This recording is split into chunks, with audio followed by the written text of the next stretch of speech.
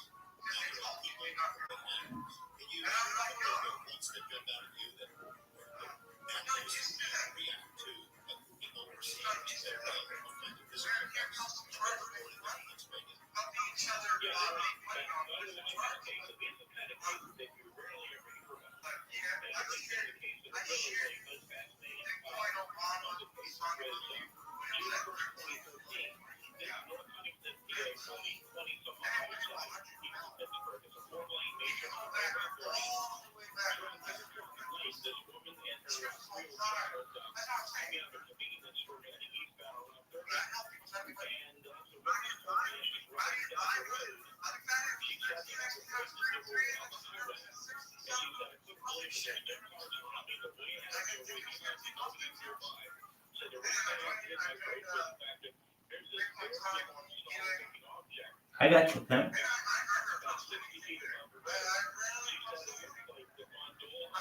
I got you.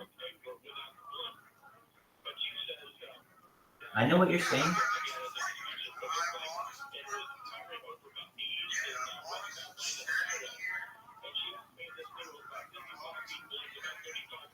I got you. Dog, I gotta get your mind on something else.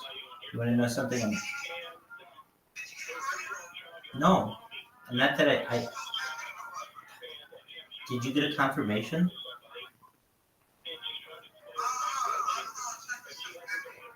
Okay, so. No, I haven't. I sent you a screenshot that says that there are no transactions. So what you need to do is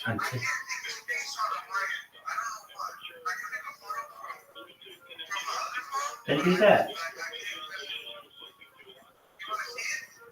If it went through, yeah.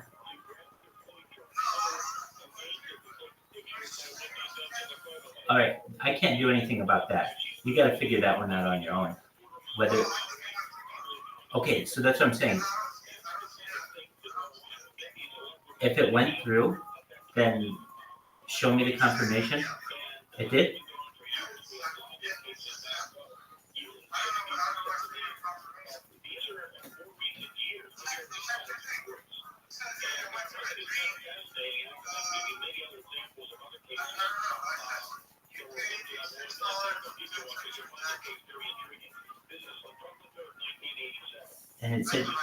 And it said you. It says it's still pending? Okay, so then it hasn't sent yet.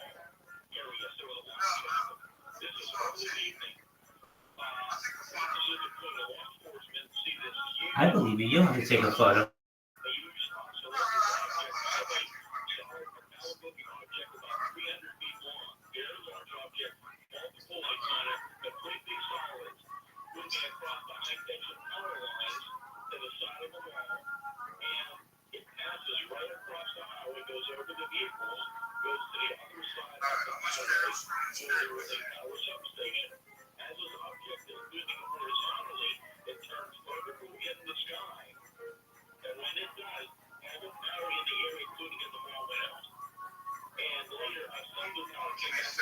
Take your time.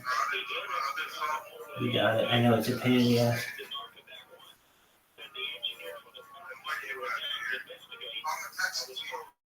That's cool.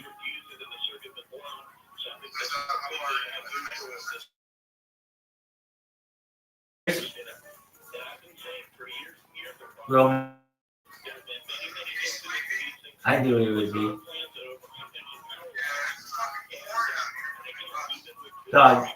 Dog, you're gonna sleep so well tonight with that little dog.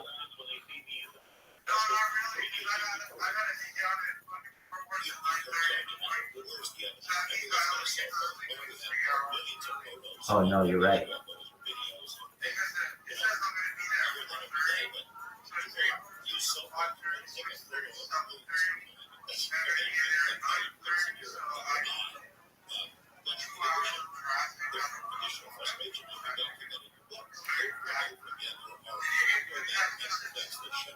see.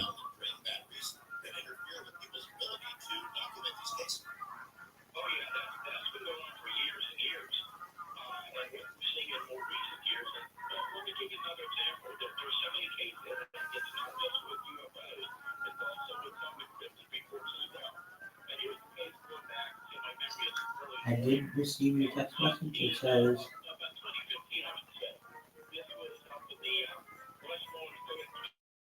I need to create a PayPal account to accept your $200. We'll transfer the money back to your account. They don't accept it. Oh, okay. So I don't have a PayPal account, it's saying? Interesting, because I sent it. That's interesting, because I sent it from PayPal.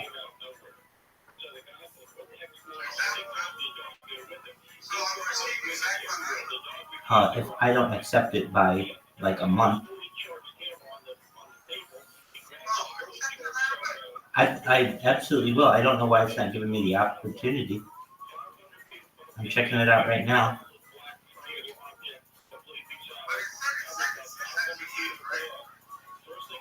Let's see what it says. It says pending. I need to create a PayPal account to accept your $200. We'll transfer money back to your account if they don't accept it by April 23rd. So I have a month to create a PayPal account, but I have a PayPal account. That's how I sent you the request. So, let's see. I don't know. I'll probably have to call PayPal tomorrow and ask them what that means. So we'll just, yeah, you absolutely did. I don't know why it doesn't. So here's the thing. I even set up my bank account.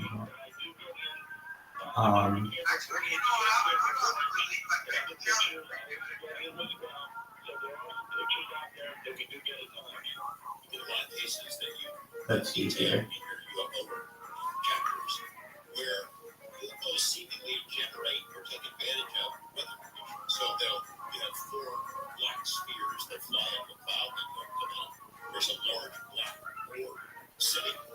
You confirmed your email.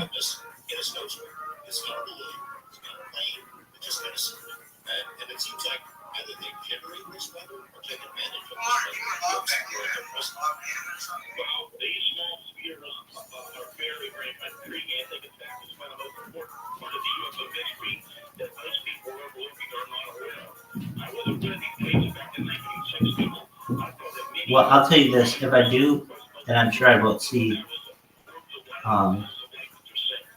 what's my man's name? Bitcoin Ask Vision. I'll make him aware. I'll make Bitcoin Ask Vision aware of what's going on, and hopefully that will probably.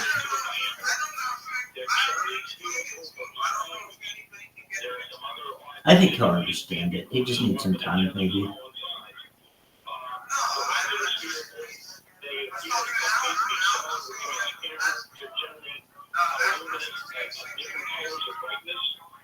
No way, really?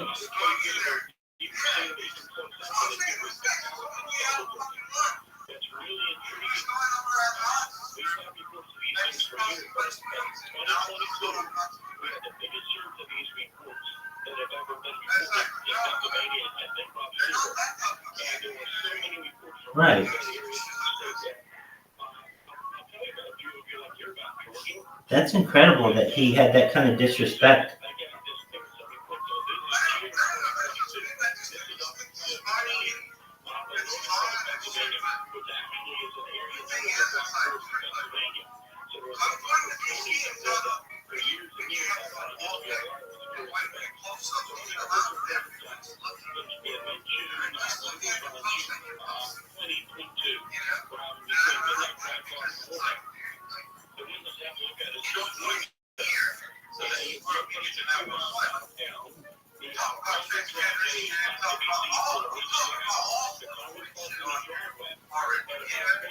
Right.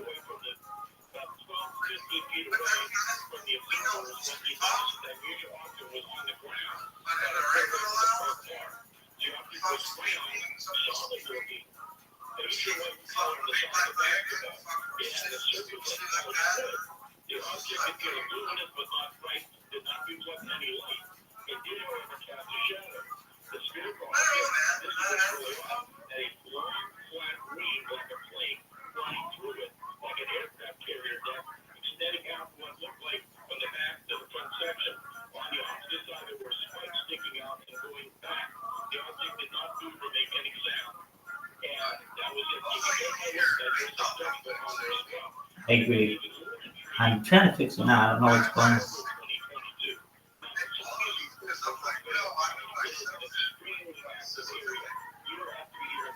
That's correct. We'll figure it out.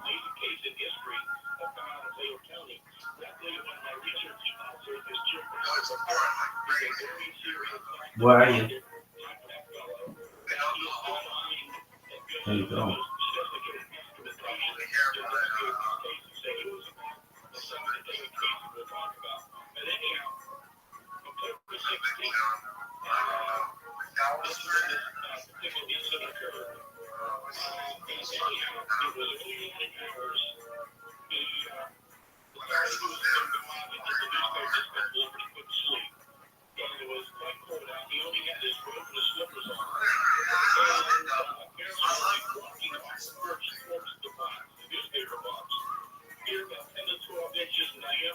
Here, I figured it out.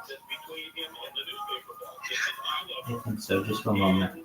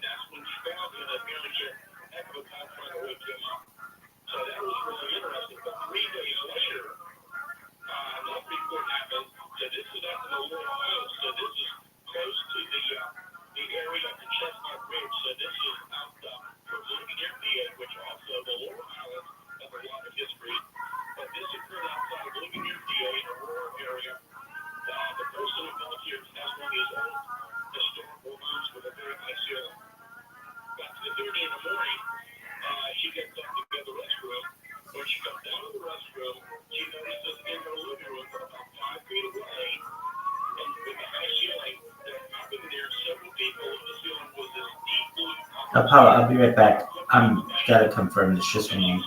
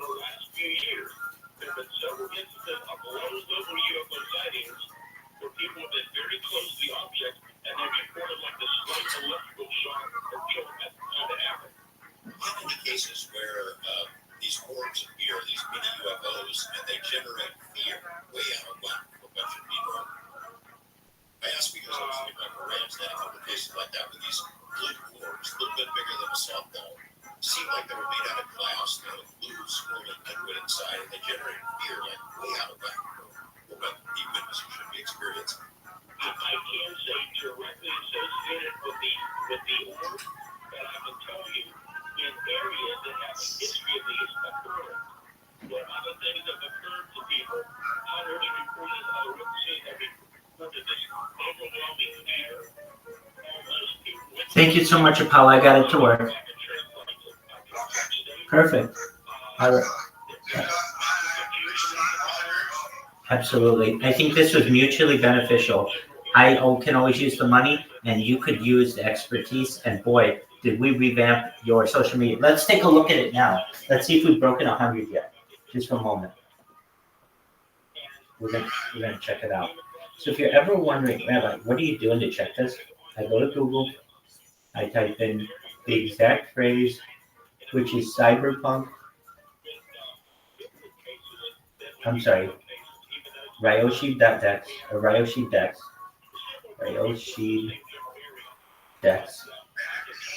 Nope, just Dex. Ryoshi Dex is one word.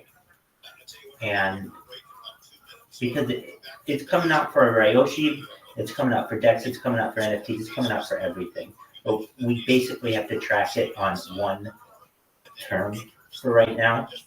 And the easy one for us was Ryoshi Dex because it didn't have a lot of results. So we could track. We have 102 results right now. So if you want to know, we are over 100. We've got Reddit is the first, YouTube, then the website, the decentralized exchange, then Reddit again, then YouTube, then X, then your video on YouTube. If you look at our images, they're like all the things that I uploaded yesterday. Every single thing is a day ago, a day ago, a day ago, a day ago, a day ago, a day ago, a day ago, a day ago. But that's all it needs. It's uploaded, and then yeah, so it populates on the internet. So basically, the longer it's on the internet, the more opportunities people have to click on it and check it out and get to your website.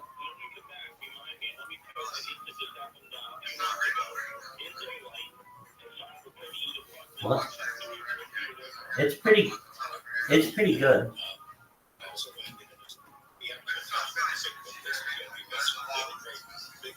Yeah, but I mean, it's a good start.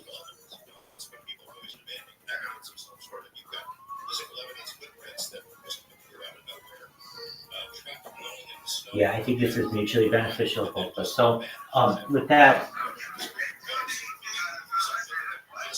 102, 102 results. It was from 7. It was 7 results to 102. But I mean, the thing is, it's going to be you're going to see exponential growth with that. It'll be like 300,000 in like a couple months. It'll be huge, yeah, because all of that will have time to permeate within the internet. So I tagged it all, so it's all really strong keywords. So when someone types in like cryptocurrency, there's a chance, or like they type in NFT, there's a chance. I'm not saying it's a great chance, but a chance that your NFT will show up in the Google results. When before it never would. No one would ever find your content, ever. Not in a million years would they find your content.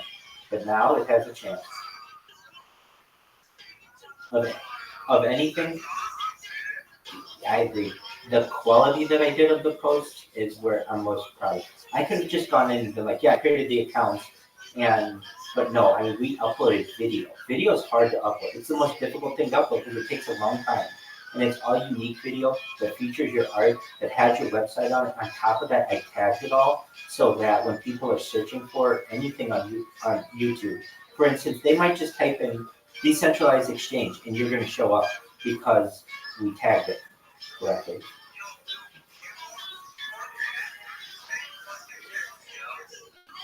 No, that's fine. But no.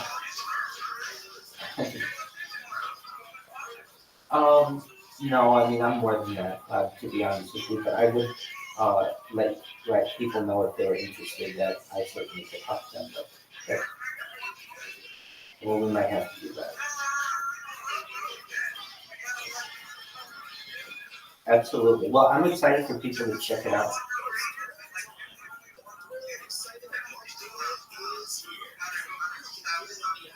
202. Well, in like 72 hours. That's the thing. We did it very, very quickly. I mean, this wasn't even in your mind a week ago.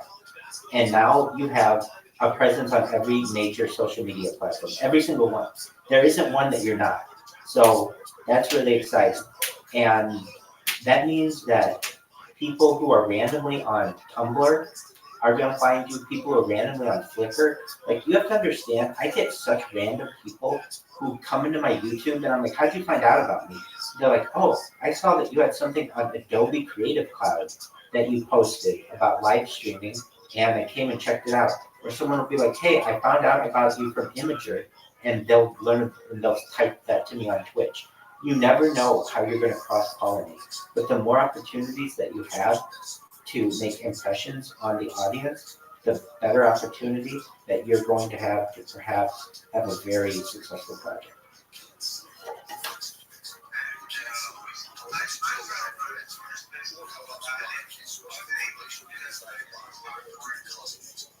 Okay, well then, we're gonna just do it now.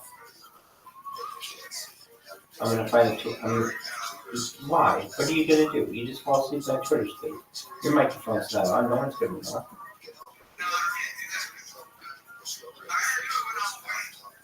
Okay.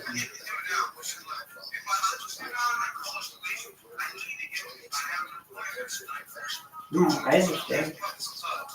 All right. No, I don't want you to fuck up, man.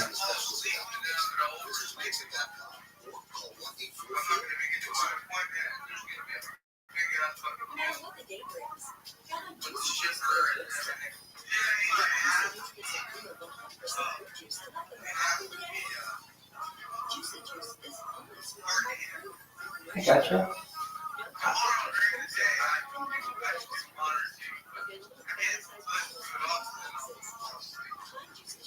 Well, you're not making sense. I can tell when somebody's just giving me excuses. You're like, I understand you don't want to do it, and I get that. That makes 100% sense.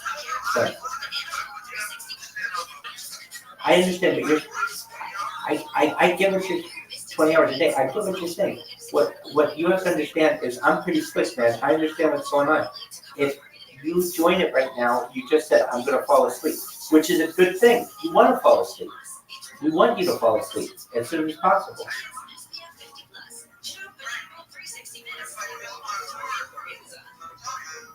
Well, wait. You being in a Twitter space isn't going to affect your alarm. These are two unrelated facts, but that's fine. I get it. So we don't have to go into Twitter space. That's absolutely fine.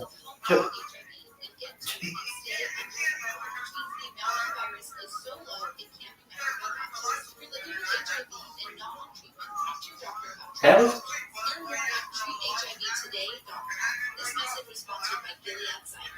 That's okay.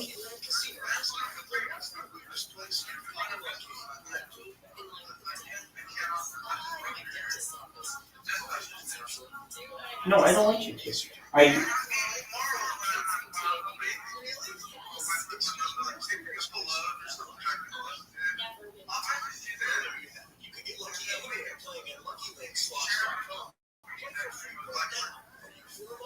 You're good.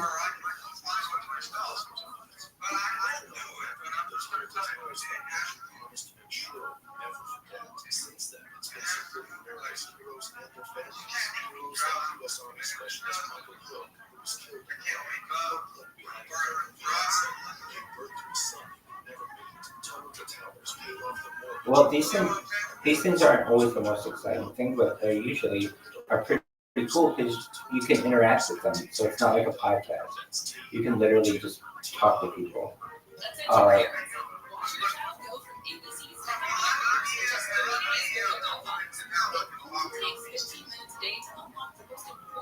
And that's what I'm saying. That's what you should do on Twitter Spaces.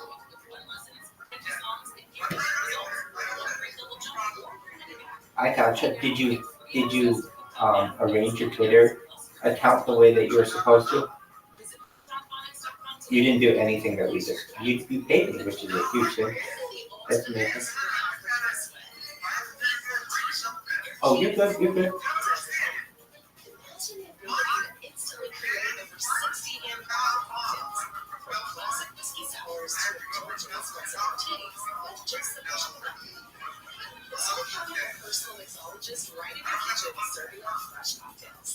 I got you. You're fine. You're good.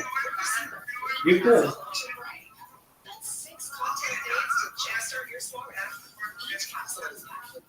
You're good.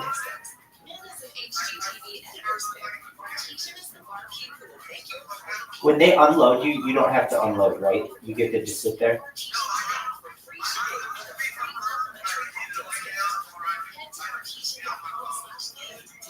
I bet that's a, I bet that's a great feeling when they're like, all right, you guys take care of this shit. I'm not doing it. You get to just hang out with Romeo, and then they unload you, and then you know when you're done, you get to go. You can go eat, or you can go get your next load, or whatever. That's a great feeling.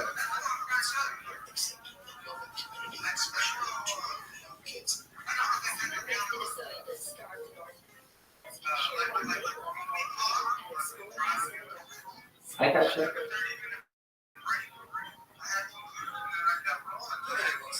What'd you eat?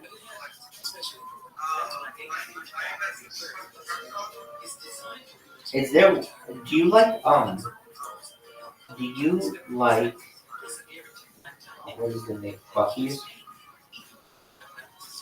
Oh, I don't think they allow truckers at Bucky's in Texas.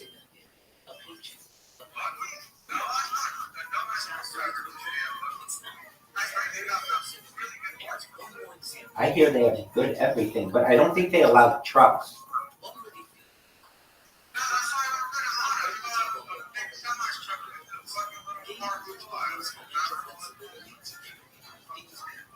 What I think they may allow, I could be wrong, but yeah, something like that. But they're huge, aren't they? No, the Bucky's.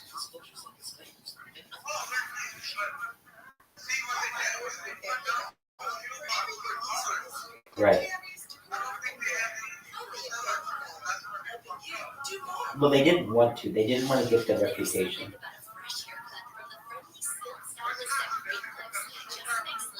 That's who filled up. I agree.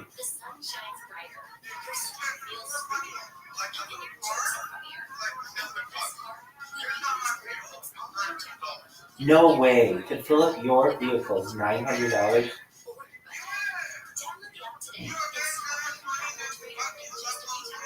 Right now, you fill up for $900. Does the cost of fuel really affect the profitability, your profitability?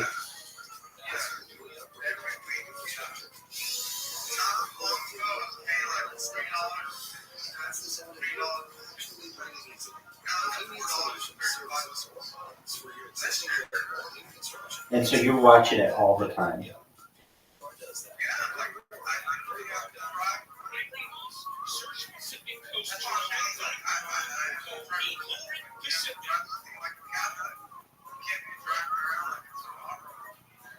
Right? And the $900 in fuel, how long can you go on that? So you can go like 1,000 miles.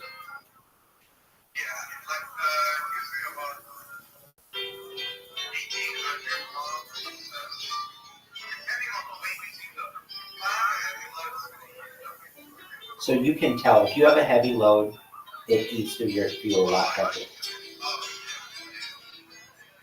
That's fascinating. All right, dog. Dog, I'm going to tell you this right now.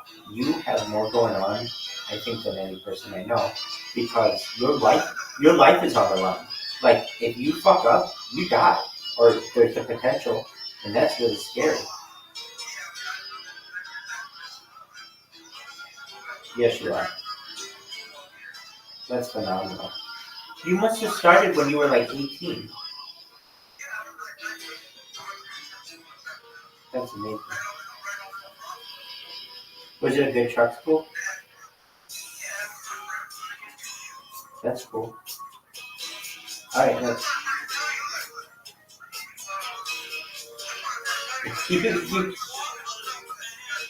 You keep saying that. You keep saying that. Apollo, you said that 14 times in the last 2 minutes. So that's what I'm trying to tell you.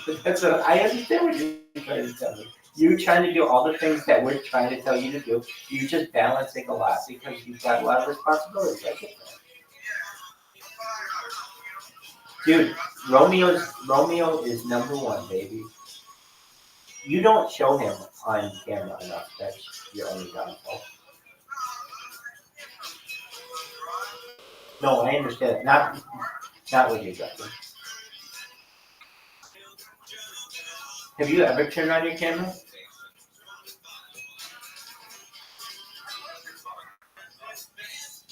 Well, hell, I see. I know what you look like. So, I see. You don't dox yourself online.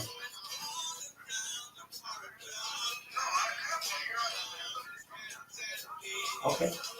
Well, I'm going to tell you this. We have the opportunity. You need to get some sleep, dog. And I do too.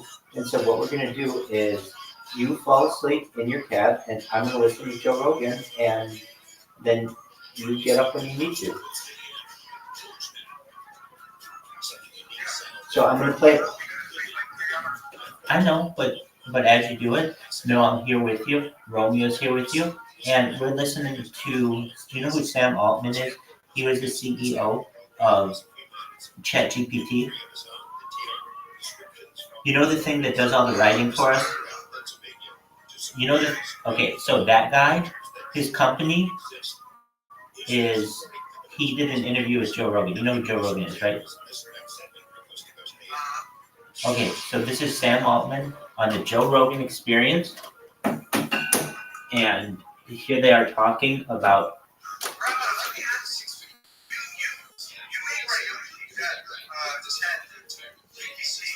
Right. ChatGPT.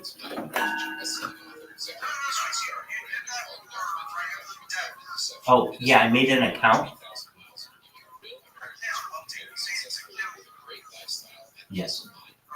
So basically, everything that's on. Well, so in order to use ChatGPT, you need an account.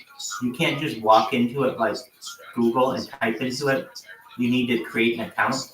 So the account that I made was Ryoshi Dex, and then all of the content that's within that account of the questions that I asked it were all related to cryptocurrency or the tagging of the content that we had for social media or that boilerplate text that we had it generate.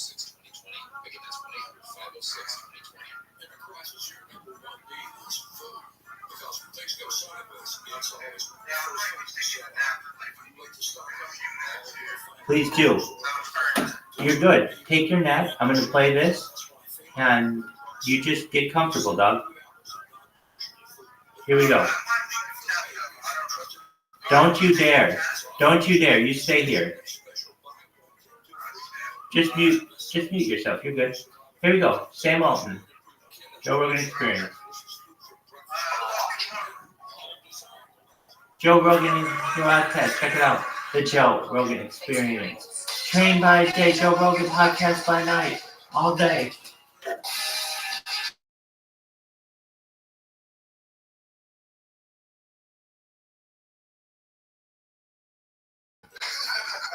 Like ever? No, I can't believe we're done with AI. I mean, it's one of the things about this is, I mean, I think everyone is fascinated by it. I mean, everyone is absolutely blown away at the current capability and wondering what the potential for the future is and whether or not that's a good thing. I think it's going to be a great thing, but I think it's not going to be all a great thing, and that is where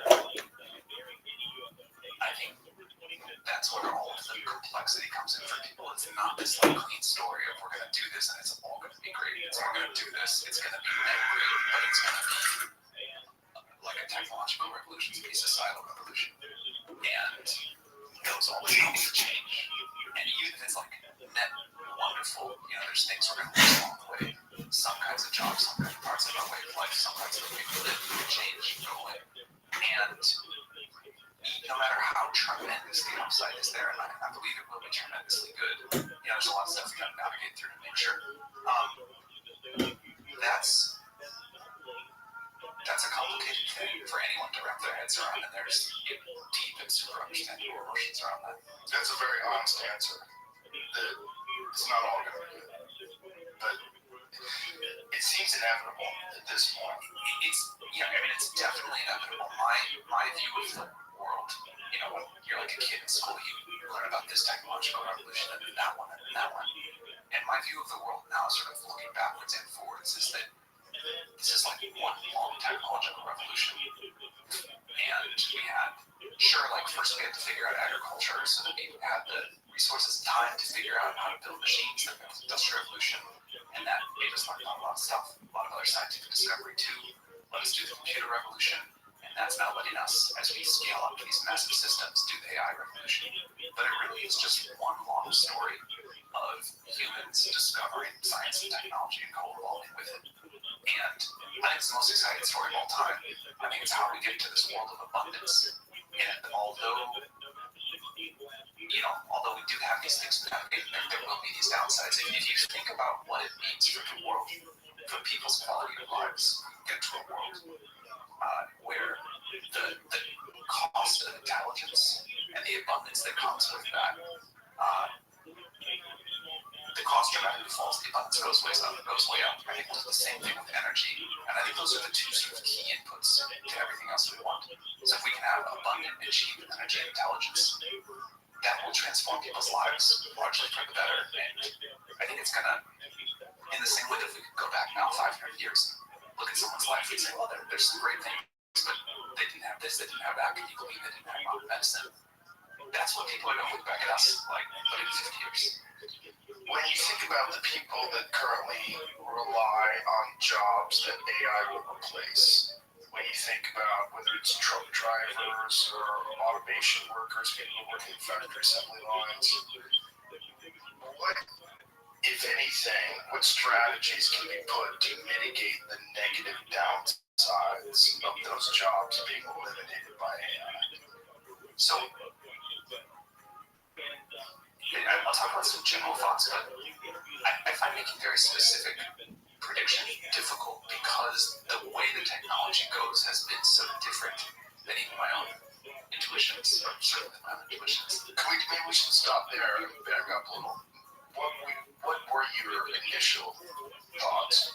If you had asked me 10 years ago, I would have said, first, AI is going to come for blue-collar labor, basically. It's going to drive trucks and do factory work, they handle that machinery. Then, maybe after that, it'll do, some kinds of cognitive labor, but it won't be off doing what I think of personally as the really hard stuff. It won't be off proving new mathematical theorems, won't be off, discovering new science. Won't be off writing code. And then eventually, maybe last of all, maybe never, because human creativity is this magic special thing. Last of all, it'll come from the creative jobs. That's what I would have said. Now, it looks to me like, and for a while, AI is much better at doing tasks than doing jobs. You can do these little pieces super well, but sometimes it goes off the rails. It can't keep very long coherence. So people are instead just able to do their existing jobs way more productively. But you really still need the human there today. And for me, it's going exactly in that direction. You can do the creative work first, stuff like coding second. I think you can do things like other kinds of cognitive labor third, and we're the furthest away from human robots. So back to the initial question. If we do have something that completely eliminates factory workers, completely eliminates truck drivers, delivery drivers, things along those lines, that creates this massive vacuum in our society. So, I think there's things that we're going to do that are good to do but not sufficient. So I think at some point we will do something like a UBI or some other kind of very long-term unemployment insurance something, but we'll have some way of giving people redistributing money in society as a cushion for people as people figure out the new jobs. But maybe I should touch on that. I'm not a believer at all that there won't be lots of new jobs. I think human creativity, desire for status, wanting different ways to compete, invent new things, feel part of the community, feel valued, that's not going to go anywhere. People have worried about that forever. What happens is we get better tools and we just invent new things and more amazing things to do. And there's the universe out there. And I think, literally, there's space is really big, but also there's just so much stuff we can all do if we do get into this world of abundant intelligence where you can sort of just think of a new idea and it gets created. But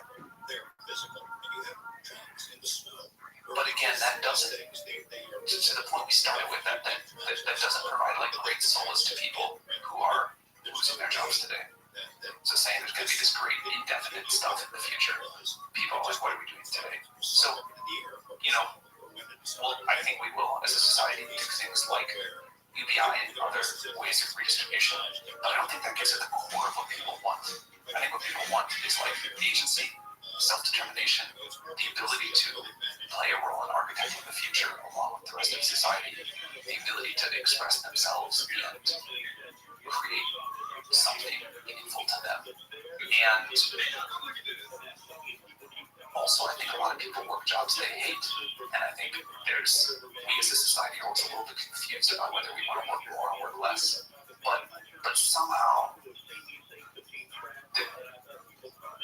we all get to do something meaningful, and we all get to play our role in driving the future forward. That's really important. And what I hope is, as those long-haul truck driving jobs go away, which, people have been wrong about predicting how fast it's going to happen, but it's going to happen.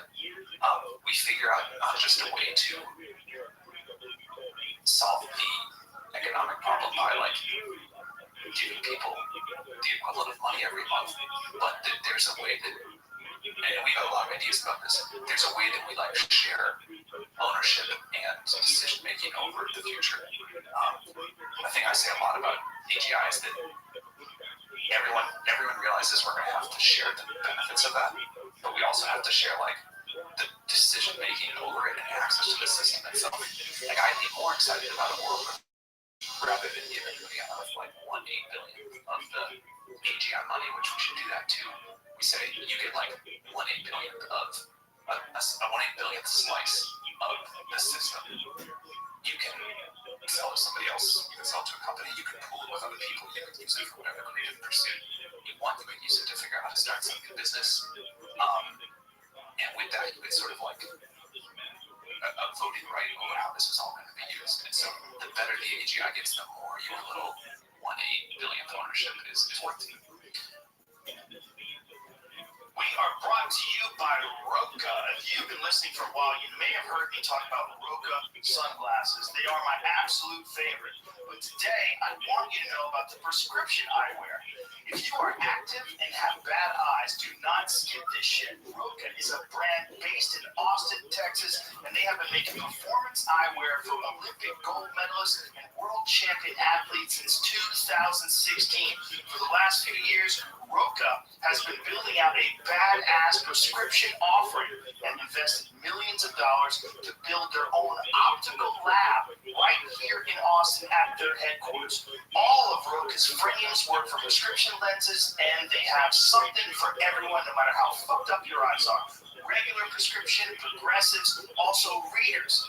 Since they cut their own lenses, they can also work with extreme ranges that a lot of other brands can't offer. I've been wearing the readers and sunglasses for a few years now and absolutely love them. They are ultra lightweight, super comfortable, and Roka fixed that problem where glasses slip off your nose when you're looking down. They're the best. Since Roka stay on your face, you can actually work out in them and ditch the contacts. Some brands have made prescription eyewear easy to get online. Roka did that and actually made their products better too.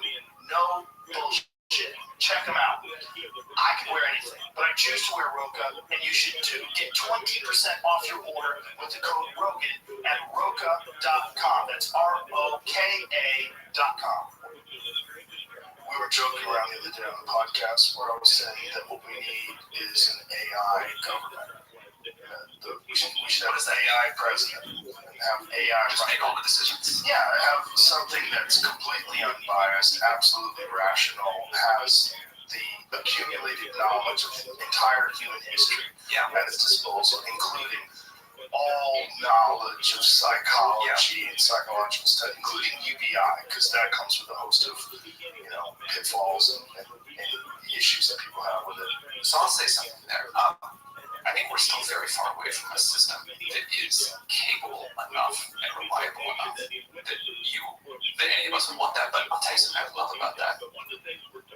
Someday, let's say that thing gets built, the fact that you can go around and talk to every person on Earth, understand their exact preferences at a very deep level, how they think about this issue and that one, how they balance the trade-offs and what they want, and then understand all of that and collectively optimize for the collective preferences of humanity. or citizens of the U.S., that's awesome. As long as it's not co-opted, right? Our government currently is co-opted. That's for sure. We know for sure that our government is heavily influenced by special interests. If we could have an artificial intelligence government that has no influence, nothing has influence on it. What a fascinating idea. It's possible, and I think it might be the only way, where you're going to get completely objective, the absolute most intelligent decision for virtually every problem, every dilemma that we face currently in society. Would you truly be comfortable handing over like final decision making? Say, all right, AI, No, but I'm not comfortable doing that with anybody. Right. You know, I mean, I don't. Right. I was uncomfortable with the Patriot Act. I'm uncomfortable with many decisions that are being made. It's just there's so much obvious evidence that decisions that are being made are not being made in the best interest of the overall well of people. It's being made in the decisions of whatever gigantic corporations donated to whatever the military industrial complex and pharmaceutical industrial complex, and it's just the money. That's really what we know today, that money has a massive influence on our society and the choices that get made, and the overall good or bad for the population. Yeah, I have no disagreement at all that the current system is super broken, not looking for people, super corrupt, and for sure, like, unbelievably run by money. Yeah. And I think there is a way to do a better job than that with AI, just in some way. But and this might just be like a factor of sitting with the systems all day and watching all of the ways they fail. We got a long way to go. A long way to go, I'm sure. But when you think of AGI, when you think of the possible future, like where it goes to, do you ever extrapolate? Do you ever like sit and pause and say, well, if this becomes sentient and it has the ability to make better versions of itself, how long before we're literally dealing with a god? So the way that I think about this is, it used to be that like AGI was this very binary moment. It was before and after, and I think I was totally wrong about that. And the right way to think about it is this continuum of intelligence, this smooth exponential curve, back all the way to that sort of smooth curve of technological evolution. The amount of compute power we can put into the system, the scientific ideas about how to make it more efficient and smarter, to give it the ability to do reasoning, to think about how to improve itself, that will all come. But my model for a long time, I think if you look at the world of AGI thinkers, there's sort of two, particularly around the safety issues you're talking about, there's two axes that matter. There's what we call short timelines or long timelines. You know, to the first milestone of AGI, whatever that's going to be. Is that going to happen in a few years, a few decades, maybe even longer? Although this might be a few years, a few decades. And then there's takeoff speed. Once we get there, from there to that point you're talking about where it's capable of the rapid self-improvement, is that a slower or faster process? The world that I think that we're in, and also the world that I think is the most controllable and the safest, is the short timelines and slow takeoff quadrant. And I think we're going to have, there were a lot of very smart people for a while who were like, the thinkers talk about what happens in a day or 3 days. And that doesn't seem likely to be given the shape of the technology as we understand it now. Now, even if that happens in a decade or 3 decades, it's still like the blink of an eye from a historical perspective. And there are going to be some real challenges to getting that right. And the decisions we make, the sort of safety systems and the checks that the world puts in place, how we think about global regulation or rules of the road from a safety perspective for those projects, it's super important because you can imagine many things going horribly wrong. But I feel cheerful about the progress the world is making towards taking this seriously. And, it reminds me of what I've read about the conversations that the world had right around the development of nuclear weapons. It seems to me that this is at least in terms of public consciousness, this has emerged very rapidly, where I don't think anyone was really aware. People were aware of the concept of artificial intelligence, but they didn't think that it was going to be implemented so comprehensively, so quickly. Yeah. So ChatGPT is on what, 4.5 now? 4. And with 4.5, there'll be some sort of an exponential increase in its abilities. It'll be somewhat better. Each step, from each like half step like that, you kind of humans have this ability to like get used to new technology so quickly. The thing that I think was unusual about the launch of ChatGPT 3.5 and then 4 was that people hadn't really been paying attention. And that's part of the reason we deploy. We think it's very important that people and institutions have time to gradually understand this, react, co-design the society that we want with it. And if you just build AGI in secret in a lab and then drop it on the world all at once, I think that's a really bad idea. So we have been trying to talk to the world about this for a while. People, if you don't give people something they can feel and use in their lives, they don't quite take it seriously. Everybody's busy. And so there was this big overhang from where the technology was to where public consciousness was. Now that's caught up. We've deployed. I think people understand that I don't expect the jump from like 4 to whenever we finish 4.5, which would be a while. I don't expect that to be the crazy. I think the crazy switch, the crazy adjustment that people have had to go through has mostly happened. I think most people have gone from thinking that AGI was science fiction and very far off to something that is going to happen. And now it's like a one-time reframe. And now, every year you get a new iPhone. Over the 15 years or whatever since the launch, they've gotten dramatically better. So iPhone to iPhone, okay, it's a little better. But now if you go hold up the first iPhone to the 15 or whatever, that's a big difference. GPT 3.5 to AGI, that'll be a big difference. But along the way, it'll just get incrementally better. Do you think about the convergence of things like Neuralink and there's a few competing technologies where they're trying to implement some sort of a connection between the human biological system and technology? Do you want one of those things in your head? I don't until everybody does. Right. And, I would joke about it. But it's like, the idea is like, once it gets done, you have to, because everybody's going to have it. So one of the hard questions about the merge, all of the related merge stuff, is exactly what you just said. Like, as a society, are we going to let some people merge with AGI, not others? And if we do, then, and you choose not to, like, what does that mean for you? Right, and will you be protected?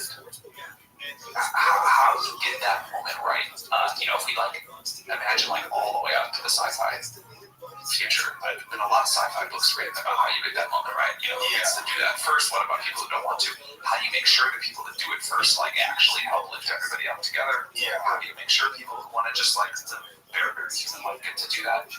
That stuff is really hard and honestly so far off from my problems of the day that I don't get to think about that as much as I'd like to, because I do think it's super interesting. But yeah, it seems like if we just think logically, that's going to be a huge challenge at some point, and people are going to want wildly divergent things, but there is a societal question about how we're going to, the questions of fairness that come there and what it means for the people who don't do it. Super, super complicated. Anyway, on the neural interface side, I'm in the short term, before we figure out how to upload someone's consciousness into a computer, if that's even possible at all, which I think there's plenty of sides you can take on why it's not. The thing that I find myself most interested in is what we can do without drilling a hole in someone's head. How much of the inner monologue can we read out with an externally mounted device? And if we have a imperfect, low bandwidth, low accuracy neural interface, can people still just learn how to use it really well in a way that's quite powerful for what they can do within the computer?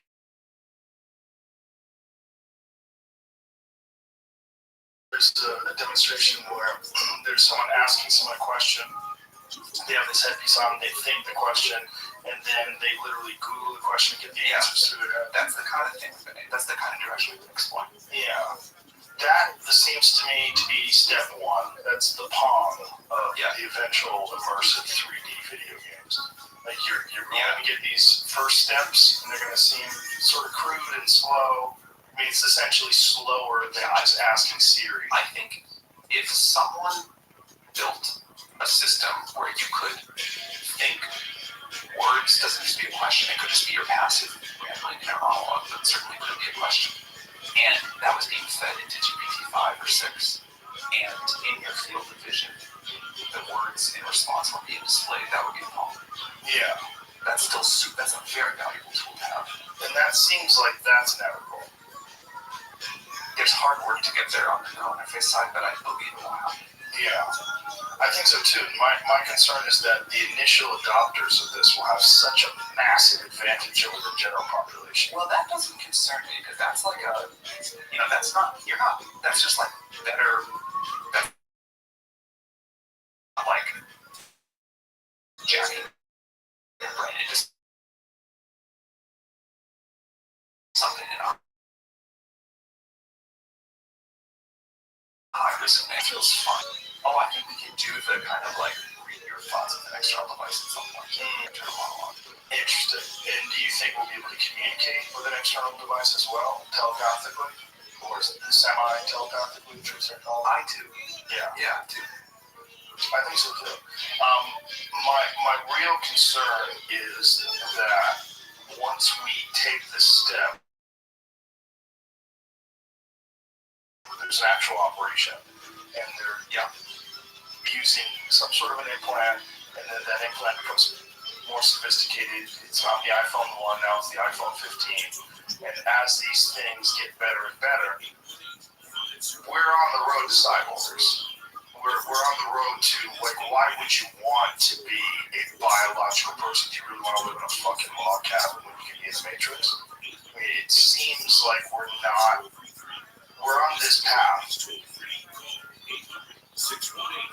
We're already a little bit down that path, right? Like if you take away someone's phone, they have to go function in the world today. They're at a disadvantage from everybody else. So that's like maybe that's like the lightest weight version of a merge you could imagine. But I think it's worth, like, if we go back to that earlier thing about the one exponential curve, I think it's worth saying we've like lifted off the x-axis already tons of time. The tiniest bit. And even if you don't go all the way to like a narrow interface, VR will get so good that some people just don't want to take it off that much. Right. And that's fine for them. As long as we can solve this question of how do we like think about what balance and power means in the world. I think there will be many people, I'm certainly one of them, who's like, actually the human body experience is pretty great. That log cabin in the woods, pretty awesome. I don't want to be there all the time. I'd love to go play the great video game. But like, I'm really happy to get to go there sometimes. Yeah, there's still human experiences that are just like great human experience, just laughing with friends, kissing someone that you've never kissed before, that you're on a first date. Those kind of things are real moments. And just laughs, having a glass of wine with a friend and just laughing. Not quite the same in VR. Yeah, now, when the VR goes super far, so you can't, it's like you are injected on your brain and you can't tell what's real and what's not. And then everybody gets like super deep on the simulation hypothesis or the like Eastern religion or whatever. I don't know what happens at that point. Do you ever fuck around with simulation theory? Because the real problem is when you combine that with probability theory and you talk to the people that say, well, if you just look at the numbers, the probability that we're already in a simulation is much higher than the probability that we're not. It's never been clear to me what to do about it. It's like, okay, that actually makes a lot of sense. Yeah. I think probably, sure. Right. That seems convincing, but now this is my reality. Yeah. This is my life. Yeah. And I'm going to live it. And from like 2 a.m. in my college freshman dorm hallway till now, I've made no more progress on it. What seems like one of those, there's no, it's, if it is a possibility, if it is real. First of all, once it happens, what are you going to do? That is the new reality. And in many ways, our new reality is as alien to, hunter-gatherers 15,000 years ago, as that would be to us now. We've already entered into some very bizarre territory where, I was just having a conversation with my kids. We were asking questions about something, and like Lois said, let's guess what percentage of that is this, and then we just Google it, and then just ask Siri and we pull it up. Like, look at that. Like, that alone is so bizarre compared to how it was when I was 13 and you had to go to the library and hope that the book was accurate. Totally. I was very annoyed this morning. I was reading about how horrible systems like ChatGPT and Google are for the environmental impact because it's, using like some extremely tiny amount of energy for each query. And, we're destroying the world. And I was like, before that, people drove to the library. It's not how much carbon they burn. Sure, as much versus what it takes now. But that's just people looking for some reason why something's bad. That's not a logical, total perspective. What we should be looking at is the spectacular changes that are possible through this. And all the problems, the insurmountable problems that we have with resources, with the environment, with cleaning up the ocean, climate change. There's so many problems that we need us to solve all of it, everything else. And that's why we need President AI. If AI could make every scientific discovery, but we still had human presidents, do you think it would be okay? No, because those creeps would still be pocketing money and they'd have offshore accounts. And it would always be a weird thing of corruption and how to mitigate that corruption, which is also one of the fascinating things about the current state of technology is that we're so much more aware of corruption. There's so much independent reporting, and we're so much more cognizant of the actual problems that are in place. This is really great. One of the things that I've observed, obviously many other people too, is corruption is such an incredible hindrance to getting anything done in a society to make forward progress. And, my worldview had been more US-centric when I was younger, and as I've just studied the world more, I had to work in more places in the world. Like, it's amazing how much corruption there still is. But the shift to a technologically enabled world, I think, is a major force against it because everything it's harder to hide stuff. And I do think corruption in the world will keep trending down. Because of its exposure through technology. This episode is brought to you by 8 Sleep. From superstar athletes to tech billionaires, successful people always seem to have one thing in common: deep, restful sleep. And a lot of them get it using their 8 Sleep pod cover. I have an 8 Sleep pod cover. I've had it for a while. It's a game changer. I love it. It keeps me I never sweat in bed anymore. I used to sweat in bed sometimes. It keeps it at the perfect temperature for you, and it's all down to features that are packed in it. It's got dual-sided heating and cooling, which is great if you're a couple. Like, if your wife wants to sleep in the warm spot, you want to sleep when it's cold or whatever, vice versa. It's perfect. Plus, its autopilot feature automatically adjusts the temperature to help you sleep deeper and longer. You don't believe it? Well, you can see for yourself with its tracking technology that reports on your heart rate and other key sleep indicators. And thanks to all of this, I'm having the best sleep of my life. But the best part is how little effort it took to set it up. It just fits over the mattress that you already have. It's time to bring high tech to the bedroom. Reclaim your sleep by going to 8sleep.com/JRE for $200 off the Pod Plus free shipping. That's 8sleep.com/JRE for $200 off the Pod Plus free shipping. We are brought to you by Roka. If you've been listening for a while, you may have heard me talk about Roka sunglasses. They are my absolute favorite. But today, I want you to know about the prescription eyewear. If you are active and have bad eyes, do not skip this shit. Roca is a brand based in Austin, Texas, and they have been making performance eyewear for Olympic gold medalists and world champion athletes since 2016. For the last few years, Roca has been building out a badass prescription offering and invested millions of dollars to build their own optical lab right here in Austin at their headquarters. All of Roca's frames work for prescription lenses, and they have something for everyone, no matter how fucked up your eyes are. Regular prescription, progressives, also readers.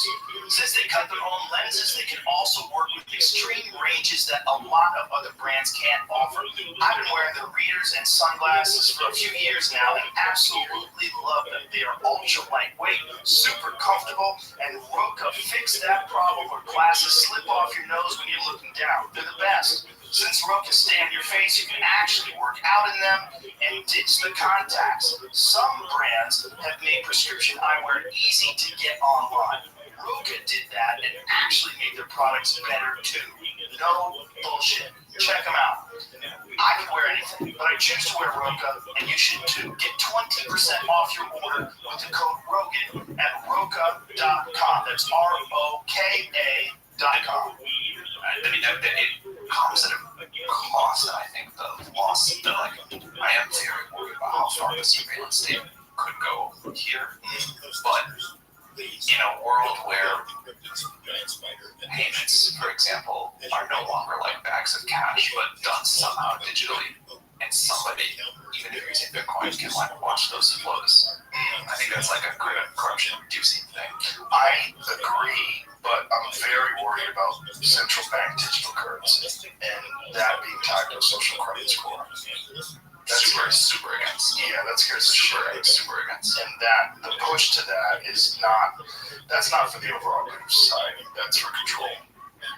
Yeah, I think there's many things that I'm disappointed that the U.S. government has done recently, but the war on crypto, which I think is we can't do this up, we're going to control this, and that's the thing that makes me quite sad about the country. It makes me quite sad about the country too, but then you also see with things like FTX, this can get, without regulation and without someone overseeing it, this can get really fucked. Yeah, I'm not anti-regulation. I think there's clearly a role for it, and I also think FTX was a sort of comically bad situation. Yeah, we should. It's like worst case scenario. Yeah. Yeah, but it's a fun one. It's totally fun. And I love that story. I mean, you clearly. I really do. I love the fact that they were all.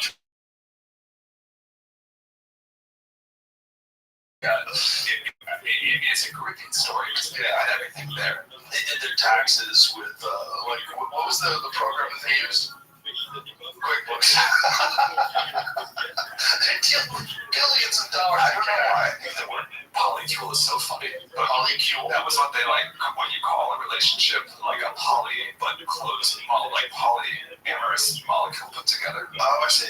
So they were this is our polycule. So there's 9 of them with their poly. Or 10 of them, whatever. Yeah, you call that a polycule. I know that was funny. That became a meme in Silicon Valley for a while, and I thought it was hilarious. You clearly want enough regulation that can't happen. But they're I'm not against that happening. I'm against them doing what they did. That's what I mean. Polycule is kind of fun. Well, go for it. No, I mean you want enough thing that FTX can't lose all of its depositors' money. Yes. But I think there's an important point here, which is you have all of this other regulation that people and it didn't keep us safe. And the basic thing, which was let's do that. That was not all of the crypto stuff people were talking about. Yes. I mean, the real fascinating crypto is Bitcoin. To me, that's the one that I think has the most likely possibility of becoming a universal viable currency. And it's limited in the amount that there can be. It's, people mine it with their own computer. It's that to me is very fascinating, and I love the fact that it's been implemented. And that, at least I've had Andreas Antonopoulos on the podcast. When he talks about it, he's living it. He's spending all this money. Everything he gets paid is in Bitcoin. He pays his rent in Bitcoin. Everything he does is in Bitcoin. I helped start a project called WorldCoin a few years ago. And so I've gotten to like learn more about the space. I'm excited about it for the same reasons I'm excited about Bitcoin too. But I think this idea that we have a global currency that is outside of the control of any government is a super logical and important step on the tech tree. Yeah, I agree. Why should the government control currency? I mean, the government should be dealing with all the pressing environmental issues, foreign policy issues, economic issues, the things that we need to be governed in order to have a peaceful and prosperous society that's equal and equitable. What do you think happens to money and currency after AGI? I've wondered about that because I feel like with money, especially when money goes digital, the bottleneck is access. If we get to a point where everywhere there are no secrets, there are no boundaries, there are no borders, we're reading minds, we have complete access to all of the information of everything you've ever done, everything everyone's ever said. There's no hidden secrets. What is money then? Money is this digital thing. Well, how can you possess it? How can you possess this digital thing if there's literally no bottleneck? There's no barriers to anyone accessing any information because essentially it's just ones and zeros. Yeah, I mean, another way, I think the information frame makes sense. Another way is that like money is like a sort of way to trade labor or to trade like a limited number of hard assets like land, houses, whatever. And if you think about a world where like intellectual labor is just readily available and super cheap, then that's somehow very different.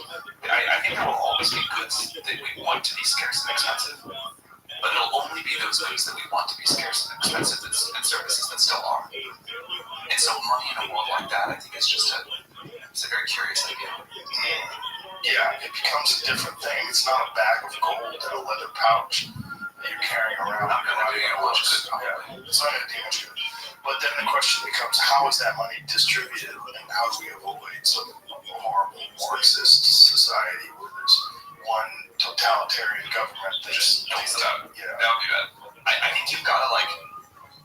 My current best idea, maybe there's something better, is I think you act like if we are right, a lot of reasons if we are right that like the AGI systems in which there will be a few become the high order bits of sort of influence whatever in the world, I think you do need like not to just redistribute the money, but the access so that people can make their own decisions about how to use it and how to govern it.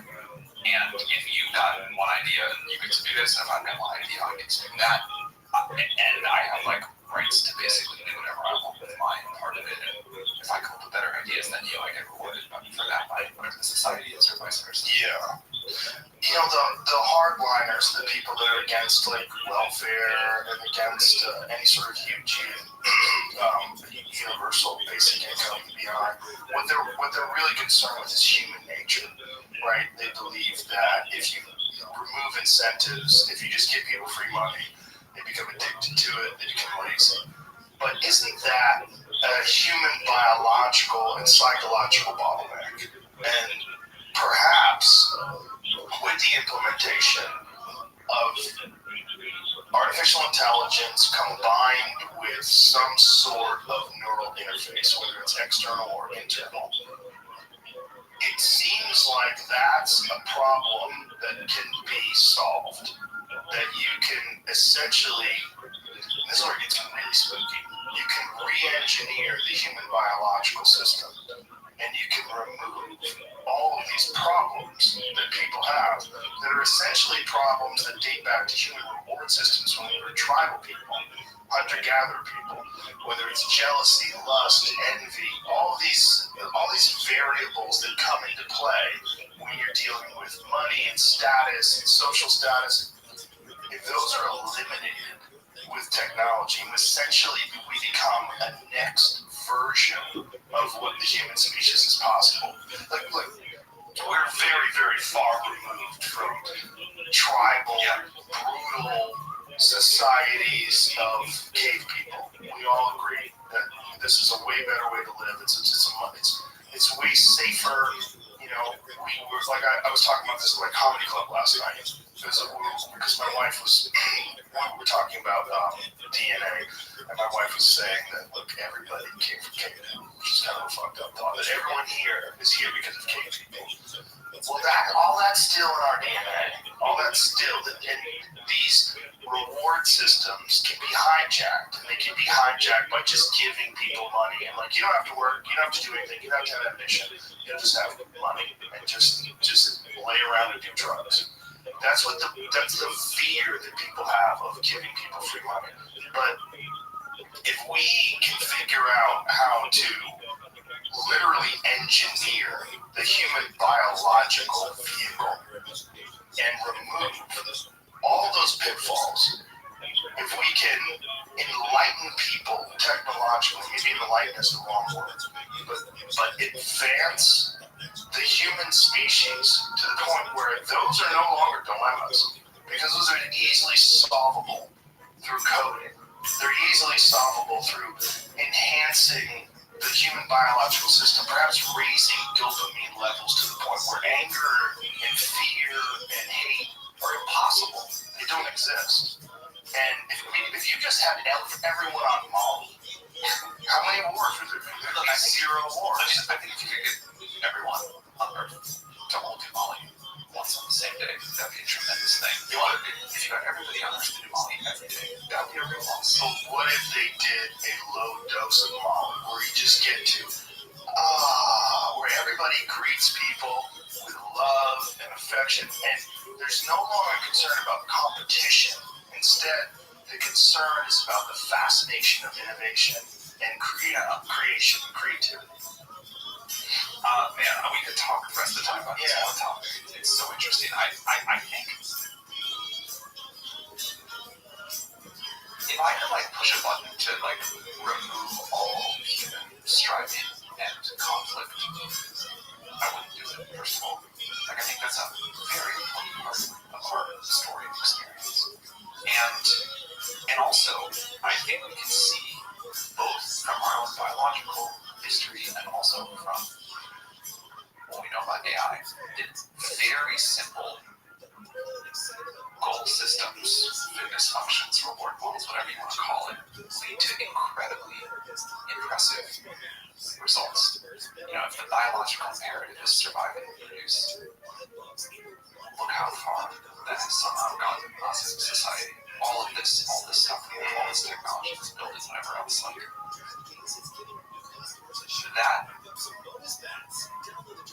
that got here through an extremely simple goal in a very complex environment, leading to all of the richness and complexity of people fulfilling this biological imperative to some degree and wanting to impress each other. So I think evolutionary fitness is a simple and unbelievably powerful idea. Now, could you carefully edit out every individual manifestation of that? Maybe, but I don't want to live in a society of drones where everybody is just sort of on Molly all the time either. That doesn't seem like the right answer. I want us to continue to strive. I want us to continue to push back the frontier and go out and explore. I actually think something's already gotten a little off track in society about all of that, and we're, I don't know, I think I don't want to be older by the time I felt like the old guy complaining about the youth, but I think we've lost something, and I think that we need more striving, maybe more risk-taking, more explorer spirit. What do you mean by you think we've lost something?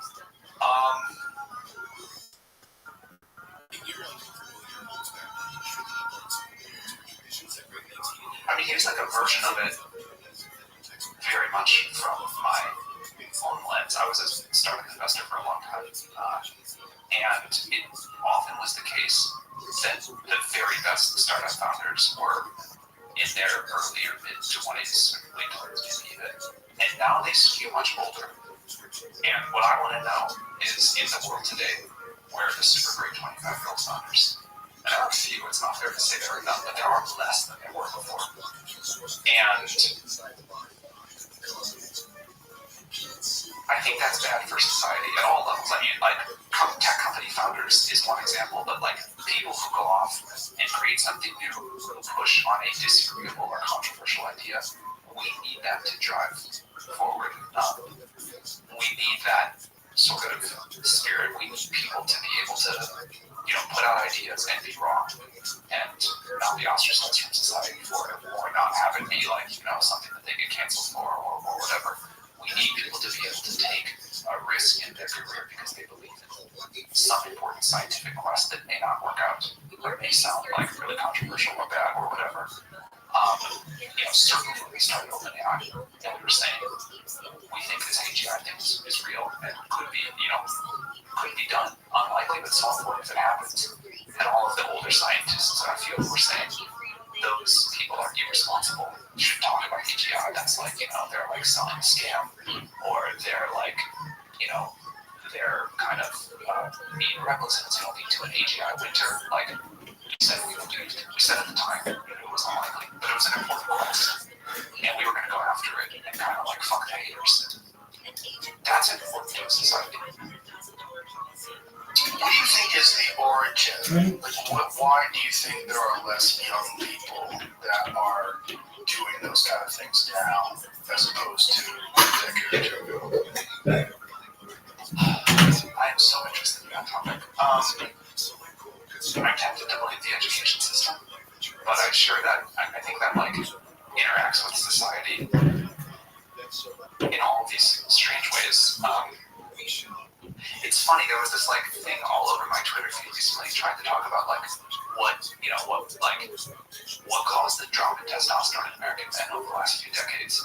And no one was like, this is a symptom, not a cause. And everyone was like, oh, it's the microplastics, it's the birth control pills, it's the whatever, it's the whatever, it's the whatever. And I think this is like not at all the most important piece of this topic, but it was just interesting to me sociologically that there was only talk about it being about what caused it, not about it being an effect of some sort of change in society. But isn't what caused it? Well, there's biological reasons why. Like when we talk about the phthalates, microplastic pesticides, environmental factors. Those are real. Totally. And I don't again, I'm so far out of my depth and expertise here. It was just interesting to me that the only talk was about like biological factors and how that somehow society can have some sort of effect. Well, society most certainly has an effect. Do you know what the answer to this is? I don't. I mean, I've had a podcast with Dr. Shanna Swan, who wrote the book Countdown, and that is all about the introduction of petrochemical products and the correlating drop in testosterone, miscarriages, the fact that these are ubiquitous endocrine disruptors, that when they do blood tests on people, they find some insane number. It's like 90+% of people have phthalates in their system. And I appreciate the book. yeah, we try to mitigate it as much as possible. I mean, you're getting it. If you're microwaving food, you're fucking getting it. You're just getting it. You eat processed food, you're getting a certain amount of microplastics in the diet. Estimates have been that it's as high as a credit card of microplastics floating around in your body. You consume a credit card that week. Well, the real concern is with mammals, because the introductions, when they've done studies with mammals, when they've introduced phthalates into their body, there's a correlating, one thing that happens is these animals, their taints shrink. Like the taint of the mammal, when you look at males, it's 50% to 100% larger than the females. With the introduction of phthalates on the males, the taints start shrinking, the penises shrink, the testicles shrink, sperm count shrinks. So we know there's a direct biological connection between these chemicals and how they interact with bodies. So that's a real one, and it's also the amount of petrochemical products that we have, the amount of plastics that we use. It is such an integral part of our culture and our society, our civilization. It's everywhere, and I've wondered if you think about how these territorial apes evolve into this new advanced species. Wouldn't one of the very best ways be to get rid of one of the things that causes the most problems, which is testosterone? We need testosterone. We need aggressive men and protectors. But why do we need them? We need them because there's other aggressive men that are evil, right? So we need protectors from ourselves. We need the good, strong people to protect us from the bad, strong people. But if we're in the process of integrating with technology, if technology is an inescapable part of our life, if it is everywhere, you're using it, you have the Internet of Everything that's in your microwave, your television, your computers, everything you use. As time goes on, that will be more and more part of your life, and as these plastics are introduced into the human biological system, you're seeing a feminization of the males in the species. You're seeing a downfall in birth rate. You're seeing all these correlating factors that would sort of lead us to become this more peaceful, less violent, less aggressive, less ego-driven thing. Which the world is definitely becoming over time. And I'm all for less violence, obviously. But I don't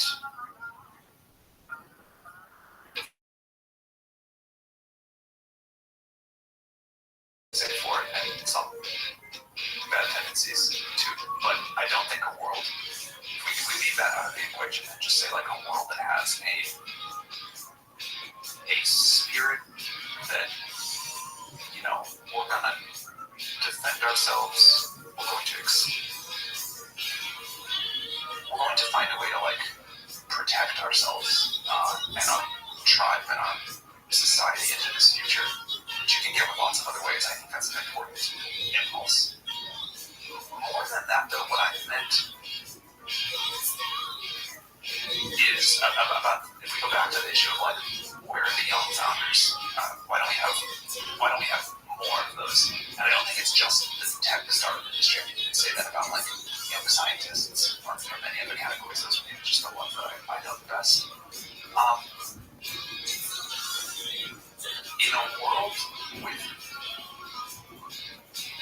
any amount of technology, I still think we gotta. It is our destiny in some sense to stay on this curve, and we still need to go figure out what's next, and after the next hill, after the next hill, and it would be my perception is that there is some long-term societal change happening here, and I think this is what's happening. Right. It may make us less happy, but what I'm saying is if the human species does integrate with technology, wouldn't a great way to facilitate that to be to kind of feminize the primal apes and to sort of downplay the role? You mean like the tech, like should the AGI validate? Well, maybe, I don't know, it's just an inevitable consequence of technology. Because especially the type of technology that we use, which does have so much plastic in it, and then on top of that, the technology that's involved in food systems, preservatives, all these different things that we use to make sure that people don't starve to death. We've made incredible strides in that. There are very few people in this country that starve to death. Yeah. It's not a primary issue, but violence is a primary issue. But our concerns about violence and our concerns about testosterone. We need to protect against others. Protect against others. That same thing. Is that really the only reason? Sure. I mean, how many like incredibly violent women are out there running gangs? So no, that part for sure. Yeah. What I meant more is that the only reason that society values like strong masculinity? Yeah, I think so. I think it's a biological imperative, right? And I think that biological imperative is because we used to have to defend against incoming tribes and predators and animals. And we needed someone who was stronger than most to defend the rest. And like that's the concept of the military. That's why Navy SEAL training is so difficult. We want the strongest of the strong to be at the tip of the spear. But that's only because there's people like that out there that are bad. If artificial general intelligence and the implementation of some sort of a device that changes the biological structure of human beings to the point where that is no longer a concern. Like if you are me and I am you and I know this because of technology, violence is impossible. Yeah, look, by the time, if this goes all the way down the sci-fi path and we're all like merged into this one single like planetary high consciousness, then yes, you don't. You don't need testosterone. You need testosterone, but Especially if we can reproduce through other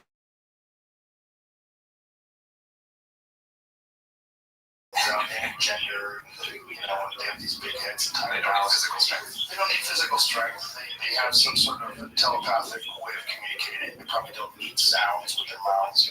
And they don't need this urge that we have to conquer and to spread our DNA. Like that's so much of what people do is these reward systems that were established when we were territorial apes. There's a question to me about how much you can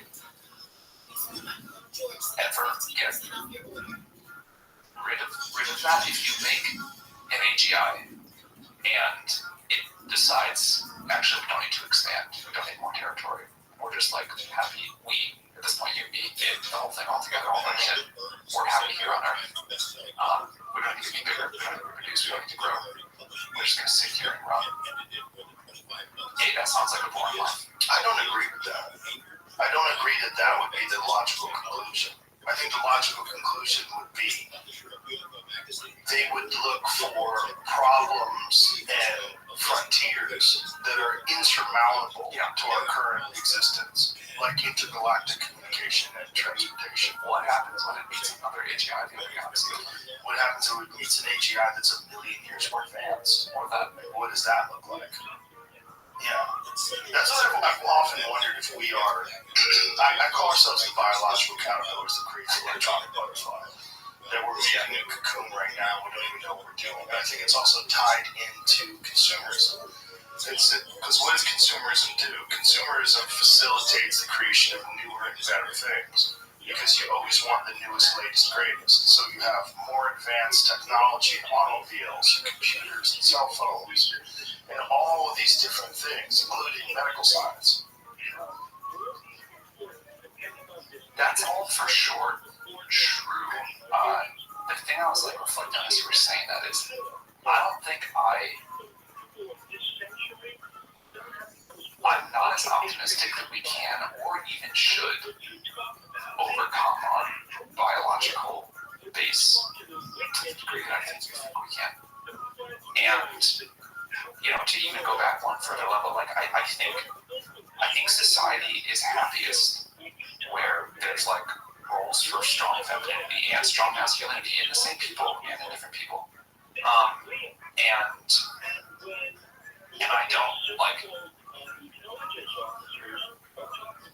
I don't think a lot of these like deep-seated things are gonna be able to get pushed aside very easily and still have a system that works. Like, sure, we can't really think about what if there were consciousness in the machines someday or whatever, what that would be like.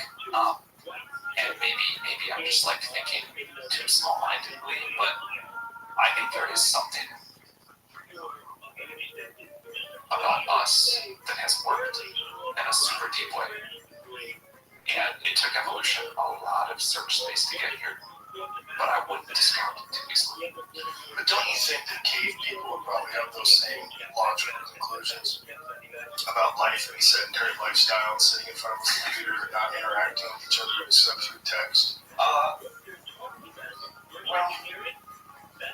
mean, isn't that like what you're saying is correct? How different do you think our motivations are today, and kind of what really brings us genuine joy and how we're wired at some deep level differently than cave people? Clearly, lots of other things have changed. We've got much better tools. But how different do you think it really is? We are brought to you by Roka. If you've been listening for a while, you may have heard me talk about Roka sunglasses. They are my absolute favorite. But today, I want you to know about the prescription eyewear. If you are active and have bad eyes, do not skip this shit. Roka is a brand based in Austin, Texas, and they have been making performance eyewear for Olympic gold medalists and world champion athletes since 2016. For the last few years, Roka has been building out a badass prescription offering and invested millions of dollars to build their own optical lab right here in Austin at their headquarters. All of Roka's frames work for prescription lenses, and they have something for everyone, no matter how fucked up your eyes are. Regular prescriptions, progressives, also readers.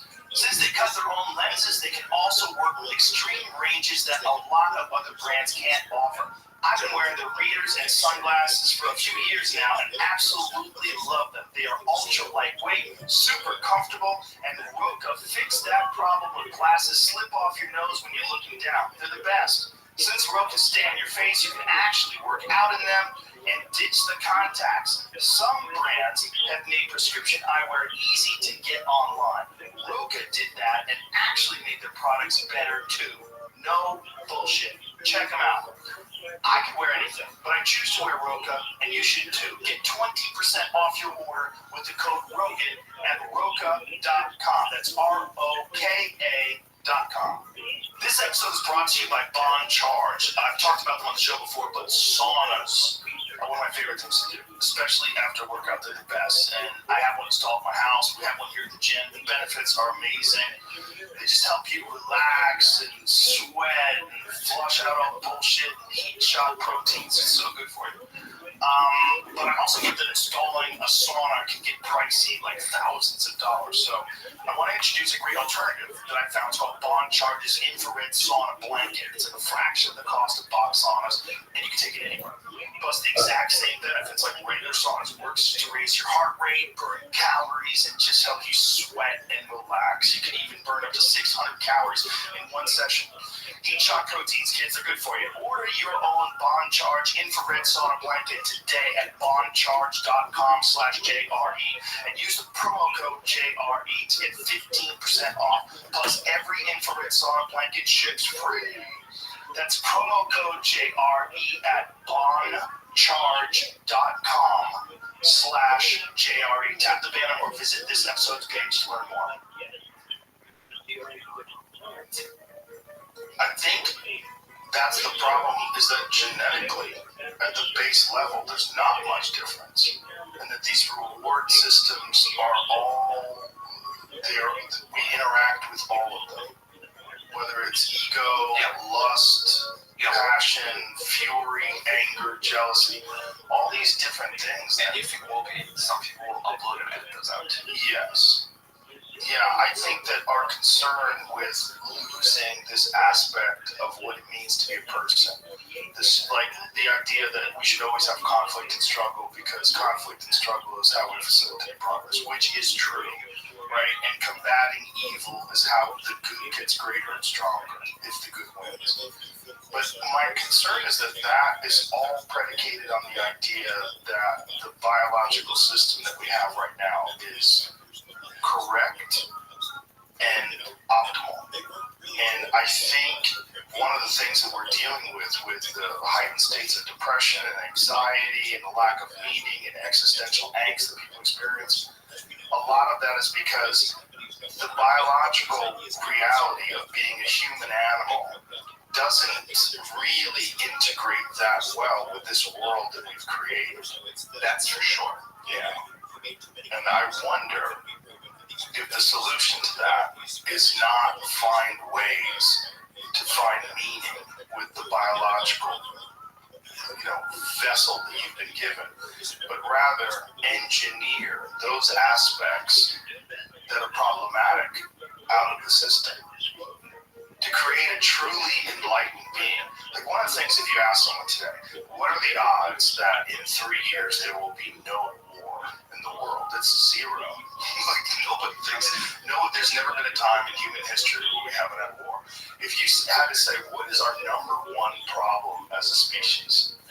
Well, I would say our number one problem is war. Our number one problem is this idea that it's okay to send massive groups of people who don't know each other yet to go murder massive groups of people that are somehow opposed because of the government, because of lines in the sand. It's an insane thing. Well, how do you get rid of that? Well, one of the ways you get rid of that is to completely engineer out all the human reward systems that pertain to the acquisition of resources. So what's left at that point? Well, we're a new thing. I think we've become a new thing. And what does that thing do want? I think that new thing would probably want to interact with other new things that are even more advanced than it.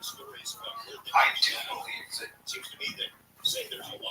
scientific curiosity can drive quite that can be a great frontier for a long time. Yeah, I think it can be a great frontier for a long time as well. I just wonder if what we're seeing with the drop in testosterone, because of microplastics, we sort of just snuck up on us. We didn't even know that it was an issue until people started studying. How certain is that at this point that that's what's happening? I don't know. It's a very good question. Dr. Shannon Swan believes that it's the primary driving factor of the sort of drop in testosterone and all the miscarriage issues. Low birth weights, all those things seem to have it seems to be a direct factor environmentally. I'm sure there's other factors too. The drop in testosterone, I mean, it's been shown that you can increase males' testosterone through resistance training and through there's certain things you can do. Like one of the big ones they found through a study in Japan is cold water immersion before exercise. Yeah. It radically increases testosterone. So you could cold water immersion and then exercise. I wonder why. Yeah, I don't know if it's you find that.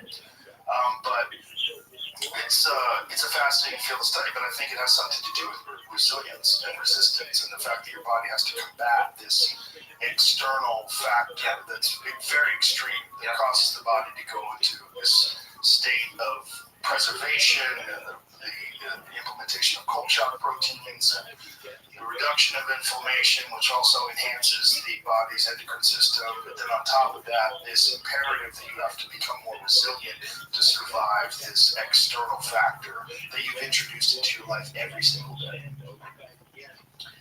So there's ways, obviously, that you can make a human being more robust. You know, we know that we can do that through strength training, and then all that stuff actually does raise testosterone.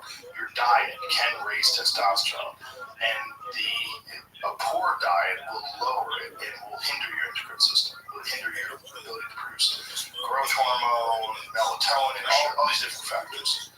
That seems to be something that we can fix in terms, or at least mitigate in terms with decisions, choices, and effort. But the fact that these petrochemical products, like there's a graph that Dr. Shannon Swan has in her book that shows during the 1950s when they started using petrochemical products in everything, microwave, plastic, saran wrap, all this different stuff. There's a direct correlation between the implementation and the dip. And it all seems to line up like that seems to be a primary factor. Does it have an equivalent impact on like estrogen-related hormones? That's a good question. Some of them actually, I know some of these chemicals that they're talking about actually increase estrogen in men. I don't know, but I do know that it increases miscarriages. So I just think it's overall disruptive to the definitely societal-wide disruption of the endocrine system in a short period of time. It seems like a just bad. Sure. Difficult to wrap our heads around. And then pollutants and environmental toxins on top of the pesticides, herbicides, and all those other things, microplastics. There's a lot of factors that are leading our systems to not work well. But I just really wonder if this, like, are we just clinging on to this monkey body? Are we deciding? I like my monkey body. I do too. Listen, I love it. But I try to be very objective. And when I objectively look at it in terms of like, if you take where we are now and all of our problems, and you look towards the future, like, what would be one way that you could mitigate a lot of these? It would be the implementation of some sort of a telepathic technology where, you couldn't just text someone or tweet at someone something mean because you literally feel what they feel when you put that energy out there, and you would be repulsed. Yeah. And then violence would be if you were committing violence on someone and you literally felt the reaction of that violence in your own being. And you would also have no motivation for violence. If we had no aggressive tendencies, no primal chimpanzee tendencies. It's true that violence in the world has obviously gone down a lot over the decades, but emotional violence is up a lot, and the internet has been horrible for that. Yeah. Like, I'm not gonna walk over there and punch you because you look like a big strong guy and you're punching back, and also there's a societal convention not to do that. But if I didn't know you, I might send a neat tweet about you, and I feel nothing on that. Yeah. And clearly, that has become like a mega epidemic in society that we did not evolve the biological constraints on somehow. Yeah. And I'm actually very worried about how much that's already destabilized us and made us all miserable. It's certainly accentuated and it's exacerbated all of our problems. If you read Jonathan Haidt's book, The Cognitive American Mind, Great book. Yeah, it's a great book, and it's very damaging to women, particularly young girls. Young girls growing up, there's a direct correlation between the invention of social media, the introduction to the iPhone, self-harm, suicide, online bullying. People always talk shit about people when no one's around. I think the fact that they're doing it now openly to harm people. Horrible. Obviously, I think it's super damaging to men too. Maybe they just talk about it less, but I don't think any of us are set up for this. No one's set up for it. And I think famous people know that more than anyone. We don't get used to it. Yeah, you just get numb to it. Or if you're wise, you don't engage. I don't engage. I don't even have any apps on my new phone. Yeah. I've decided I got a new phone. I decided, okay, nothing. That's really smart. No Twitter. I have a separate phone that if I have to post something I pick up. But all I get on my new phone is text messages. And is that more just to keep your mind pure and unlimited? Yeah. Not tap myself into just. You know how many fucking times I've got up to go to the bathroom first thing in the morning and spent an hour just sitting on the toilet scrolling through Instagram for nothing. It does zero for me. And there's this thought that I'm going to get something out of it. I was thinking, actually just yesterday, about how we all have talked for so long about these algorithmic feeds are going to manipulate us in these big ways. That will happen, but in the small ways already, where scrolling Instagram is not even that fulfilling. You finish that hour and you're like, I know that was a waste of my time. But it was over the threshold where you couldn't quite. It's hard to put the phone down. Right. You're just hoping that the next one's going to be interesting. And every now and then, the problem is every 30th or 40th reel that I click on is wild. I wonder, by the way, if that's more powerful than if everyone was wild, if everyone was great. Sure. It's like the slot. You have to mine for gold. Yeah. You don't just go out and pick it like daisies. If the algorithm is intentionally feeding you some shit along the way. Yeah. Well, there's just a lot of shit out there, unfortunately. But it's just in terms of, I was talking to Sean O'Malley, who's this UFC fighter, who's, obviously a very strong mind, really interesting guy. But one of the things that Sean said is I get this low-level anxiety from scrolling through things, and I don't know why. What is that? And I think it's part of the logical mind realizes this is a massive waste of your resources. I also deleted a bunch of that stuff off my phone because I just didn't have the self-control. I had self-control to delete it, but not to stop once I was scrolling. Right. Yeah. And so I think we're just we're getting attention hacked in some ways. There's some good to it too, but we don't yet have the stuff in place.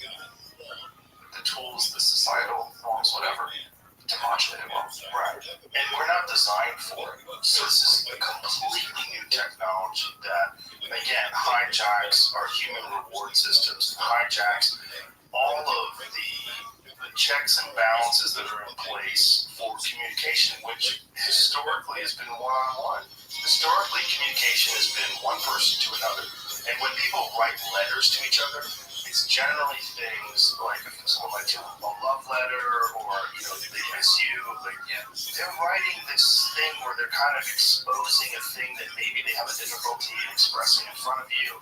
And it was not, generally, unless the person was a psycho, they're not hateful letters.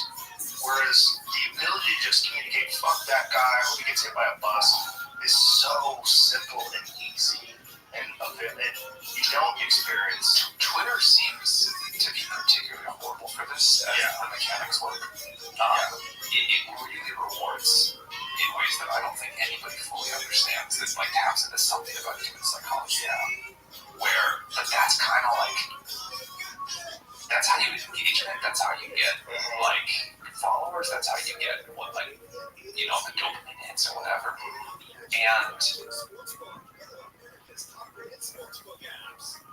And the people who I know that spend all day on Twitter, more of them are unhappy about it than happy. Oh yeah, they're the most unhappy. I mean, there's quite a few people that I follow that I only follow because they're crazy, and then I'll go and check in on them and see what the fuck they're tweeting about. And some of them are on there 8-10 hours a day. I'll see tweets all day long, and I know that person cannot be happy. They're unhappy and they cannot stop. You can't stop, and it seems like it's their life. And they get meaning out of it in terms of reinforcement. They get short-term meaning. Yeah. I think maybe each day you go to bed feeling like you accomplished something, you got your own, and at the end of each decade, you probably were like, where did that decade go? Yeah, I was talking to a friend of mine who's having a real problem that he's saying he would be literally walking down the street and he'd have to check his phone to see who's replying, and he wasn't even looking where he's walking. He was just caught up in the anxiety of these exchanges. And it's not because of the nice things people say. No, it's all. And with him, he was recognizing that he was dunking on people and then seeing people respond to the dunking. Yeah, I stopped doing that a long time ago. I stopped interacting with people on Twitter in a negative way. I just won't do it. Yeah. Just even if I disagree with someone, I'll say something as nicely as possible. I have more of an internet troll streak than I would like to admit. And so I try to just not give myself too much temptation, but I slip up sometimes. Yeah, it's so tempting. Totally, it's so tempting to. It's fun. It's fun to just say something shitty. I mean, again, whatever this biological system we were talking about earlier, that gets a positive reward. Well, in a moment. There's a react. There's reactions. You say something outrageous, and someone's going to react, and that reaction is like energy. And there's all these other human beings engaging with your idea.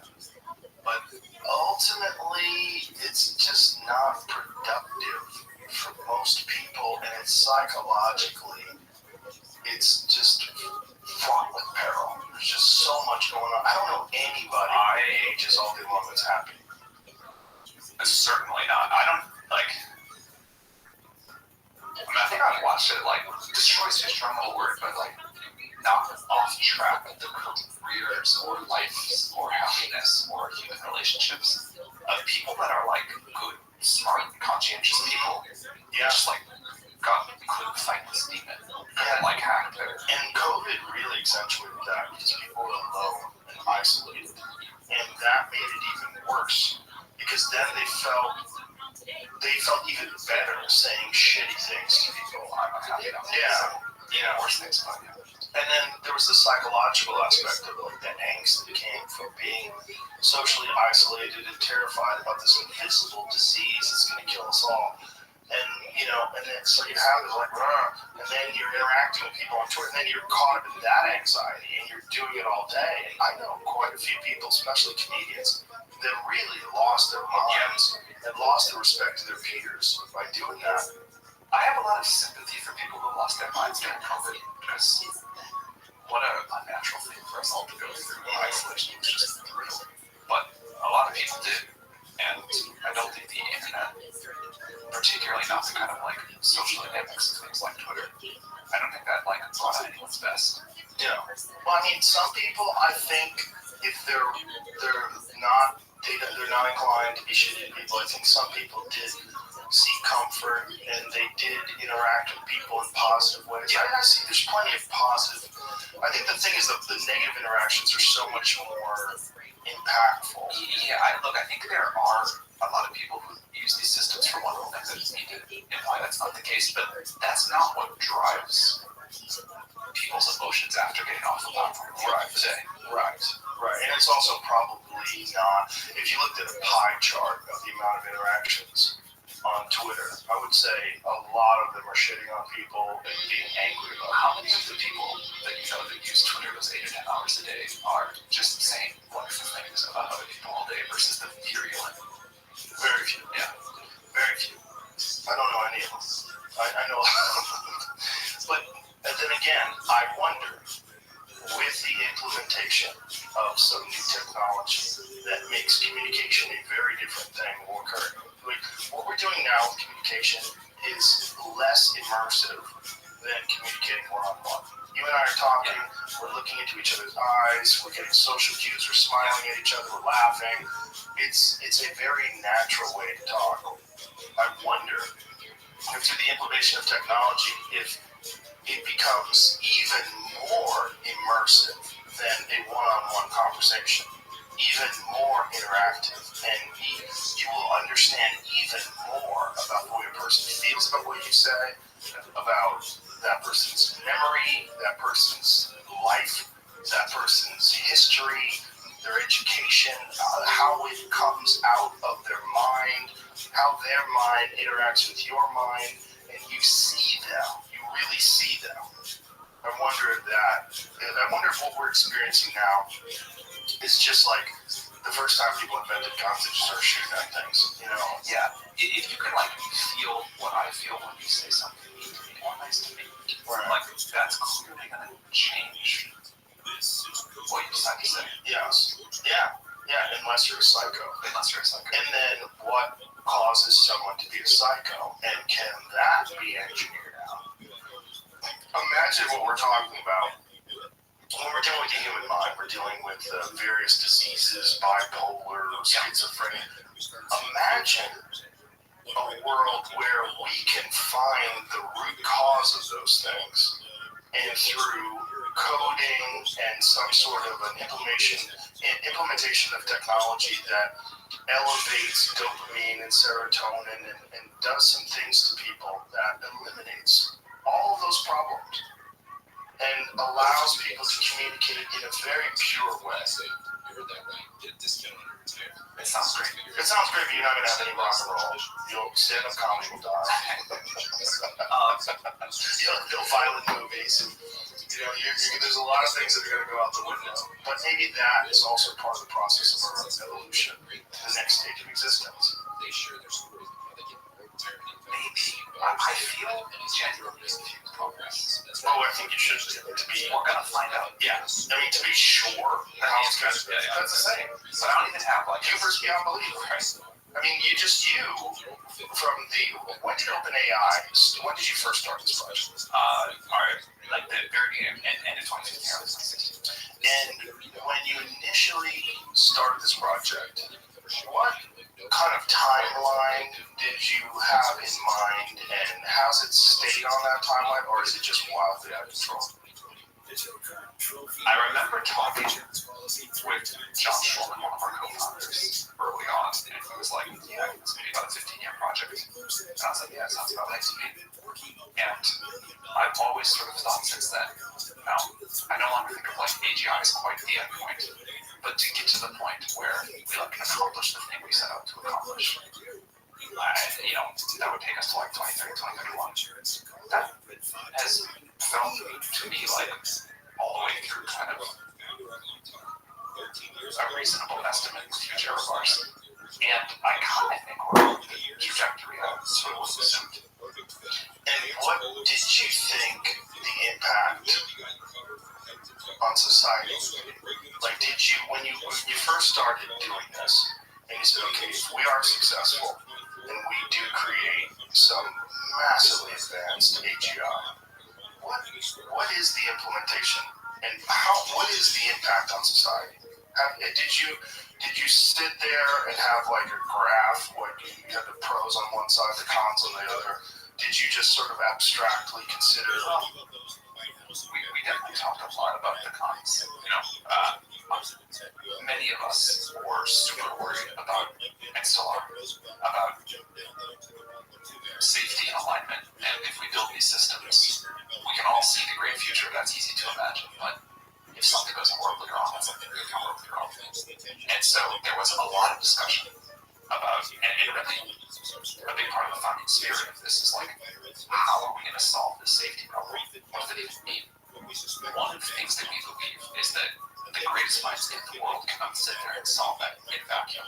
You've got to have context of reality. You've got to see where the technology goes. Practice plays out in a stranger way than theory, and that's certainly proven true for us. But we had a long list of, well, I don't know if we had a long list of cons. We had a very intense list of cons because there's like all of the last decades of sci-fi telling you about how this goes wrong. We're supposed to shoot here right now. Yeah. And I'm sure you've seen the John Connor chat GPT. I haven't. What is it? It's like, John Connor from the Terminator, the kid, looking at you when you open up chat GPT.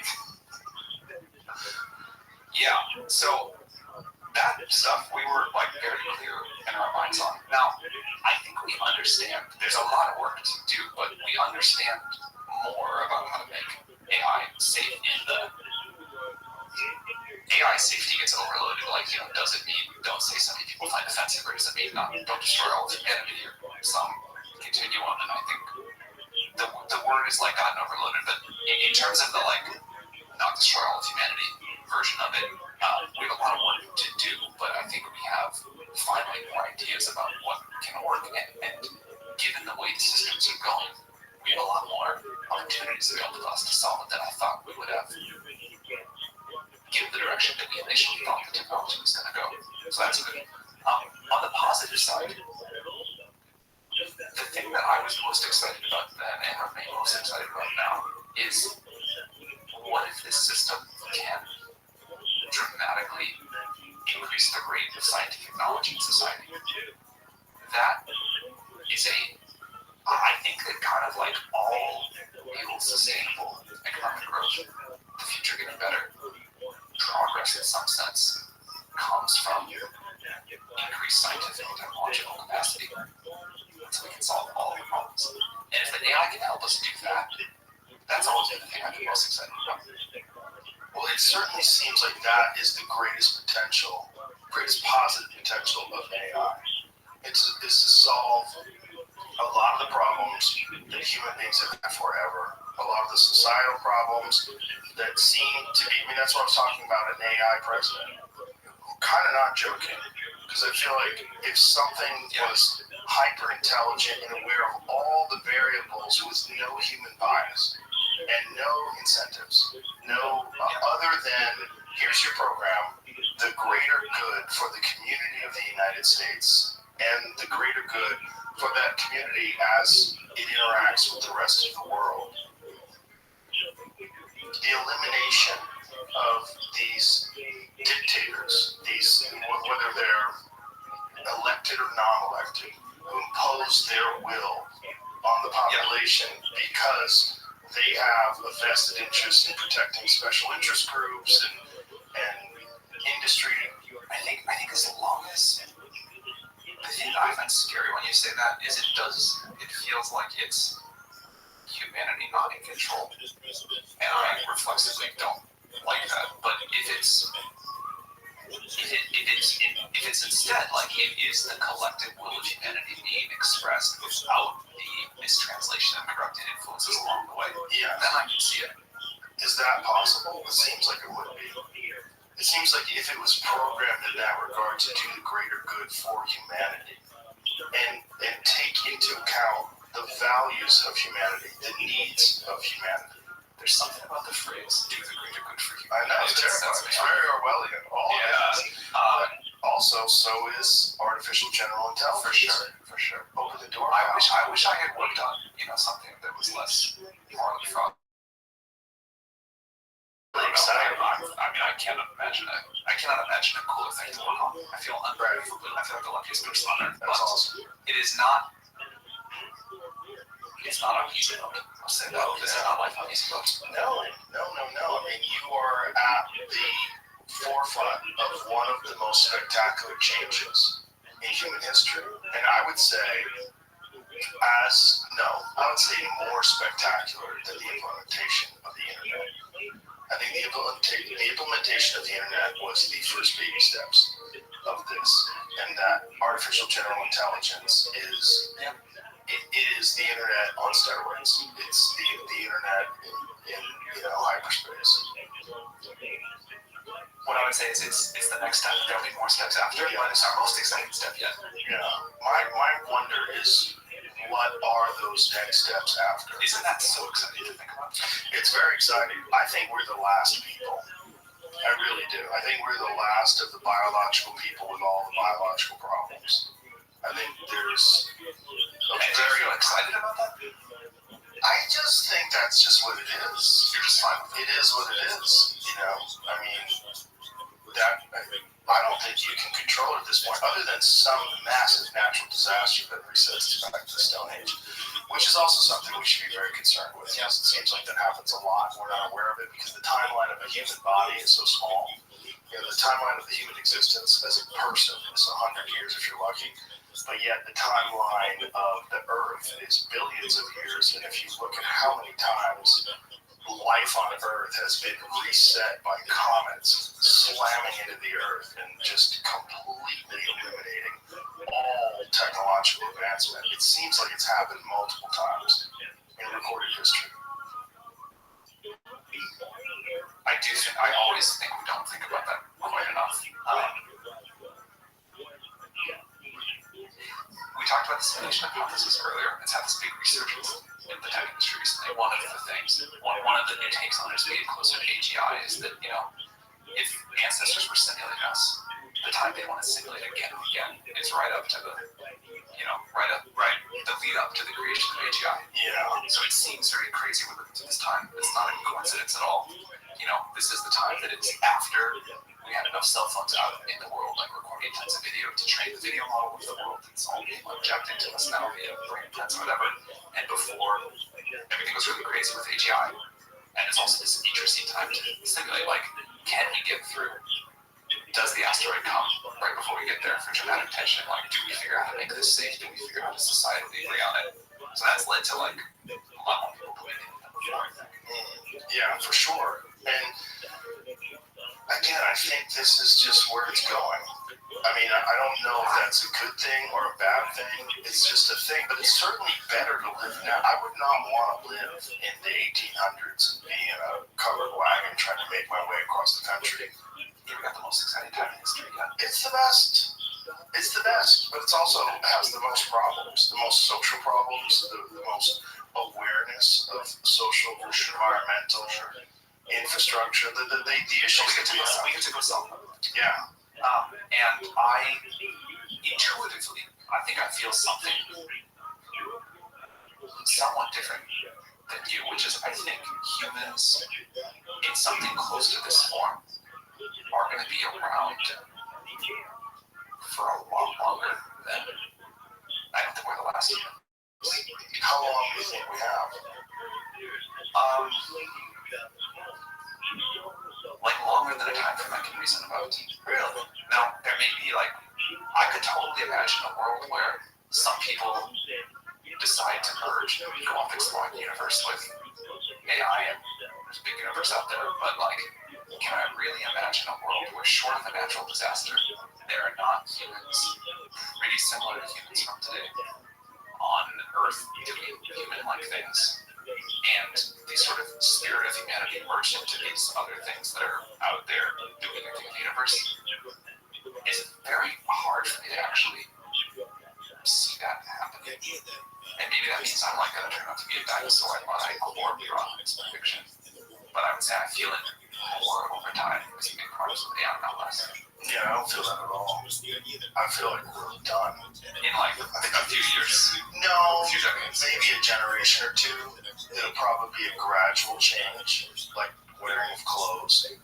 You know, I don't think everybody wore clothes when they invented clothes. I think it probably took a while. And someone figured out shoes. I think that probably took a while. They figured out structures, doors, houses, cities, agriculture. All those things were slowly implemented over time, and then now become everywhere. I think this is far more transformative. And it's part of that because you don't think there will be an option for some people not to merge. Right. Just like there's not an option for some people to not have telephones anymore.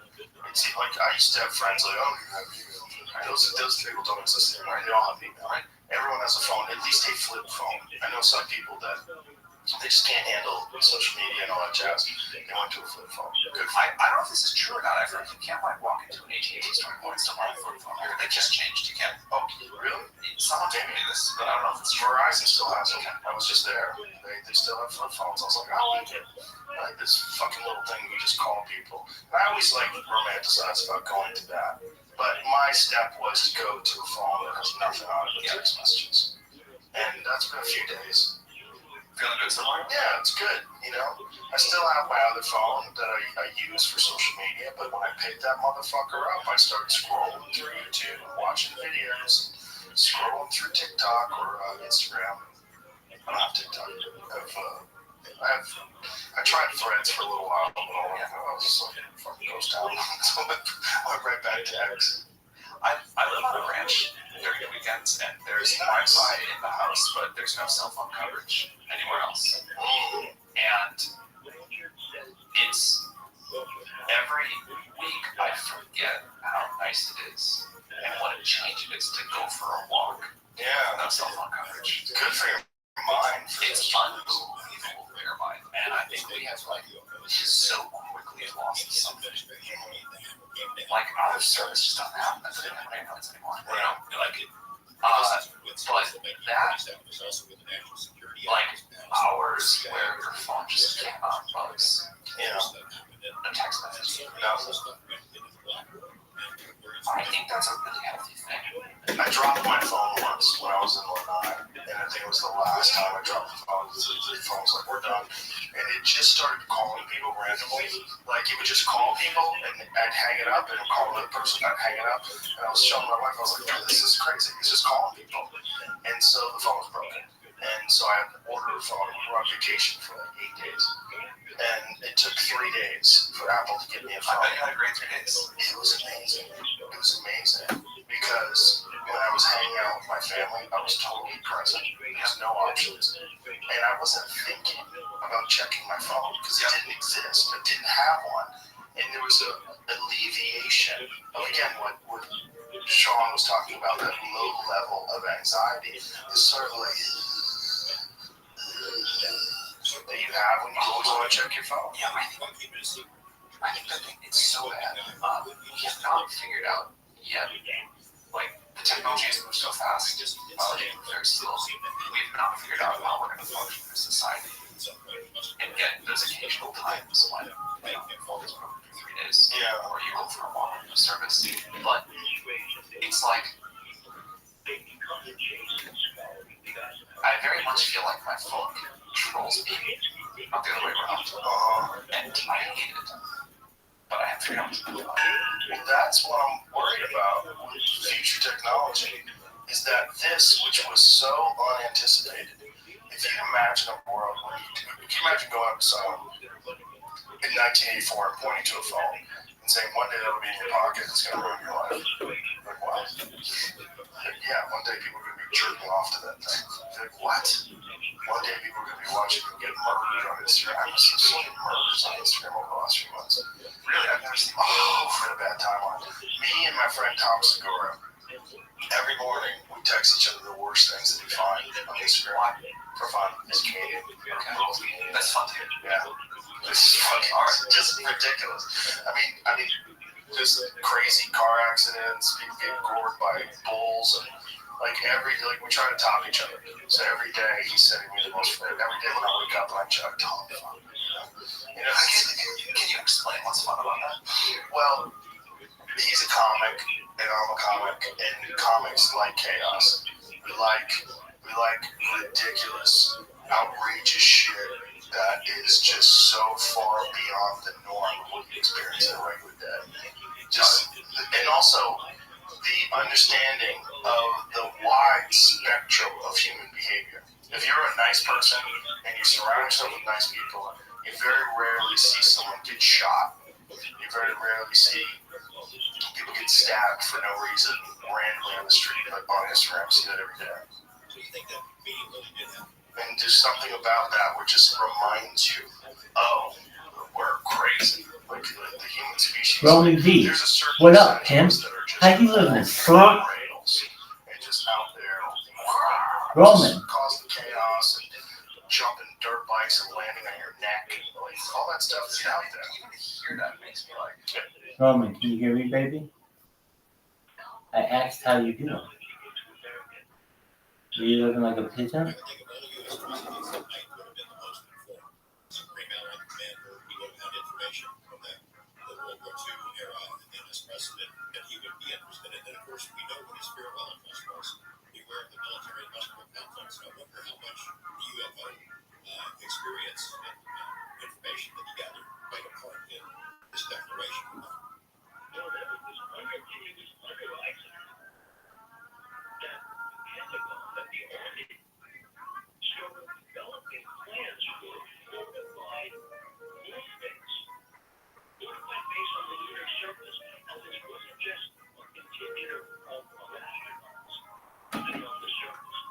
Roman V. Can you hear me, baby? makes me like, physically, like, I know that happens, of course. And I know, like, not looking at it doesn't make it not happen. Right. But it makes me so uncomfortable and I'm happy to watch. Oh yeah, it makes me uncomfortable too. But yeah, we do it to each other every day. And it's not good. It's definitely not good, but it's also, I'm not gonna stop. It's fun. But why is it fun? It's fun because it's my friend Tom, and we're both kind of the same in that way. Just look at that. Look at this. Look at this. And it's just a thing we started doing a few months ago. Just can't stop. And Instagram has like learned that you do that, so just keep showing you more and more. Instagram knows. My search page is a mess. When I go to the Discover page, oh, this is crazy. But the thing is, it shows up in your feed too. That's what I understand about the algorithm. It knows you're fucked up, so it shows up in your feed of things like even if they're not people I follow, but Instagram shows them to me anyway. I heard an interesting thing a few days ago about Instagram, the feed, which is if you use it at off hours, when they have more processing capability available, because less people are using it, you get better recommendations. So your feed will be better in like the middle of the night. What is better though?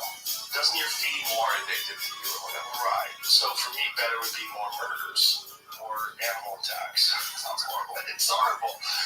But it's just, it seems to know that's what I like. It seems to know that that's what I interact with, so it's just sending me that most of the time. Yeah. That probably has all kinds of crazy psychological. I'm sure. Yeah, I'm sure it's also one of the reasons why I want to get rid of it.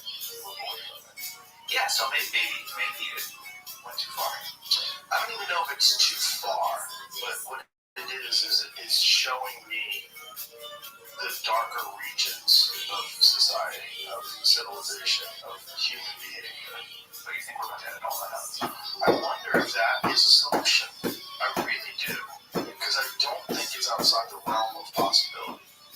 If we really truly can engineer it, like one of the talks about Neuralink that's really promising is people with spinal cord issues, injuries, people that can't move their body, and being able to hotwire that, where essentially it controls all these parts of your body that you couldn't control anymore.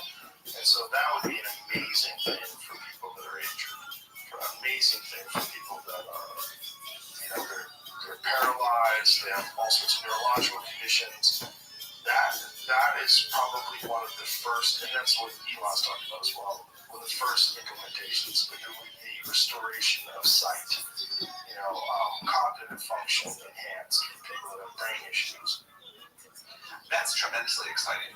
Yeah. And like many other technologies, I don't think we can stop neural interfaces, nor because of the like great good that's going to happen along the way. But I also don't think we know where it goes. It's Pandora's box for sure. And I think when we open it, it's just, we're not going to go back.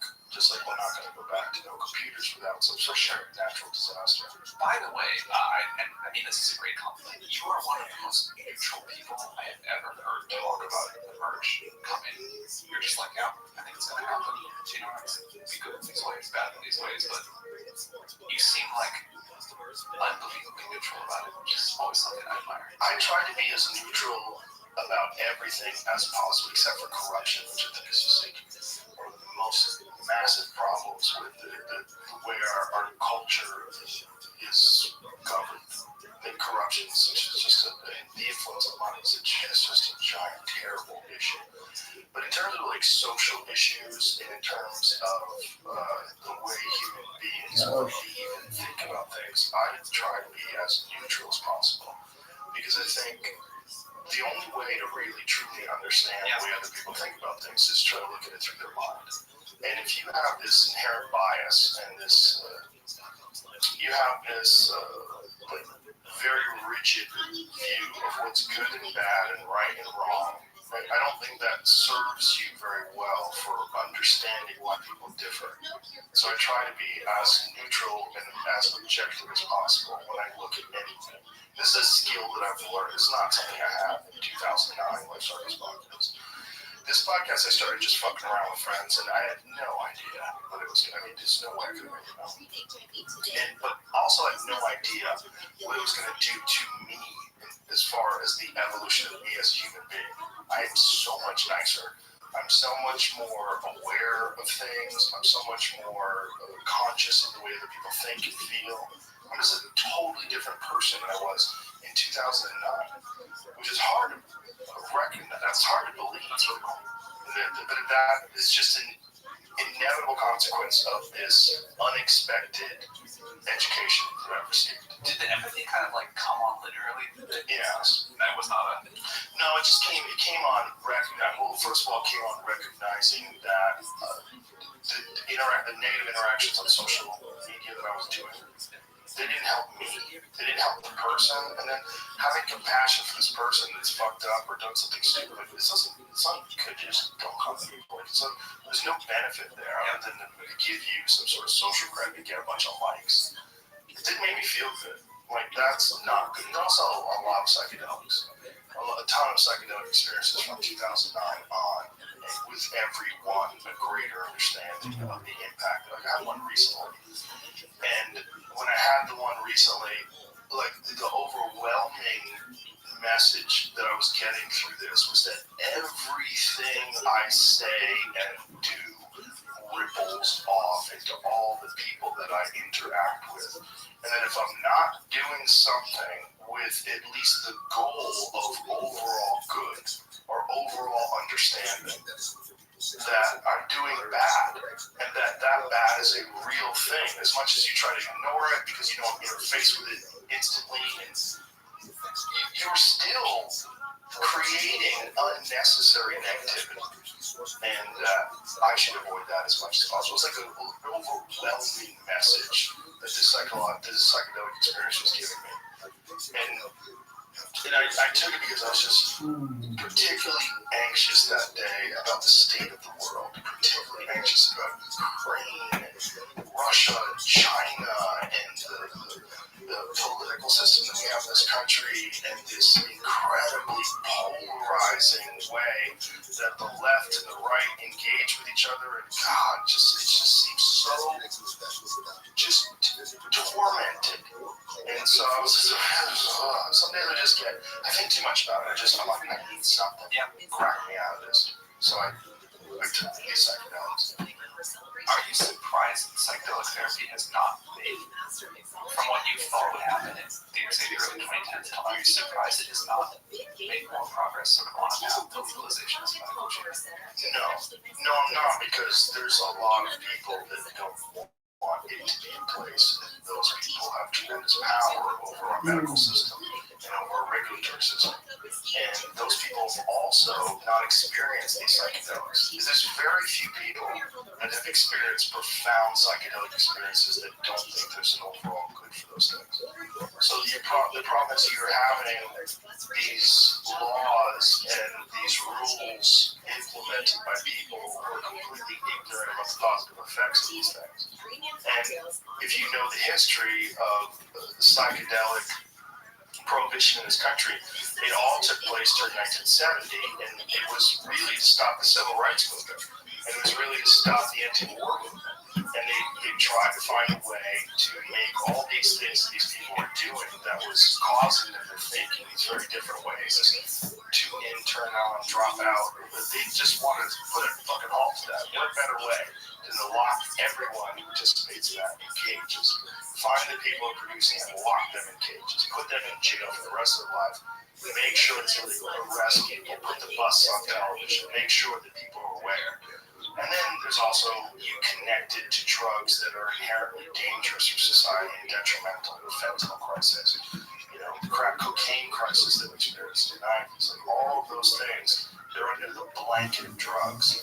Psychedelic drugs are also talked about like drugs, even though they have these profound spiritual and psychological changes that they, I remember when I was in elementary school and I was in drug education, they talked about, marijuana's really bad because it's a gateway to these other things, and there's this bad one, that bad one, heroin, whatever, and at the very end, you'll find the worst possible thing is LSD. They just take LSD and go, oh, they're lying. Psychedelic therapy was definitely one of the most important things in my life, and I assumed, given how powerful it was for me, I struggled with all kinds of anxiety and other negative things, and to watch all of that go away, and I traveled to my country for a week, did a few things, came back, a totally different person. And I was I've been lied to my whole life. Yeah. I'm so grateful that this happened to me now. Talked to a bunch of other people, all similar experiences. I assumed, this was a while ago, I assumed it was, and I was very interested in what's happening in the U.S. I was particularly looking at where MDMA and psilocybin were on the path. And I was all right, this is going to get me through. This is going to change the mental health of a lot of people in a positive way. And I am surprised we've not made faster progress there, but I'm still optimistic we will. Well, we have made so much progress from the time of the 1990s. In the 1990s, you never heard about psychedelic retreats. You never heard about people taking these vacations. You never heard about people getting together in groups and doing these things and coming back with these profound experiences that they relayed to other people, and literally seeing people change, seeing who they are change, seeing people become less selfish, less toxic, less mean, and more empathetic and more understanding. I can only talk about it from a personal experience. It's been a radical change in my life, as well, because again, having all these conversations with different people, I feel so fortunate to be able to do this, that I've had so many different conversations with so many different people that think so differently, and so many exceptional people that have accomplished so many incredible things, and you can just sort of understand the way their mind works, and the way they see the world, the way they interface with things. It's awesome. It's pretty fucking cool. And that is one of the cooler things about being a human, that you can find a way to mitigate all the negative aspects of the monkey body. And there are tools that are in place. But unfortunately, in this very prohibitive society, this society of prohibition, we're denied those. And we're denied ones that have never killed anybody, which is really bizarre when, OxyContin can still be prescribed. What's the deal with why we can't make, why we can't get these medicines that transform people's lives, more available? What's the deal with why we can't stop the opioid crisis? Or fentanyl seems like just an unbelievable crisis for San Francisco. You remember at the beginning of the conversation when you said that AI will do a lot of good, overall good, but also not no harm. If we legalize drugs, all drugs, that would do the same thing. Would you advocate to legalize all drugs? It's a very complicated question, because I think you're going to have a lot of addicts that wouldn't be addicts. You're going to have a lot of people's lives destroyed because it's legal. There's a lot of people that may not be psychologically capable of handling things. Maybe they already have, like, that's the thing about psychedelics. They do not ever recommend them for people that have a slippery grasp on reality as it is. People that are struggling, people that are already on a bunch of medications that allow them to just keep a steady state of existence in the normal world. If you just fucking bombard them with psilocybin, who knows what kind of effect that's going to have, whether or not they're psychologically too fragile to recover from that. I mean, there's many stories of people taking too much acid and never coming back. So many great stories Yeah. in this. Yeah, these are like So many other really excellent books. And again, and powerful doesn't seem to like begin to cover it. Right. years ago. Yeah. we went to. But there's also, what is it about humans that are constantly looking to perturb their normal state of consciousness? Constantly, whether it's we're both drinking coffee, you know, people smoke cigarettes, they do all, they take Adderall, they do all sorts of different things to change and enhance the normal state of consciousness. It seems like whether it's meditation or yoga, they're always doing something to try to get out of their own way, or get in their own way, or distract themselves from the pain of existence. And it seems like a normal part of humans. And even the monkeys, like vervet monkeys, get addicted to alcohol. They get addicted to fermented fruits and alcohol, and they become drunks and alcoholics. It's what do you think is the deep lesson? Well, we're not happy. Exactly. You know, and then some things can make you happy, sort of, for like a couple of drinks makes you so happy for a little bit until you're an alcoholic, until you destroy your liver, until you crash your car, until you're involved in some sort of a violent encounter that you would never be involved with if you weren't drunk. You know, I love caffeine, which clearly is a drug. Alcohol, like, I like, but I often am like, yeah, this is like, Yeah. you know, this is like, don't like me, and I wish I hadn't had this drink. And then other stuff, like, I mostly would choose to avoid. But that's because you're smart. You're probably aware of the pros and cons, and you're also probably aware of how it affects you, and what's doing good for you, and what is detrimental to you. But that's a decision that you can make as an informed human being that you're not allowed to make if everything's illegal. Right.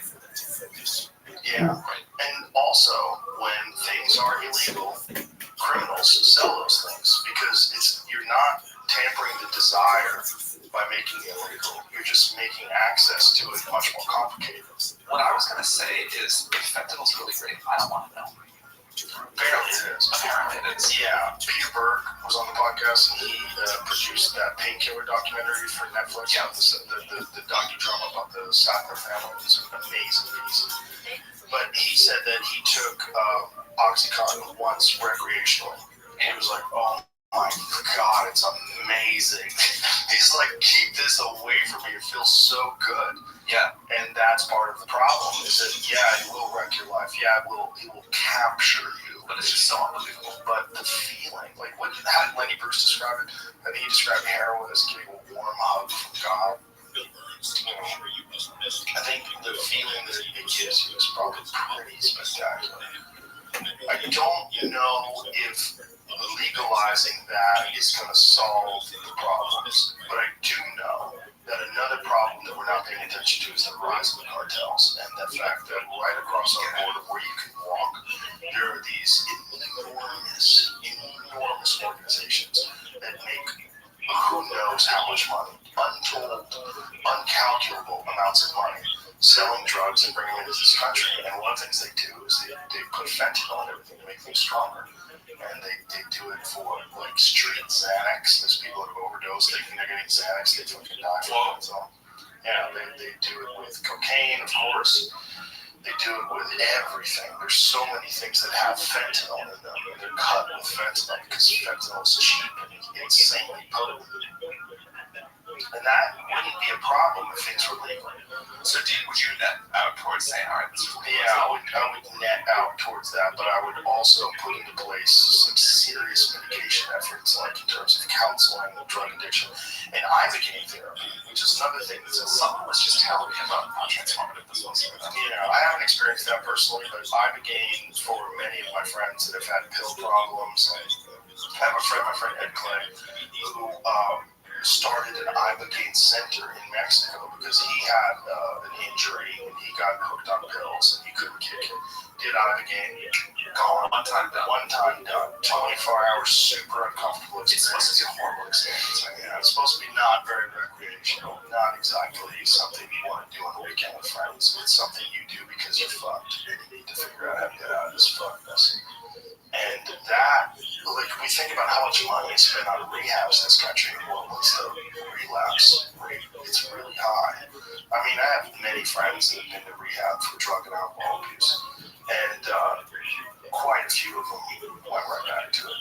Quite a few. It doesn't seem to be that effective. It seems to be effective to people when people have, like, they really hit rock bottom and they have a strong will, and then they get involved in a program, some sort of a 12-step program, some sort of narcotics anonymous program, and then they get support from other people, and they eventually build this foundation of other types of behaviors and ways to find other things to focus on, to whatever aspect of their mind that allows them to be addicted to things. Now it's focused on exercise, meditation, yoga, whatever it is. That's your new addiction, and it's a much more positive and beneficial addiction. But the reality of the physical addiction, that there are mitigation efforts. Like, there's so many people that have taken psilocybin and completely quit drugs, completely quit cigarettes, completely quit a lot because they realize, like, oh, this is what this is. This is why I'm doing this. Yeah, that's why I was more optimistic that the world would have made faster progress towards acceptance of. There's so many stories like this. So I would say, like, all right, clearly a lot of our existing mental health treatment at best doesn't work. Clearly our addiction programs are ineffective.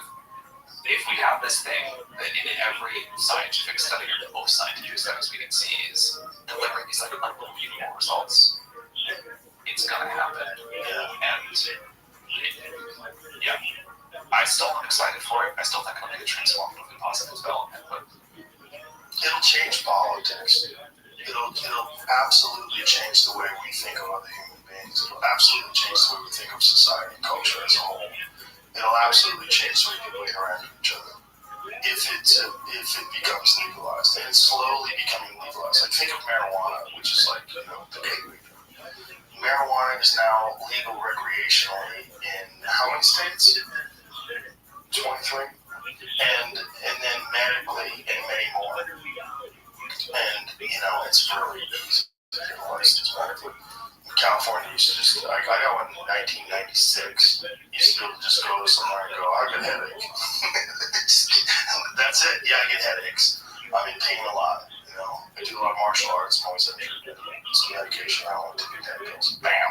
You got a legal prescription for weed. I used to have to go to Inglewood to get it. I used to have to go to the Inglewood Wellness Center. And I was like, this is crazy. Marijuana is now kind of sort of legal. And then in 2016, it became legal in California, recreational. And it just changed everything. I had all these people that were like right-wing people that were taking edibles to sleep. Like this, because now that it's legal, they thought about it in a different way. And I think that drug, which is a fairly mild psychedelic, also has enhancing effects. It makes people more compassionate, it makes people more kind and friendly. It's sort of the opposite of a drug that enhances violence. It doesn't enhance violence at all. It doesn't, like, alcohol does that, cocaine does that. to say that it'll make me very unpopular, I hate marijuana. It does not sit well with me at all. It makes me tired and slow for a long time after it. Well, I think also there's biological variabilities, right? Like some people, like my wife, she does not do well with alcohol. She'd get drunk off one drink, but it's biological. Yeah. She got some sort of a genetic, I forget what it's called, something about bilirubin, like something her body just doesn't process alcohol very well, so she's a cheat day. Oh, all I meant is that genetically, I got whatever the mutation is that makes it an unpleasant experience. Yeah, but what I'm saying is, for me, that's the opposite. Alcohol doesn't bother me at all. Like, I could drink 3-4 drinks and I'm sober in 20 minutes. And my body just, my liver just like a blast. It just goes right through it. I can sober up real quick. But I also don't need it. Like, I'm doing sober October for the whole month. Feels good. Yeah, did shows last night. Great, no problems. Not having alcohol doesn't seem to bother me at all. But I do like it. I do like a glass of wine. It's a nice thing to think Yeah, about. I like it.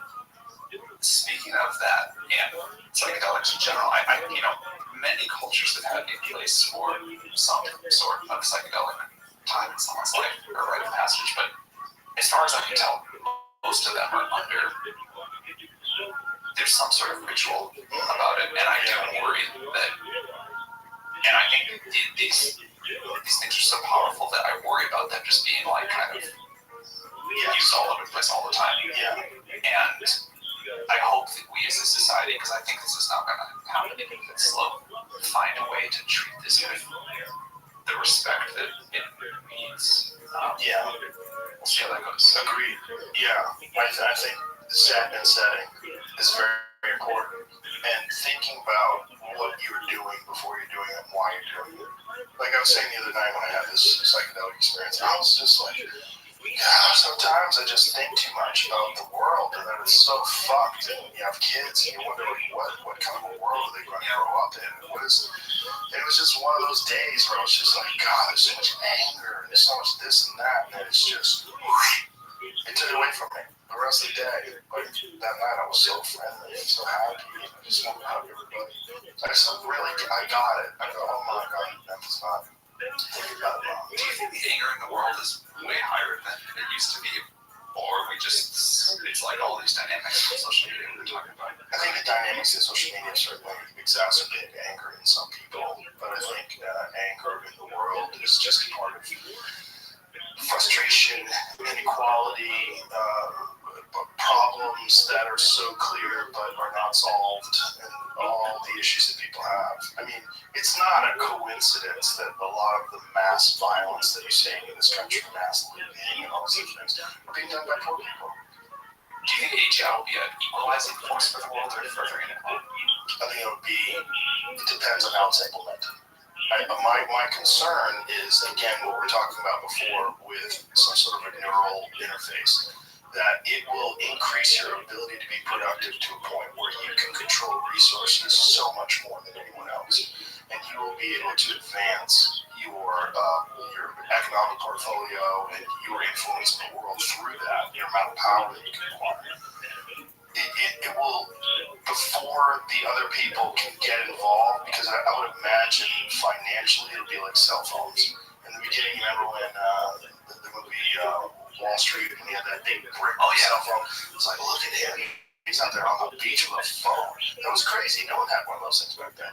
And they were so rare. I got one in 1994 when I first moved to California, and I thought I was living in a fucking giant thing. No, it was a Motorola StarTAC. That was a cool phone. I actually had one in my car in 1988. I was one of the first people to get a cell phone.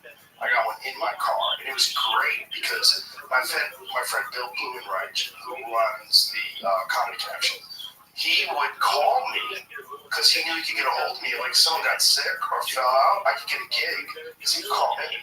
So I was in my car. I was like, Joe, what are you doing? Do you have a spot tonight? And I'm like, no, I'm open. He's like, fantastic. And so he'd give me gigs. So I got a bunch of gigs through this phone where it kind of paid itself. But I got it just because it was cool. Like you're driving down the street and call people, dude, I'm driving and I'm calling you. Like it was nuts. To be able to drive, and I had a little antenna, a little squirrely pigtail antenna on my car, the roof of the car. But now everyone has one.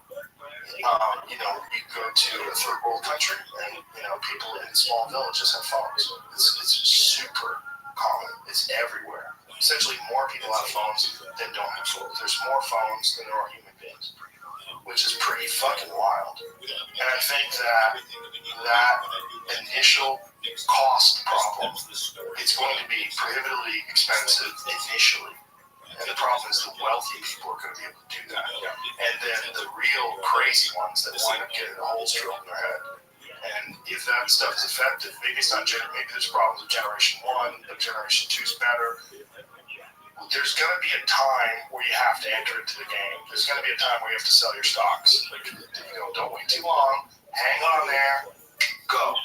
And once that happens, my concern is that the people that have that will have such a massive advantage over everyone else that the gap between the haves and have-nots will be even further and it'll be more polarized. This is something I've changed my mind on.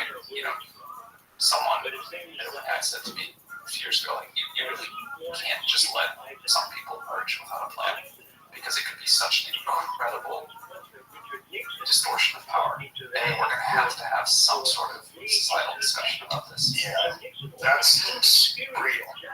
That seems like especially if it's as effective as AGI is, or as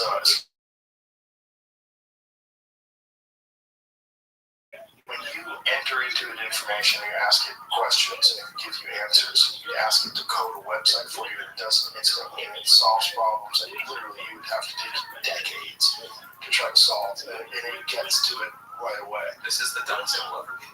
Yeah, that's what's crazy. That's what's crazy. So imagine something like that, but even more advanced, multiple stages of improvement and innovation forward, and then it interfaces directly with the mind, but it only does it with the people that can afford it. And those people are just regular humans, so they haven't been enhanced. We haven't evolved physically. We still have all the human reward systems in place. We're still basically these territorial primates. And now we have, you just imagine some fucking psychotic billionaire who now gets this implant and decides to just completely hijack our financial systems, acquire all the resources, set into place regulations and influences that only benefit them, and then make sure that they can control it from there on. How much do you think this actually even requires, like a physical implant or like a physical merge, versus just some people have access to GPT-7 and can spend a lot on the inference compute for it, and some don't? I think that's going to be very transformative too. But my thought is that we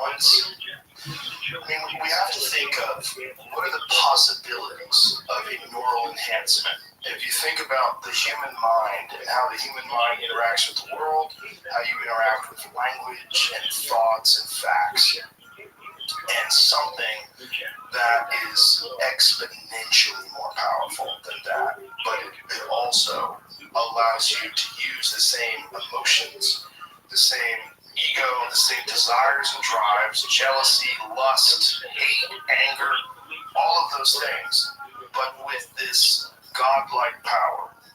When one person can read minds and other people can't, when one person has a completely accurate forecast of all of the trends in terms of stocks and resources and commodities, and they can make choices based on those. I totally see all of that. The only thing I feel a little confused about is,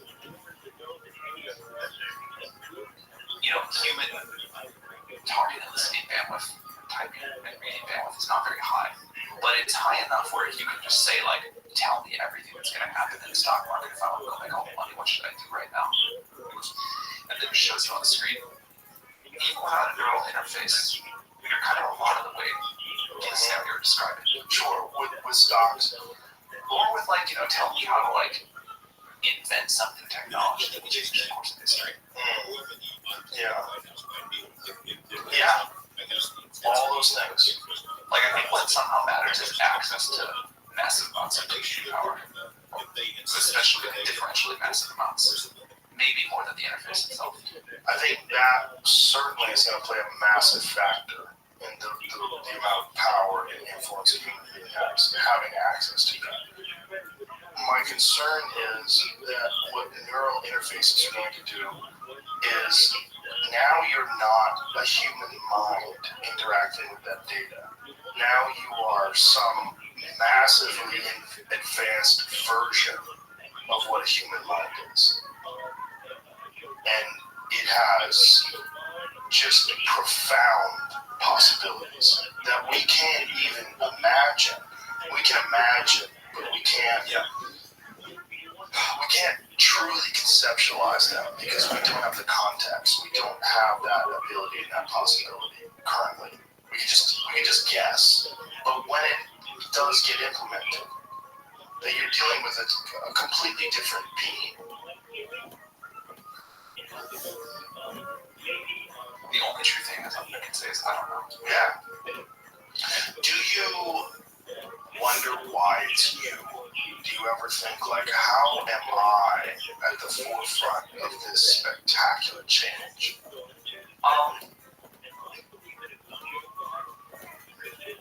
Well, first of all, I think it's very much like, I think this is, you can make the statement for many companies, but none is as true for OpenAI. Is like, the CEO is far from the most important person in the company. Like in our case, there's a large handful of researchers, each of which are individually more critical to the success we've had so far in the future than me. But even that, and I bet those people like really are like, this is weird to be that, but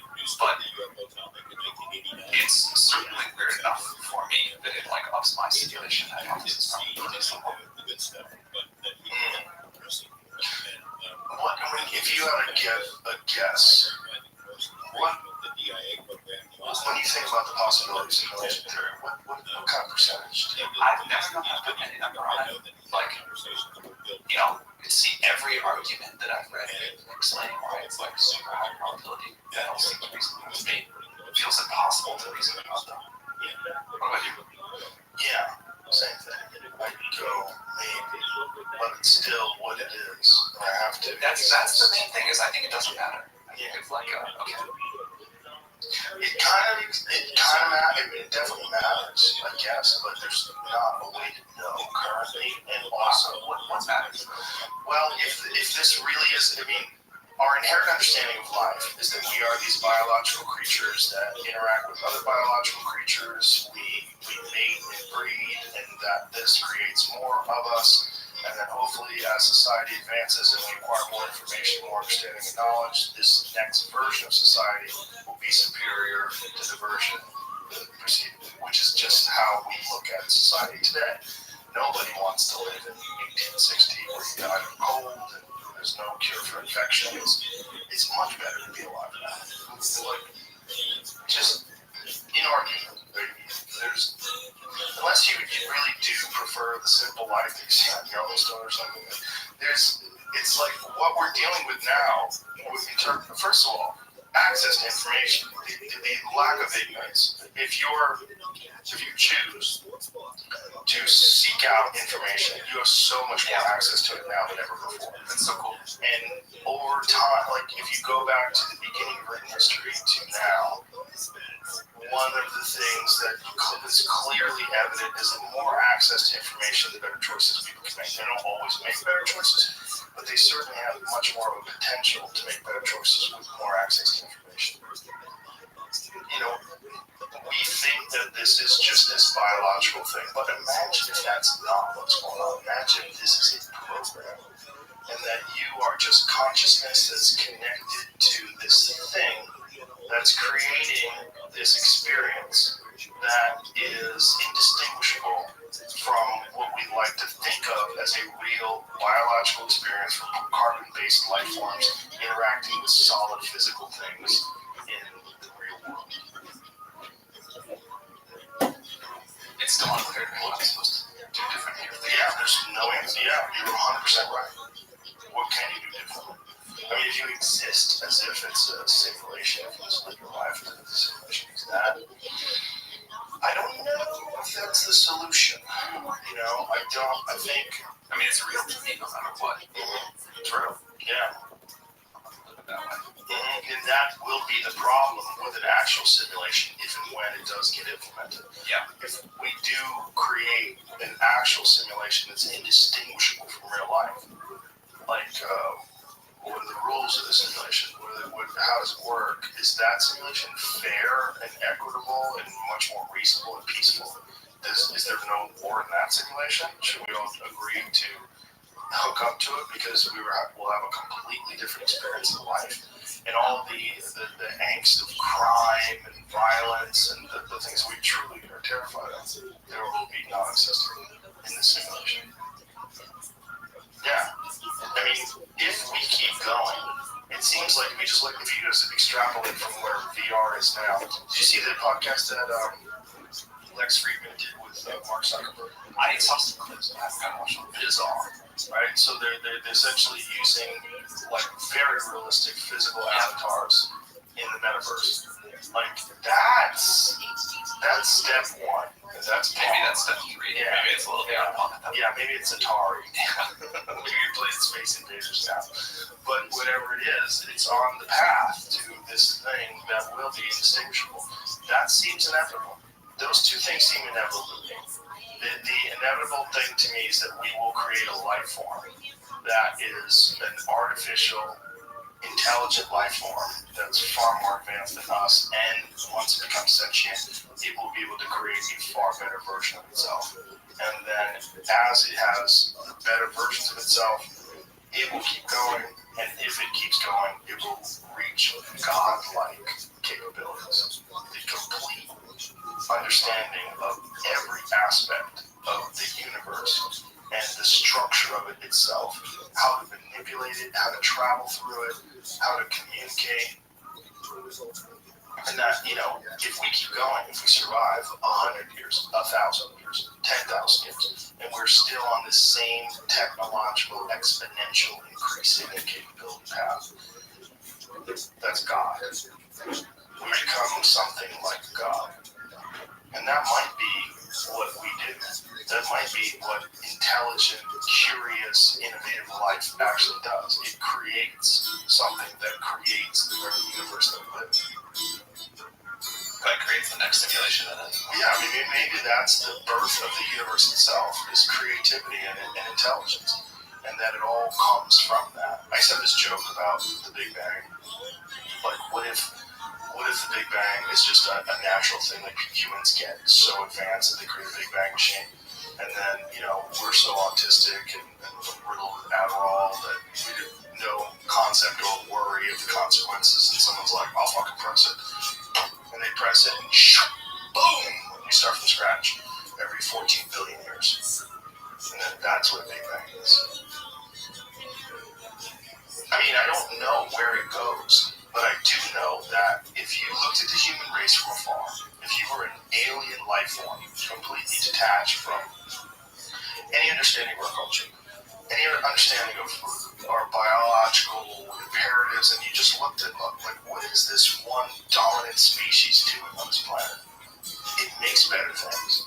That's what it does. That I agree. It goes to war. It steals. It does a bunch of things that it shouldn't do. It pollutes. It does all these things that are terrible. But it also consistently and constantly creates better things. Whether it's better weapons, going from the catapult to the rifle to the cannonballs to the hypersonic missiles to nuclear bombs.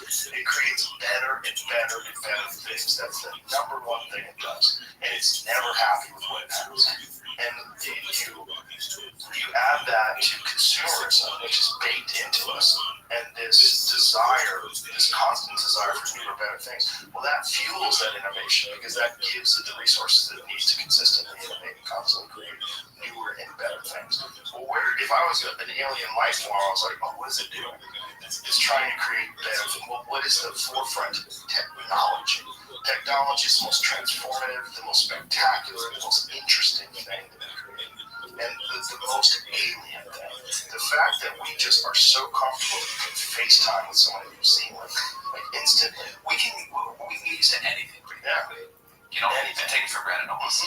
Yeah. And, well, if you were an alien life form, you were looking at us like, what is it doing? Oh, it keeps making better things. It's going to keep making better things. Well, if it keeps making better things, it's going to make a better version of the thinking thing. And it's doing that right now. You're a part of that. It's going to make a better version of a thinking thing. Well, that better version of a thinking thing, it's basically now in the amoeba stage, it's in the small multicellular life form stage.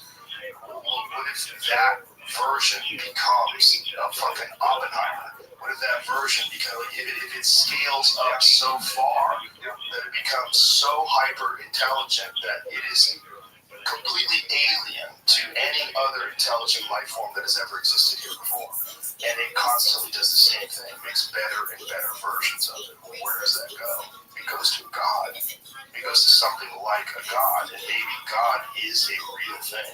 but maybe it's a real consequence of this process that human beings have of constantly innovating and constantly having this desire to push this envelope of creativity and of technological power.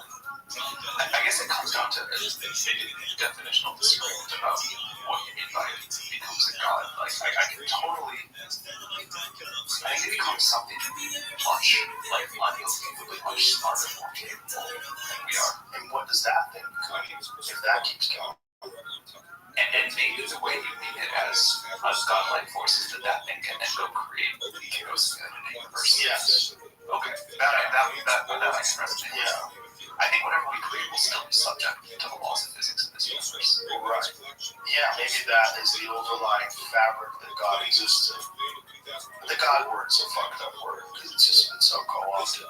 But, I was having this conversation with Stephen Meyer, who is, he's a physicist. I believe he's a physicist. And he's also religious. It was a real weird conversation. Very fascinating conversation. What kind of religion? In Christ. Yeah, he believes in resurrection, which I found very interesting. But, it's interesting communicating with him because he has these little pre-designed speeches that he's encountered all these questions so many times. That he has these very well worded, very articulate responses to these things that I sense are like bits.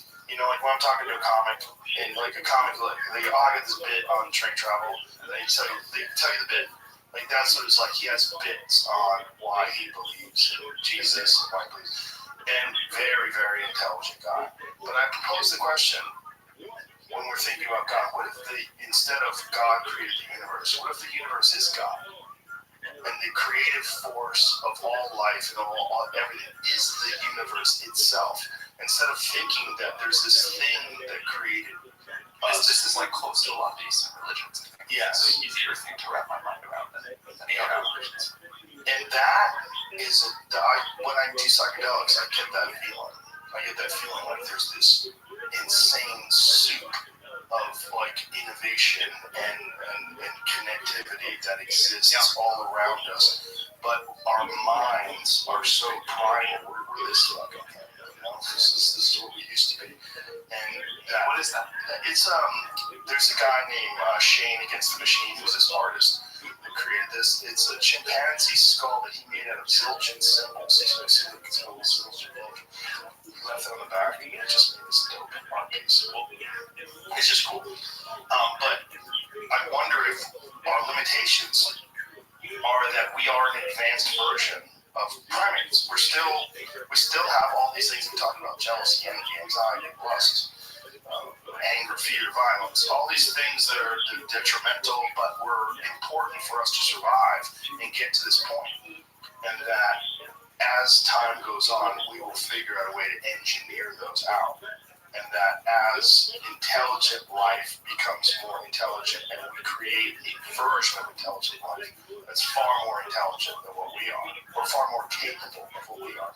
If that keeps going, if it just keeps going, ChatGPT, imagine if you go to ChatGPT and go back to Socrates and show him that, explain that, and show him a phone, and put it on a phone and have access to it. Be like, what have you done? Like, what is this? I bet he'd be much more impressed with the phone than ChatGPT. I think you'd be impressed with the phone's abilities to communicate for sure, but then the access to information would be so profound. Back then, look, you're dealing with a time when Galileo was put under house arrest because he had the gumption to say that the Earth's not the center of the universe. Well, now we fucking know it's not. Like, we have satellites, we send literal cameras into orbit to take photos of things. No, I totally get that. I just meant that we kind of know what it's like to talk to a smart person. And so in that sense, you're like, oh, all right, I didn't think you would talk to a non-person and have that be person-like in some responses some of the time. But a phone, man, if you just woke up after 2,000 years and there was a phone, that would, you have no model for that. You didn't get to get there gradually. Yeah, no, you didn't get My friend Eddie Griffin has a joke about that. It was about how Alexander Graham Bell had to be doing coke. He goes, because only someone on coke would be like, I want to talk to someone who's not even That's what phone Is is. that something Coke makes me want to do? I don't know. I've never done coke, but I would imagine it is. I mean, it's It seems just to me like it just makes people like angry and chaotic. yeah, a little of that, but they also have ideas. So, yeah, I mean, but back to this, where does it go? If it keeps going, it has to go to some impossible level of capability. I mean, just think of That that. I believe is Yeah. What we're able to do now with nuclear power and nuclear bombs and hypersonic missiles. It's just the insane physical things that we've been able to take out of the human creativity and imagination, and through engineering and technology, implement these physical devices that are indistinguishable from magic if you brought them in 500 years ago. I think it's quite remarkable. And so keep going 100,000 years from now. If we're still here, if something like us is still here, what can it do? In the same way that I don't think Socrates would have predicted the phone. I can't predict that. No, probably totally off. But maybe that's also why comets exist. Maybe it's a nice reset. Just like leave a few around, give them a distant memory of the utopian world that used to exist, have them go through thousands of years of barbarism, horrific behavior, and then reestablish society. I mean, this is the Younger Dryas Impact Theory that allowed 11,800 years ago at the end of the Ice Age that were hit by multiple comets that caused the instantaneous melting of the ice caps over North America, flooded everything. It's the source of the flood myths from the Epic of Gilgamesh and the Bible and all those things. And also there's physical evidence of it. Like your core samples, there's high levels of iridium, which is very common in space, very rare on Earth. There's micro diamonds that are from impacts, and it's like 30% of the Earth has evidence of this. And so it's very likely that these people that are proponents of this theory are correct, and that this is why they find these ancient structures that they're now dating to like 11,000, 12,000 years ago, when some people are hunter-gatherers. And they go, okay, maybe our timeline is really off, and maybe this physical evidence. Yeah, I've been watching that with interest. Yeah, Randall Carlson is the greatest guy to pay attention to. Randall Carlson. Yeah. He's kind of dedicated his whole life to it, which, by the way, happened because of a psychedelic experience. He was on acid once, and he was looking at this immense canyon, and he had this vision that it was created by instantaneous eruptions of the polar caps, and then it just washed this wave of impossible water through the earth. It just caught these paths, and now there seems to be actual physical evidence of that is probably what took place. And that, we're just the survivors, and that we have re-emerged, and that society and human civilization occasionally gets set back to a primal place. Yeah.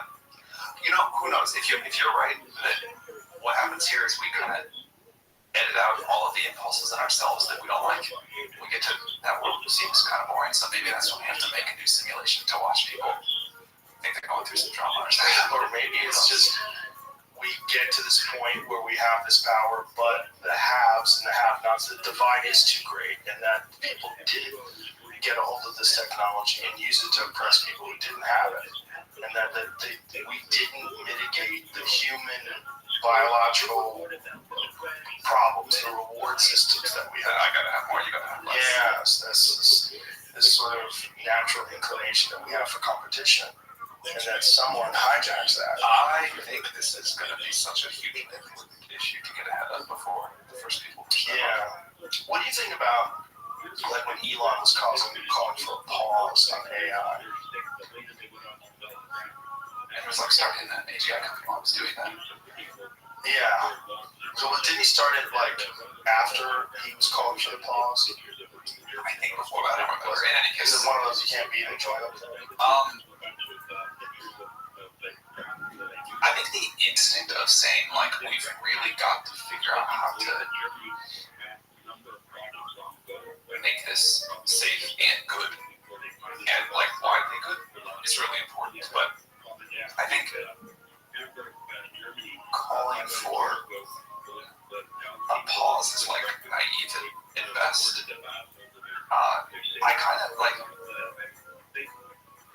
I I think you can make progress on the safety part of this, as we mentioned earlier, by sitting like in a room and thinking about it. You've got to see where the technology goes. You've got to have contact with reality. And then what you like, but we're trying to like make progress towards AGI conditioned on it being safe and conditioned on it being beneficial. And so when we hit any kind of like block, we try to find a technical or a policy or a social solution to overcome it. That could be about the limits of the technology and something not working, hallucinates or it's not being smart or whatever. Or it could be there's this like safety issue and we've got to like redirect our resources to solve that. But it's all like, for me, it's all the same thing of like we're trying to solve the problems that emerge in each step. Is where we're trying to go. And, maybe you can call it a pause if you want, if you pause on capabilities to work on safety. But in practice, I think the field has gotten a little bit longer on the axle there, and safety and capabilities are not these two separate things. This is like, I think, one of the dirty secrets of the field. It's like we have this one way to make progress. We can understand and push on deep learning more, and that can be used in different ways. But I think it's that same technique that's going to help us eventually solve the safety. All of that said, as like a human, emotionally speaking, I super understand why it's tempting to call for a pause. Happens all the time in life, right? This is moving too fast. Right. We gotta take a pause here. Yeah. How much of a concern is it in terms of national security that we are the ones that come up with this first? Well, I would say that if an adversary of ours comes up with it first and uses it against us and we don't have some level of capability, that feels really bad. Yeah. But I hope that what happens is this can be a moment where, to tie it back to the conversation, we kind of come together and overcome our basic impulses and say, like, let's all do this as a club together. That would be better. That would be nice. And maybe through AGI and through the implementation of this technology, it will make translation instantaneous and easy.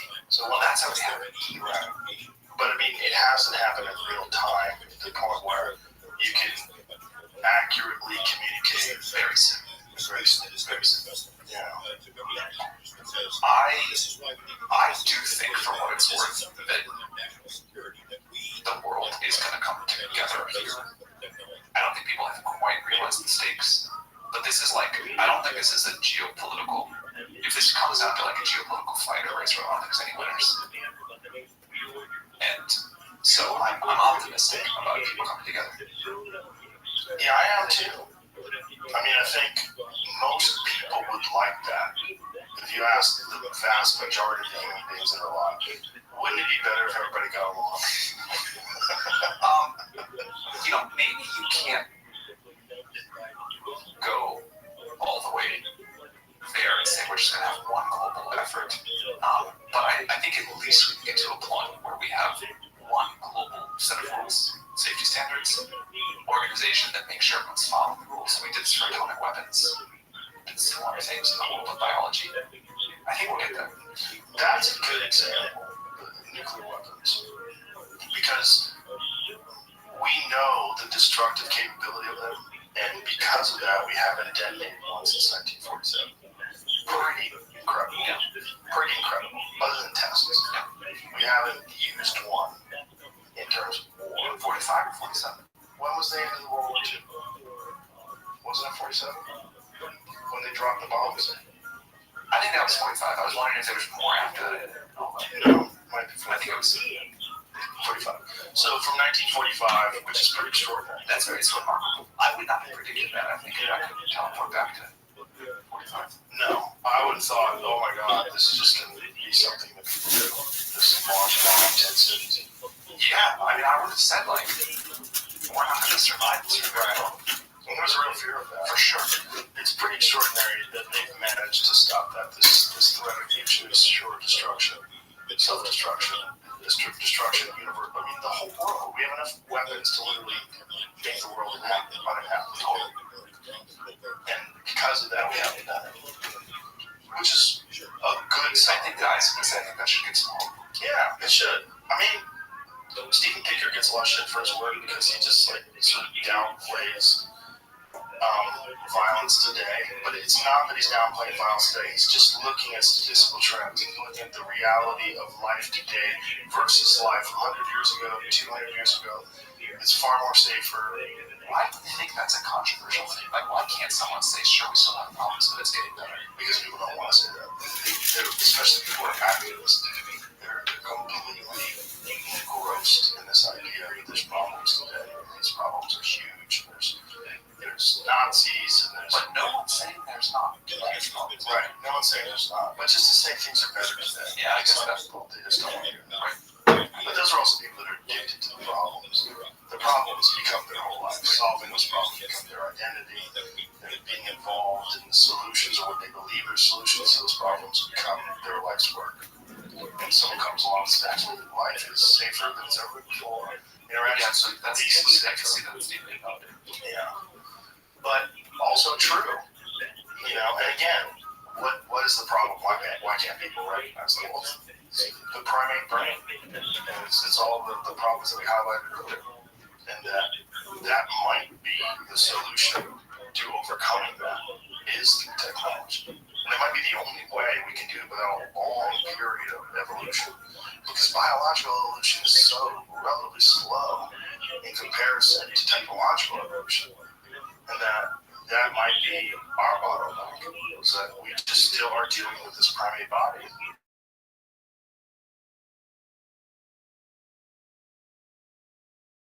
Augmented form of engaging with it, whether it's Neuralink, something that shifts the way the mind interfaces with other minds. Isn't it wild that speaking of biological evolution, there will be people who think were alive before the invention, or discovery, whatever you want to call it, of the transistor.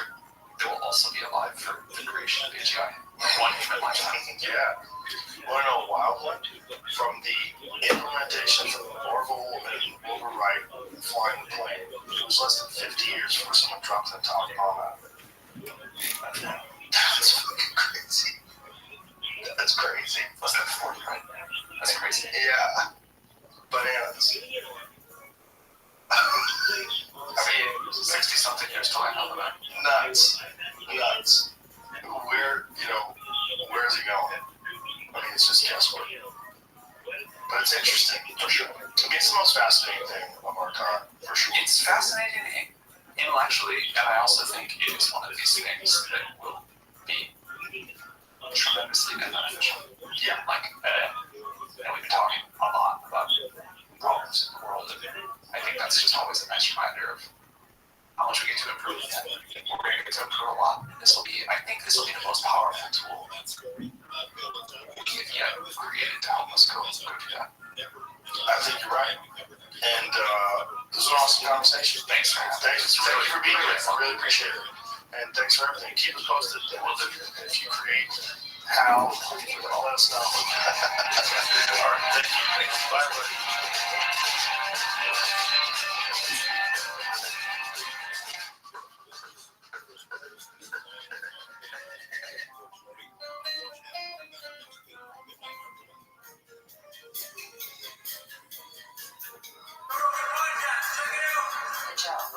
Experience. Say my name, Joe Rogan Podcast by night, all day.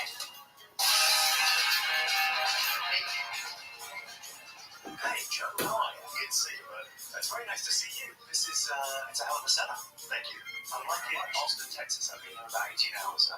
It's 5 stars on TripAdvisor so far. Did you do a set last night? I didn't do a set, but I went to the club. Yeah. And the club is phenomenal.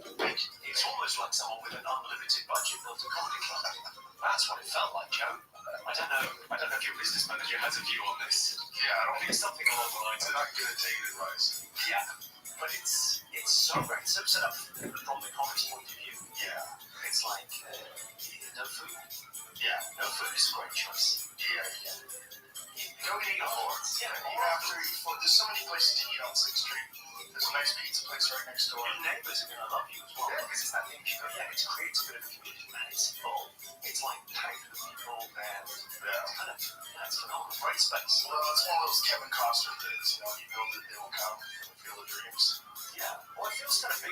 as well in terms of, you come out here and what are you giving back? And comedy's giving you everything, as it has been, and you go, well, what can you give back? What can you do for your community? And it feels like that's a great thing to do.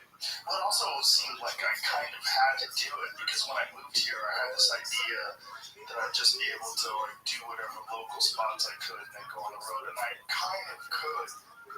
But one of the things that I've realized is that comics need community.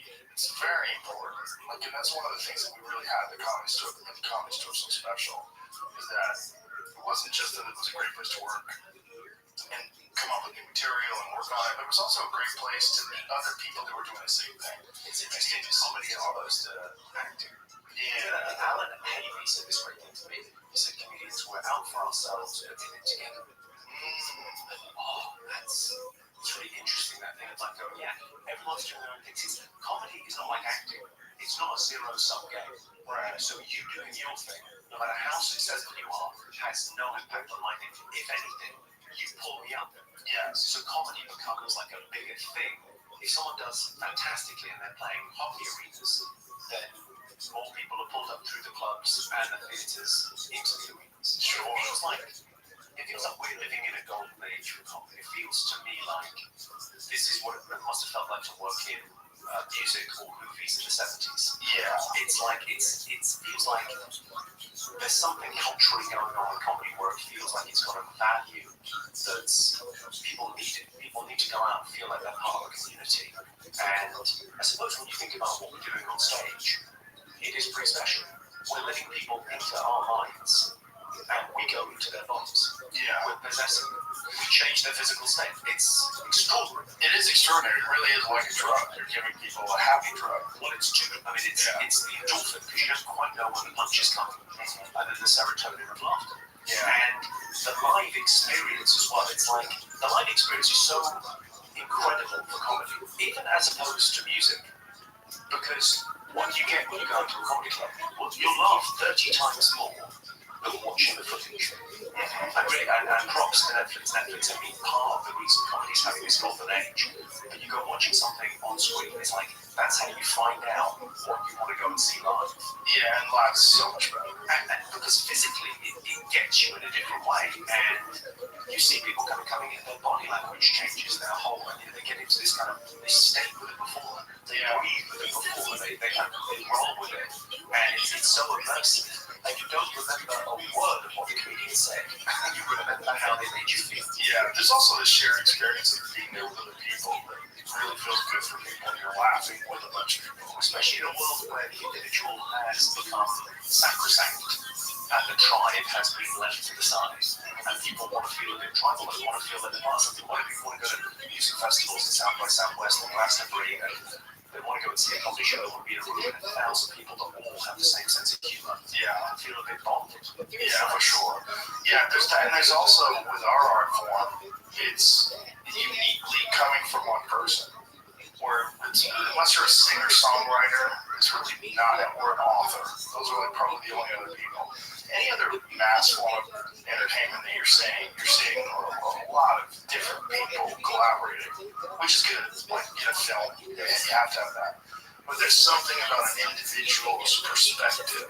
Someone going, what the fuck is this? And I mean, for me, that thing of, stand-up is naturally progressive. For me, it's like stand-up is about, there's an overtone about what, that theory of the overtone of what is always acceptable to talk about publicly. right. And comedy is always pushing the edge of that. Not just edgy comedy, I do quite edgy stuff. It's not about being edgy particularly. Even someone doing observational stuff, Seinfeld saying the world is crazy, nothing makes any sense, this is ridiculous. He says the thing and it pushes, or someone talking about their relationships and their kids, it pushes what's acceptable to talk about in everyday life further, and it expands that window. And so we have more open, meaningful conversations. Like you go and see a comedy show, you have a much more interesting chat afterwards. You go to comedy on a date night, it becomes like a more interesting conversation because something the guy said sparks something, it pushes the conversation. It's naturally progressive. Yeah. It is, and also in this day and age, it's one of the rare places where you can hear people speak freely about controversial subjects. And in my club, we lock up their phones so people they're not self-conscious. They're also not distracted, and then you don't have to worry about people filming clips. It is weird, isn't it? The locking of the phones is such an interesting point because that's what people want. Yeah, They want that boundary of going, I'm in a live. yeah, Like, there's lots of people that would watch your favorite show, you'd watch whatever you like Game of Thrones or whatever, or whatever. And if you have your phone near you, there's a temptation to check the news and refresh to see what's going on and to ruin the experience for yourself. But somehow being out in public, like, you're aware, like it's performative being in a crowd. Like, we're not the only ones performing in a comedy club or in a theatre. The audience are performing. People, how are you doing? Like, you ask an audience, how are you doing? Like, yay! No one says that one-on-one. No one says, hey, how are you doing, James? Yeah! You sound psychotic. right. But in an audience, it's entirely acceptable to be that person. To dance, to clap, you look strange listening to a band play live and just standing and listening. Like, Yeah. and not dancing in the crowd. Right. And that thing about going, well, it's performative being in the audience. Don't think you're the only one performing. They're all with you. They're all, the laughter is partly you're signaling. It doesn't mean that it's fake laughter, but you're signaling to other people that you've got it. And you're applauding when you kind of agree a little bit. Yeah. There's a rhythm to being in an audience. It is a performance. And it's so fun to do. Yeah, it's my favorite thing to watch still. After all these years, I watched Christina Pazitsky last night. It was awesome. It's fantastic. Oh, she's so funny. But it's fun. It's fun to laugh. It's fun to see someone's writing and see like where they're going with ideas. And it's just This episode is brought to you by True Classic. Finding premium basics online can be hard. From the material to the fit it's a constant struggle to get something that looks good and feels even better. And even if you do find great basics, they're usually super expensive. Thankfully, True Classic is here to help with clothes that'll give you the confidence to tackle those New Year's resolutions at an affordable price. Their activewear crew necks provide moisture-wicking, odor control, quick dry, and antimicrobial finish for maximum comfort. In fact, True Classic is so committed to their products, they even have a 100% perfect fit guarantee and easy return. So, if you're ready to upgrade your closet, shop now with my exclusive link at trueclassic.com/Rogan and save up to 25% off your first order. That's trueclassic.com/Rogan. Make 2024 your most stylish year yet with True Classic. I've been talking about AG1 for years, and here's something fun. It's not always been the same AG1, and you know why? It's because they just keep making it better. These guys are dedicated to researching and testing and tweaking so it stays a nutritional powerhouse. They're in the lab, constantly improving, and I love that. Seriously, I trust AG1 because they know what they're doing. AG1 is tested for 950 impurities, way more than the industry standard recommendation of 10. Because what's not in AG1 is just as important as what is. There's a lot of supplements in the market, but AG1 is one thing that I choose to start my mornings with. Just stir it in, some cold water, and I'm ready to go. So if you're trying to figure out how to start optimizing your health journey, it's AG1. Try AG1 and get a free 1-year supply of vitamin D3, K2, and 5 free AG1 travel packs with your first purchase. Those travel packs are awesome. I use them all the time when I'm on the road. Drink AG1.com/Rogan. That's drinkag1.com/Rogan. Check it out. It's the same and totally different. It's a guy on stage with a mic, girl on stage with a mic, and it just, what's he doing with this? It's a totally different thing. It's that self-authored thing. I mean, the thing I'm working on at the moment, I'm slightly jealous of the club. I'll be honest. I saw the club last night. This is quite something to do, to set up a club and to have that community, and it's great. And I think that I'm working at the moment on I don't know whether it's a book or whether it's I think it might be like an online course as a comedy goes. And how to do stand-up? How to write jokes, how to be a stand-up. That's great.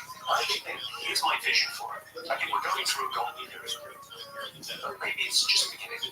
Comedy's quite a new medium anyway. Yeah. We get to be the Beatles and the Rolling Stones, or certainly someone in our generation does. You know, if you think about it, like George Carlin and Richard Pryor were John the Baptist. Someone's coming through. It's like that thing of like it feels like it's getting bigger and bigger. My vision is it gets taught in schools. So we teach music, and we teach drama and art. And I think stand-up comedy is helpful. And I think we need to get less magical thinking and more, okay, let's put down a language like music, you can write it. Let's come up with I'm working on like 50 joke types. Let's come up with a way of analysing this and teach people how to do it. Because what does it give you? Like, if your kid does stand-up comedy, okay, well, they have to find their voice. They have to look at things from a different angle, from a different perspective. It's about pattern recognition. These are all transferable skills. And it's about finding your voice. The reason every stand-up is interesting to watch is because it's individual voices. Yeah, really, what's growing up about? What's school about? Finding your voice, finding out what you're about, finding out who you are. Like, I don't think it's a dumb idea to teach stand-up comedy and to say, well, everyone should give this a go. Yeah, people that have done, I've got a couple of people that come see me live or whatever, tell me, I did like 4 or 5 gigs 10 years ago. But they enjoy stand-up comedy more than the average person. It's like someone who can play a little bit of guitar, right, and goes and sees and go, well, this is right. They have an inkling of how good it is. Yeah. Someone that does a little bit of jiu-jitsu, I imagine, goes and sees an MMA fight and goes, he's good. Yeah. They've got like some idea. It's like that. They've gone from unconscious incompetence to conscious incompetence. Yeah. We've actually talked many times about putting together a course. So we thought about doing it maybe at the club and, just having professional comics that are on their way up, that are just starting, and having like a workshop where we could talk to them about material, about the importance of editing, about getting to the point quickly, and how it would be great. Because how many comics do we know, guys that do this for a living and are doing great, that do have magical thinking? Well, it just comes to me, and I need to do this to make it happen. Like, understanding how to write music has never damaged anyone's creativity. So I think the idea of like analysing it and treating it like a job, and how do you sit down and write something? Go, well, I don't sit down and write. It just occurs to me. Well, okay, but like, that's a great quote by Chuck Close. The artist Chuck Close, great artist, pointillist, and he said, "Inspiration is for amateurs. The rest of us just go to work." Yeah, it's similar to Stephen Pressfield's work. War of Art. Oh, I love that. Yeah, fantastic. It's really something, isn't it? I think I'm onto something here, because I think a lot of people want to do something creative with their lives. I think a lot of people want to, they like stand-up comedy. It's becoming a bigger thing. I think more people will want to try it. And just giving them the kind of the instruction manual early on. Yeah. So, because what they haven't to do is what we did. You watch a lot of comedy, and then you kind of reverse engineer what you hear people do. So you watch the greats, you watch Stephen Wright and Phillips and Rita Rudder on the sites, whatever you're looking at, and you go, okay, so they must have had the punchline first, and then they were doing that wordplay. That's probably how they did it. Okay, so you can take all the structure, you can steal the structure, and then come up with your own content. It's a way kind of, Yeah. Well, that's what a lot of people do in the beginning, right? They make jokes that are similar to a joke that someone they enjoy would write. Like say it's in their voice, it's in there. They find themselves kind of doing, and then there's different ages in comedy where certain people kind of come through and have a real effect on how everyone's performed. Like David Tell. Yeah. Patrice O'Malley used to always say, let's talk about how many babies he had. Yeah. Like, and that so many comics copied his voice. And David Tell's like probably one of the bigger ones. Well, I think he's been incredibly influential. It feels like he's got the props later on. But I mean, it kind of. He's the worst at promoting him. There's two brilliant comedians that are fucking terrible at promoting, and because of that, they don't get the credit they deserve. Colin Quinn and Dave Attell. Those are, in my opinion, those are the two that should be selling out arenas. Yeah, I mean, Colin Quinn's solo shows, I think there's 3 or 4 now. He just did one at the club a couple weeks ago, and the whole staff, everyone, the comics, the staff, everyone was raving. He's like how brilliant his writing was, the timing. They said he put on a masterclass. It's almost like everything he says is in that comedic tone. He's been incredibly influential. I think he shows fabulous. And then, Attell, it feels like you haven't put out enough material. I'm kind of almost like, want to be morbid here, but David Attell's not going to live forever. And at some stage you go, there's not enough. I mean, it's Shanks for the memories, which is great.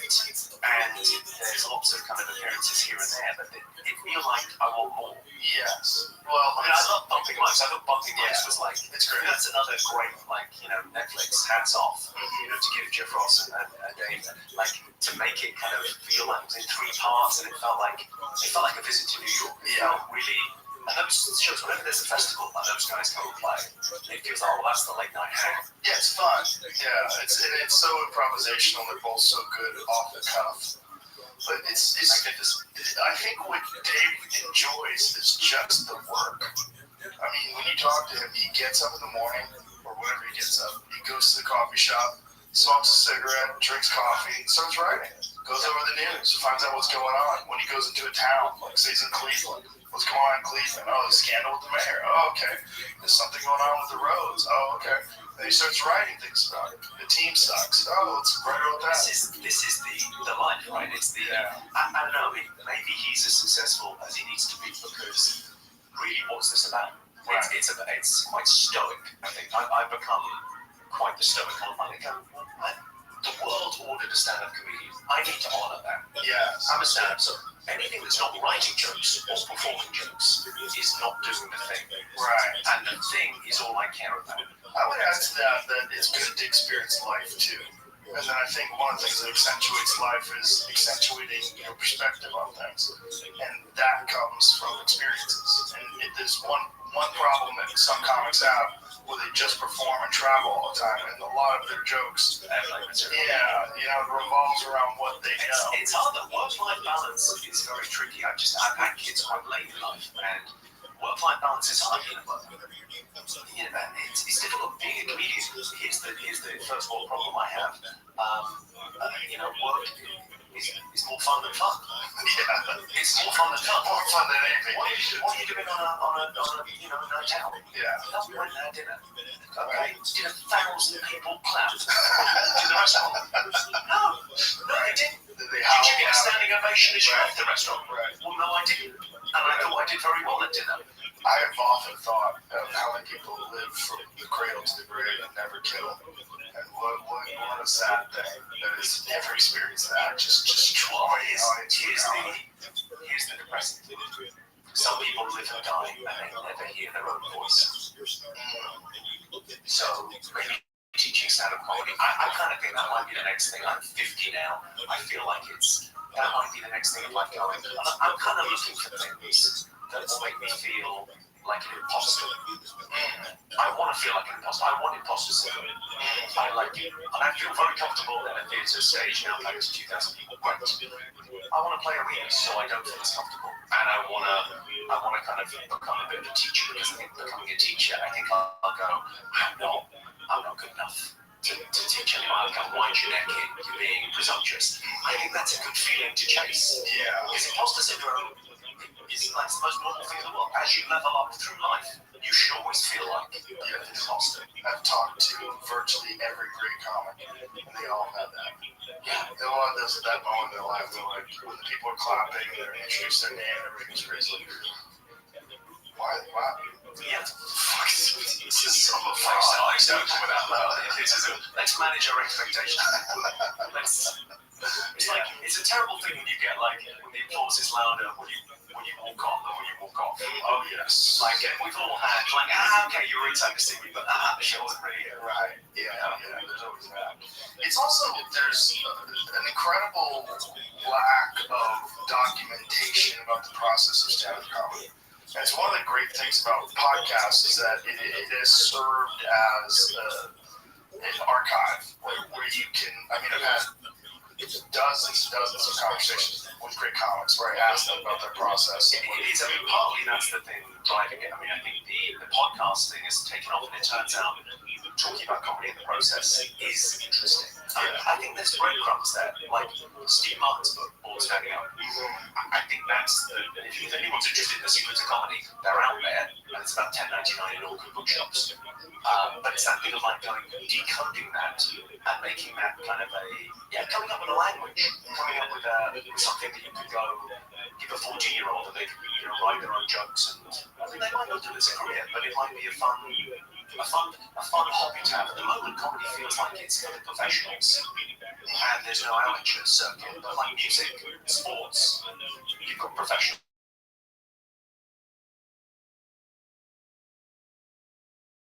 Why not have that going on? Why not have more comedians, more comedy? Yeah. Well, one of the things that we set up at our club is 2 nights of open mic nights. So we have open mic night on Sunday and open mic night on Monday. And then we have the staff of the club, all the door people are all professional comedians who audition for that job with their act. So they're people that aspire to be professionals, and this is sort of like an I met a couple of them last night. It's kind of great. That too. It's the whole vibe of the place there is it's everyone is in service of this night, of this thing. A theatrical performance. Well, it's the only art form that is consumed all over the world, loved by everyone, cherished by people, but does not have a direct professional path in order to be successful. It's not like music. You learn how to play a guitar. You can take online classes. You can figure out how to compose music. You can get together with bands and practice and put it together. There's a path. With stand-up comedy, it's just go up and figure it out.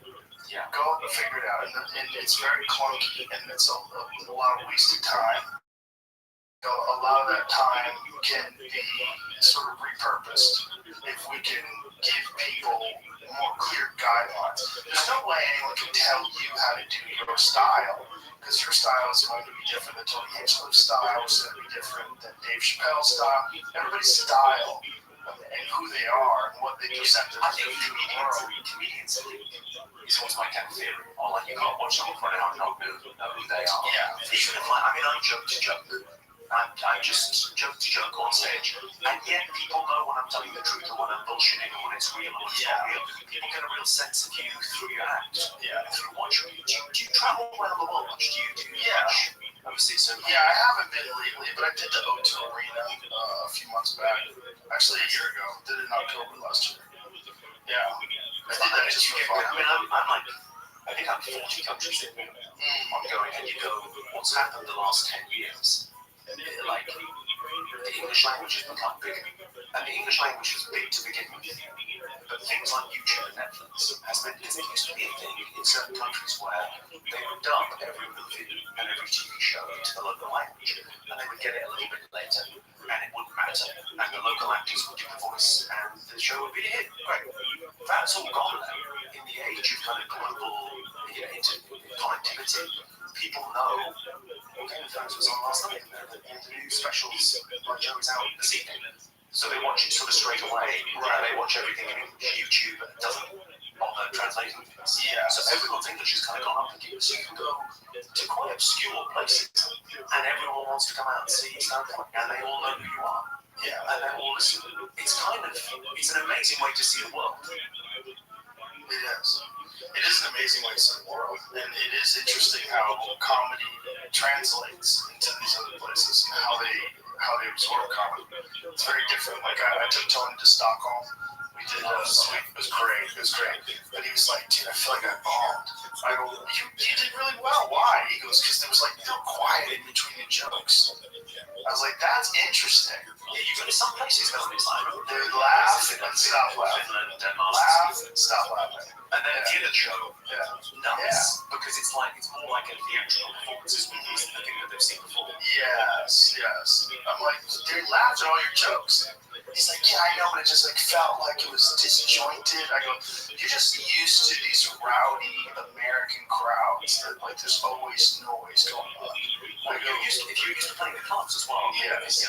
I play mainly theatres, so if I go to a club, I'm very just like, you're serving drinks. Right. Drinks, sexes. What's going on? What's happening here? But because you're not in that field, there's certain countries where you get a standing ovation like Canada, America, Australia, love a standing ovation. They're getting up to leave anyway, they might as well.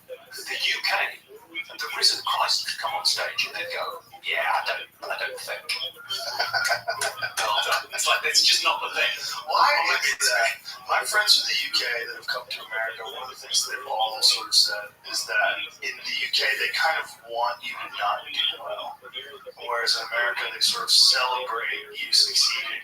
I think culturally, if you think about what America is about, it really, I suppose it dares to dream. There's a bit of a tall poppy syndrome in the UK, where people do two words like, well, let's cut them down to size. Yes. Whereas America is for dreamers, and they're going to do something, and it's exciting. Yeah. I mean, Austin's got a real feel at the moment for, that every city whistles to you. Yeah. So Los Angeles says be more famous, and New York says make more money, and Austin seems to be saying be creative and weird.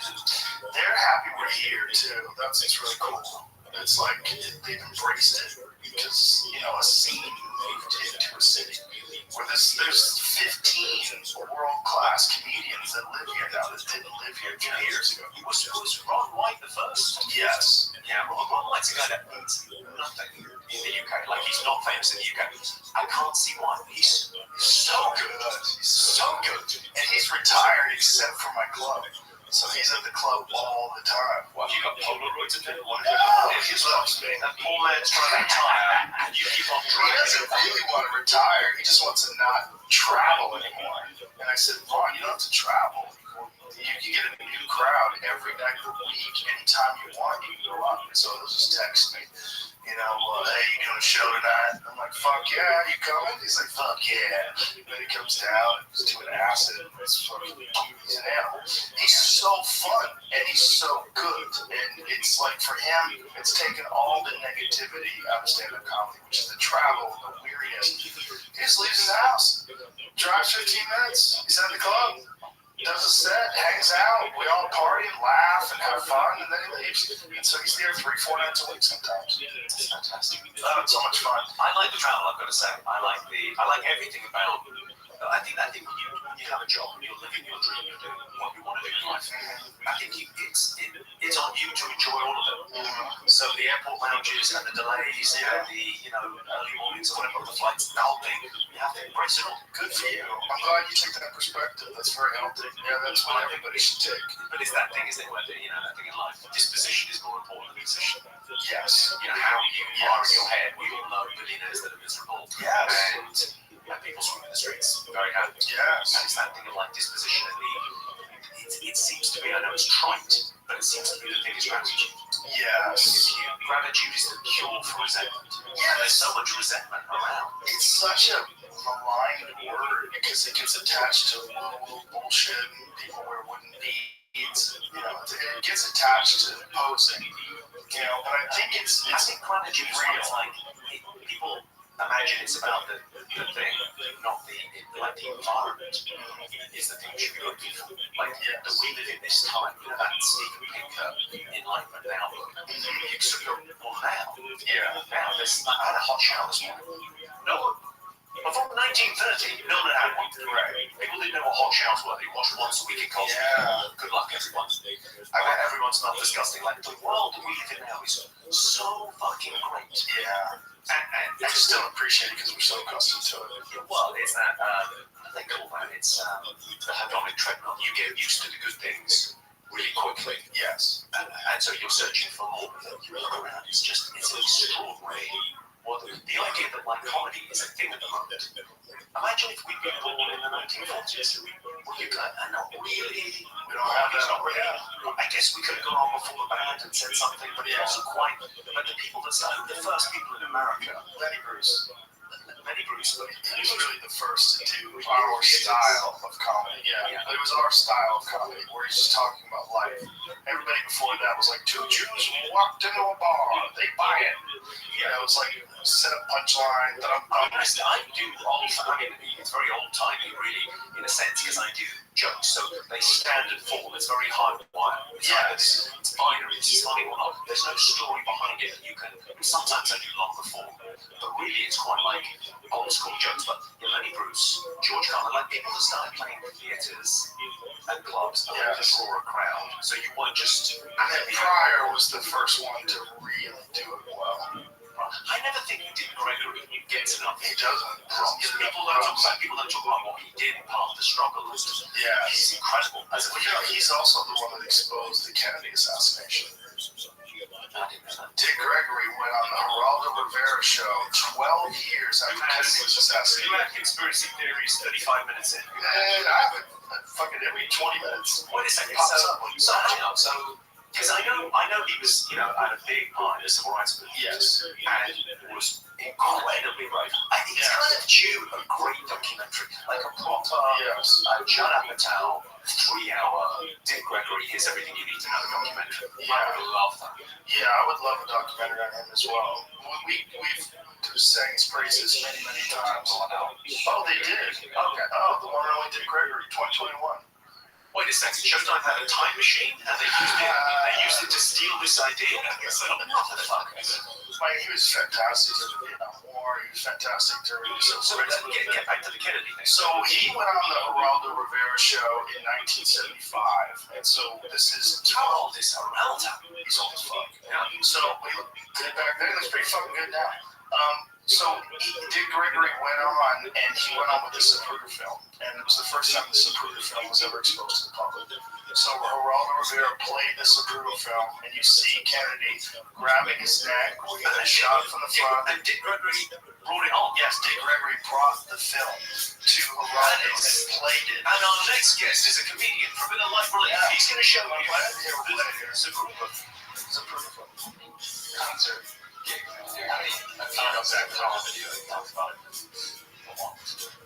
Okay, well, screw it. So he shows the video of Kennedy being shot, and then he goes, and I'm going to be at the Laugh Factory in Miami Beach shot Thursday. Come see me. The net effect of that is to make young people watch it. Well, I'm telling you right straight out that if you are at all sensitive, if you're at all queasy, then don't watch this film. Just put on the late night movie because this is very heavy. It's the film shot by the Dallas dress manufacturer Abraham Zapruder, and it's the execution of President Kennedy. And Bob, would you please narrate what we're seeing as we show this film? This is commercial footage leading into Dealey Plaza. This is the car on Main Street. So this film was taken by actual newsmen. This was spliced together with the Abraham Zapruder. Yes.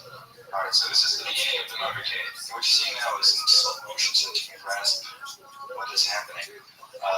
This is a film taken by Marie Lunchmore, who leads into the Zapruder film. It's for time continuity. The president is waving to the crowd here. And Jacqueline Kennedy, of course, is sitting alongside him in the open car. Right. This is for Marvel News' film. This is originally 8mm footage. And they're heading now toward Elm Street. They're on Houston Street now. They're going to make a left-hand turn. It's on the corner where they're going to make the turn here that the book depository was. Now this is the Zapruder film. Okay, so the cars are coming along now into Dealey Plaza. Yes, these are the lead motorcycles in the motorcade. All right, now the president and Mrs. Kennedy has also been in the car. Right. Now, before he gets behind the sign, the president is waving to the crowd. When he comes out from behind the sign, he is shot. Then Governor Connolly is shot. He's already been hit. He's already been hit. Now, At the bottom of the screen, the headshot. that's the shot that blew off his head. It's horrifying thing I've ever seen. It is, and it's genuinely shocking watching it now. Yes, it's genuinely shocking, but it was the first time people saw that his head moves back and to the left, indicating a shot from the front.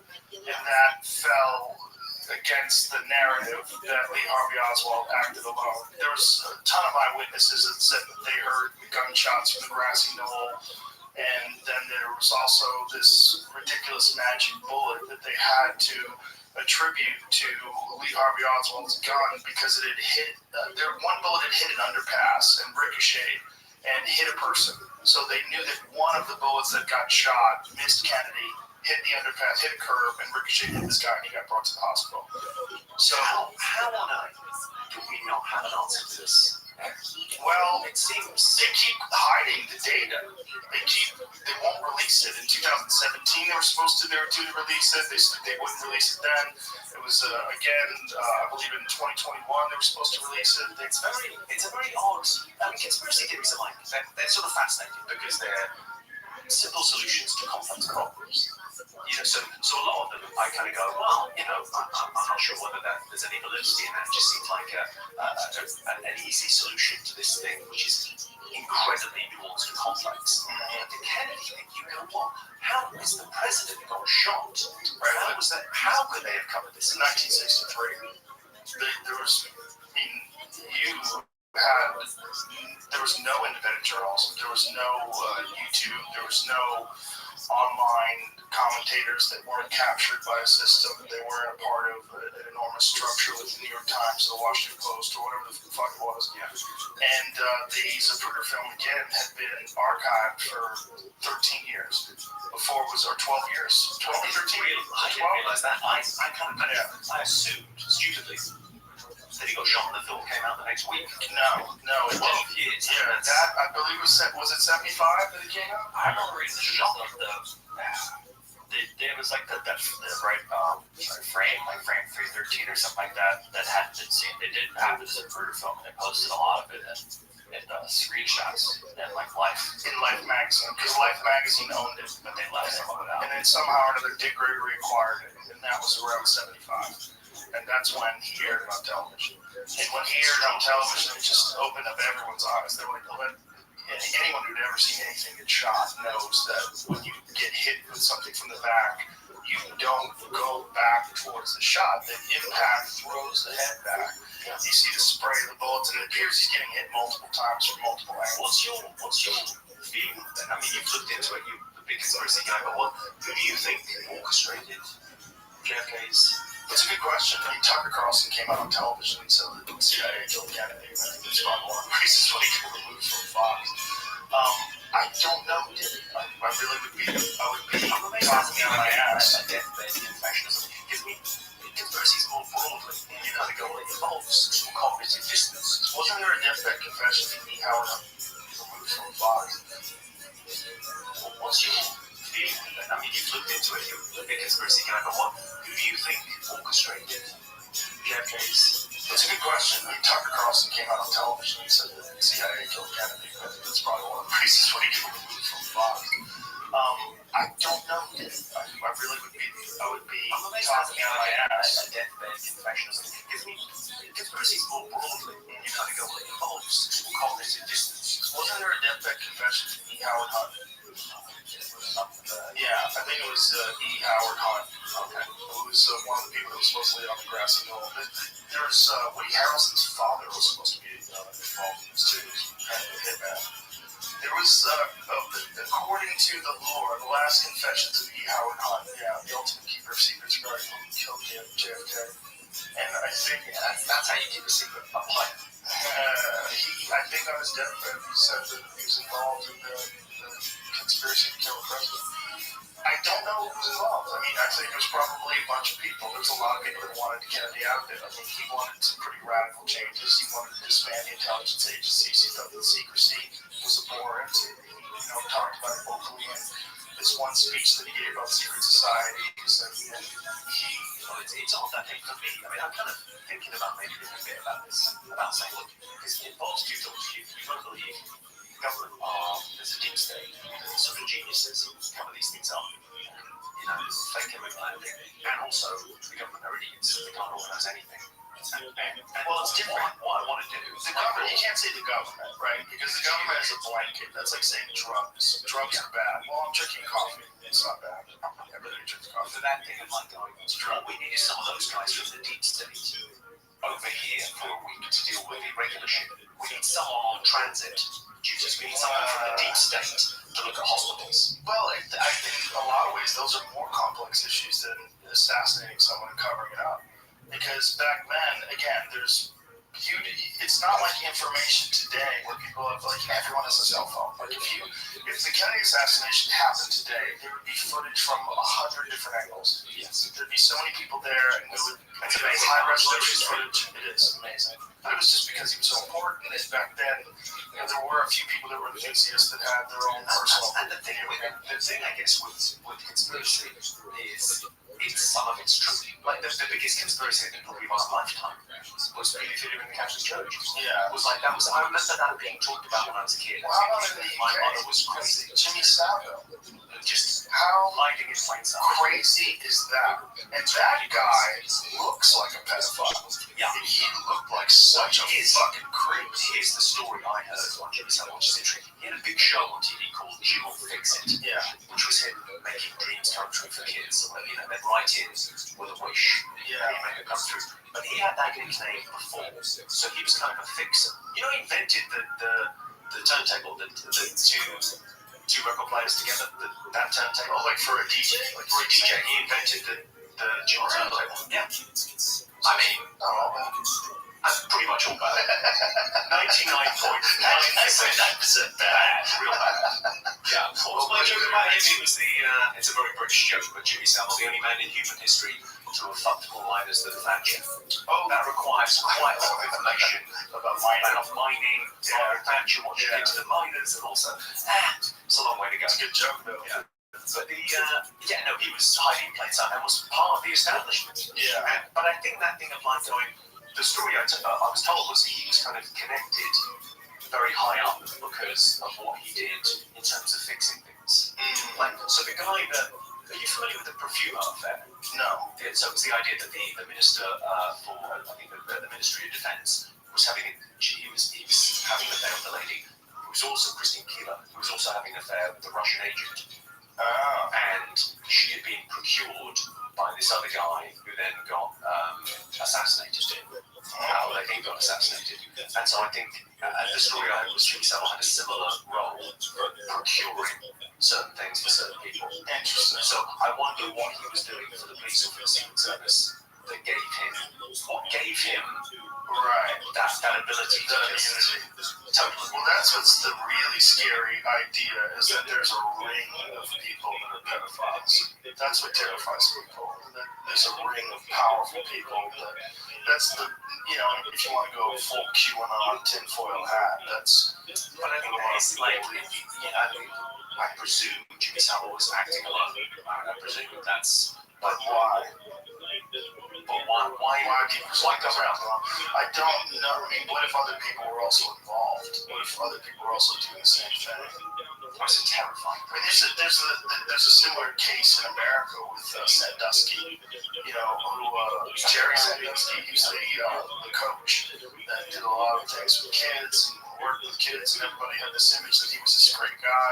It turns out the entire time he had been molesting kids.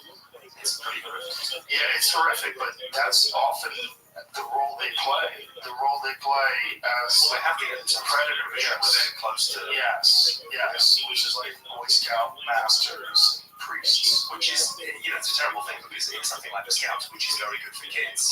Go and play together and learn those things and those skills. It's a great organisation, and yet that's absolutely fucking ruined. That's the first thing you think of now. Yes. When you think of the Scouts. Well, the Catholic Church is the greatest example of that, right? I mean, you cannot say Catholic priest without someone thinking pedophile. There's no other occupation on earth that has such a connection to pedophilia. And so when someone was talking me about the history of the Catholic Church and what happened, and the idea of the thing that turned the Catholic Church bad was the plague. Really? So the plague hit in the Middle Ages, and before then, the priest was the smartest guy you ever met. Smartest guy in the town, became this guy could read. This guy can read. Right. It's just shapes on a page to us. But like had access to books, was reading, was the most erudite, brilliant guy. The bishop was even smarter than that. The Pope was a genius. So the plague happens, and the plague wipes out, I think it's a third of the European population, but it might be more than that. And it wiped out a third of regular people, but it wiped out 90% of priests, because priests had to give last rites. So they were around the plague more than regular people. I think the last rites are dying, okay, then he dies. So the barrier to entry for getting into the priesthood went from you've got to be great to you seem to have all your own teeth and you can string a sentence together, you'll be great. So all of that stuff that comes after, downstream of that, like the plenary indulgences, this thing where you could buy your way into heaven in the Middle Ages, you could sort of pay someone to go, you make sure I'm okay when I get there. That kind of nonsense came along afterwards when it had all kind of corruption. The corruption and the Interesting. I had heard that it was connected to celibacy, and that initially there was no celibacy clause. They weren't supposed to be celibate. So it was that thing of they wanted to be more like Christ. So they found he was celibate. And so they went, well, I'm going to be, one priest said, well, I'm going to be more like him, live like Christ, I'm going to be celibate, not have a wife. And then that kind of took off as an idea. That's interesting because what I heard was that in the England. they were banging all the women. Because the priests were rock stars. I mean, if you have a community where the priest is literally connected to God and he's a biological man and he's horny and these women worship him, it came to them from. It's the original church business. Yes. If we look who we are in the 13th century, 100% priests. I can get up in front of these people and talk to them for an hour a week. Right. Done. Right. Yes. Put me down for one of those. Right. And they'd seek guidance from you and get up to accolades. And apparently they were allowed to have sex with women. And they were fucking everybody. Yeah. Just like rock stars. Because they were probably the most popular people in the town. The other thing that ties, that's very interesting. The other thing that ties it to, there's often been, and it's a very unpleasant thing, but there's often been a conflation between homosexuality and pedophilia, which is it's just fucking nonsense. Right. It's nonsense. It's nonsense. But it keeps on kind of rearing its head in a weird way.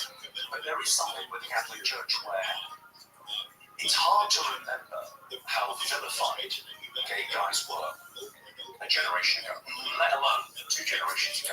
Yeah, so very recently. I mean, 90s. It's crazy, but it's true. So there's a weird thing where, okay, so let's say you were a gay guy in 18, 19. You knew you were gay when you were 14 or whatever. Like everyone else is getting married, going off, and you go, right, okay. The priesthood was a smart move. Because I don't have to get married. And I know a lot about that, so I'll join the priesthood. So you join the priesthood, you were a gay guy. There were other gay guys that had the idea. Great. Right. Now, here's the weird thing. Pedophilia was the same level of sin in the eyes of the church at that level. So one covered for the other. It was all, you were all down to going to hell. It was all terrible. Which is obviously, it's fucking nonsense, but yeah. Well, there's a different attitude towards same-sex minors and adults that is with some people in the gay community. In fact, there was a law that they were trying to pass in California where they were saying that the age of consent being 18 was in somehow or another anti-LGBTQ, because some young men sought mentors in older gay men, some young men who were gay. That sounds like Wasn't there was it Klein, is that what his name? There's a politician in California that was very controversial because he's promoting this. Very controversial because he's promoting and yes, that's going to be controversial. Well, I think his idea was like 16 and 17-year-old boys, and that should be okay. Which is, it gets very sketchy. That sounds. Also, here's something that we can do. Right? Here's something we can start a campaign for. Those laws about, at the age of consent in the UK is 16. Those laws should be for 17 and 18-year-old boys. Yes. They shouldn't apply to us. Right, shouldn't apply to a 55-year-old man. So Romeo and Juliet law, I think they have in certain states where you go, yeah, that's the age of consent is 16 for her, and that guy who's 17 and is her boyfriend, and then makes sense. That makes sense. And then at 18, maybe, okay, you're right, whatever you're going to do. I remember when I was 18 years old, when I turned 18, my girlfriend was a year younger than me, and she was 17, and I was terrified that I was going to go to jail because I was a legal adult and she was still a child.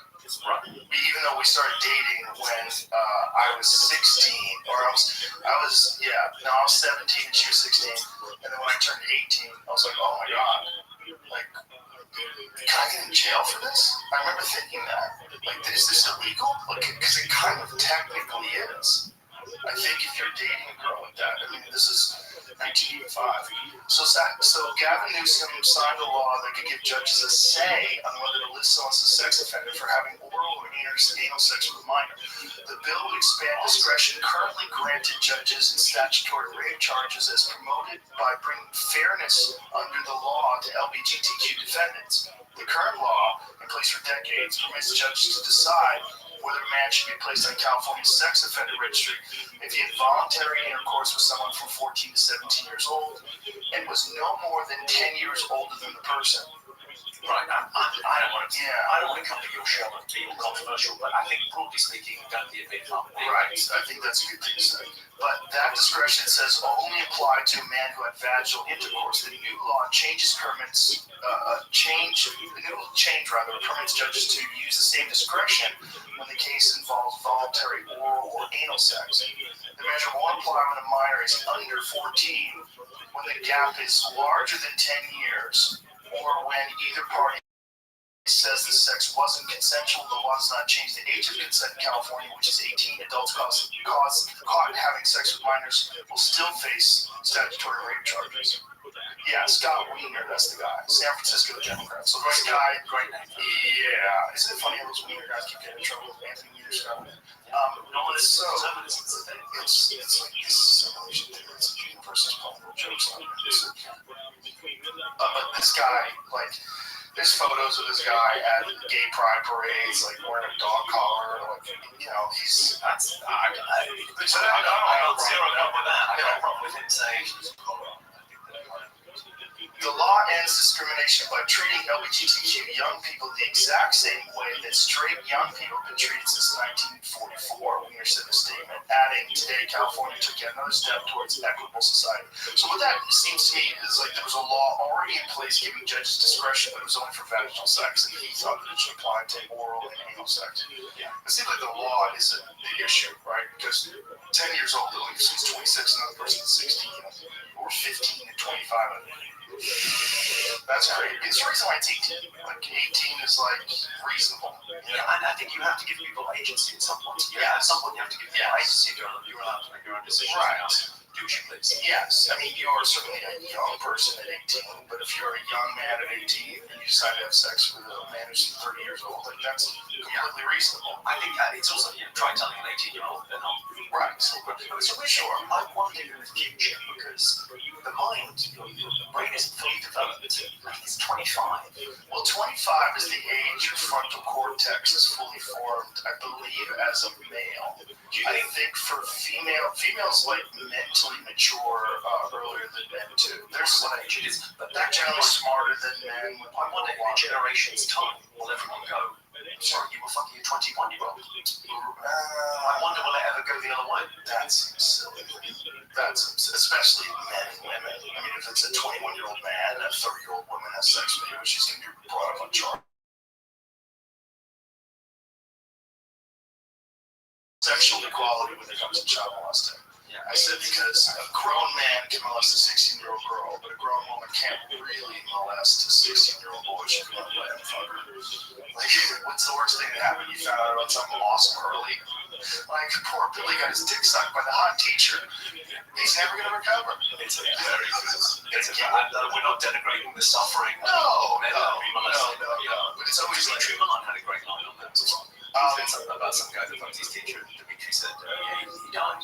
He got high-fived. I think that was Zach Galifianakis. Was that? I think so. I think it's Dimitri. You might be right. I mean, those guys are both phenomenal writers. I think it might have been Galifianakis. But either way, great joke. But it's I find it to death. But it's a difference. There's a difference, and it's also the difference in how we. It's unfortunate, but there's a prejudice about women having sex versus men having sex. That a woman is being taken advantage of by the man, like that they don't have agency, whereas the man is the pursuer and the predator. And so there's an aspect of that goes along with it, that a male, like, we don't think of a 16-year-old boy having sex with a hot 30-year-old woman as, like, that boy being molested. We just don't. Yeah, well, I suppose, increasingly, well, I'm giving it a lot of thought, but it does strike me that thing of, like, agency and being 18, being a grown-up in society. Yeah. I suppose the problem is that thing, what's that book? Is it Jonathan Haidt, the coddling of the American life? That idea of going, if there's no freedom for kids anymore, like, you're not allowed to go and play on your own, you're not allowed to leave the house and mess around, and, the only freedom you have now as a kid is online. So you're not allowed to go and experience that thing of being out in the world. In danger. Yeah. And knowing what's safe and what's not safe, and having experiences with people that are sketchy. So then, if you don't get any of that until you're 18, and then suddenly you get all of that, but you've not been drip-fed it. Right. Like that thing of like, I don't know what your childhood was like. We're pretty, grew up in Slough, sort of working class, to the west of London, and we were a nice little bit. We would go out on bikes in the morning, and you would come back for your dinner. You would just be out for the day. I don't think, my childhood. I don't know if that exists. No, that's like almost like child abuse. It's almost like neglecting your parental duties. Just let your kid just roam out of the house and come back and tell you. 14-year-olds used to be babysitters. Now 14-year-olds need babysitters. Yes. And I don't think anything's changed about humanity. So I think the idea that you have agency at 18, but like it goes from 0 to 60 Yes. in one day. Right. That's good. Like the drinking age is 21 here, it's 18 at home, and you go, well, actually, kind of everyone assumes that you kind of drink a little bit in the park with your friends. And it's also the different levels of experience of people that are 16, 17 years old. Like when I was in high school, the first girlfriend that I had, she had a single mom, and she was essentially on her own and left to roam around from the time she was very young. She had been going to concerts when she was 12 and 13 years old. She'd already had sex before I had. Like, she was a year younger than me, and when we met, I was a virgin, she wasn't. And so it was, she was more worldly and mature than I was. Like, she knew how to go to concerts. She knew how to get backstage. The idea that we're saying at an age, like 18, every 18-year-old, that's just This episode is brought to you by Fast Growing Trees. If you want to know what you're putting in your body, growing your own food is a great place to start. But listen, starting a garden doesn't have to be intimidating. I'd like to recommend Fast Growing Trees, one of the biggest online nurseries in the U.S. with more than 10,000 different kinds of plants that will be shipped to your door in just 1 to 2 days. That includes lemon, avocado, olive, and fig trees that you can grow inside your home. I love that you don't even need to have a lot of land to work with these guys. And if you don't have the greenest of thumbs, don't worry. Fast Growing Trees has a 30-day Alive and Thrive guarantee, plus free plant consultations. I think it's great that they'll help you with every step from finding the best plants for your garden to designing the layout and talking you through plant care. Truly, this is where your self-sustainability starts. And right now, they have some of the best deals online, like up to half off on select plants. And listeners to our show can get an additional 15% off their first purchase when using the code JRE at checkout. That's an additional 15% off at fastgrowingtrees.com using the code JRE at checkout. One more time, fastgrowingtrees.com, code JRE. Offer is valid for a limited time. Terms and conditions may apply. Solid state, everyone's the same. Everyone's different. Everyone comes to it from a very different perspective. Sure, different speed. It's funny, I mean, there's young people listening to this as well. It's that thing where it seems like such a race when you're young. Yes. To kind of to get there, to do everything, To be grown up. and you feel like you need to make all the decisions adolescence. Yeah. When you're 19, well, okay, what's your college degree? What am I going to do? Yes. What am I going to? It's a panic. Well, that's what's so predatory about America, because that's when student loans come in, and you get shackled up with these student loans that you can never get out of debt with. Student loans in America, I don't know how you have it in the UK. You have free health or free education, right? No, we used to have free education. So when I went to college, it was free. You had to pay for your kind of bed and board, and it was free. I went to university and got a free education. It feels ridiculous that we let that go. And maybe it's like, okay, so if it's too expensive, then I can see an argument to say, well, on academic merit, we cut the number of places until we can afford for it to be free. Yeah, it's free for everyone. Well, it certainly benefits the greater good of society to have more people educated. And what greater thing to spend tax dollars on than to educate the population? It's fantastic. Yeah, how could you make an argument against it? And with the predatory loans in America, the way it works is, like, say if you start a business,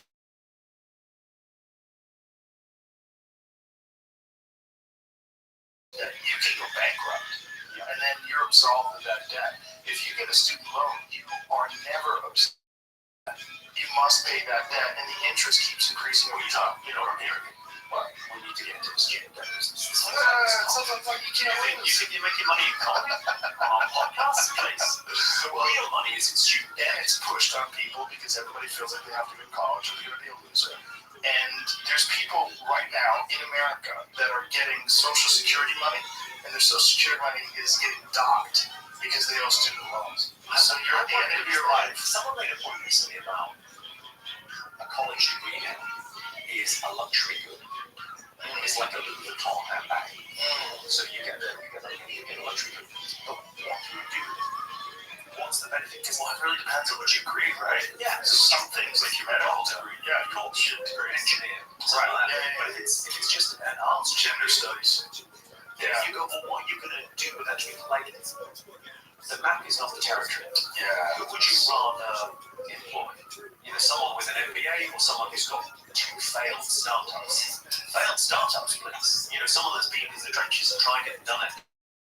I don't know what advice you would give an 18-year-old today, but It would really depend upon what they want to do and what they mean. I'm the worst person to give that advice because I knew because of my childhood and the way I grew up, very unstable, divorced parents, stepdad, moved to a new place all the time.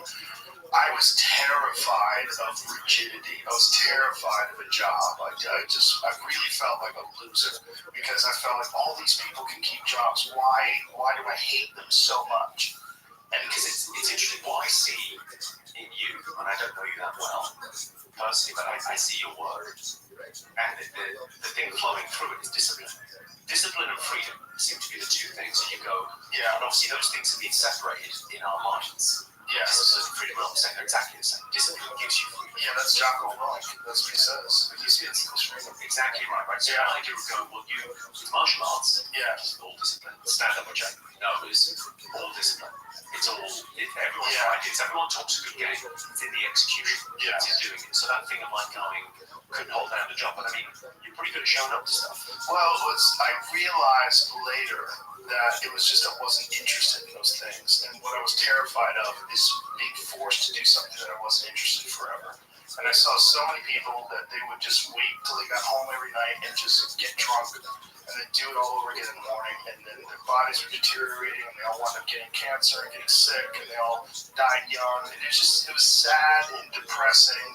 Well, it's work to live. That's what Yes. it's work.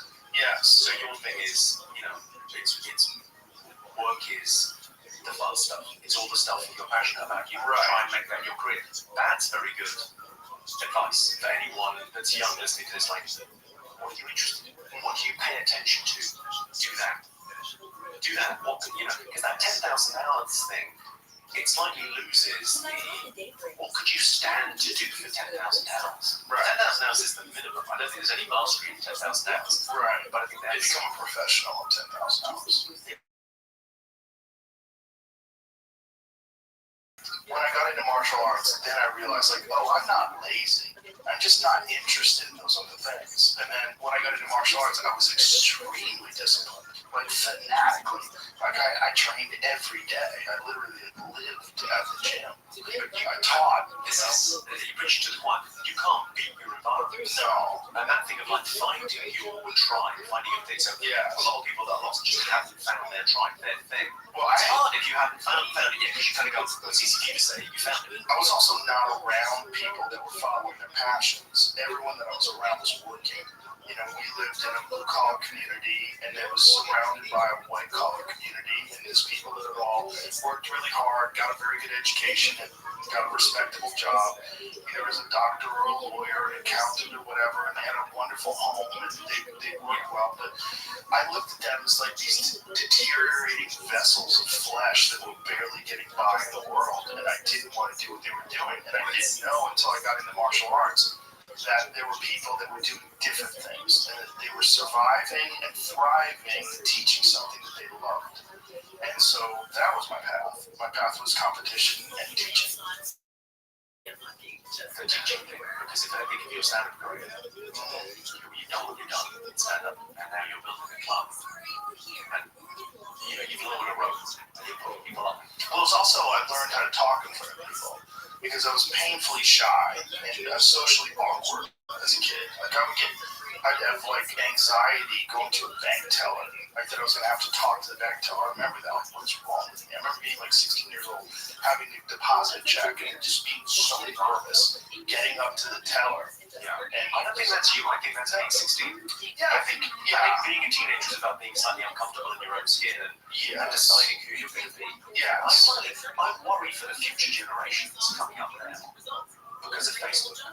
Because something like Facebook connects you to your past in a way that we don't have. So I reinvented myself a couple of times. Yes, me too. Like I was 16 and I moved schools.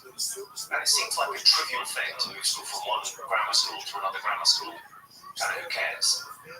But it just allowed me to kind of go, oh, I didn't behave that well in that school. I kind of messed around. Yes. I was at an ne'er-do-well, and then I got to the new one, and I went, I think I might go to Cambridge. I think I might be really academic. And everyone went, okay. Right. Okay, yes. Right. No, that's Jimmy. He's a fucking loser. Yeah. Right. Yeah. When I go back towards my, when I would go back to my town that I grew up in later in life, if I visit, I would get nervous. And when I go near my high school, I'd feel terrible. I used to have nightmares that I'd have to go back to school. If I didn't really graduate, I'd have to go back. Isn't that lovely feeling in stand-up? Like I was a couple of years in, and I realised I'm never going to need my resume again. So, no one's ever going to care about my exam results again. No one ever. Yeah. It's a very freeing thing to go. Sure. That was great, but none of that matters anymore. Yeah.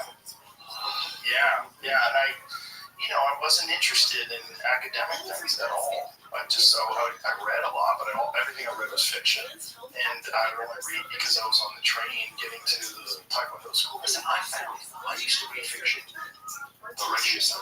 And when I started doing comedy, I stopped. I just didn't need the stories anymore.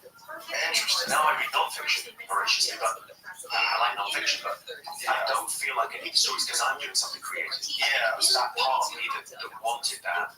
It's like I got an outlet, I found the outlet. Yeah. Which is, can't you love that for everyone? I would love that for everyone. I would love it for everyone to be able to do something that excites them. Whether it's making tables or knives or building houses, like whatever the thing is that really gets you. And it's unfortunately a lot of people don't find that. Yeah. But it's hard to find it. It's a life's journey. There's two great adventures in life. One is finding what you want to do, and the second is doing it. And tragically, most people don't get to do either.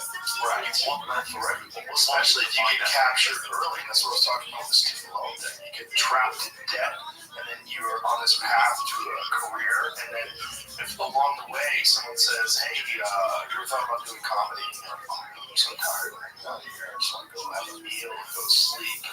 And you're thinking about finding a woman, settle down, and have kids. I used to work for a big oil. When I was in my mid-20s, I worked for Shell Oil. I was in marketing with Shell. And I very nearly bought a place. I very nearly bought a flat. And then think of the things you own end up owning you. I think I'd still be there. And it would have been a good life. I mean, not this life, but it would have been good. But that thing of the good is the enemy of the best. I think people now, I don't know, 18 to 21, going, you should be taking risks, big swings. Okay, you should also be surrounded by people that are also doing the same so you can learn from each other. If you're a lone person on an island out there taking risks, it's very difficult to assess whether or not you're on the right path or whether or not it's viable. Yeah. One of the beautiful things about stand-up and one of the things I love about the club is all these young risk takers are around people that are the same and that are maybe 10 years ahead of them. And we talk all the time. You know, I ask them, like, you doing gigs, so you doing the road, like, what's going on, how you doing? Like, you working gigs, see, that's always the thing. How often do you write? I always think that thing of going to young comedies, how many shows. So, because it's like airline pilots, we're like airline pilots. It's not really about how many years you can do something. Right. It's about, you know, when you talk to an airline pilot, they tell you how many hours they got in the sky. Yeah. But I feel like hours on stage, how many shows you know? Yes. That's the thing. I'm like 250 on the year.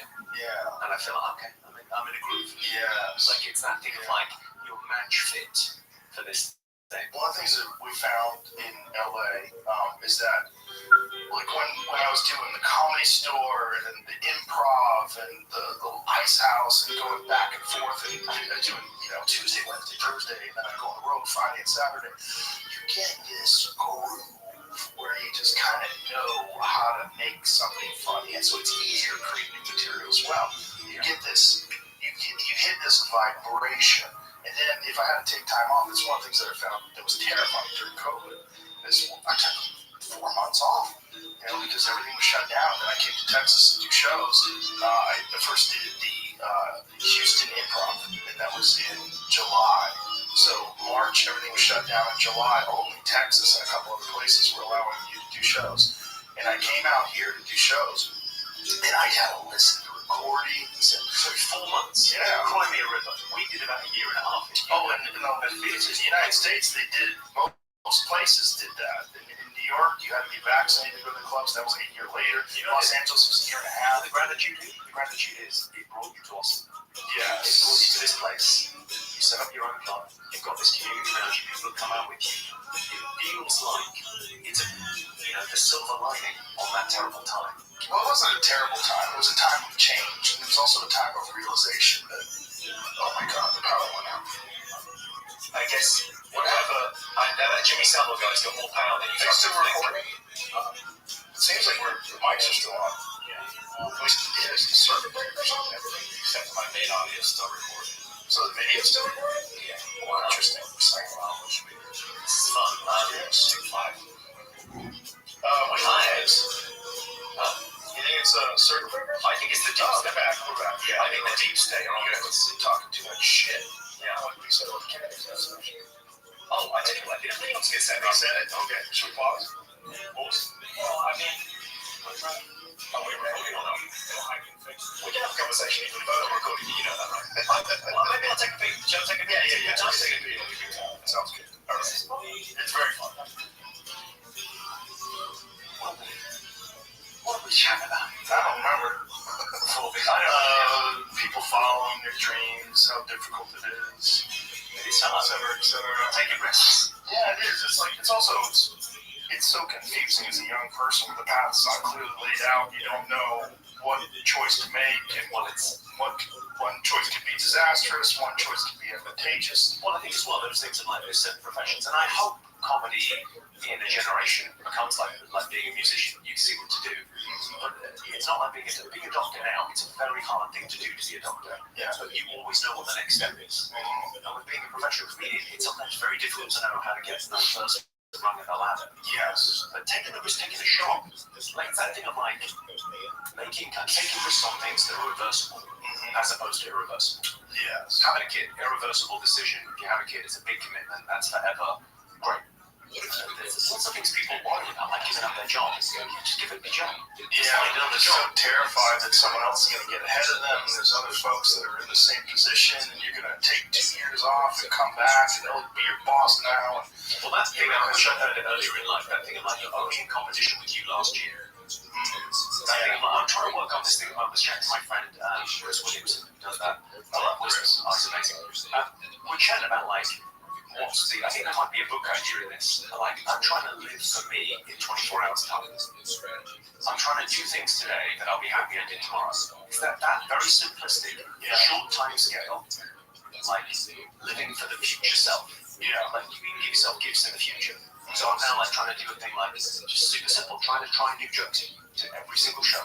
Doesn't matter where I'm doing a gig, doesn't matter how big the gig. Get out a notepad, do jokes. Yeah. At the end of 90 minutes, do some new shit, see what works. Because that's the thing that makes you, I'll have to write some new stuff today. Right. Have to have some stuff to do tonight at the merchant. Have to forces you. Yeah. I think I'm like, I'm not going to eat that because I'm going to feel terrible tomorrow. Yeah. I think like the future is, I didn't get that until recently. There's an interesting thing about God is the future. God is an analogy for the future. Work hard now for a better life in the future. So that was have a good life here, so paradise. But that lesson is the whole of self-help, is the whole of, hard choices now, easy life later. Yeah, but there's also this thought that one day you're going to get somewhere and you'll, air quotes, made it. And that's not real either. Well, even though if you're successful, you're still just on this path. But getting there isn't half the fun. It's all the fun. Yeah. It's that thing of like going, why do I want to put together a course on stand-up comedy? Why do I want to go and play arenas now? Yeah. Isn't it enough? Yeah. Well, no, because I want to feel outside my comfort zone. I want to feel like I'm beginning again. I want to feel like I'm on a road going somewhere again. I want to get there. There'll be another place to go. Yes. So that thing of like going, you built this thing. There'll be a next. There'll be something else you need to do. And it's also, I don't know how to pronounce it. I think it's either telic or telic, but there's telic and anti-telic. That's how I'm saying it. I've only ever seen it written down. But that thing of like tasks without end and tasks with an end. Tasks with an end, kind of depressing. I mean, they're great. You're in the trenches, you're doing something together, you finish with it. Yes. It's kind of depressing. Like finishing school is kind of Yeah. But a task without end, like being a stand-up comedian, trying to be a better stand-up comedian. So if there's a Mount Rushmore of comedy, we could be two faces on that. We're not. We could be. At some stage. Yeah. That feels like it's the never-ending task of going, could you be better at this? Yeah. Because there are people doing it better than me. Yeah, and that's one of the beautiful things about people that are doing it better. It's so inspirational. I love it. I mean, that thing of like, you can't see any show. Yeah. If it's terrible, you get something from it. If I go to see a show and it's genuinely terrible writing, but they sold it. Like, all that performance, I could learn something. It's often the people you just miss early on. Like, if someone wants to be a professional comedian and they go, I don't like that comedian. Yeah. I go, are you ready to be a professional? Like? Care what you like. What did you learn? It's right. Can you see what they did? Can you see? It's often the thing that you're bad at is the thing that they do so well. It's like for years I didn't really get charming. Because I work on charisma. So charming for me is like, the guy didn't have anything. Right. But then you look at charm, you look at how people, because I think those words are conflated in our world, right? Charm and charisma. But like, Donald Trump is charismatic. Yes. Obama is charming. Charisma is you come to me. Charm is I come to you. Obama, his speech pattern, his head to the side, he's like this super welcoming. We're going to find common ground here. Trump is you come, no matter what you think of it politically, one is one, one is the other. Angelina Jolie is charismatic. Jennifer Aniston is charming. They both get to fuck Brad Pitt. They're both good things. Knowing what you are strikes me as a very important part of, again, another reason to study stand-up comedy is like, you find out who you are, you find out what your voice is, what do you work on, what's your thing. If I try and be charming, it comes across as smart, because I don't have that gear. Yeah. It's, interesting. Yeah, it is interesting. And I think there's also this real unfortunate aspect of stand-up comedy where people don't like when other people are doing well. There's some people that don't like comics that don't like other people doing well. It's almost like they wish that they were the only one doing well. There is that strange issue. I mean, it's stupid. Like, there's a little bit of that occasionally, but I mean, beyond a certain level, look around. If you're making a living as a stand-up comic, congratulations, you made it. If you're not as rich and famous as you think you should be, well, you don't even know what game you're playing. we're all in this. We're all doing the same job. It's all incredible. The idea that we're literally living off our wits. Yes.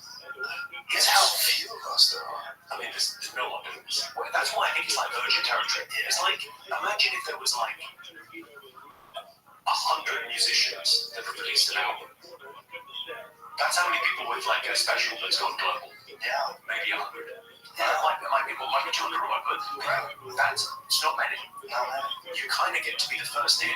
This is the ground floor. And that thing of, and when you think about humanity, I read this book recently, David Deutsch, The Beginning of Infinity, and it's like blew my mind. It was the idea that there's been 100 billion people so far, right? And there's 9 billion people currently close to, and there might be trillions in the future. That might be because we found this meme that is the scientific method, and maybe we could go interplanetary, and maybe humanity could expand beyond this universe. Maybe we could get somewhere. Maybe physics delivers, and we get to a new place. And then it'll be generation upon generation upon generation. Well, we're still at the ground level of this thing where people find a voice and find a perspective on things, and it's called stand-up comedy. It's kind of an American medium, and it's new.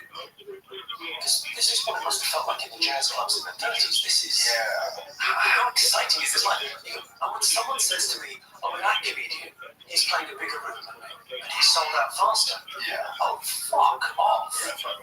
You can fuck all the way off. You get to do this. Who gets to do this? Yeah, it's so silly. Like, I mean, there's people listening to this podcast with real jobs who are working to live, and God fucking bless them. Yeah, and I hope for them, all of them, no matter what age they are, that thing of like they get to do something that fulfills them, that makes them truly happy, and they get to do something to be. It's to be, not to do. Yeah. You are a stand-up comic, that's your job, that's your role, and you meet all these other incredible people along the road, and they're so different. And that thing that you're doing is a vehicle for developing your human potential. As you get better at that thing, you understand what it takes, you can apply that to all aspects of your life. Yeah, I wrote like a self-help book based on stand-up comedy. Real? Yeah. Like they paid me to write an autobiography basically in the lockdown in the UK. We had choices. Our managers all called us and they said, "Look, you can start a podcast or you can write a book." And I took the gentleman's option. I wrote a book. Good luck with this. Let's see if it works out. And I wrote a book, and I wrote like this before and after, I called it. And it was like a self-help thing of going, well, what stand-ups taught me? Because it did make me a better person. It's like, if you think about what's the core skill, it's pattern recognition. Well, that's strange. I've never said that. Like, jokes are very simple. That's like the rule of 3 jokes is the shortest pattern you could get. And it's all pattern recognition, noticing difference. And it rewards what is called verbal dexterity. I mean, we both avoided any hard work in our lives through verbal dexterity. Yeah. We can do it. It's amazing. Oh my God. I've never done a day's work. I've done a lot of days work, which is one of the things that makes me appreciate it. Yeah. It's interesting that thing. I worked till I was maybe 25. Advertising and marketing or whatever. And I do still think it's a very valuable thing. It is, because it makes you realize what you don't want to do.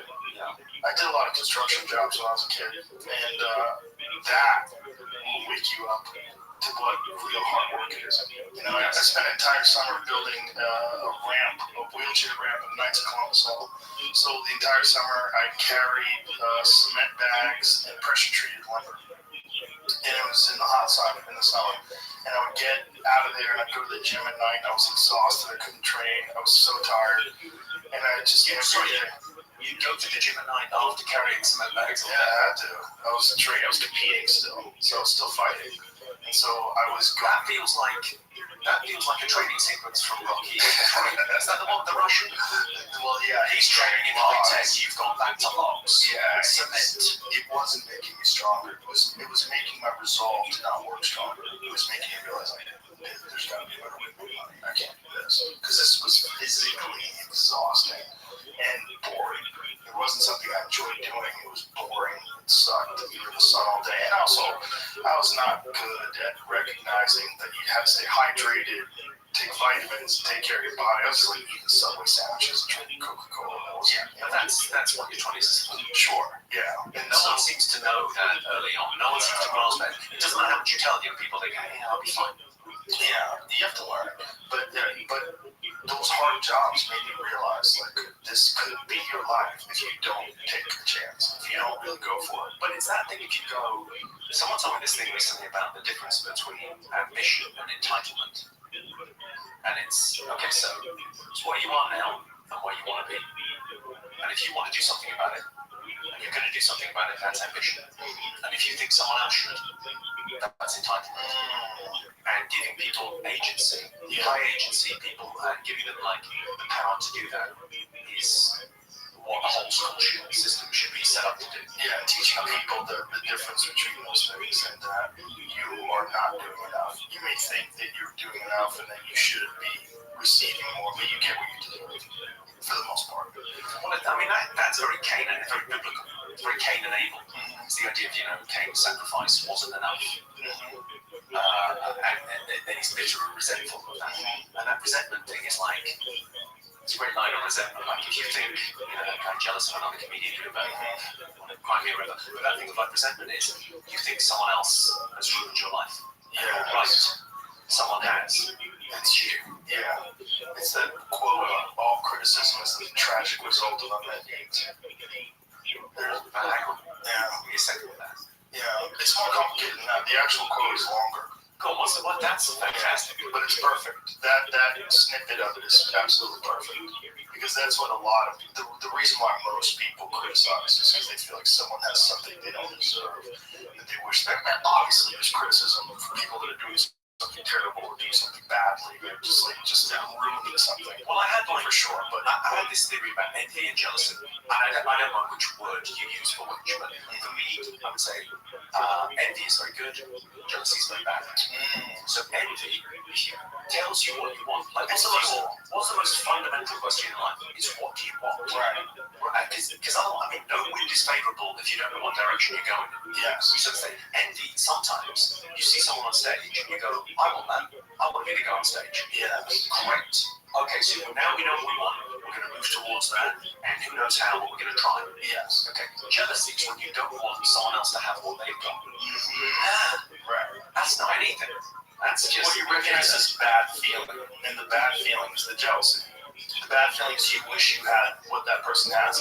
So instead of looking at the reality of your existence in your life and whether or not you deserve it, whether you put the work in, whether or not you've achieved a level of proficiency that would allow you to get that, you just want it and they have it and you are mad at them because they make you feel bad.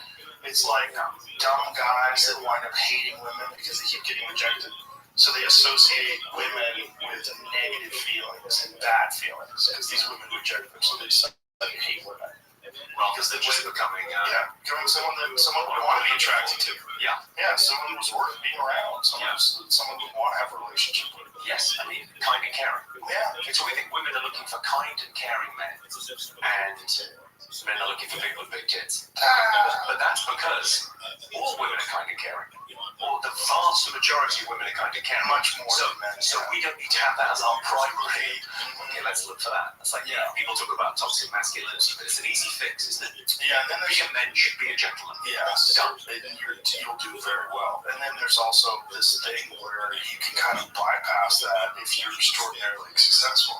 Like if you're a billionaire, people will just seek you out. They'll even accept a certain amount of personality flaws and physical flaws because you just have this extraordinary wealth. So there's people that just go in that direction. They just try to achieve this undeniable material success. Yeah, I don't know where that gets. I mean, billionaires do seem to be giving away their money Left and right. The number one reason why women get rich is divorce. But I mean, but actively, the altruistic thing of they're giving away their money, they're trying to do something. Yeah. But the idea they're giving away their money, and you go, well, that's interesting. Like, what matters. Because money is money is a magic lamp, right? Is the quote, like, but you have to know what to wish for. For me, wishing wells work, but wishing wells work before you think they work. You throw a coin in and you make a wish, and that's what deciding what to wish for is how they work. Knowing what you want in life strikes me. That's what we were talking about earlier. That first adventure in life, finding out what you want, who you want to be. Yeah. And you're kind of it's hard. That's like it's the hero's journey for everyone. Yeah, that's the real tragedy when people don't find the thing. And some people never find a thing. There's other. I mean, listen. There's different lives that you can lead. I mean, for me, I had kids pretty late in life, but I do feel like it makes every other status game look competitive. Yes. It's suddenly you go, oh, I thought I had skin in the game. I thought I'm risking everything, leaving my job to become a stand-up comedian. Right. I didn't have any skin in the game. It was only me. Right. And now I've got my girl, I've got my kids. I go, oh, now things could go south. Now I've got stuff that's Right. So I thought I kind of gamed the system, but actually I was playing a very low stakes game. And so that thing of going, listen, if you're working in a job you hate, you're feeding your family, fucking fair play to you. Yes. You're doing great. Yes. You're succeeding. Yeah. But if you want a dream, if you have a thing that you're striving for, and you don't chase it, that's a terrible way to live your life. To wake up one day and realize that you didn't go for it, you didn't take the chances, you didn't follow this thing that has been always in the back of your mind, just talking to you. Yeah. I made like a list years ago of people that made it late in life. Like like Morgan Freeman and Samuel L. Jackson, that didn't have their leading roles till they were in their 40s. It's a good list. It's a good list. I put in the book, and it's like I found it quite like calming for going. It's not a race. Like most comics don't do their best work until they're in their 50s. It's not kind of a young man's game. I find that very comforting. Yes. It's like most of the stuff that it's not just stuff you watch, stuff you rewatch. God, that's great. That's a great bit. If everything goes well, your perspective will be enhanced with every day you're on this planet and every life experience that you have that you learn from. And that will enhance your ability as an artist to express yourself. You'll know more, you'll understand more, you'll understand yourself more, you understand how other people see you. You'll understand how to get these ideas into people's heads better. It's interesting that thing of like going, another reason to teach them the idea of knowing how you're perceived in the world is such an underrated skill. Because knowing how you change the atmosphere when you walk in a room, like it's often the way with like, if you ever noticed this, like very, very beautiful people, like super symmetrical, beautiful people, tend to speak very slowly. Never been interrupted. No one's ever interrupted them once. So Right. You're right.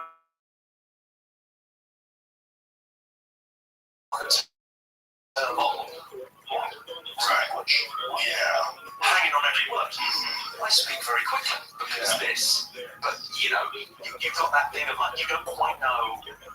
I'm sure Marilyn Monroe, you just thought that's how people, when you walk in a room, everyone turns around and looks. Yeah. That's how rooms work. Is that what it was? Because she never gets to experience the world through someone else's eyes. Isn't that Socrates' quote? Was it Socrates that said beauty is a short-lived tyranny?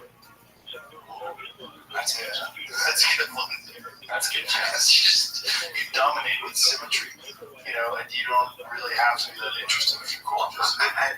But listen, people that are gorgeous and this thing, lean into it. Enjoy it. You might as well use what you've got while you've got it. Oh, yeah. You gotta invest in the other golden ticket. Yeah, if you're smart, you invest in those Well, isn't it interesting how we think people that are born beautiful, lucky, she's just lucky, it's easy for her or him, it's easy because they're born beautiful. We never say that about smart people. We never think that was easy for Joe Rogan. He was born really smart and inquisitive. Yeah, it's easy for him to write comedy because he's got that noggin on it. So it's easy. No one ever thinks that. People go, oh no, he did the work. And that's the great illusion of our culture. There's two great lies. One is talent and one is hard work. And then both lies, and we know they're lies. I tell you who Michael Jordan is without hard work. Yeah. No one. Yeah. I mean, he had all the talent in the world, physical prowess, and obviously not everyone can do that. So it's a mix of the two. It's always going to be that. I talk about his edge. What's your edge in life? What could you do better than anything else? You have to do the best of the world, but what's your thing that you bring to the party? What's the thing that you... Here's a great question. What do you find easy that other people find hard? It's interesting, you talked about being shy when you were 16. Yeah. And yet you've lent into it to a degree where your whole life is putting people at ease and welcoming them and talking to them. Yeah. And you were nervous talking to a bank teller. I was entirely dyslexic as a kid. I couldn't read until I was about 11. And I spent my life now reading autocue. I was so terrified of reading out loud. How do you fix this? How does dyslexia manifest itself? I think it's a real thing. Well, because you can't take a blood test for it, so it's a way of thinking. So what did you see when you said you couldn't read to the level? How did you see? When I write, so people, I think when you write, most people write, they sort of just write the word. I need to think of every letter in the word as I write. So as I read individual words. So I'm quite, I read pretty slowly even now, like compared to what my reading age is, but it's definitely not commensurate with where I should be. But I managed to kind of get in the system. You find your way around it. So you take lessons? No. I mean, I went to Cambridge. I did very well academically. Right, but how did you overcome? You just basically, I figured out early on that pattern recognition thing of going, okay, I need to get A's in my levels, like or whatever you call the end of school. I need to graduate with a whatever. I need to do very well. So I found the brightest guy in the school, and I said, "Can I read your essays?" He said, "Yeah." I read what he'd done, and I didn't copy the essay, but I copied the structure. And so I kind of learned to go, okay, well, in academia, what do you need to do to kind of game the system, and how can I get around it? And it's just, I think you go, well, you have to. I think there's a fair bit of acceptance of it. You have to go, well, my mind works a bit differently to other people's. Not as gifted in that, so it's going to take me longer to read something. What do they say? What is dyslexia? Like technically, like when they give you a definition of it, like what's the root cause? Google dyslexia.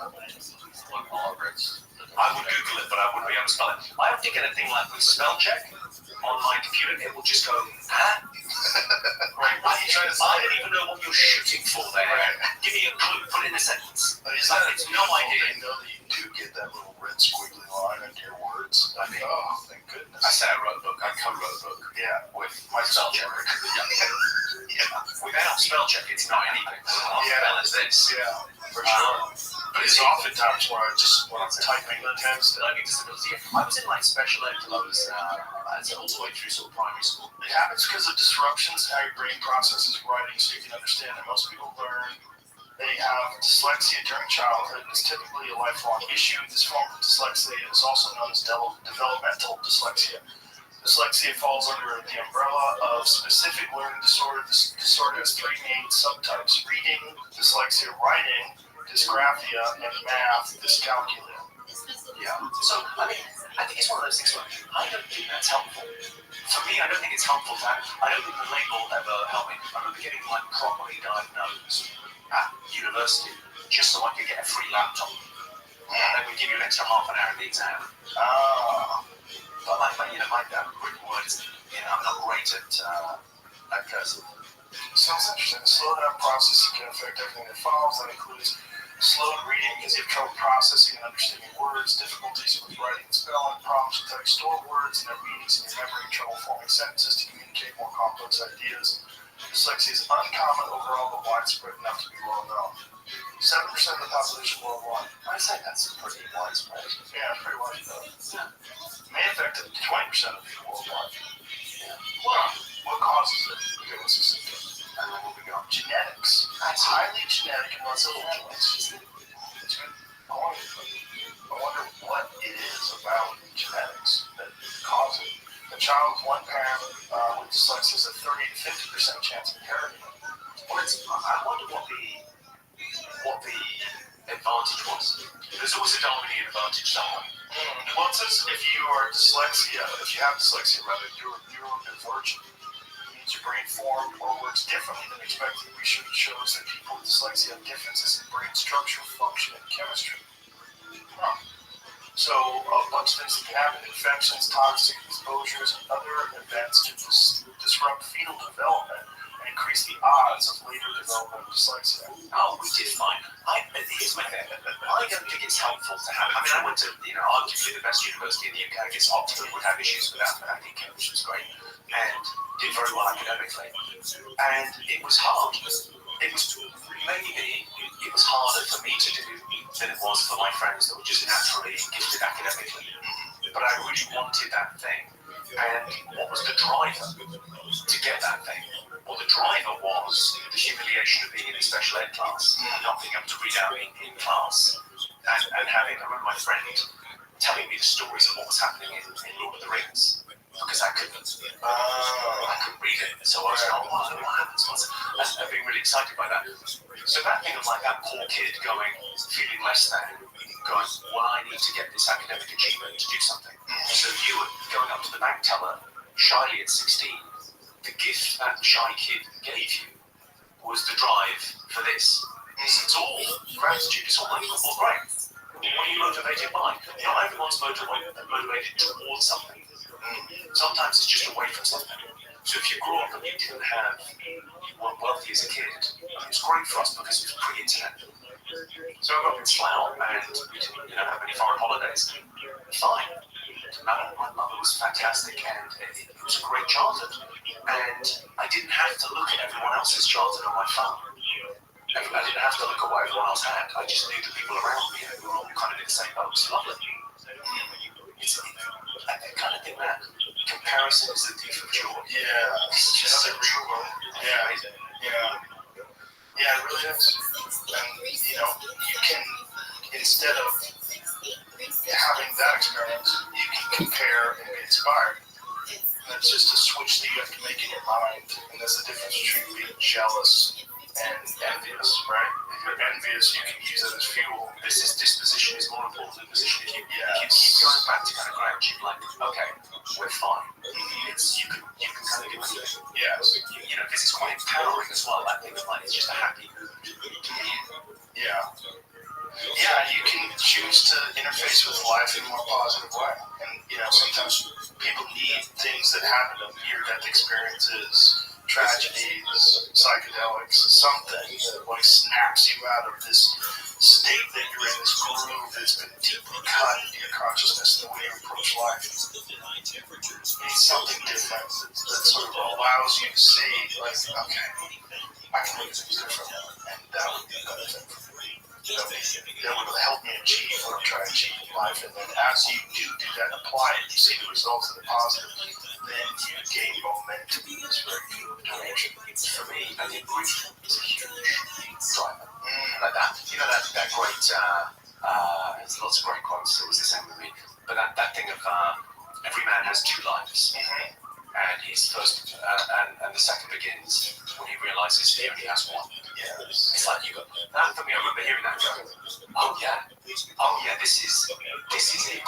There's no rehearsal. So I think that thing of when you're a kid, you're kind of living sort of for someone else. You're sort of trying to impress your parents or someone at school, or there's that kind of weird mimetic desire for I want what they've got. They've got those trainers, so I want those training shoes. They've got that car, I want that car. You're in competition with the world to kind of keeping up with people.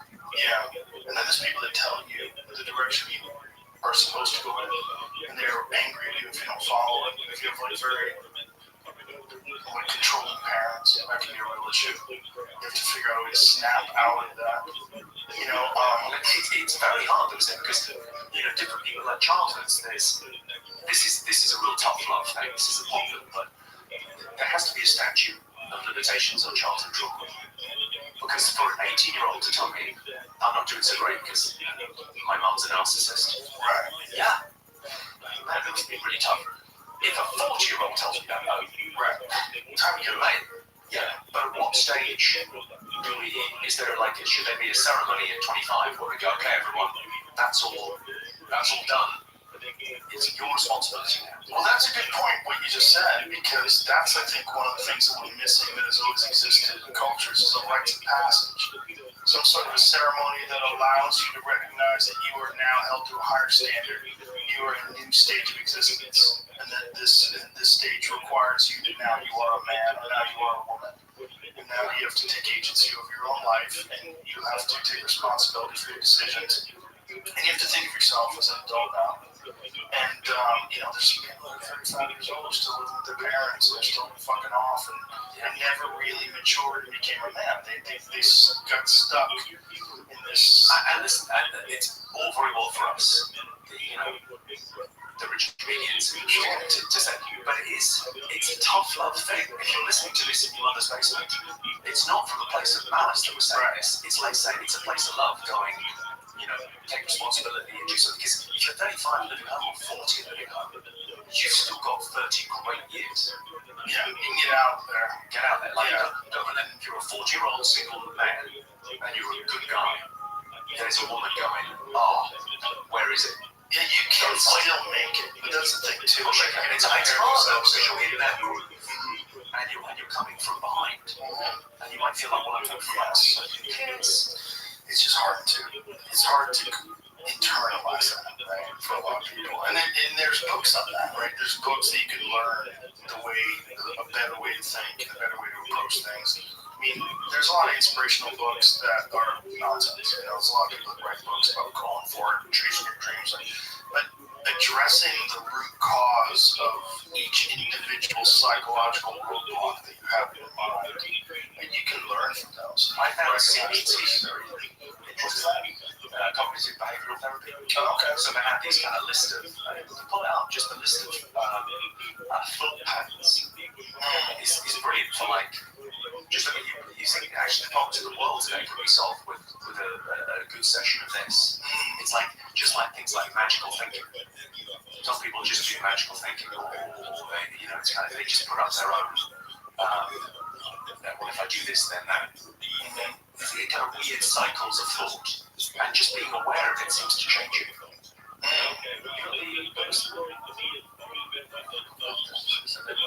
Yeah, CBT kind of thought patterns. When did you get involved in that? Well, here's a weird thing. I got into kind of West Coast kind of human development, human potential movement through Shell Oil. So I was working for a big oil company, and there was a training budget. Now, I wasn't on the oil rigs. This will shock you. I was in the office. I know I seem like a real alpha dude, but I was in the office pushing paper, talking about marketing and adverts. And so they had a training budget for everyone. So we used our training budget to go and do like courses. So we did a lot of neurolinguistic programming, and we did a lot of kind of CBT type stuff. Talking to people, it was all about kind of, trying to, what are you going to do career-wise, and what's happening within the corporate structure. But for me, it was like, I found it such a piece that I kind of lost my faith in my mid-20s, or maybe very slightly earlier. And then it was like this sort of replaced that in terms of like, it's a way of seeing the world. So the central, NLP's got its critics, but the idea of going, the map is not the territory. How you see the world isn't how the world is, it's just how you're seeing it. And you could see it differently. You could change the world, or you could change your perspective on the world. And it strikes me, one of those is a lot easier. It's not easy, but it's a lot easier than the other one. Yeah, a lot easier. And it was very kind of, very freeing. Okay, this all or nothing thinking, catastrophic thinking, overgeneralizing. Yeah, these are all great. Most people go to the top. Scroll down. Okay. So all or nothing thinking, taking extremes, for example, something's either 100% good or 100% bad. So the boyfriend doesn't call you back. Oh, he hates me. He Right. hates me then. Okay, it's over. Catastrophizing follows that. Catastrophizing possible conclusion. Yeah. So I mean, stand-up comics that we know. It's the all or nothing thinking. It's like my career's in the toilet. I'm useless when you've had a bad show. Seeing a pattern based on a single event, overgeneralizing, mental filter, only paying attention to certain types of evidence, that doesn't count. Yes.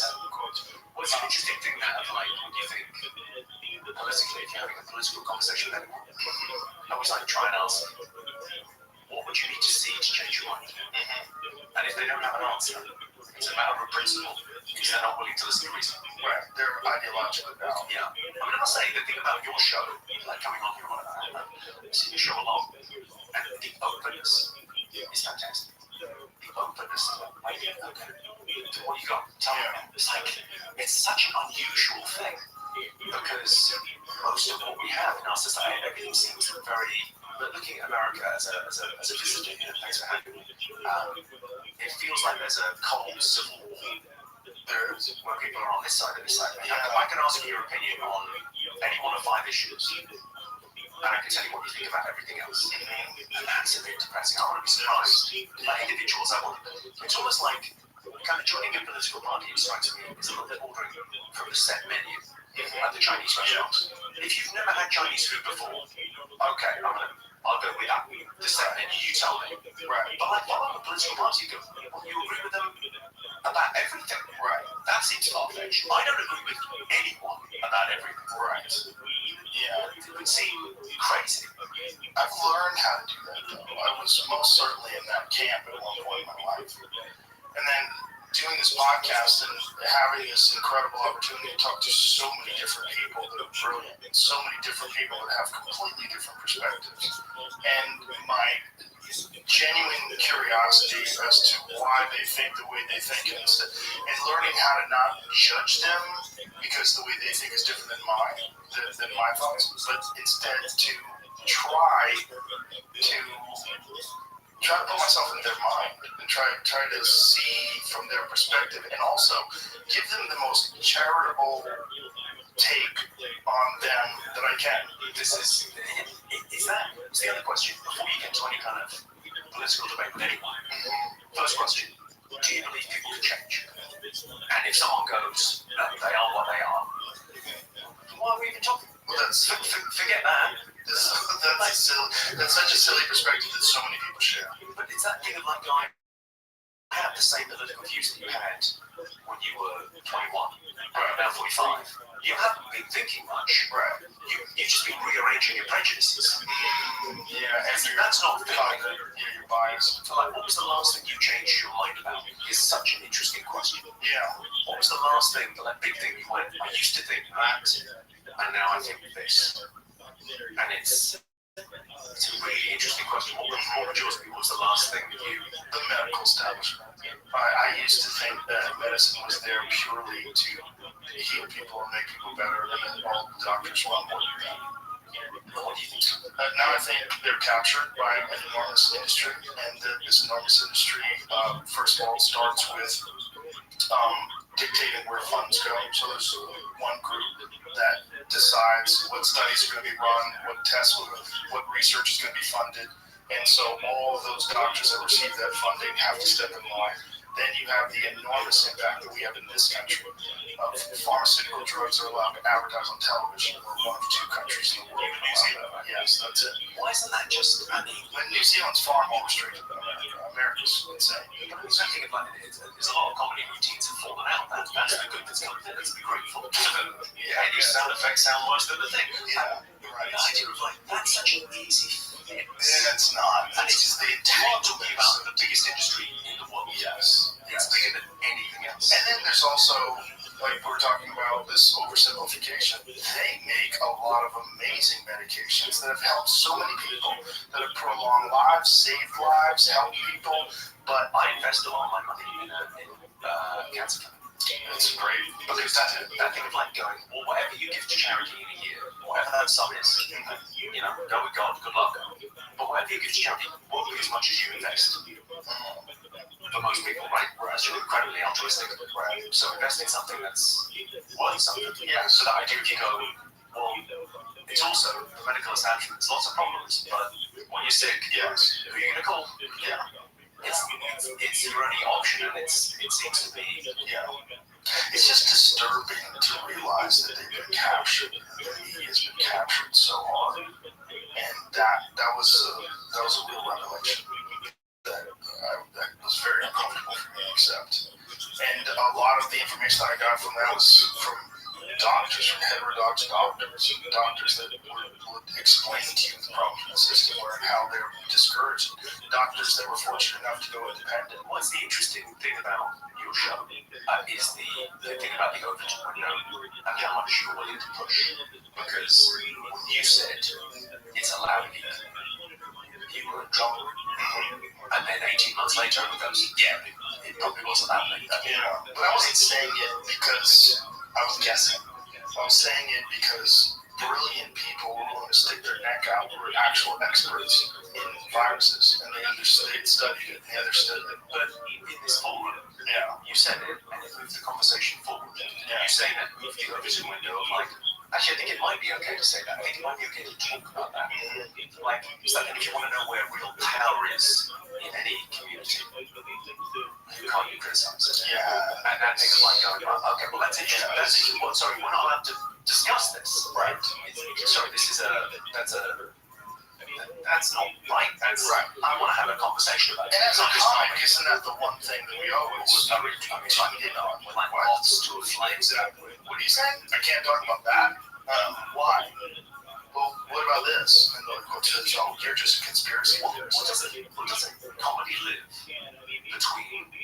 I think it kind of operates somewhere between public and private discourse. So when you watch the news, no one talks like that. Right. And they don't even think that. Right. And then a private conversation in a bar, in a car, in bed, talking about stuff, questioning things. Yeah. And it feels like comedy is it's a public sphere where you can have those conversations. Yes. And you can push things.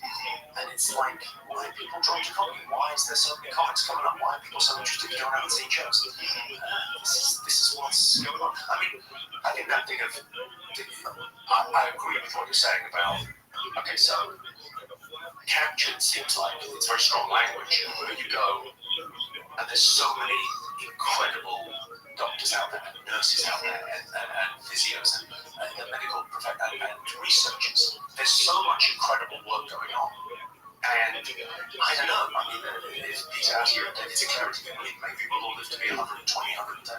They're finding these things in the researches, metformin and ribamycin and all this kind of incredible stuff. And it's exciting. It's great, but also there's something else going on as well. But I try and see I've got a very positive disposition. I try and see the good. Oh, I do too. I think generally people overall are good. The problem with being captured is when your livelihood depends upon you towing the line, and then everyone does it. That gets really scary for the general population and ignorant to what's really going on. Yeah, especially when it deals with something like them prescribing pharmaceutical drugs. I mean, the opioid crisis in America is like the greatest example of that. And, you know, that I can't see an argument for. I mean, it's incredible because it didn't happen anywhere else. Right. It's not like you can go, well, look at the UK and Germany and France and South Africa and Australia. Look at all these other places. They all had an opioid crisis. No, just here. Just here. And predicated on kind of an assumption that there should be no pain. Yeah. That's what it was. But that's the root was no one should be in any discomfort ever. Right. And isn't that kind of the issue with the world? Well, I mean, listen, I don't want to be mean to people, but what are comics good at? Well, very good at being uncomfortable. Yeah. Dying on stage, they call it dying for a reason. Yeah. You know, it's going to die. Bombing. It's not bombing. Yeah. Because the sound, it's like after you see a movie and it's like black hole down and the bomb blast goes off and everyone's ears are blown out. It's just nothing. It's just fucking nothing. Like, but being uncomfortable is like, what are you unwilling? What discomfort are you unwilling to experience? Yeah. And conversely, the other side was killing. Killing like, I got him. They get off stage, they're roaring with laughter and they cheer. God. Yeah. They kill it. And they experience the audience of being in that. Oh, it's the greatest experience for me as an audience member. To this day, the thing that I love the most is being in the audience and someone is just fucking. Whether it's music or comedy, it's the same thing for me. It's just this beautiful wonderful experience of someone just. I went to see Post Malone recently in Houston, and it was a fucking incredible show. God damn, it was good. It was so good, so much energy, and the lights and the sound, and his passion for it, and the crowd loved him. And I left there, I felt like I was a better person. I left there, I was like, God, I just got elevated. I find if you see a great band, like I saw the Killers recently, I want to see them in Edinburgh. They're here real soon. I love those guys. They're the best. But that thing of like, you see a great band, it kind of anchors you. And like you feel 17 again. There's something in you that just, this is just, it's that kind of spirit of it. Yeah. It's I mean, it's the great thing about music, it's non-verbal communication. It's sort of thinking of it as such, but it just comes to that thing of, here's an interesting thing, right? So we want old music in movies. And it's primitive mind, higher mind. So the primitive mind wants to do things again and again, eating, fucking, listening to the same song. They want to do these things again and again and again and again and again. That's a primitive mind. And music taps into that somehow. So it somehow kind of gets into your system. And that thing of like those, like your favorite album. I don't know what your favorite album is, but I know it came out when you were 18. I know at 17, 18 when you first got a driver's license, that first sense of freedom. That album that you had on in the car. For me, it would be the Stone Roses, whatever it is for you. And it'd be from that age, 95% of people. I mean, I listen to a lot of new music, I'm kind of obsessed by it. But there's something about it that you, and yet movies, we want new stories, because it's the higher line. I was chatting to my friend Johnny McDay recently, who's a songwriter, and we're chatting about story songs, because he's got this idea to write songs with stories, to kind of try and connect the two. Yeah. It's an interesting concept. Well, that is one of the reasons why country music, new country music in this country is taking off. Yeah, because it's stories. Yeah. Like, they're almost all the songs are about someone's life and some story in their life or some passage in their life or some moment where everything changed. Yeah. It's interesting. It's like country is, it's kind of, it's rock and roll without the irony. It's really interesting. It hasn't got that. It's very emotionally raw. Yes. I don't know if you've ever been around. I've written a couple of songs with friends, or it's that thing of like, it's very explosive. Yes. In a way that the jokes you can kind of hide behind a little bit. I'm just messing around here. But the exposing kind of nature of going, no, this is heartfelt. This is what I feel. It's beautiful. Yeah. And it's really someone showing their neck. Yeah. It's like when you connect to that, when you hear a song and go, well, that's exactly how I feel. Yeah. It's a weird thing, like, there's certain emotions that I can only, like grief, I think is one of them. I often have a thing with songs, where like a song will come on the radio, and the grief that comes over you, you remember exactly what you were when you heard that song with the person. It's really beautiful. Music is extraordinary, especially, I mean, I can play the guitar a tiny bit, but the idea of like the mastery that these guys have. And there's so much great stuff. There's so much great. It's constantly being created. There's constantly music that's coming out. I feel a bit like bad for musicians now in terms of going. There's a lot of comedians filling arenas, and it's only getting bigger, and theatres and comedy clubs and lots of comics. Very evenly spread, it feels to me. It feels like music has gone the way of film. It used to be 100 movies came out every year, 200 movies. And yeah, sure, one did better than the others. It's a big hit. But lots of movies did okay. Now it feels like less is made, and they all, the top 10 books, the top 10 books. We sell as many books now as we sold in the 80s. We sell as many records as we sold in the 80s. But 10 artists sell all of them. It's not a spread. And I think it's because the corporations are involved. So think about 70s cinema. Now, I just read the Quentin Tarantino cinema speculation. I'm only watching 70s movies though. It's so impassioned hearing him talk about the movies that he loved. Yeah. It kind of went through the book. It's infectious. Oh, it's like passion, the genius. He has an amazing guy to talk to. I mean, his mind is so fascinating. The way he approaches the art form, it's so different than everything else. And also, his films are grandfathered in. Like, there's hyper violence in his films that would be like really criticized today if it was a new film. There's like male on female violence. There's a scene in. I was talking about the scene from Once Upon a Time in Hollywood where Brad Pitt kills one of the Manson girls by smashing her head against the mantelpiece. It's like, Jesus Christ, it's so wild. Yeah. But Honestly, that movie was incredible. All of his films. Doesn't have a bad movie. I don't know if that movie is the same for people that didn't know the story, because I was so tense watching the movie, going, oh, I know what's going to happen. Oh my God, I can't believe it.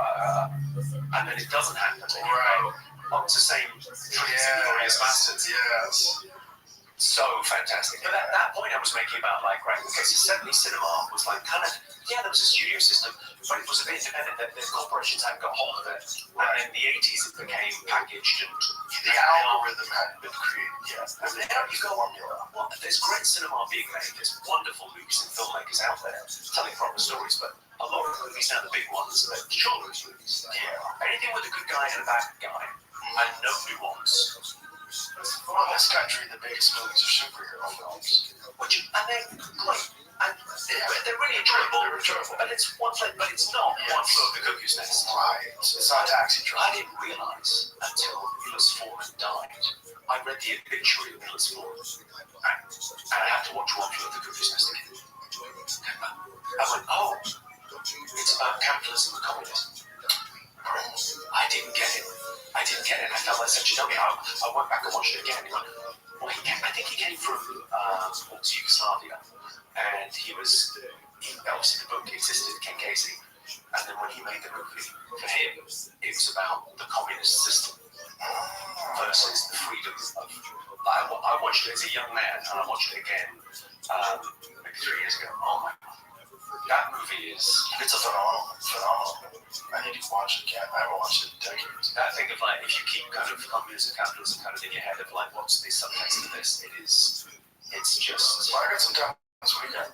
I'll watch it again. Oh, it's really rewarding. There's a few of those films that I really need to go back and watch again. And then I said Taxi Driver because that's another one I've been really thinking about watching again. There's a few of those old films, you know. You know this theory on Lindy books? Remember that theory?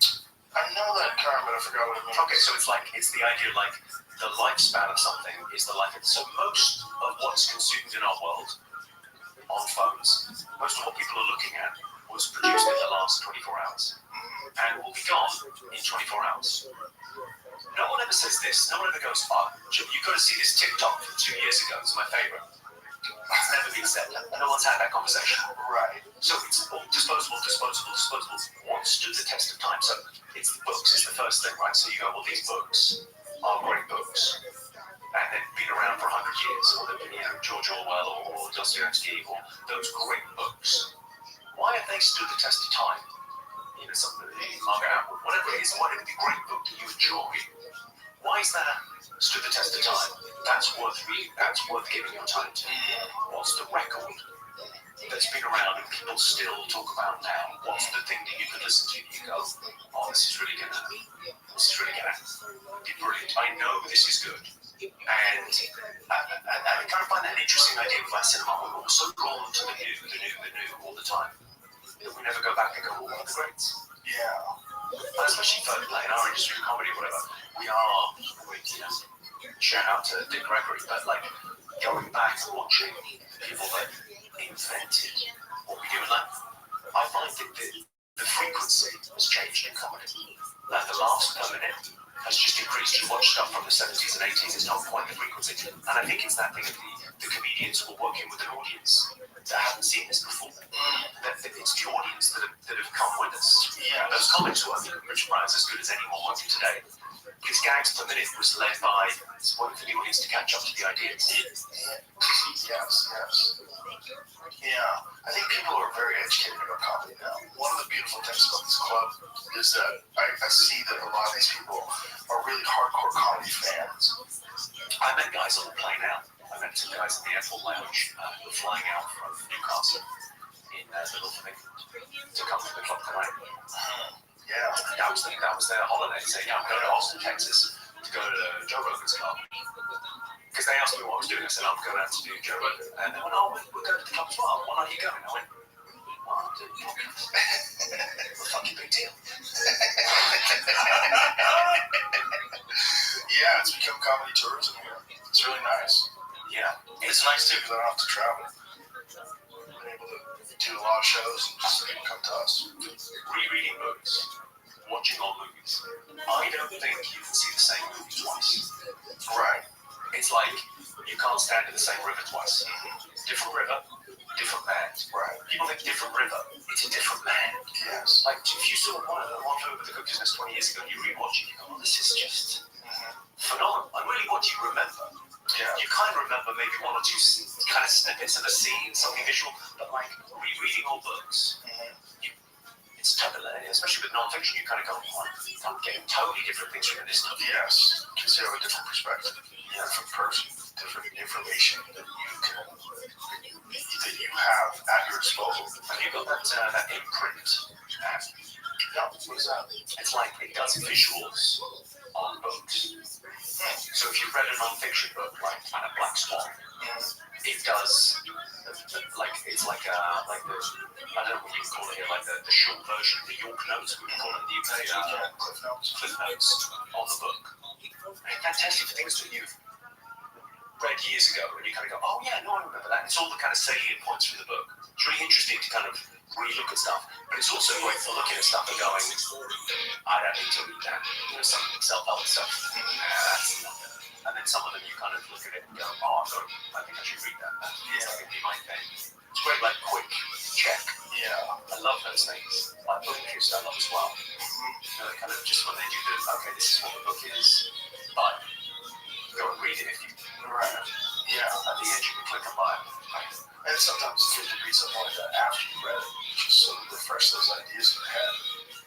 It's acquiring information is one thing, but retaining information is another. Well, it's what no one talks about. People are obsessed by diet, right? Because they want to get more trim or better shape or fitter or whatever. You think about what you put in your body. And then you say, well, I watched 8 hours of Love Island and Married at First Sight. Well, that's McDonald's and Subway. That's not, I mean, great. So once in a while, come on, delicious. Treat yourself, burger. Great. Once in a while, watch 90 Day Fiancé. Yes, once in a while. Yeah. But what's your regular diet? What's the thing you're putting in your body? So the show for a lot of people is food. You know, food for thought, literally. And for me as well. But you go, well, that thing about going, well, what else? What are you reading? What are you taking in? Are you just watching the same stuff again? That thing of like listening to new music, I think is like, because it does open up a different pathway. Yes. Yeah, it definitely does. Yeah, and old music sort of refreshes these old pathways. I saw the Rolling Stones recently. At there's a racetrack out here, Circuit of the Americas. They did this outdoor concert. It's enormous venue. It was incredible. Security wasn't done by the Hells Angels. No, not this time. Not this time. They learned from that mistake. Guys, we're giving you one more try. But if anyone dies, there's going to be trouble. You know what I started reading recently? It's Hells Angels. Hunter S. Thompson. Oh, is it? I've never read it. It's incredible. Because that's incredibly coming. I watched the trailer for the new Tom Hardy. Is that, Have you seen? Let's put it up. is that about the book? No, it's about Hells Angels. It's, I think it's called, is it called Motorbikers or Motorbike Riders? Bike Riders. It looks, The movie's incredible, or the book rather is incredible. It's Hunter S. Thompson, the beginning of his career, when he was first experimenting with this gonzo journalism thing, which is like essentially using fiction and non-fiction together, you know, and he made up a lot of things apparently, and he pissed a lot of the Hells Angels off because a lot of what he did was like very similar to what he did was. What's their motto? The Hells Angels motto is, two can keep a secret if one is dead. Guys, we're trying to attract new members. Team meeting. Well, he also goes into the roots of what like how they got established, and it's a lot of people that were disenfranchised from the Vietnam War. They were just, shell-shocked, PTSD, and yeah, it's a they couldn't fit in with society anymore. And then they found this wild group of people that also couldn't fit in with society, and they found a brotherhood, much like the brotherhood that they had in the military. I met a guy when I was doing a gig in, just trying to think where it was. It was somewhere, I think Hamilton in New Zealand, where they have kind of biker gangs. They've got some, they've got big biker gangs in New Zealand, yeah. And have you played New Zealand? No. Oh my, you guys, I mean, it's phenomenal. Phenomenal place. New Zealand, Australia, I was there for 3 months this year. It's the best audiences, wonderful people. Anyway, I'm there, I'm on stage, I'm chatting to a guy in the front row. What do you do? Oh, I'm in the Hells Angels. And the guy kind of looked kind of scrawny. I said, what do you do? He said, accounts. Accounts? It's the accounts guy. Wow. It's the accounts guy. He told you he's in the Hells Angels? Yeah, he was, I think he may have been a fucking idiot, but well, full disclosure, he may have been a fucking idiot. But he was wearing the biker thing, the biker tats, but really scrawny guy. Wow. I just love the idea. Someone joined the biker gang and gone, right, what am I doing? Am I in charge of You guys need shell counts. Am I getting the crystal meth? Am I running the hookers? Am I transport? Am I protection? Right. No, we need someone to do double entry bookkeeping because this is ahead. There's no toilet paper. Someone's doing the admin for like. There's a weird thing of going, someone's doing that for the Hells Angels. I guess. You have to, otherwise it'll fall apart. Office admin. Yeah. Wow. Yeah. Those sort of groups of people that are outcasts of society have always been attracted to people. Well, I mean, what are you talking about? Yeah. Outcasts in society that all come together and find a brotherhood. Just open a comedy club. It's the same thing of like that. It's back to that Alan Hayes. It's we're out for ourselves, but in it together. It's who said it to me? Mike Wilmot. In a room of 3,000 people with one person facing the wrong way. Right. That's a lovely. That's a great way to put it. I think common to people that could fit in, but chose not to. Most comedians I know, you go, well, high school, I was in like 4 different groups, or university, 4 different friendship groups. I kind of kept them kind of separate from each other. I don't know why, but I was kind of attracted to that kind of having my own stuff. I was in like the question for comedians. If I meet someone I don't know, what do you to know? I always go, which one of your parents was sick? I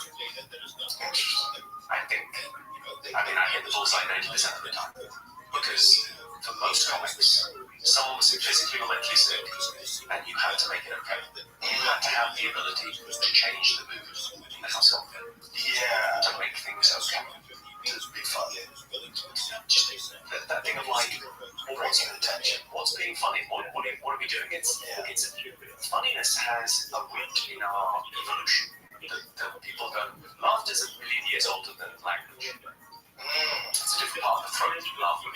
I've got a weird laugh. I laugh on an in, not out, but even regular laughs, it's a million years older than language.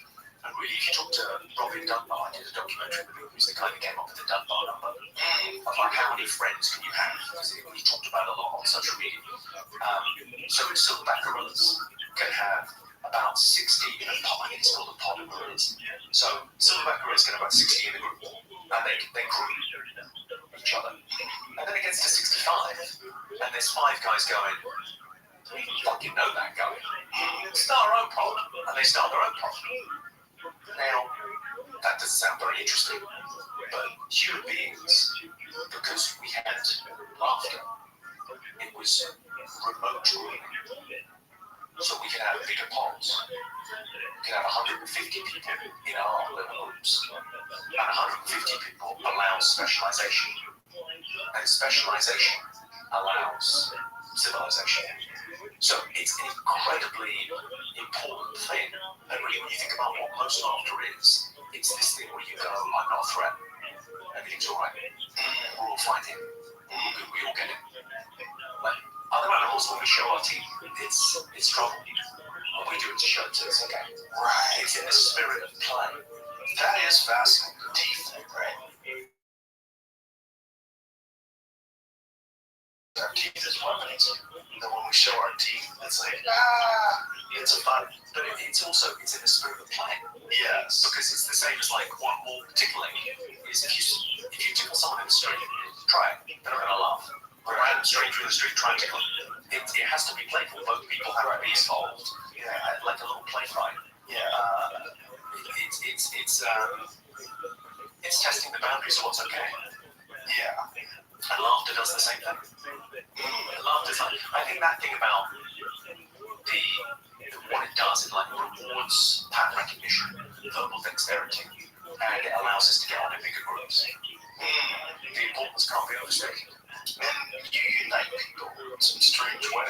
People with completely different opinions about things. It's one of the things that I've said that's amazing about comedy as well, is that you can go on stage and have an opinion, and I could be in the audience and I have a completely different opinion. I don't agree with you at all. I don't agree with this guy.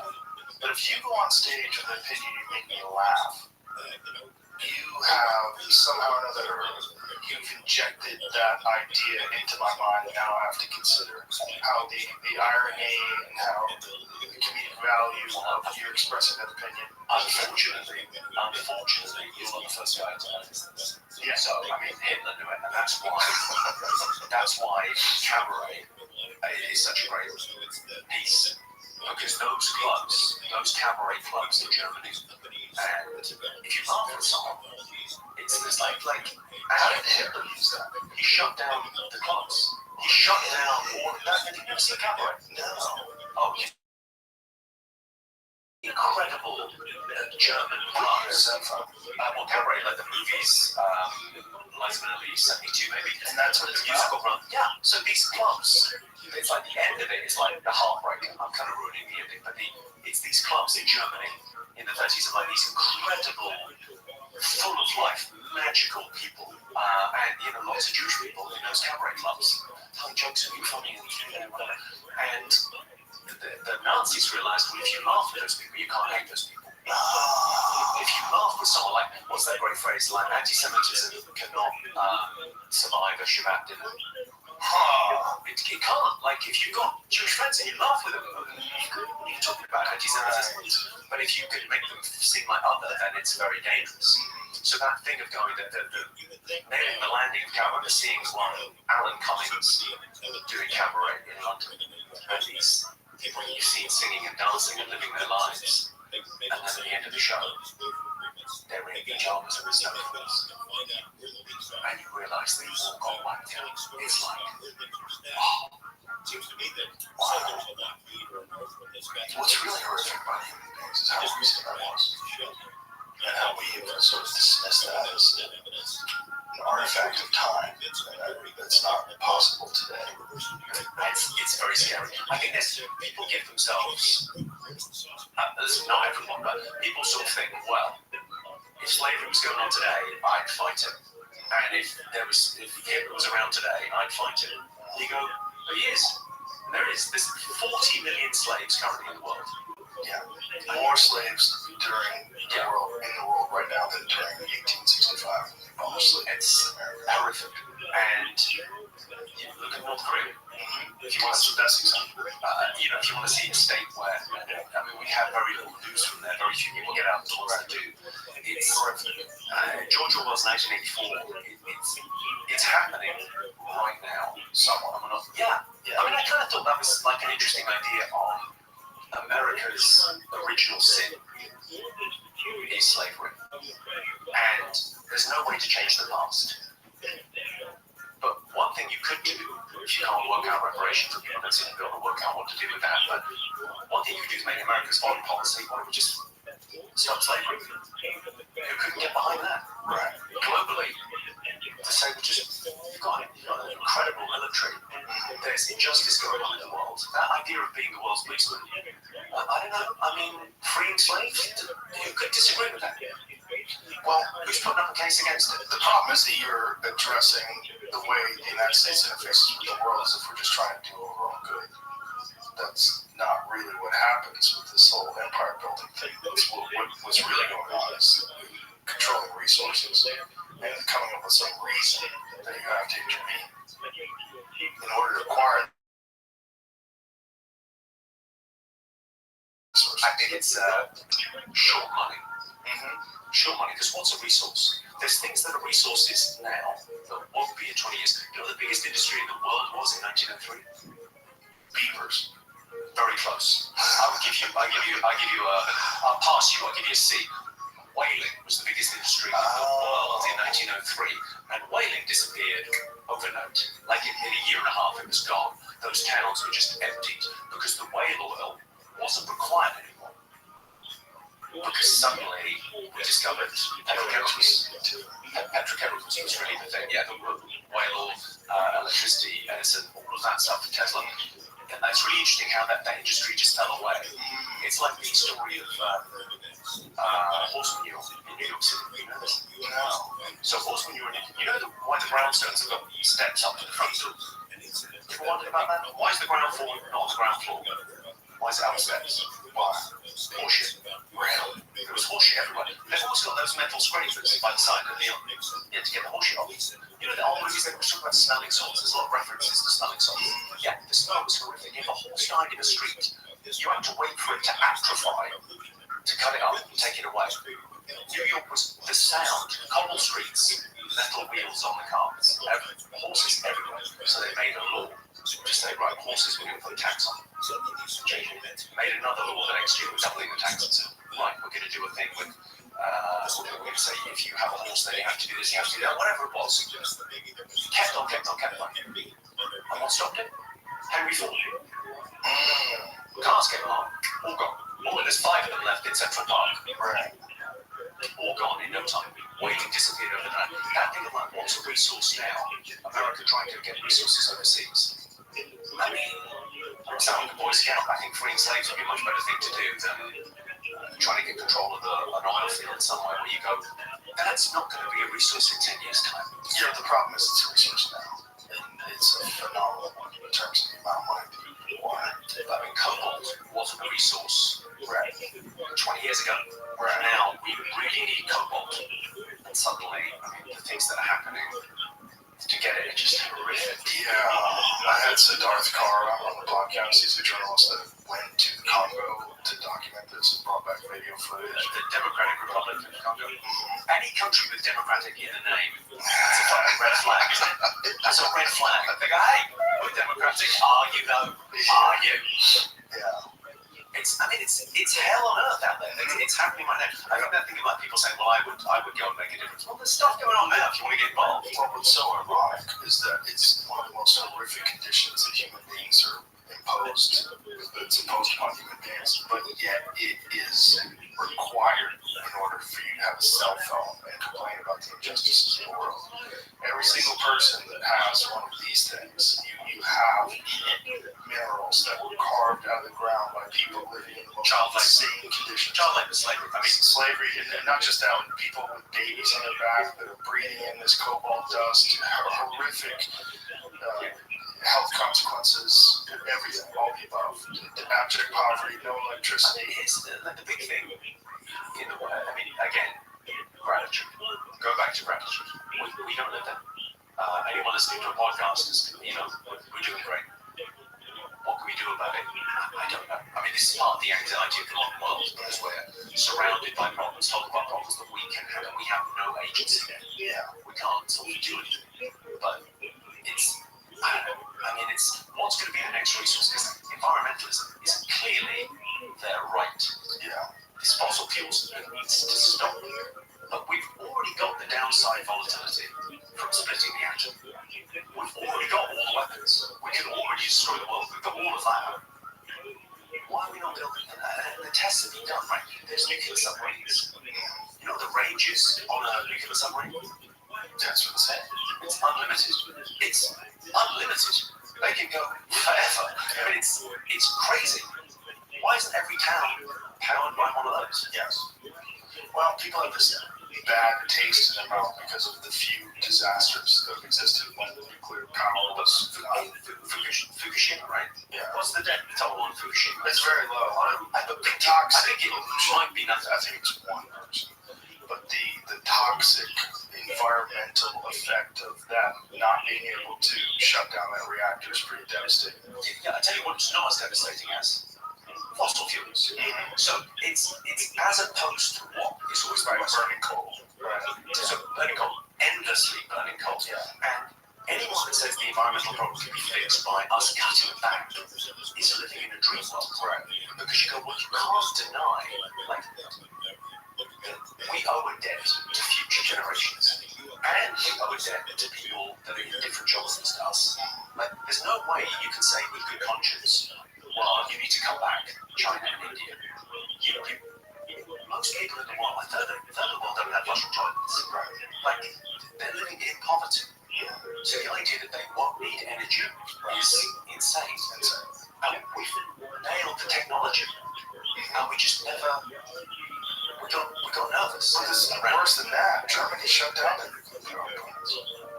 People shut them down because there's this negative connotation, this negative association that people have with nuclear.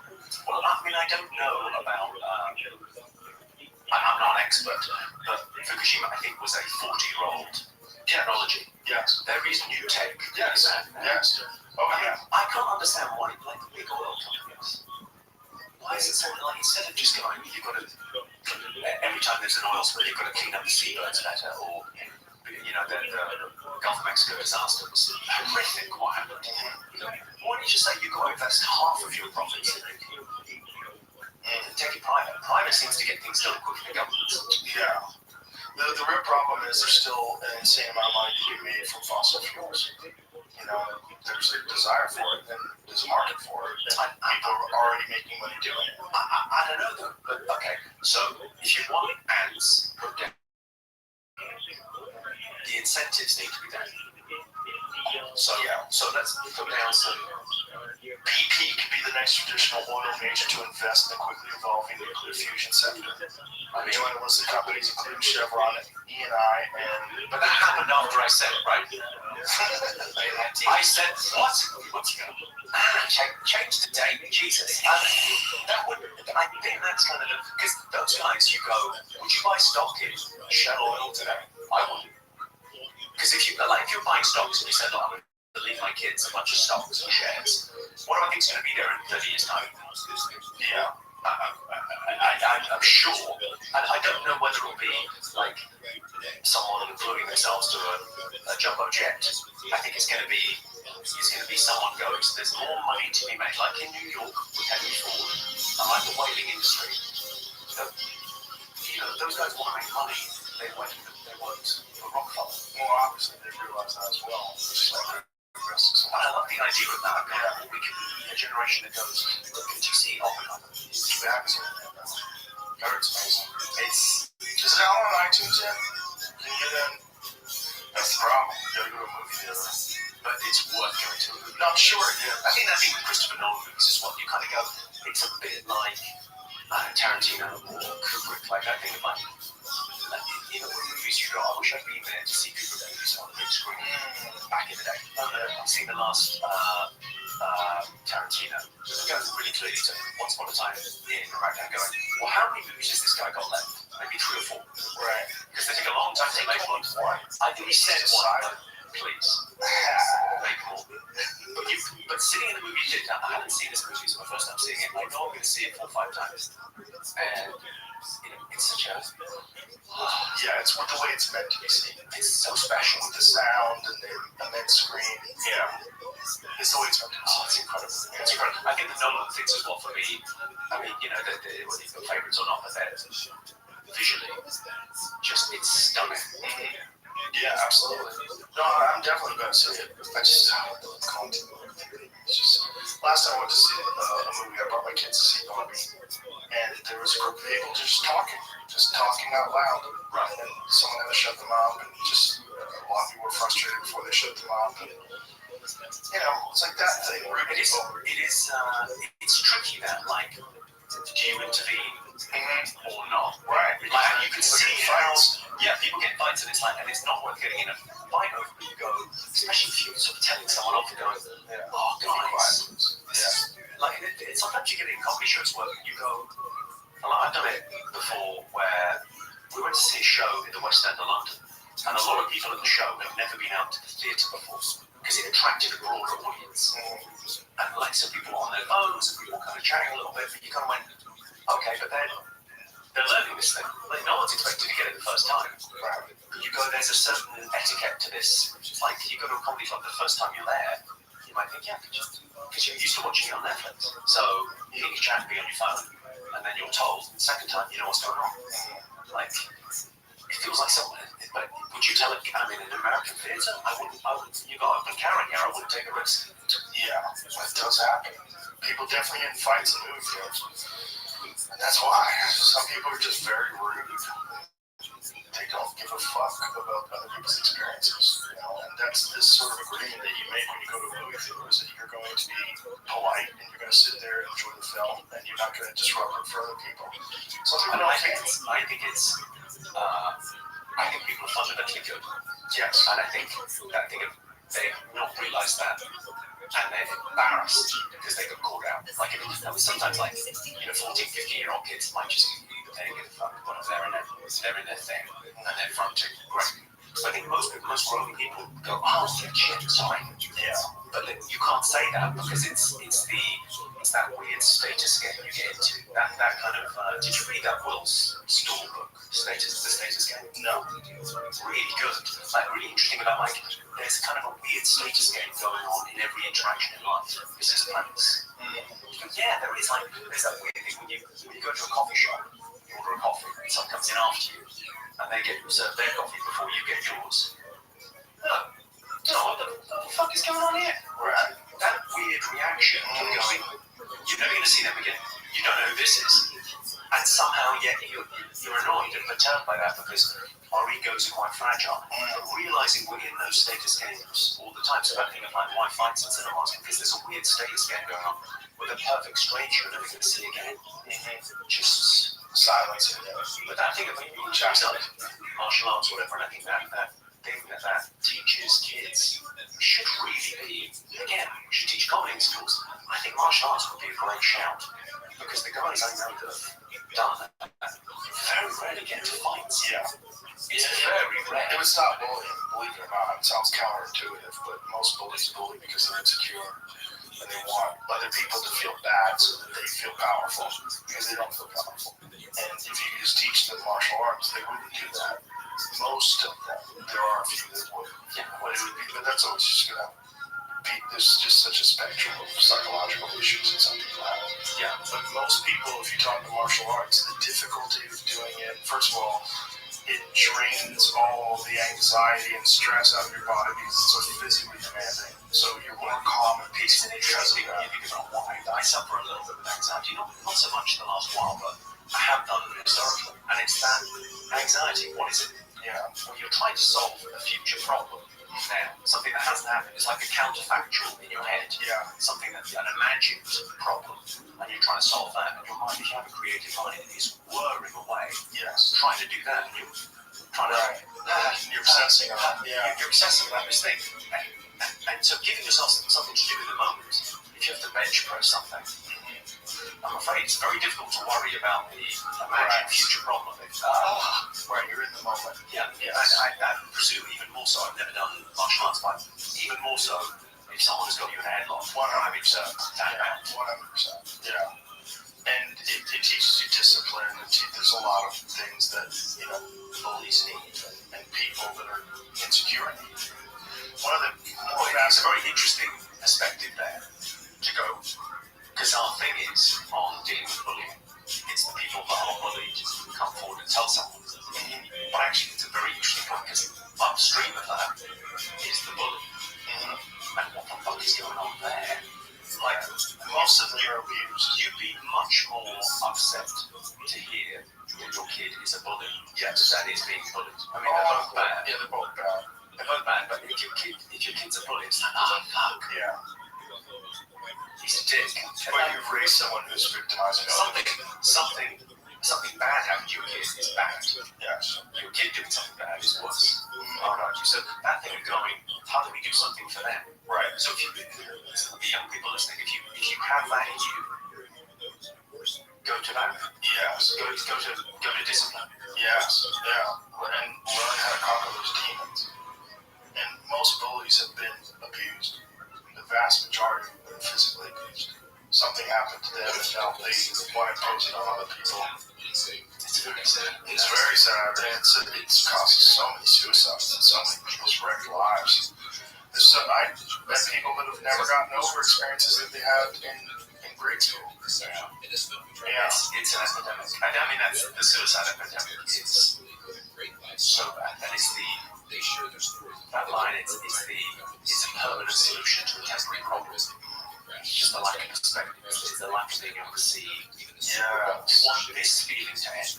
Not life, right? This feeling. And this too shall pass. You'll get through it. There's another side to this. Yeah. Perspective is just, but in that moment, it's so locked in. It's just, it's a horrible place to find yourself. It is. And it's so difficult to understand someone else's perspective too, because we all have a certain amount of discomfort in our lives, a certain amount of anxiety, a certain amount of depression. And with some people, it's just insurmountable. Yeah, I think it's that thing of like how difficult is it for them. And you kind of can't understand. We've had quite a lot of friends in the comedy world that have taken their own lives. I always think the surprising thing is how few people in comedy haven't. It's like we should see what comedy does for people. Because a lot of people are drawn to it. They're drawn to that light because of the darkness. And it's amazing actually what the cathartic nature of what we do. And sadly, some people still do. Yeah, it's so devastating when someone people are I don't think as well. I don't think you can bring the pain your way if you commit suicide. What you can do is dissipate that pain. And the people that you love, they will experience that pain. they get it. It's like it's an energy force that goes, okay, it's got to be felt by someone. That's just so. Yeah, I first experienced suicide when I was on news radio, when I was in a sitcom. One of the writers, who's a good friend of mine, killed himself. He's going to some apparently called his wife on the phone and shot himself in the head while he was on the phone with his wife. And knowing that, it was just so devastating. It was just so horrible because he was such a great guy. What was he called? What was his name? Yeah, Drew. Yeah, It's nice to, that old thing of like you die twice. You die, and you die the last time someone says your name. yeah. So it's nice to remember people that have Drew. Shots I wish he hadn't. But I think it's nice to remember people. Yeah, Horrible pain to go through. it's so confusing though. When you love a guy and you think he's a great person and you really love being around, you're happy when you see him, and then either whatever the hell they're going through is just in their mind. But that, like, the most important relationship you're going to have in your life is the relationship you have with yourself. And the way some people treat themselves and their internal dialogue and how they speak to themselves, like they would never treat another person like that. Right? It's awful. And like that circle of compassion that they have, they're good to everyone else in their life. And yet they can't be good to themselves. They can't include themselves in that group. Yeah. They're somehow just a voice. Yeah. And so, there's a lot of factors too, and how people grew up. Well, I mean, there's environmental, but also there's genetic things. I mean, some people have a predisposition towards depression. I mean, I also think there's that thing of like, there's things that get conflated, like depression and sadness. Like in my mid-20s, I thought at the time I was depressed. I was working for a big company, I hadn't started doing comedy yet, I hadn't found what I wanted to do in my life. And I thought I was depressed, and I wasn't. I was sad. And being sad is somehow less socially acceptable than being depressed. But being sad is great, because when you're sad, it's like circumstantial. I don't like the circumstance that I find myself in. Yes. Do something about that. If you have a depression or a serotonin imbalance in here, that's a hard fucking road. It's a hard fucking road. It really is. Yeah. I mean, I do get great 5 years, and it's better because he did some ayahuasca. It's extraordinary. I think that's the other thing maybe we'll see in the next 10 years. The development establishment, someone up high in Pfizer is going, do you know what? I think we could cure this. that thing, whatever's in ayahuasca, I don't know what it's made from, but someone's going to be going, okay, that experience that people are having, like the microdosing mushrooms that they're giving to veterans, and they're getting incredible results with PTSD, and reintegrating those guys is phenomenal. I mean, it's amazing kind of. It feels like that will be.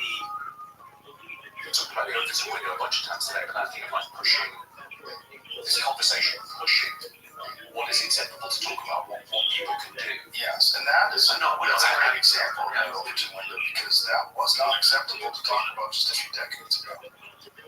Just a few years ago. Yeah. I mean, really, after Timothy Leary, it all got shut down and kind of, okay, the classification for drugs went crazy. It strikes me that William Gibson, the sci-fi writer, I've heard of it. he said this brilliant thing. He said the future is here, but it's not evenly distributed. I've heard that about the apocalypse.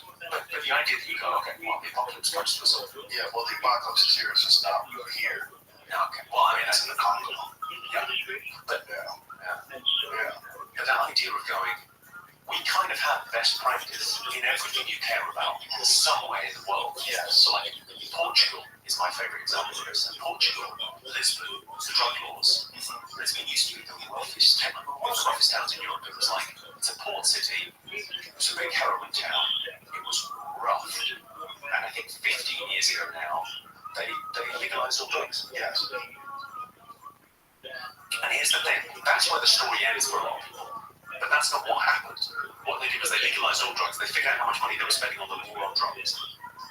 And they spent it all on rehabs and education and I've heard facilities. that argument about America. I mean, that's the cure to the fentanyl crisis. Is if they legalize drugs in America and put all the money that they're, like, People don't want to be on it. They want to be in rehab. So you go, Yeah. all of the DEA law enforcement stuff goes into therapeutic areas. No one seems to get addicted to mushrooms and ayahuasca. Once you get the message, you hang up the phone. Right, so that thing of like, whatever the method is that works for you, it might be 12-step. It could be some psychotropic, whatever it is, whatever works for you. But imagine research that could go into that with that budget. And you go, look, you're not going to win the war on drugs. You don't even, like, there's prisons, high security, category A prisons, and they've got drugs in them. You can't even keep the drugs out there. Good luck with the borders. It strikes me as like you go, just admit you're not going to win that fight. right. And what are we going to do with that best practice of going, well, that's going on in Portugal now. They've done a 15-year test case. We know it works. Lisbon now. Have you been to Lisbon? No. You know Lisbon. Yeah. Food is, I mean, the Portuguese. It's fabulous. It's such a great city. Such a great city. Lisbon and Porto. I mean, I don't really know the rest of Portugal that well, but they're both phenomenal places to play gigs, and they love stand-up comedy. It's just It's crazy that those countries are conquering the world at one point in time. Sorry, I'm from Great Britain. Hi. Yeah, We had a great run. it wasn't bad. I'll tell you what we used to own. This. Sort of. Crazy. Yeah. Crazy, right? It's crazy. It's crazy how empires rise and fall. And that's one of the things that people wonder currently about America. If we're in the last throes of a dying empire. Well, here's I got a hot take on this. I don't think they did. So I don't think the Roman Empire fell. I think it became a church. I think the Rome fell, but the Roman Empire became the church. Where's all the money from the Roman Empire? In the basement of the Vatican. Yeah, that's. I don't think the British, the Vatican. Yeah. It's incredible. Bizarre. It's incredible. It's a city within the city. The wealth, the sheer wealth in art is overwhelming. Yeah. Like St. Peter's Basilica, when I walked in there, my mouth was open the entire time I was there. You just can't believe the amount of craftsmanship, the architecture, the art, the painting. Well, I mean, if you think about culturally what happened, every song, everything they painted was about God until 100 years ago. And now, every song's about love. I think they're talking about the same thing, but that's me being an opinion. So, Roman Empire became a church, British Empire became a bank. So we gave our empire back. So, yeah, sorry about that. You can have that back. We gave, Saudi Arabia back and all these other places that we sort of were taking the resources, and then they had their own money. And then we went, what are you doing with that money? Because we've got this thing called the City of London. I tell you what, it's your money, but we're going to hold it. We'll have it over here. Is that okay? So we've still got that thing of like, culturally, I think, America is. America's extraordinary. It's an extraordinary place. It's kind of based on this amazing premise. It strikes me that America is it's better now, objectively, than it has ever been, and subjectively worse than it's ever been. So you got the experience. It seems bad, but objectively, when you look at the metrics, it's good. So that's kind of Steven Pinker thing. But I mean, subjectivity is important. Like people feel like they're at war, and actually, this is the land of milk and honey. It's and I think it's still got a bit of that thing of like Austin, Texas maybe has it as much as anywhere. It's whispering, go be yourself. Yeah. Pursuit of happiness. Yeah. It's still got that kind of that dream. Well, I'm always fascinated how people from other parts of the world see it. That's what's interesting. Someone comes here and they just like look around. Like I had the trigonometry class here the other day. Oh yeah. Yeah, Francis who comes. And when we were here, we're coming to the club. They're like, man, this place is incredible. Like, just the freedom that you guys have, the wildness that's in the air. Like, it's so intoxicating, exciting. This is something's really happening here. Well, it's a beacon. It's always been a bit of a beacon in America because it's kind of founded on an idea. And it's that.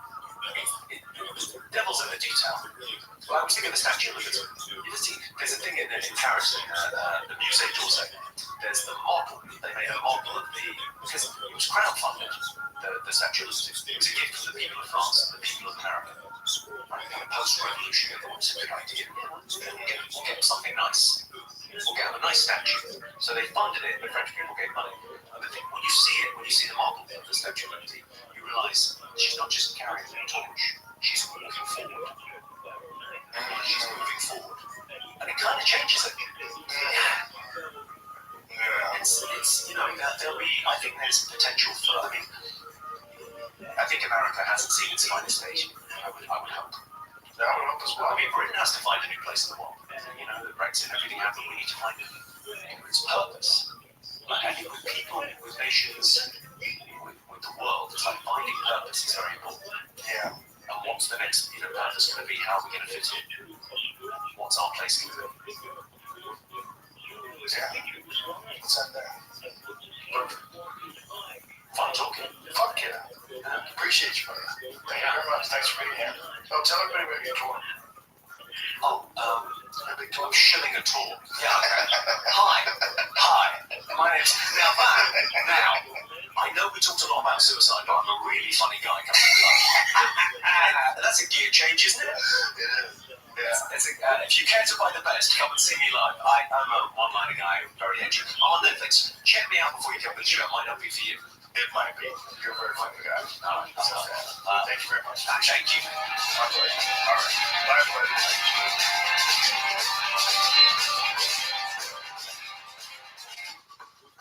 This episode is brought to you by Mizzen and Main. No matter where you are listening, no matter what job you have, the clothes you wear to work say a lot about you. And if you're wearing a boring, stiff, uncomfortable dress shirt, well, now might be the time to ditch some of your old styles, and that's exactly what Mizzen and Main is for. I love their shirts. I've worn them on 2 stand-up comedy specials, on my Netflix specials.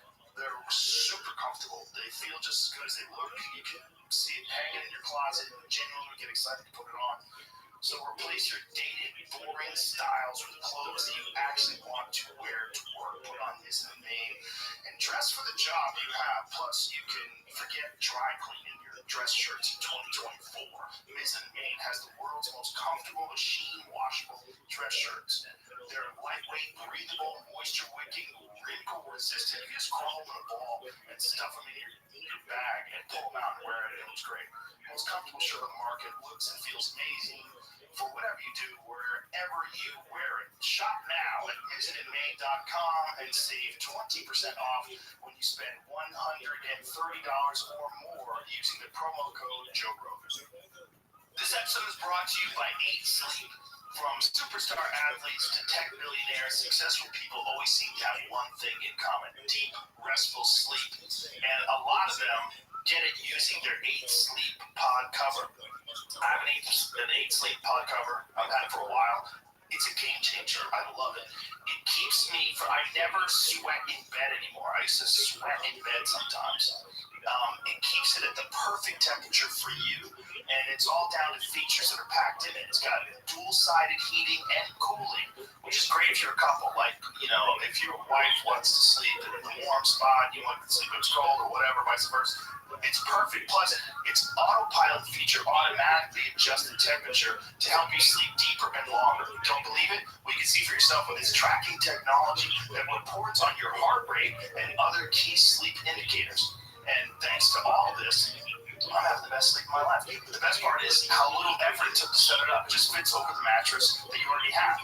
It's time to bring high tech to bedroom. Reclaim your sleep by going to 8sleep.com/JRE for $200 off the Pod Plus free shipping. That's 8sleep.com/JRE for $200 off the Pod Plus free shipping.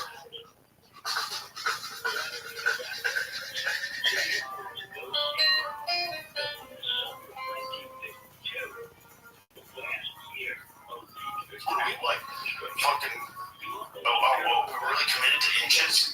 You know what? Are we really committed to yards?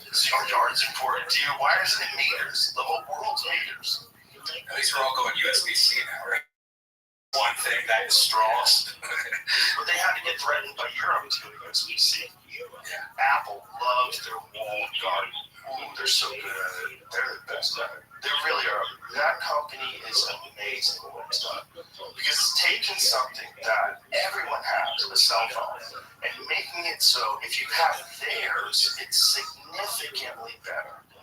You can send each other videos. You can do the FaceTime. It's native to the phone. You don't have to download anything. It works on everybody's phone now. It even works on an Android phone. You can AirDrop. And then if you get a new phone, all your shit just transfers over instantly. And if you are a comic and you have your notes on your phone, my God, so sweet. You just oh my God, I lost my phone. I lost my notes. No, I didn't. Log on, bang, your phone, bang, there's your notes. They're just so good. I don't know. Android has a lot of those features. I know those. Usually big phone. Don't get mad. Yeah, they're better than ever. That innovation. They're the first to make foldables. They have legit foldables. And you're showing me yours the other day. Pixel. Yeah. Dude, that is sweet. Yeah. That is fucking sweet. Apple needs to jump on that. You know they will. In like 2 years, they'll have a foldable like that. They'll be way behind the curve. Yeah, but they won't have the crease of it. I bet that's the big I gotta tell you, it bummed me out when I found out that Samsung's fake those pictures. It really bummed me out. Yeah, because you actually told me about it, or you sent me one. Yeah, I was on on vacation. And it made me buy the Galaxy S21 or whatever it was at the time. And I was like, I have to get this. And it's still, it's still fine, I guess. The camera's incredible. The camera's amazing. It's a very, very, very good camera. But so is the iPhone camera. The only thing that the Samsung camera legitimately does do is it zooms in way better.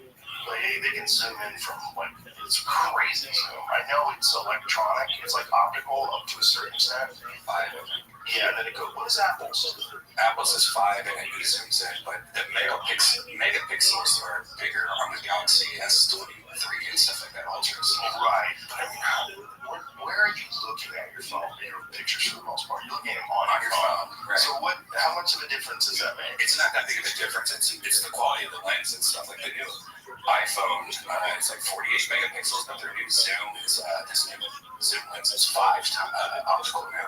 But so many of the tests show the quality of the the Galaxy S23 Ultra. It's almost exactly the same. It's twice the megapixels. So megapixels doesn't really matter anymore. It's actually the detail up to a certain point megapixels. But doesn't megapixels matter? Say if you want like one of the things, Sony has one of the most interesting phones because Sony is out there wild, and what Sony's done is they said, look, no one's buying this, but we're just gonna make a phone, the craziest fucking camera we can put on it with the most professional features. Like a guy like you or Jamie really knows how to work a camera, you know, and a lot of people that are like legit photographers, they love that Sony phone because you go into it, it's like a computer. There's so many features, so many options. What's it called? The new one, it has like the same kind of setup as like they're like professional camera phones, like the menus and stuff like that.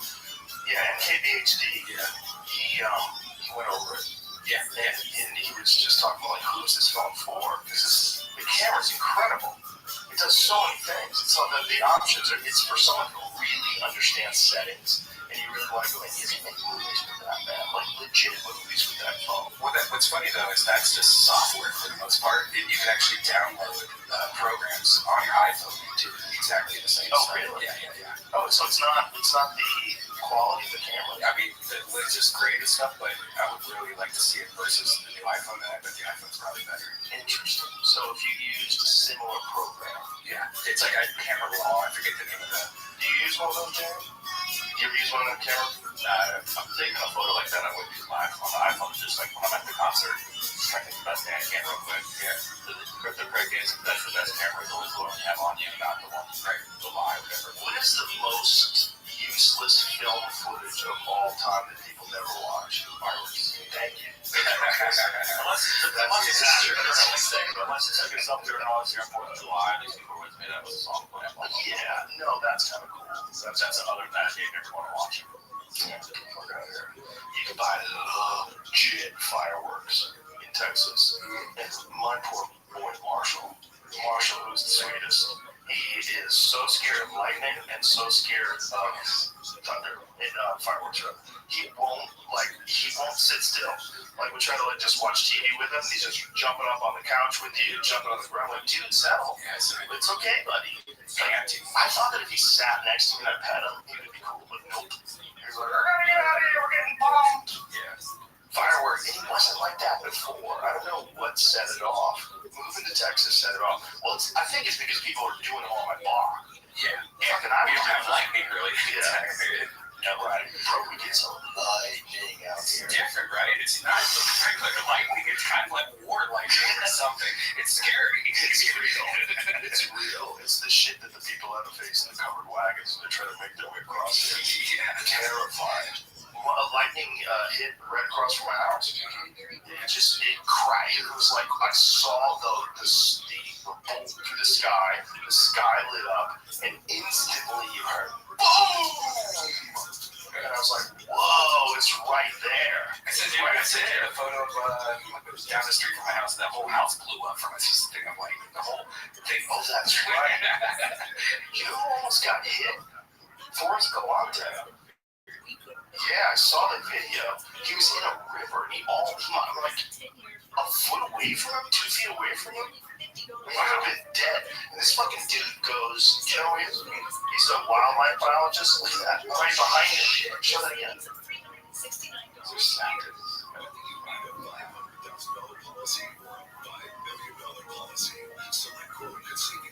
he's out there in the water. Nothing.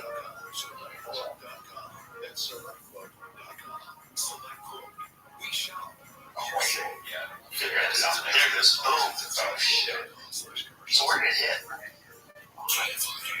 Yeah, I know a longer video about it. He says I got hit by lightning. He says you felt it.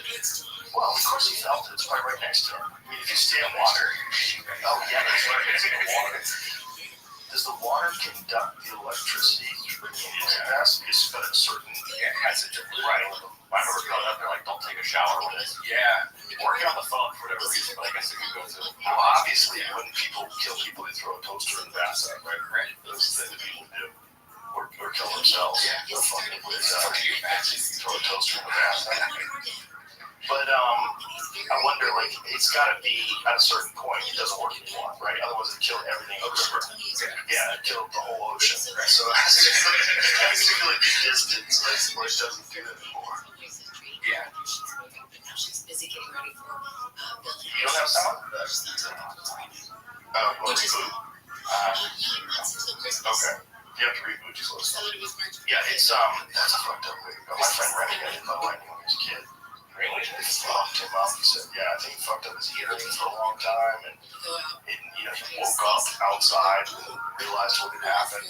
It's always weird when people get hit by lightning multiple times. It's like, how is that possible?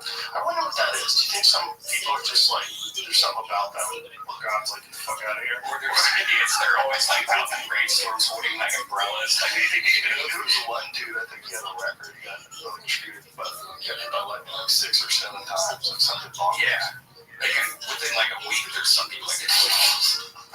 You must be thinking God's trying to get rid of you. That's a crazy way to die. A bolt of electricity comes out of the heavens. Like back in the day, imagine being like back in the Roman days and not know what the fuck's going on. And you see someone get hit by lightning. Because they had swords and shit. I hereby take this land.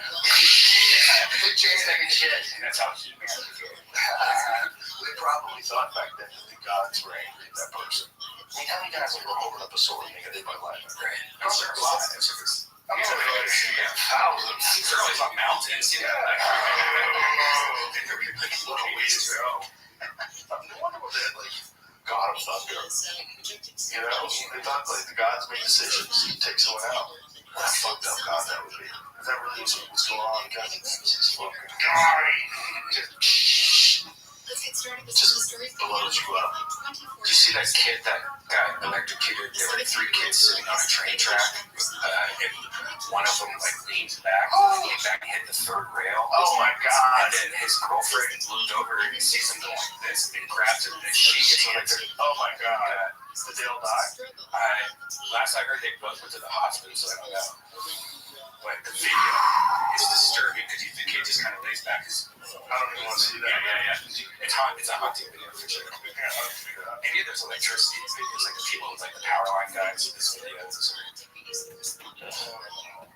The Dodgers Shohei Ohtani's going to call City for the gambling scandal that led to his turban being fired. Sometimes it doesn't happen. There was one where I was watching a guy, it was some other country that's speaking different languages, climbing up, trying to fix something on a power line, and he got zapped. He just fell. Just fell backwards like 50 feet. You watched him fall. Fucked up way to go. Yeah. Well, we're not power. Like electricians. Boy, you better know what the fuck you're doing. That's why building regulations are so goddamn important. When people are like, we need less regulation. No, you don't. No, you need building regulation, dude. Have you ever had a problem where builders built something in your house squirrely? Yeah. It's real. There's some squirrely dudes out there, but they don't pay attention to the regs. They don't look at how they're making things and whether or not they're doing it correctly or doing it in a dangerous way. People are goofy. There we go. Now we got sound. Mariah Carey sound. Jimmy's playlist gets revealed. It's all Taylor Swift.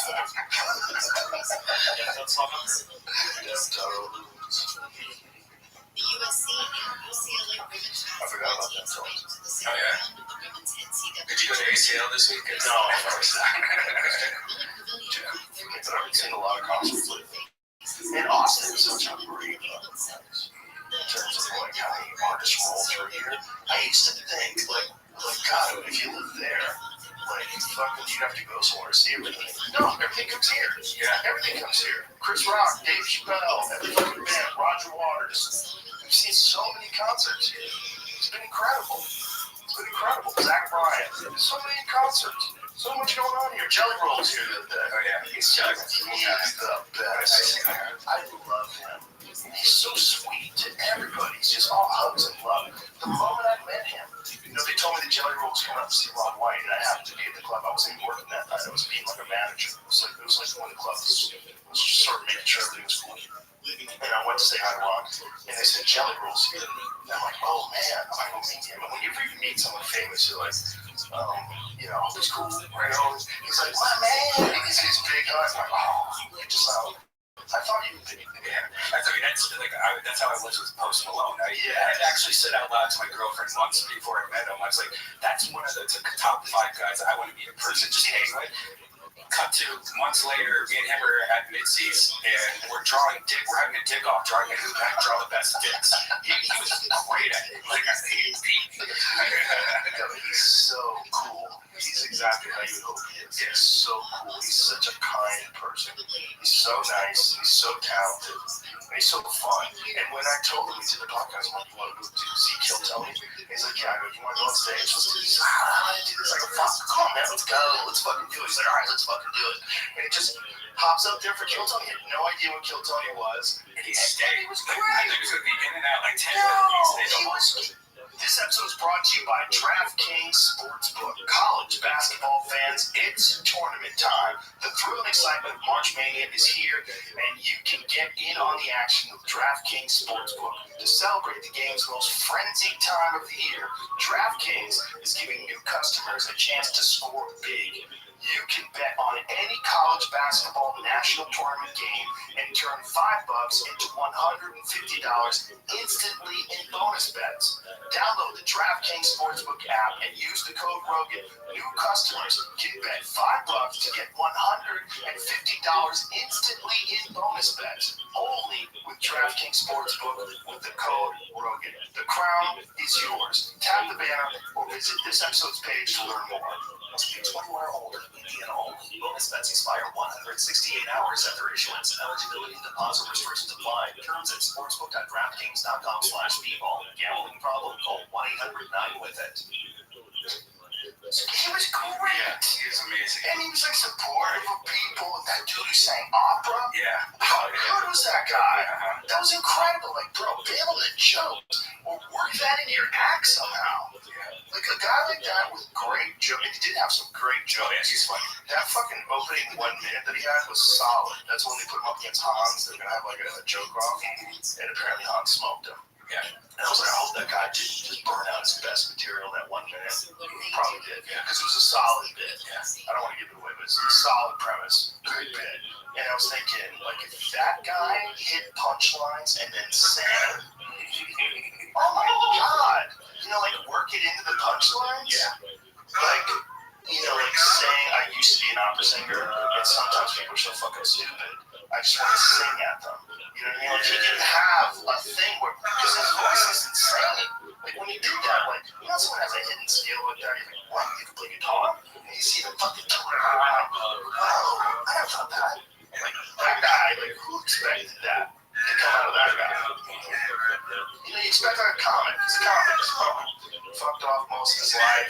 Probably had a problem with drugs. Maybe he's got a few DUIs. Maybe he's in trouble with the law. You know, maybe he sold drugs when he was younger or something. There's always like something cookie with comics.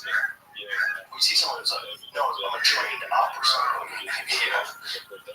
But again, that would be like how you work out. You know, you're like singing in classes. I want to just talk about fun. You know, you like get to this point where you're just like, I mean, if you like live rigidly, like if they like tell someone to they did high school. When I was in high school, there was girls that went to this all Catholic school, all girl Catholic school in high school. And those are the wildest girls. Everybody knew it. It was like an open discussion. Like these Catholic girls, because they were just kept from boys, told to stay away from boys, and they were never around boys during the day. It was all day. It was just girls, girls, girls. Always just talking about boys.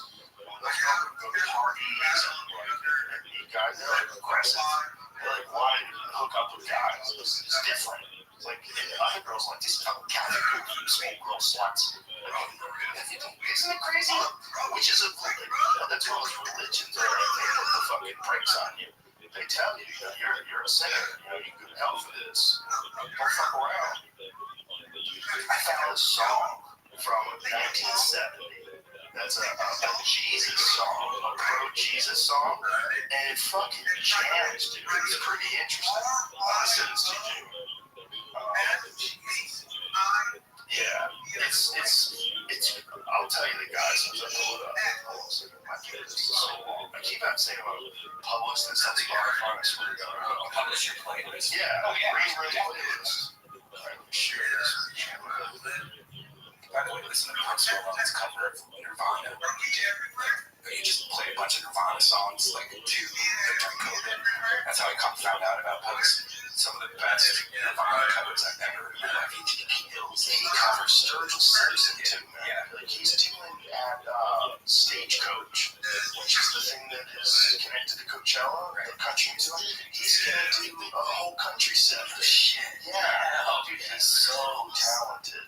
He's so talented. Like when we went to see him live, we went to Houston to see his concert. You did? Yeah. Wow. Fucking amazing energy that guy has. It's like he just fucking goes for it. And the show is so good. The show's so solid. So exciting. It just really makes you want to do better. You know, you see someone just crush it like that, you're like, God, I'm fucking yeah. Everything I do, I want to do. You get that song? Yeah, listen to this shit. This is from, I think it's from 1970. Larry Norman.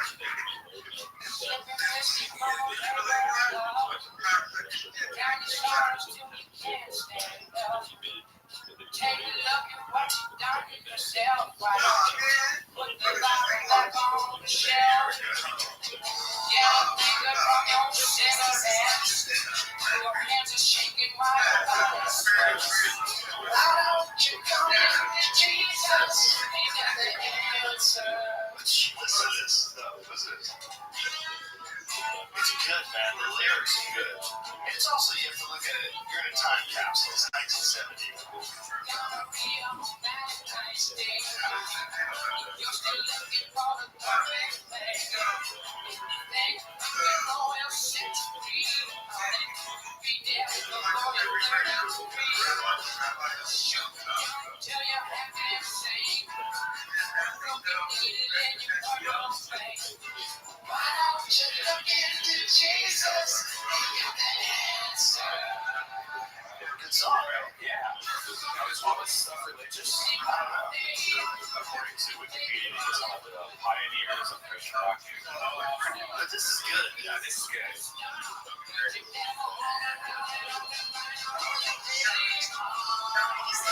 Say you want to be a superstar, but you never hung around enough to find out who you really are.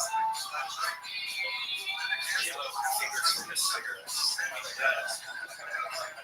Shooting each other until you have been saying, it's good. Gonorrhea on Valentine's Day. That's a good fucking song. And again, 1970.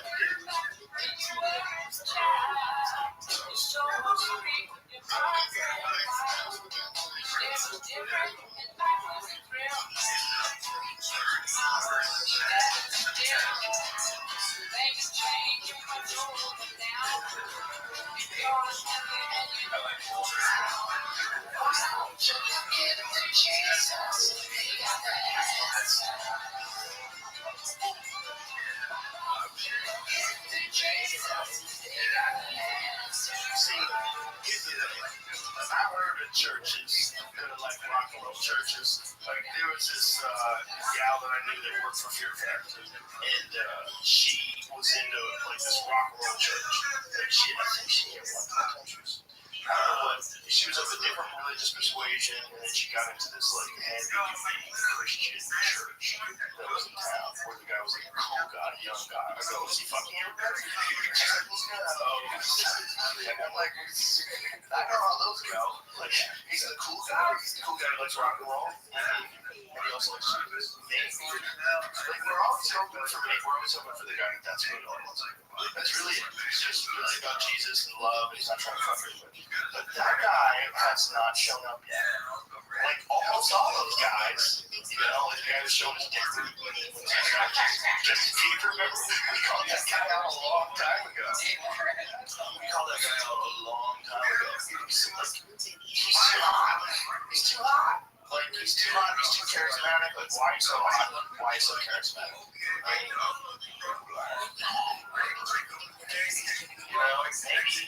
maybe you're trying to develop a cult where, like, all other cults, you get to know everybody. Because it's like every one of them.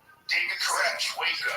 Like, I mean, I'm sure you can go down the list. It's like every one of them becomes like the one to hold down for the person that was following. Guys, fucking everybody. God, I should have a better story. They're both good stories. The location we have now is absolutely perfect. But that location would have been dope too. You just would have had to drive there. And also we would have had Philip who's going to do a restaurant there.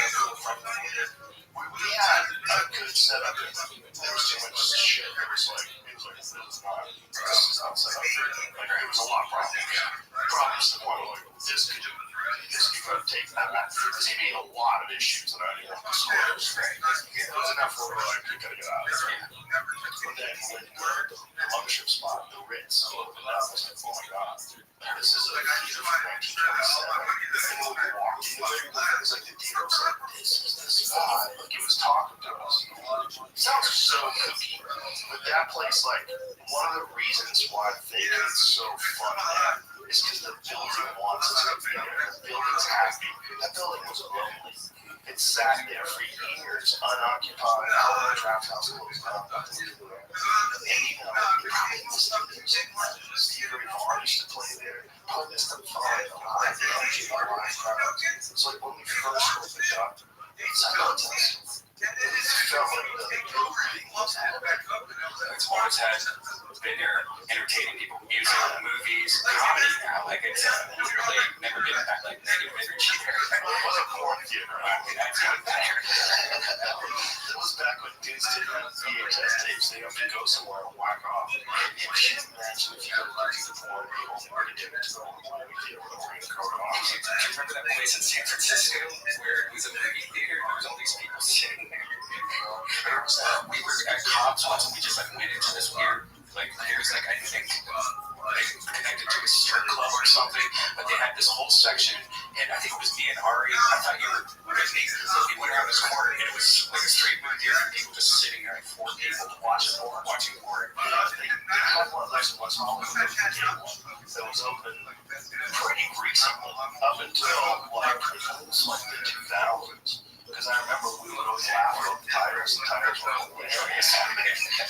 The titles of these fucking movies are amazing. I don't think so. But like, that's one of those things where they get mad if dudes jerk off there, which is so cookie. It's like, what kind of a business do you think you run? You know, like, that's why Pee Harvey got arrested. That's right. Yeah, same time. He was at a theater. Poor guy. I mean, that was back when you weren't allowed to jerk off. That's trippy. That's what's crazy. He's a giant mobile superstar. To this day, Pee-wee's Big Adventure is like one of my. I fucking love that movie. It's so fun.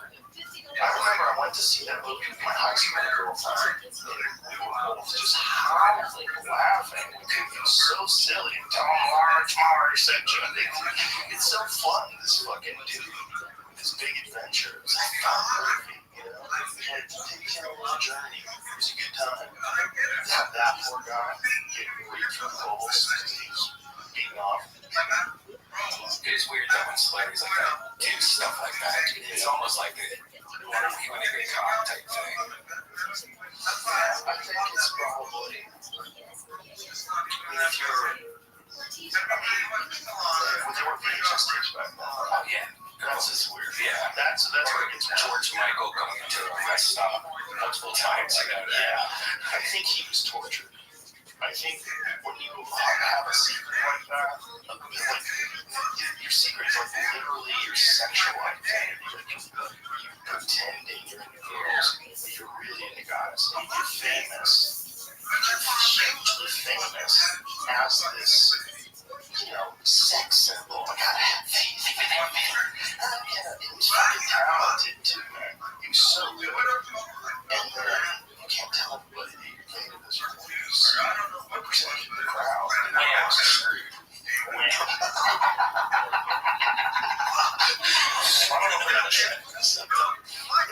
That's awful. We don't know guys in the crowd. Try working. That's not true. You son of a bitch. Everybody always assumes I'm talking about Tony's so straight and so crazy. But, yeah.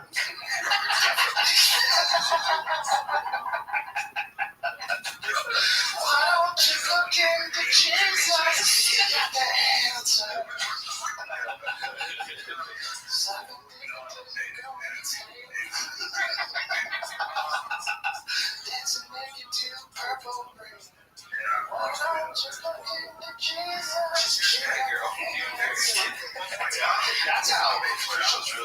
at somebody, or any religion, they really want to get someone to have some dope artwork attached to your ideology. You know, have something that people would dig that's attached to it. Because like, if some rock and roll stoic, if there was a Jimi Hendrix alive today, and he was like really into like one certain kind of religion, and other people join that religion. Fuckload. A fuckload. Like, I mean, how many people looked into Islam because they were competing on fans? I bet a lot. You know, when you get something awesome attached to your religion, that's a good selling point. It's like being a spokesperson for it. You know, it's like a politician. I mean, they are. They fucking 100% are. A band that's like the soundtrack to or something. Well, when it comes to bands, I know Beck's a Scientologist. Is he still a Scientologist? I think he was, and I think he backed out. I don't know.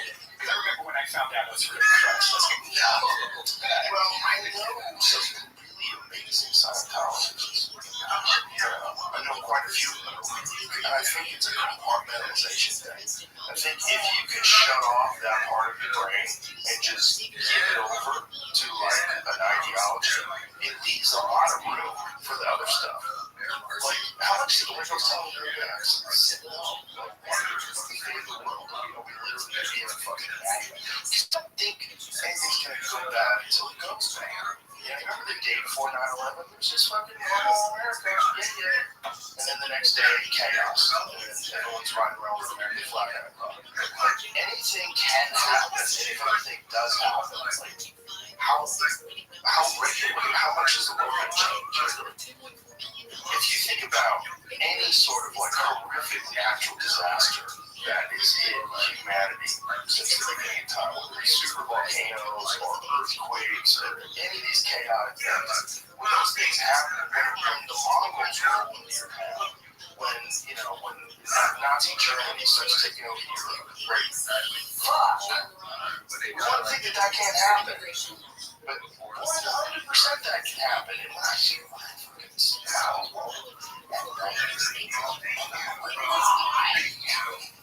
that's the thing that freaks me out the most. The things that freaks me out most is international law between superpowers and how they're willing to kill a certain amount of people, right? So like, what's the number really won't cross that line? Because if you've got groups of people that are willing to shoot missiles into apartment buildings and fly jets down and gun people down, and you've seen all those crazy patrols, if we really kill a certain amount of people, what's the line with the laws? What's the line? Is it a million people? Is it what is the line? When you think about how much people loved America after 9/11, the whole world was like on the side. And how much fuck that up. Fuck that up. And a billion innocent people died because they were out there. Fuck that up. We need a 9/12. This Israel thing. Yeah, it's good. Because when I see something like that happen, it's like there's no clear way this resolves peacefully. This is bad. This is real bad. And Israel's taking out of Palestine on our result. Because there's retaliation for that and what happened then, and other countries get involved. Fuck. Yeah, it just puts it into perspective that there's some shit going on that you're not thinking about because it's not even your thing. So if you're a guy let's say us, we're comedians, so we're going to talk to you, we're doing podcasts, that's our world. Our world is fucking around with people. Our world's telling shows. Our world is hanging out with friends and doing shows.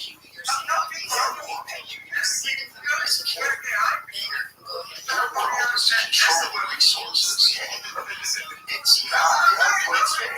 Like they release stories that aren't true. They use disinformation to switch narratives. They have social media posts that aren't real, so they can get people riled up about certain things.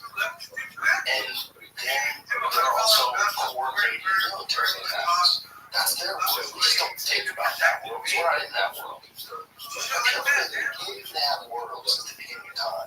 What they've done with us is they've sheltered us in such a way and then censored all the mainstream media in such a way that they completely control the narrative of how you think about what can and cannot happen in the world and why these things happen. We're seeing that right now. We're seeing that like in your face. Where you're like, what? And you're also seeing people who are massive amounts of conspiracy theories, right? And whenever something like that happens, there's always the people that are like, how did they not know this is going to happen? Like, isn't this the most sophisticated surveillance systems in the world? Israel is the people that think Pegasus. That's that shit that gets in your phone. They have that iron dome that protects them against missiles. You ever see that work? They just showed it the other night. They showed a video of the iron dome. So as Hamas is launching these missiles, they're shooting missiles at the missiles. Blowing them up in the sky. It's wild. Old school missile command, remember that? Yeah. I mean, you have to be 100% accurate because anyone is going to kill a bunch of people. I mean, just imagine Israel go outside and you're seeing missiles getting hit by bombs. Look at this. They just jack out of the sky. But if they miss one, that's a wrap. I mean, how much do each one of these missiles they're shooting at these other missiles cost? Getting all the money to shoot those missiles at Israel. Like, all of it is crazy. And someone tweeted, so this is true, this happened right after the Biden administration leased a bunch of funds to Iran. I think it was like $6 billion. Really? And then these people in Hamas are thanking Iran for funding it. Wow. Let's see that much there. That sounds like how much is the Air Force successfully tested secret new stealth missile with mock nuke. Stealth missile with mock nuke.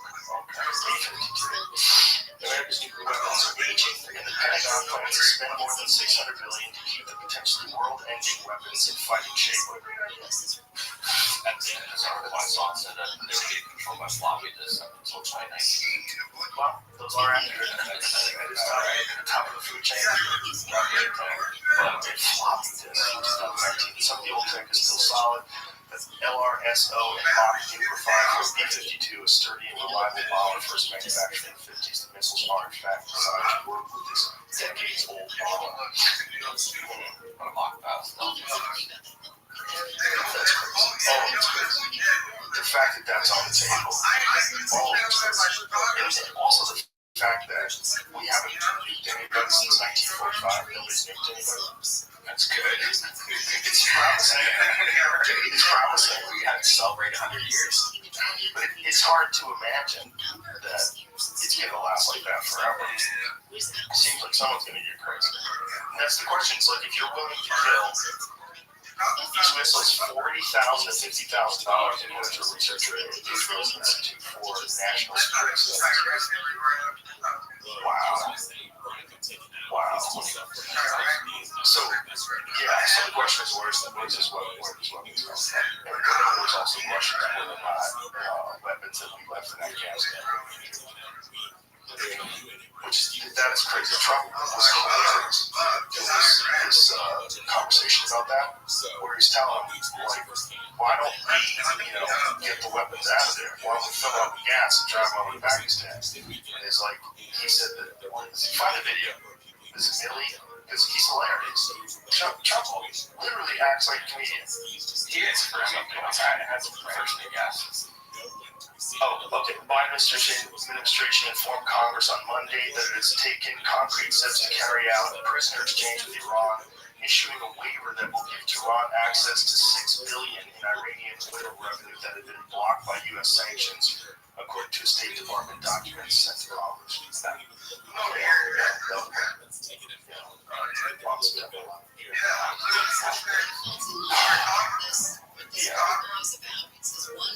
So they gave him a lot of funds.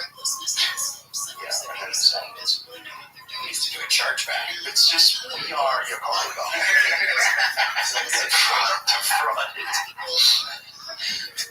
We're in the middle of a game that we're out there. Just like we're talking about before. That's the game they play. The game they play is war. Make money. I mean, just the amount of money that's been spent in Ukraine and like, what kind of accounting are you guys doing? You guys doing good accounting over there? Like, does everybody know where every fucking dollar went, or is it just like, let's go crazy? Yeah. Yeah, when you talk about so much money, like you just shuffle away.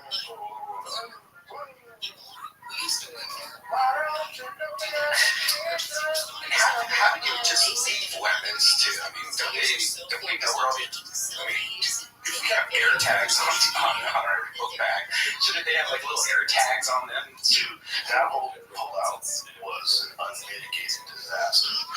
Nobody thinks it was good. Nobody thinks it was good. Nobody thinks it should have been done that way. I mean, Trump was trying to pull out a long time ago. They were trying to figure out how many troops you have to take in order to maintain the base. Get everybody out safe. It's tricky, so you know you're pulling out. But the fact they left tanks and helicopters and shit, like, shut the fuck up. Yeah, it's almost like, look, if you want to go full tinfoil hat, if you want to ensure there's going to be more conflict, you leave weapons with the enemy. Awesome weapons. If you want to ensure there's going to be more military action, these guys are pissed. You were occupying the country for 20 years. You left behind how many $1 billion worth of tanks and shit? Of course they're going to use it. And so you tell the military guys, like, we're pulling out. But there's a long play. The long play is, no chance I'm not going to do something with all that stuff. So we'll probably have to go back in. And this time we'll really go back to control over it. Like, we can't go now. Like, we go all in now. Like, we got to get them to do something really stupid so that we can justify like a complete takeover of the country and annihilation. The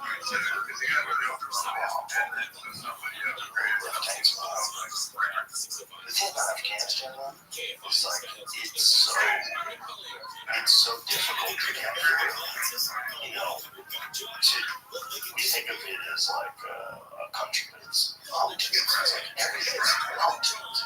It's incredible landscape. And there's Greek cities there. There's ancient Greek cities that were abandoned there during the time of Alexander the Great. And no archaeologists are studying them.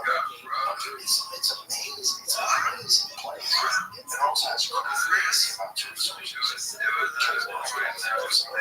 Insane amount of lithium there. There's all sorts of shit there. It's very valuable. And everybody tries to take over the oil. It's like one of the ways that they stomped out the Soviet Union was funding the Mujahideen, which later became Al-Qaeda, or the Taliban. Was the Mujahideen, they become a Taliban or Al-Qaeda?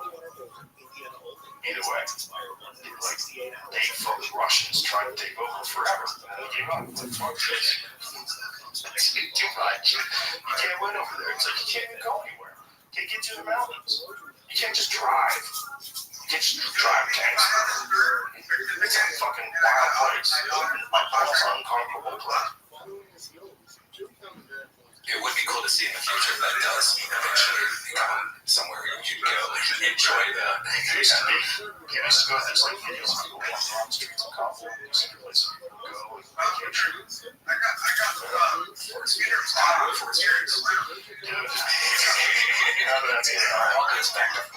Yes, if we come in, but before we keep our force we have. Yeah, I feel safer living in Austin now that we're in the middle of the country, just in case war goes crazy. Unless they decide to Dallas. You know, one of the things that people are really concerned with is like, what if terror cells have gotten across the border? When you're letting in hundreds of thousands of people across the border, what are the odds that a few of them are terrorists? Well, haven't they caught terrorists at the border? Haven't they like caught terrorists, people on the terrorist watch list trying to get through? They have, right? So how many of them snuck through? Is there an accurate accounting, or is it like Ukraine spending? Do they even know the real numbers of people that are sneaking in? Because the numbers are cuckoo. The numbers are like hundreds of thousands a month. You seen the videos of the line of migrants making their way through the border? Like, who thought that was a good idea? Who thought that was a good idea to like let potential terrorists and criminals into the country? Because we need to build this wall, Joe. Because if you don't, if you say that you're against that, you're racist, right? Which is wild. Yeah, it's wild. You gotta wonder how much of that is engineered by other countries. How much of that is like engineered social media outrage by Russia, China buying up all our properties. That's crazy. You find out that China owns so much. I was in Greece this summer, and when you walk around those ruins, you'll see like what it used to be. You go, I wonder if they saw it coming. I wonder if they thought this building was going to be here perfect forever, they'd be operating their government on this building. You know, it's probably been thousands of years they were running like that. You'll go back now, it's just rubble. When it happens, does anybody know? Or is it like right now, where you're like, it seems like we're at the brink of everything falling apart. Chaos. Like just the amount of things that people have to be upset about, and amount of polarizing things, whether it's trans kids, or climate change, or pro-life, or pro-choice, or pro-Ukraine, or whatever the subject is, everybody's screaming. Everybody's convinced on one side that it has to be this way, and everybody on the other side is like, those people are the end of civilization, those people are the fucking death of democracy. It's so polarized, and I think that has to be social media, and some of that has to be engineered. Some of that, we know that there's a ton of trolls out there that aren't really from other countries, from our country, that are just literally designed to stir shit up and attack things and go after stuff. Right? When we find out that our own government was actually censoring social media and contacting Twitter and telling them to delete posts, or trying to get this to delete things. They're trying to get Facebook to delete this Tucker Carlson thing. They tried to be true. It was true. What he was saying was accurate. And they were like, we can't delete it because it's accurate. So they lessened its reach by 50%. Because the government told them to hide the truth.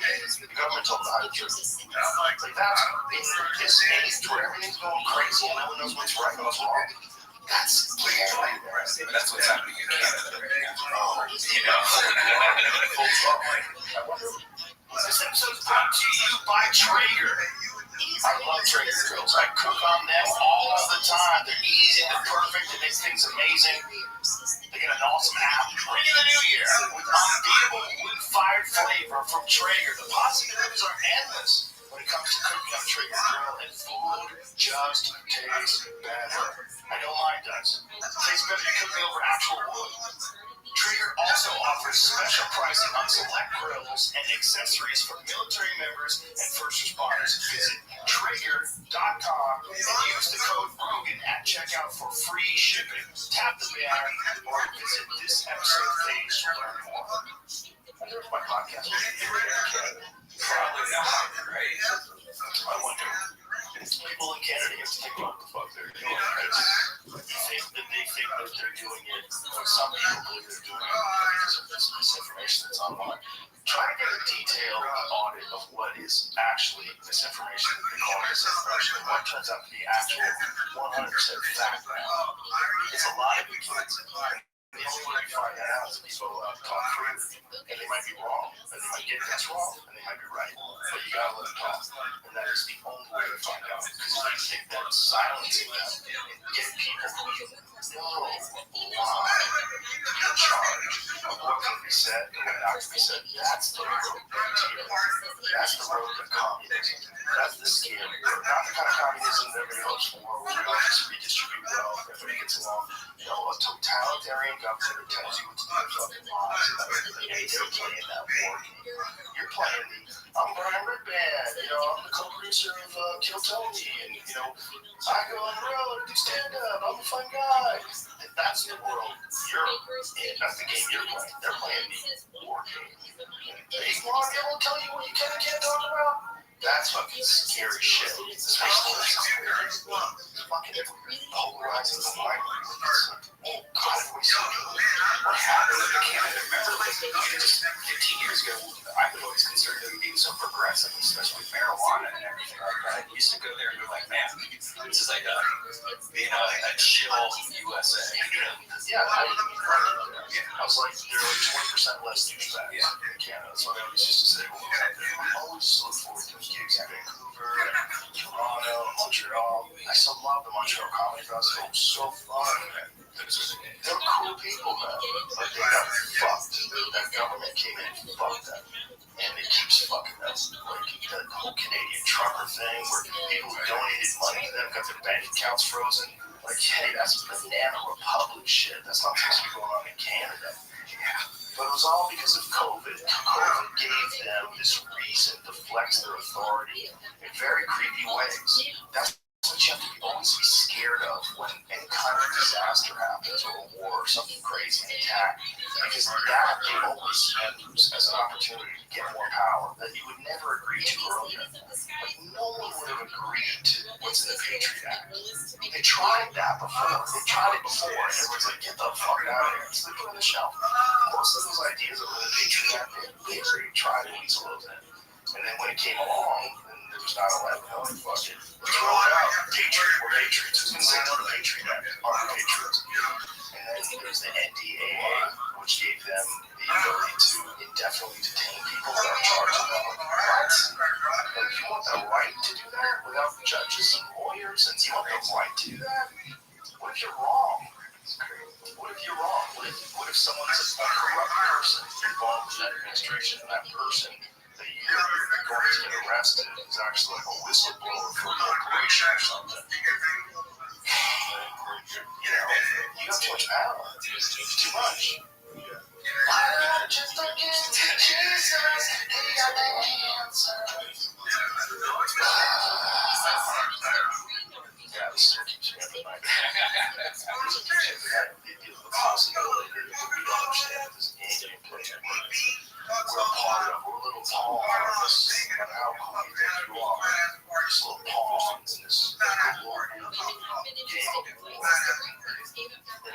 It's real life consequences. Real life. That's what's terrifying. Yeah. That's why I feel it feels so good every time I go to Costco and I get like a bunch of water. Like just trying to feel like, okay, it can happen now. I'm set. It really happens. We're just so fucking imagine. So far, you can't imagine this idea that who knows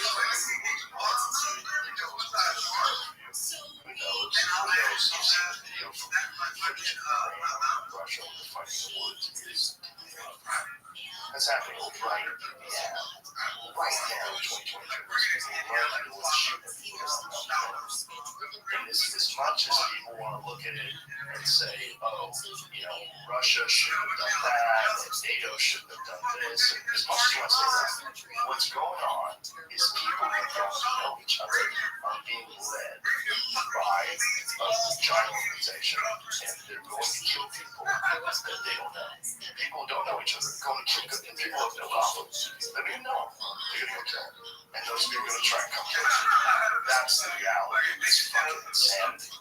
And that only exists when you have groups of people that are controlling groups of people, and then they move them around, and then they put bases places, and then they attack them, and then they fund this and fund that, you know, and get this guy out of fucking office, get this guy out of power, and bring in a little speech, and then that gets killed. They're playing this Game of Thrones shit on a global scale.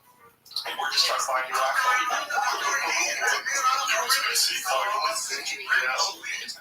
It's like, that's the thing, it's like we're fucking powerless in this thing. And it seems like the elections are, they do their very best to make sure that they win. Whether that's legal or illegal, what they're doing, like what they're doing with Robert Kennedy Jr., it's crazy. Did he become an independent? He's going to that thing. I don't know. He said he's got someone out there, and most people are speculating. But if you're independent, can you win? No, see, that's why I think that would hurt. Like, we've all seen in the past, even like what is it, Ross Perot, or he might have a chance, and it's like 2% or something. It seems to me like the more time goes on, Trump is a shit. It seems like if this shit gets crazier and crazier, there's going to be more radicals in the world. He was the one at the beginning. He was like, different dying. Do you want Ukraine to win this war? Remember that conversation? He's like, I want people to stop dying. Which is the best answer any politician has ever given. The way he said it. You can find out people that are talking about millionaires talking about leaving stuff over in Afghanistan. I might say because it was so funny the way he was saying it. You see the thing that he was saying about the electric tanks?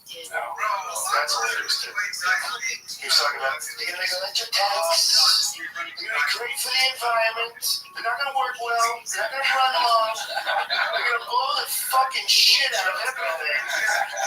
It's gonna be good for the environment. The way he said it was like a guy doing stand-up. Yeah, like the tanks does not seem like a good idea. I'm out of charge. Yeah, it sounds insane. I don't know where it's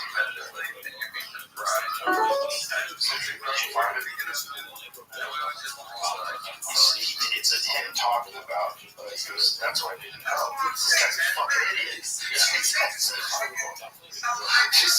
at the way he says it. It's like he sets it up, like he's setting up a punchline. Like he sets up the story, so it would be cheaper to leave him over. He's like, oh, that's what I thought. That guy's a fucking idiot. You see a guy like him talking like that.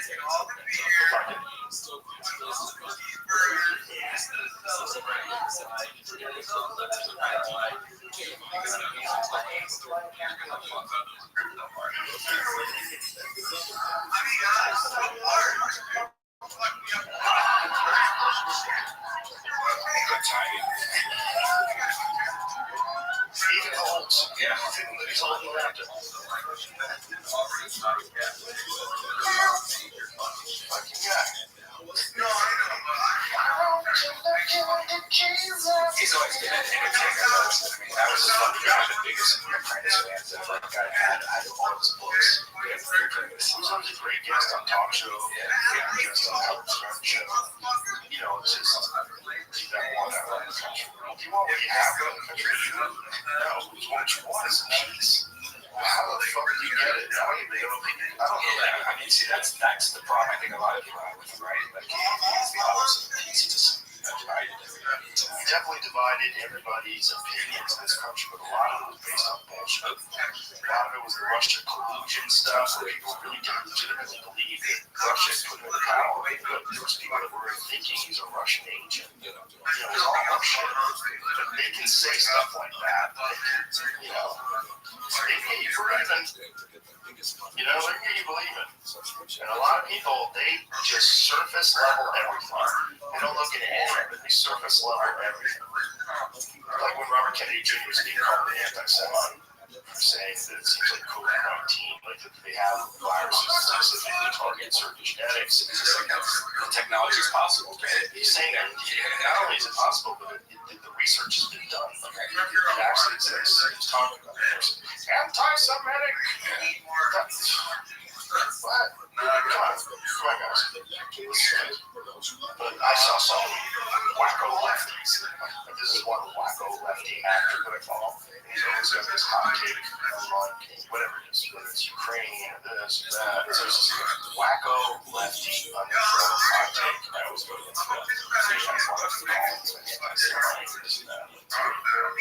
That's what he needs. You know what he said? You're so off. You can all also hilarious. Right. Hilarious watching you virtue signal weak or goofy flat. Yeah, that's the one thing that really I kind of like Trump for is that he's really opened my eyes to how extreme and gross both sides are. You know, I mean, I just see like friends that I used to be friends with, just the things they say is so far left. Like I just cringe at, and then other side same thing. You know? Yeah. Well, that's always been the problem with groups, right? Because the spectrum of human beings is so wide, we lump us into one side or the other side. It's kooky. It's like most people are kind of a mess, like a mix rather, of both sides. Most people are pretty centrist. I feel like I'm left to center, center left. Same here. Like, I get called alt right because it doesn't, like, if you think like, hey, maybe you shouldn't be injecting little kids with hormones, puberty blockers, and what about all the side effects you guys are conveniently ignoring? It's terrifying, and all the different things that it does to their system. It's a fucking host of horrific side effects that are connected with those things. And then all of a sudden you're transplanted. Okay. And then they start using terms like gender-affirming care. Like, okay, you need surgery to remove testicles and penises and breasts for children. Don't say it that way. Like, say it what it is. Don't come up with some cute, rosy term that makes it seem better than it is. It makes it seem like something different than it is. You know, it's a weird thing that people are agreeing to. And I'm sure you've seen that video with this guy. Do you think your 12-year-old should get tattoos? No. Do you think 12-year-olds can choose their gender? Yes, they know. No. Bro. We used to just all agree that kids were easily influenced, and they change their mind all the time. They want to be a pirate. You don't even know what a pirate is. You're fine. You know, we used to always agree with that. And then it became about gender, and we're like, no way. No, they know. But look, some people, I think, do know. And that's part of the problem. Like, when you look at the broad spectrum of human beings, there's some people at an early age feel like they're in the wrong body. How do you know if that is, if they're being influenced? How do you know if this is a phase?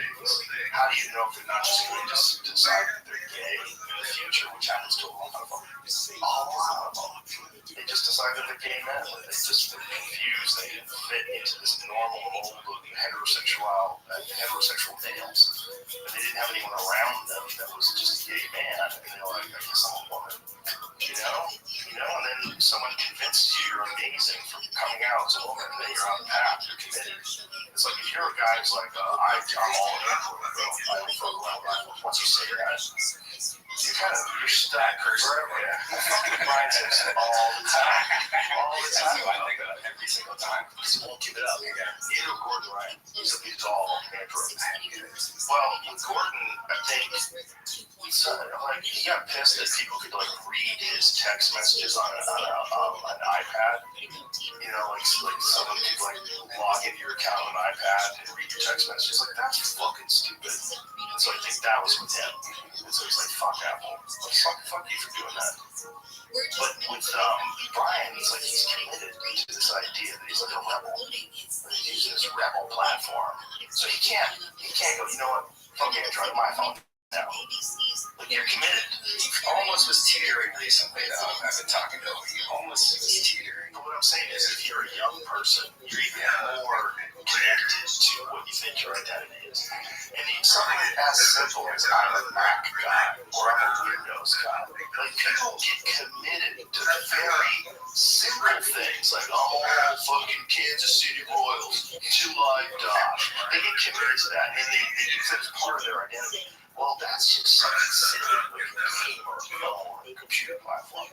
Now imagine that same tendency that people have to be committed to whatever they announced and now connected to your ideology or your gender. They don't want to give up, like whether it's being a liberal or I really was born a girl or I was really born a boy or should have been a girl or should have been a woman, or whether it's whatever the fuck it is. When people decide that they're a thing, then they just look for reinforcement of whether that is, and they talk about it all the time, and that's their thing. That's all they're committed to it.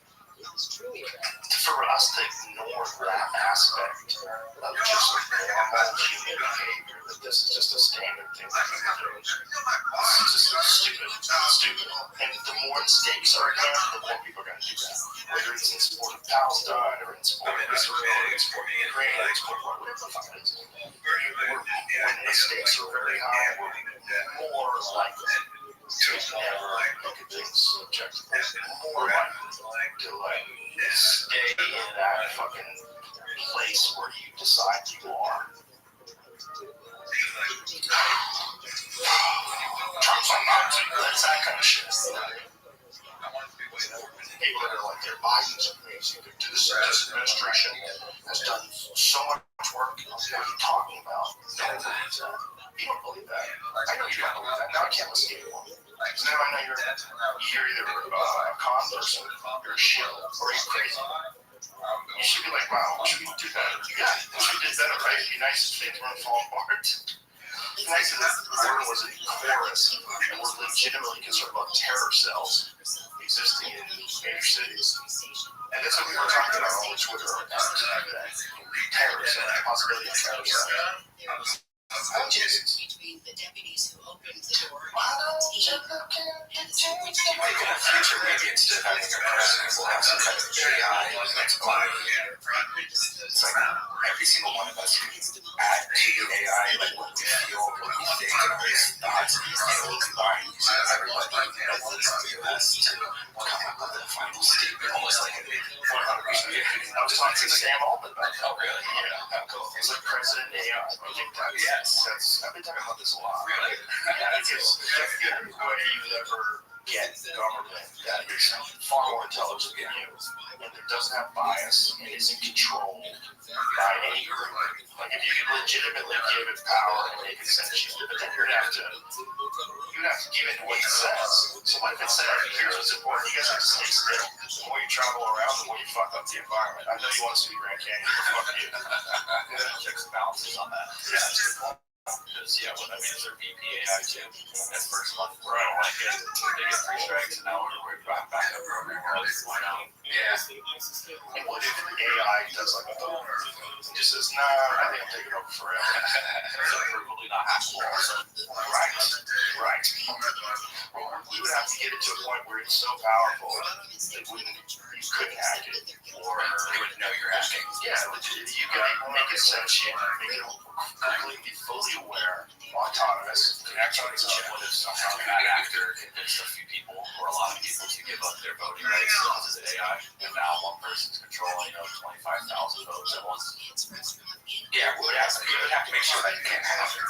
Like that's scanning your eyes. This is like, how do you, when you give in to this authority, even if it's an electronic authority, for the greater good of the world, that's essentially how you get North Korea. That's what North Korea did. When Yoni Park was on the podcast, just explaining what they did. They told all these people, hey, if we just control the land, we'll make sure that everyone has food. Like, okay. So they just took everyone's land. They're like, yeah, now you're starving. Now we're going to tell you what to do. Now you have 3 haircuts. I'll choose from. Now I'm trying to take it across the border. Prison control. And then you have prisons inside that open air prisons. So they're horrible concentration camps for anybody that violates any of the rules. And generations of people live there. Like your children, grandchildren, have done something that bad. It's like 3 generations of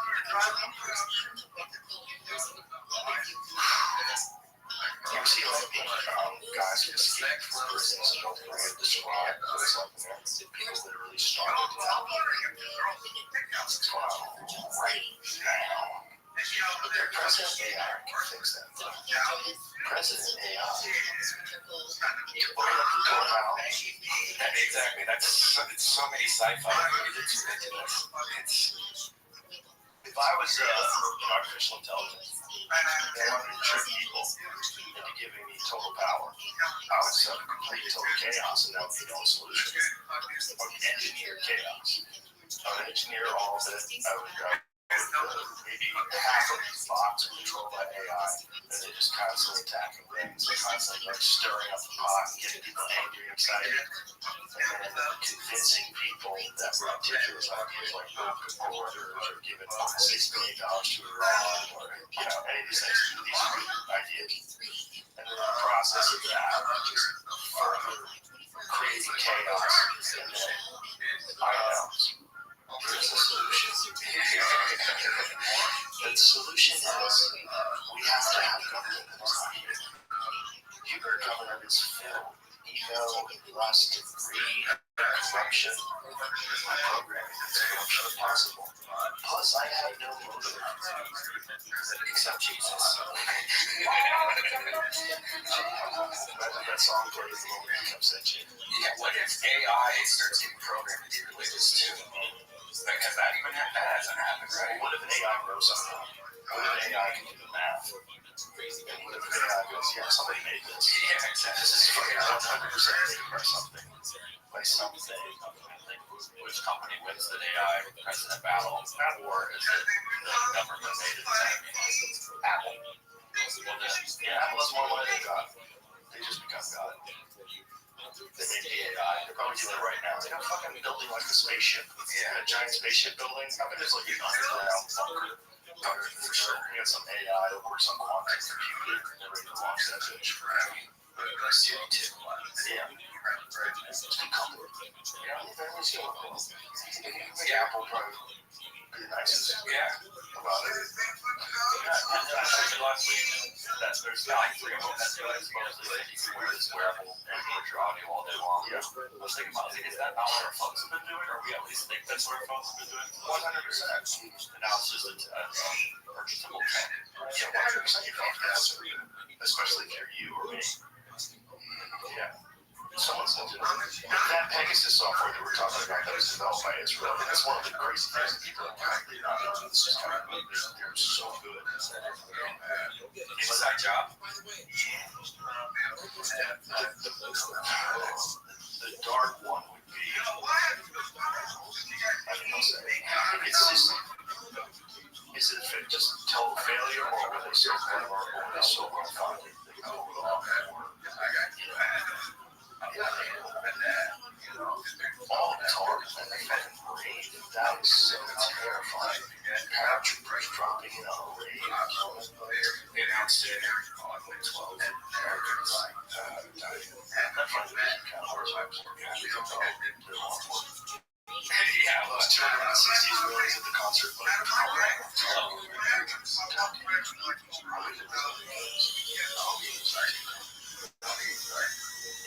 isn't that weird though that we think about that with how many Americans? It's a strange metric. It's a strange thing to concentrate on. Just the overall horrific nature of it, just all the deaths, including costs. How many people have died? Bombs, shoot missiles, tornadoes, that went building that collapsed. First it's locked. The place was all fucked. What's it like now? They're shutting the power off there. No. But here's the thing about Israeli Palestine conflict. How they sort that out? One group says the group shouldn't exist, no on their land, the other group says you have to stay over here, you can't go anywhere. Or world better. You want that. I wonder what that vote would be. That's why we would have to hear it out. Like, we all have to watch it on TV and stuff like that. What are they basing it on, too? The thing about the AI was wonder, like, are you voting based on false assumptions? Right. Are you voting based on propaganda you've been fed by dictators? Like, if we let the whole world vote, do you know Korea really vote? No. Well, the AI takes over. Vote that out.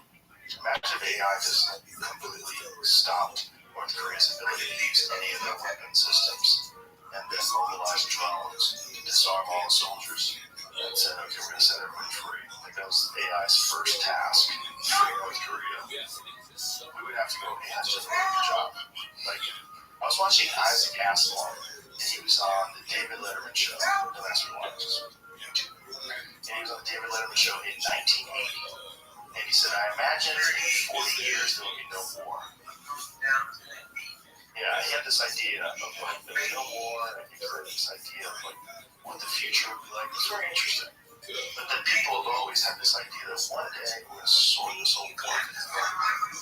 In 1980, you could kind of think like that because the Vietnam War ended. We didn't do anything until Operation Desert Storm. That was, what was that, 92? Yeah. 91, 92.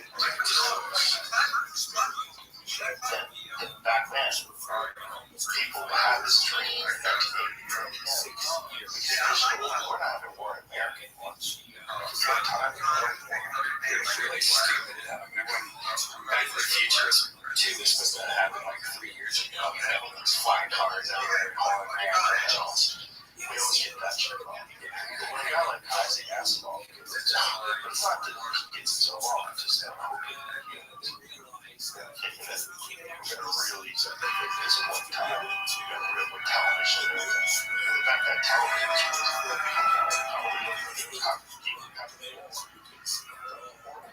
understand it's a bad thing. And here we are, 2023, on the verge of some crazy conflict.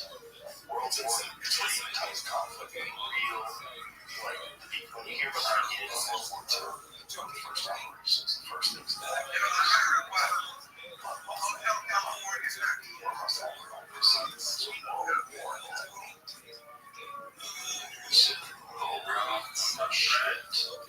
Holy shit. It's popping off. Is this mouse time?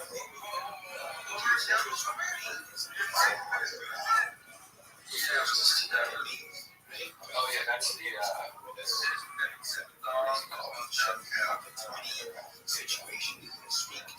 That's a mouse. The ball. Jesus. Holy shit. yeah, this is the second day. Devastation. What is that big bomb? I'm not 100% sure.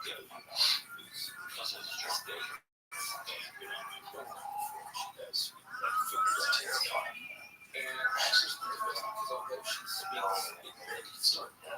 It's different. You How they choose what to bomb to? different. They bomb where they think the terrorists came from. They bomb where they sleep, where they sleep. It's supposed to be what government buildings only, you know. So that was, No, that just seems like, they went, yeah, they went crazy. I love that term, surgical strikes. That one always gets me. Surgical missile attacks. Surgical. What kind of surgery? Like, you're using bombs for surgery. That's like the most gaslighting term for a missile. Surgical missile strikes. It's a kind of, you are definitely looking at people separate body parts. I don't think I call it surgery. You shouldn't be able to use that term. Yeah, surgical strike. You know, it seems like you shouldn't even use it for darts. He's got surgical precision. You want a guy do surgery with a dart? No, you're not. Shut the fuck up. Don't say surgery. Surgery's like a guy's got fucking giant goggles over his eyes. He's very precise with his cuts, and his vision is magnified. There's people around him cleaning things and handing things. That's surgery. Yeah, number 6. Yeah. Drone footage. Surgical drone strikes. That's nothing to ignore. The amount of people that accidentally get killed with drones far exceeds the amount of people that are supposed to get. It's something insane. I think it's, we looked it up before. I want to say like 80% of people that get killed with drones. Wow. Yeah.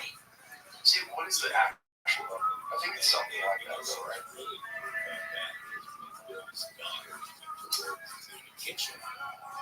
They were tasting the oatmeal. What do you find? I mean, it's just the first time looking at this system. Some I got to look at Really nice. I mean, they obviously also look like deaths of civilians. I guess you made the concentration. What would you say to that? Civilian casualties? What is accidental casualty? What do they call it? Accidental for civilians. Yes, that. Collateral damage, that's right. Because that was the Julian Assange collateral. How about that? Nobody talks about that. Yeah. Exposes like chaos of war. Like, yeah, we're going to lock you up here.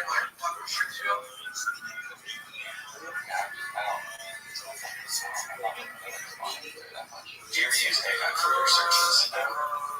ChatGPT.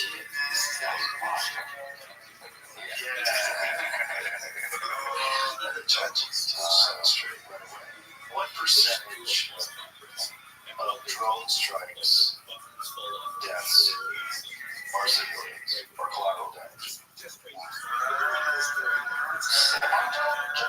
percentage? Yes. I would say 40%. I want to say 4. You probably are able to do that. I think I know, definitely have in the past, but I don't know what the numbers. But I remember being shocked at the back. Seeing ChatGPT. Was it so? It was just a long thing talking about like why can't we get that? This is longer read. Just summarize and give me what you think. Collateral damage typically refers to unintended civilian casualties or damage to civilian property during military operations, including drone strikes. The percentage of collateral damage in drone strikes can be influenced by several factors, including the accuracy of the intelligence used to target individuals' groups, the precision of the drone technology, the rules of engagement employed by the military, and the level of care taken to minimize civilian harm. Also, people will overestimate on purpose the amount of civilians that were killed. It's very bad to be on. Someone in the military explained that to me. Oh yeah, that's what this next paragraph just says. Different organizations will have like different answers based on. Yeah, different organizations sources may provide varying estimates of collateral damage in drone strikes. Some reports suggest that improvements in drone technology and tactics have reduced the number of civilian casualties over time, while others argue that the true extent of civilian harm may be underreported or not fully understood. Right.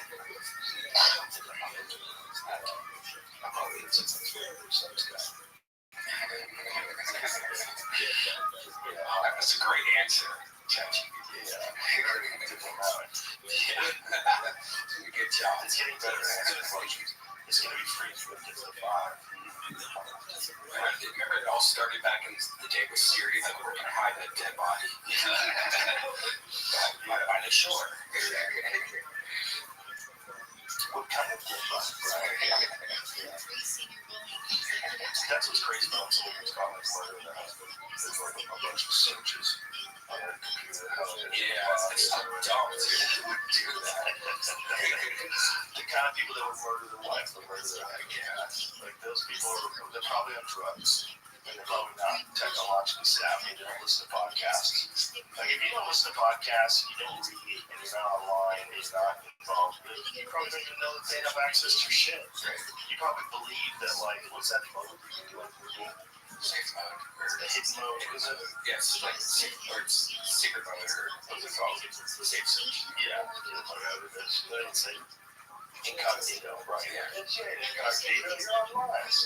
Put a wig on and go to Walmart and use their computers. Yeah.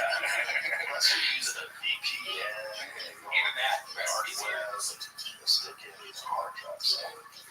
How's that baseball game? Did you see that meme? Somebody sent me this meme, Joe Rogan ate celebrities. It looks exactly like maybe what it is. Oh yeah. I pulled it up. Isn't that Photoshop? I thought that was just Photoshop with your face on. What? Some dude. Yeah, somebody just tweeted that to me the other day. It's hilarious. If I was an alcoholic and I ate a lot of hot dogs, Oh my god, yeah, that's like your piss look too. that looks so much like you. I just got a little nose job and moved to Argentina.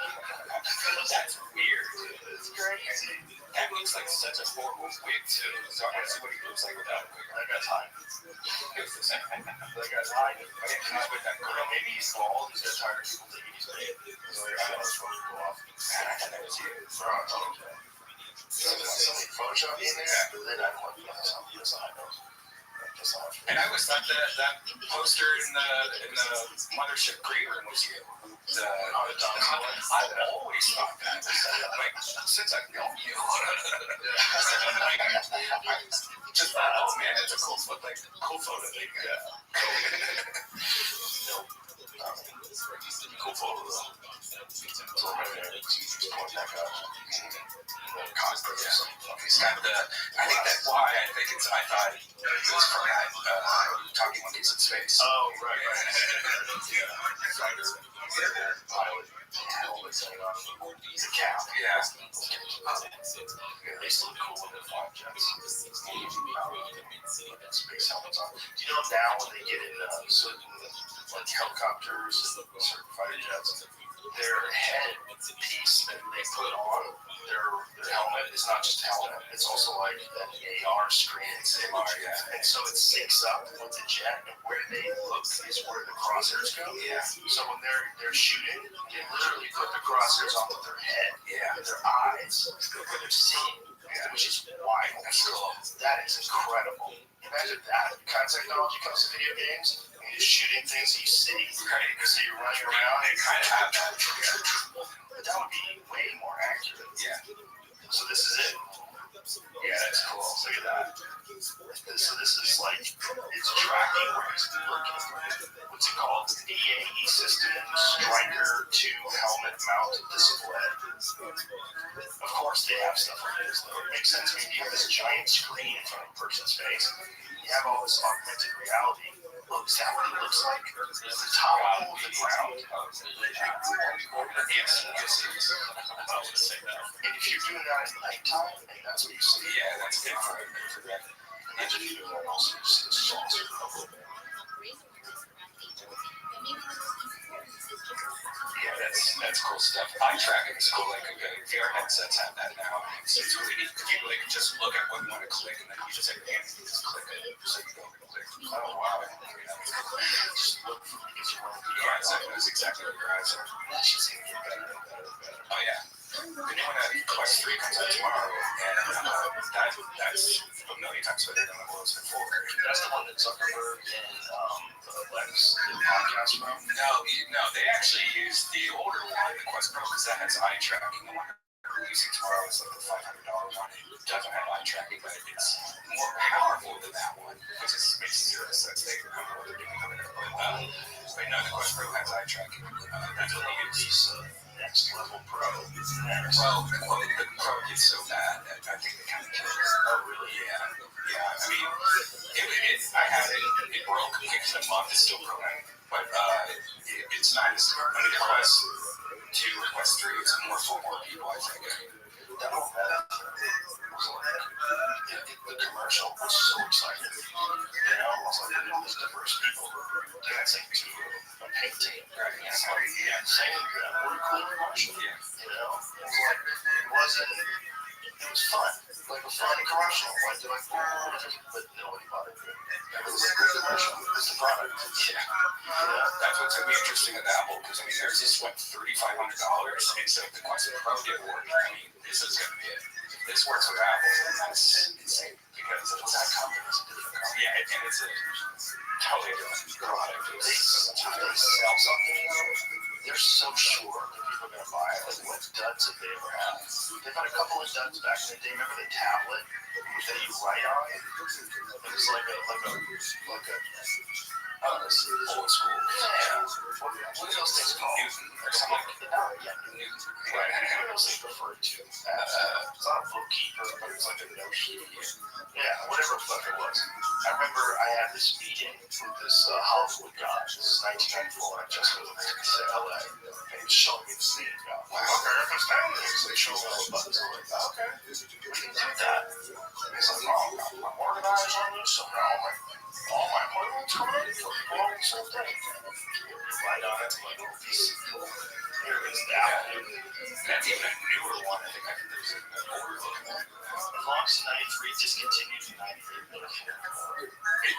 It's funny because it does have some really cool Apple portable. Yeah, but now you're in the 80s. No one's buying computers yet.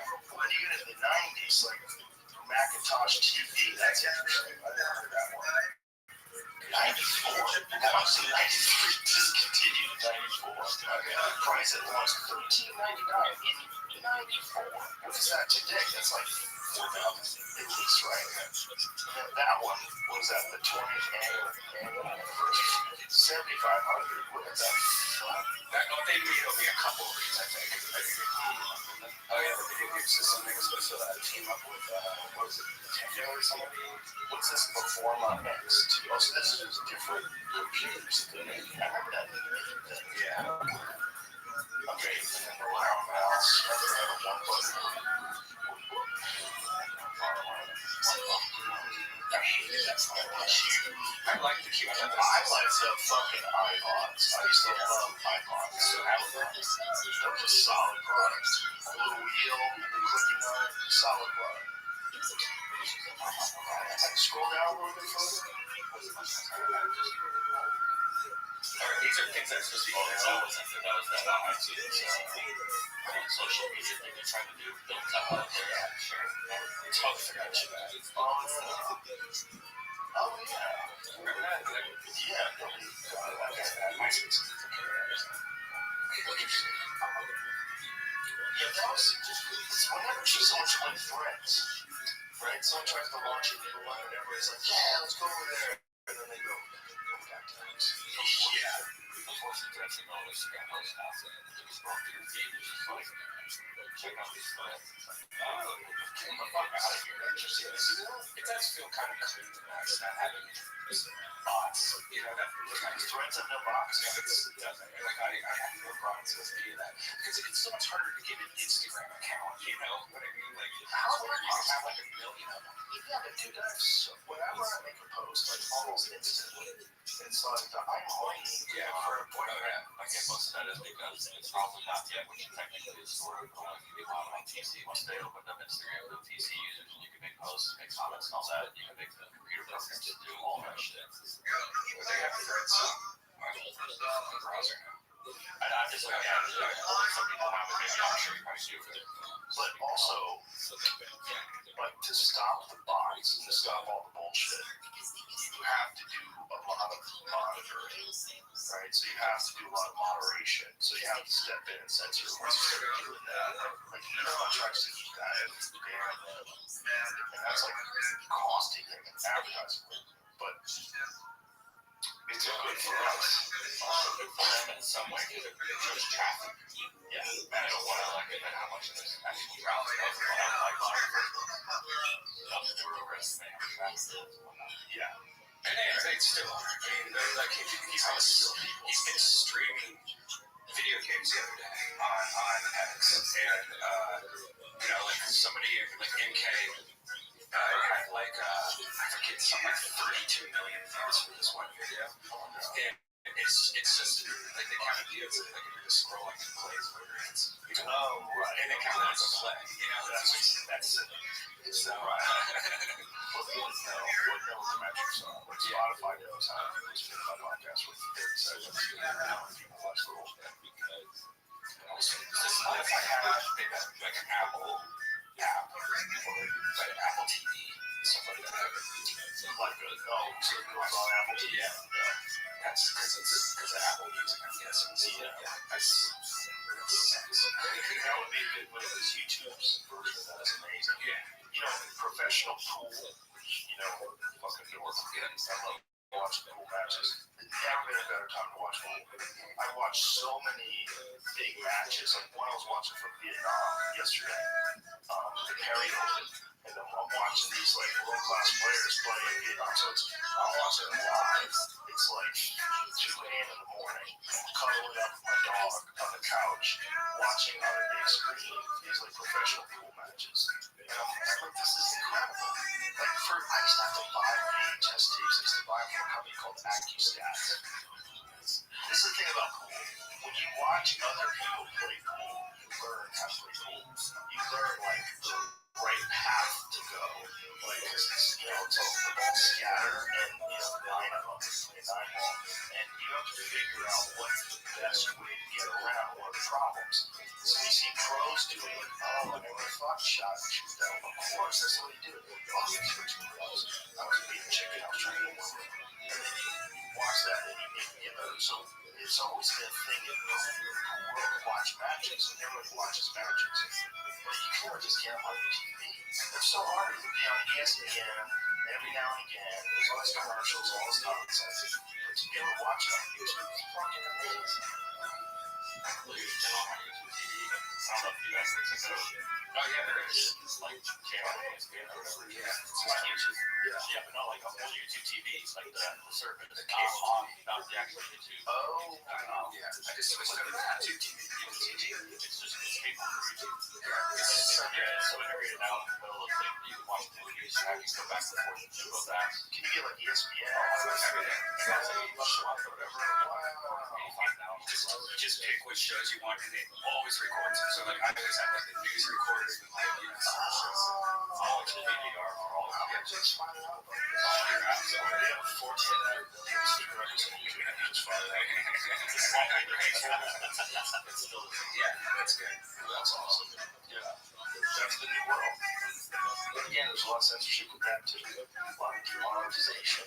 But again, they're operating on an advertising revenue model, which advertisers don't want controversial subjects attached to whatever the fuck they're selling.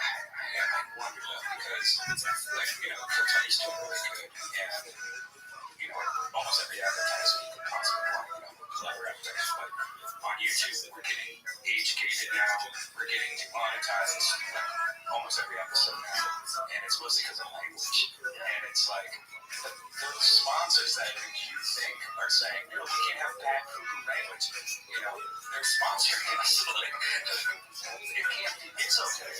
It's okay. The hypocrisy, the contradictions, it's just they gotta sort this out, and they gotta realize that there's real market for regular people who like wild shit. Right? Those people buy stuff too, and you can't let this very small vocal minority that complain about things and write letters and start campaigns.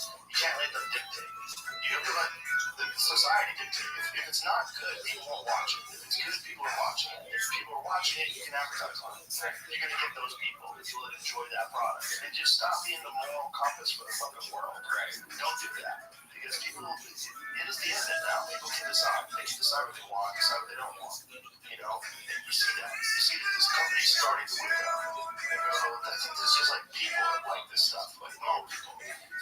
Violent movies. You don't sponsor Once Upon a Time in Hollywood. But if you did, like who wants to get on that sponsorship? People get murdered, dicks get hit by pit bulls. It's a fucking crazy movie, right? That would be demonetized. You'd be like, that's too much. That's too crazy. But meanwhile, everybody watches it. It's like the same people that buy your stuff. Yeah. Like they gotta just relax with that. It's not, you're selling things. Okay, you're selling toothpaste. You're not the moral compass of the world. And if people complain about it, fuck them. Don't get into the mob, because you do, you become Bud Light. Yeah, the name Kill Tony. They told me I can't put it in thumbnails or the titles anymore, so I have to now edit like a photo over the word kill. Every episode has to have like that was a problem. Because the show name. Kill Bill. Yeah, Kill Bill available on that. Exactly. Oh yeah, 100%. I bet you can buy Kill Bill. My people serving ass. That's what's really them serving is a computer program. Whatever they thought they were wants. Right. Well, it serves the best interest of advertising revenue. That's what it is. They're worried about advertisers not wanting to be associated with something that's crazy. It's their prerogative. But I think it's a mistake. I think when things are popular and things are good, you should advertise on them. It's like, come on, what are you doing? What are you doing? I think it'll sort itself out. Yeah. I mean, Kill Tony's just too big. Yeah. You guys sold out a fucking arena for New Year's, and they started a second show. Yeah. So there's a second arena on for sale. So it's You pissed that. It's amazing. It's amazing. There's going to be 15,000 people watching a live podcast in Austin. Yeah, it's amazing. And then Tony's like, man, they'll come to us.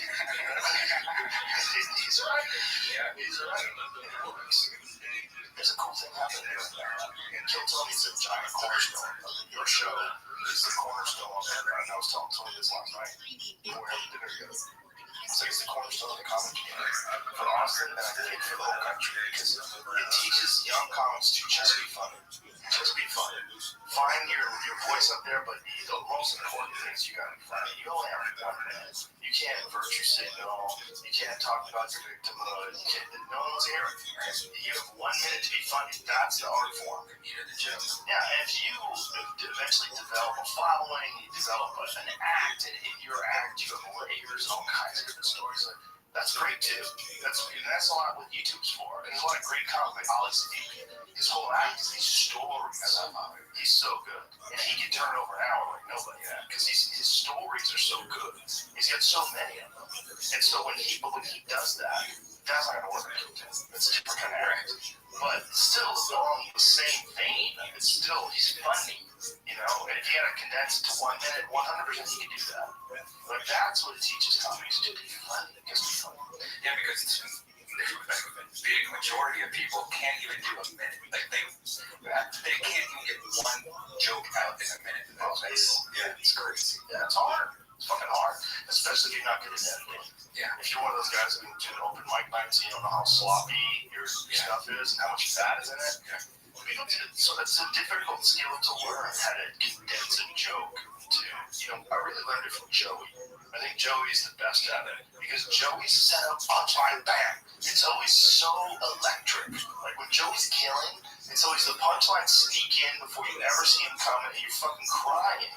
He's the best at that. He really enforced this idea that I was already aware of, which is the economy of words. Like you say it with the least amount of words possible in the best way possible. Except sometimes you have to explain things. Sometimes you have to take people on a little journey. Well, that's also a different kind of form of comedy. I like going into a nice story. Sure, it's edited down and it's not as long as I used to be, but I like that sometimes. Yeah. Well, that's where Ari's show was so good. Yeah. Of the This Is Not Happening when he was doing that. I remember when he started that, we were all hanging out, and he said, I'm going to do a storyteller show. Like, what do you know? It's a good way to develop material. That's a good way to develop material. People know you're just going to tell stories. Because if you try to tell a story on stage, there's this expectation of constant punchlines. So you figured out how to tell funny stories. And we all sort of joined in on that. Remember we used to do the lab at the improv, that little room, which was the perfect place for that. They should have never got rid of that little room. That's still there. Yeah, but now the bar. Oh, they just there's the bar and that little room in front of the bar, which is hot. Yeah. Everybody eats a dick at that bar. That's the worst room. I hate that room. That room is just something about me. That other room was amazing. Yeah. It's crazy how just the setup of a room changes everything. Right. If you have a room where it's fully contained, you don't have to constantly get a door opening. You don't have constantly people shuffling through getting to the other room, which is what that room has. And then the bathroom is right in the corner, which makes this with the green room area. But all that chaos, there's too much chaos in that room. Yeah. It's not set up. There's a curtain there. Get the fuck out of here. Right. Go back to what you had. You had a door where you went into a whole new room. And that whole new room had a small stage, and everybody was packed in tight, and it was magic. Yeah, they shared that remember the mural? They at least got rid of that. How many times have we got to give them our time about it? Constantly goofing It didn't look like dolphins. Yeah, that's required. No, it's not. Like, there was so many people on that wall, it was just like, what are you looking at? I'm kind of scared to go to the ice house because, that was such a beautiful, both of those stages were pretty beautiful. And all the photos I see now, it looks like you're at a sports game or something. It's supposed to still be really good. Yeah. Everybody I know that's worked in the room is still pretty good. I mean, not pretty good, really good. Still a great space. They did kind of jazz it up a little bit, clean it up, which is like the last thing I would have ever done in that place. I would have left everything exactly the way it was. Made some improvements. You can make some improvements and not change because that room was magic. That room was so good that agents wouldn't accept a tape from that. Right. Like if someone did a set from there, like, no, I need to see you. Right, because it was a cheap cut. Like, everyone killed there. Why is that? Because it was like a road show. Especially when you lived in LA, you're so used to these horrible audiences where half of it was managers and Hollywood staff and people in the industry. So when you would go there, none of those people ever drove over there. So it felt like, oh, this is like I'm on the road. Yeah, it was like the road, right? They were appreciative. And it was fun. And they were just regular people. Yeah, they weren't like industry adjacent. Right. I mean, people who go to the comedy store on a regular night. Actors and producers. Adrian Show. I remember this lady in the front row. She turned out to be her executive for other networks, and she was like stopping the comics from saying, Don't say that. Stop saying that. she was drunk, and then we found out she was an executive. What the fuck are you doing? Interrupting art. You don't even know. You shouldn't even be here.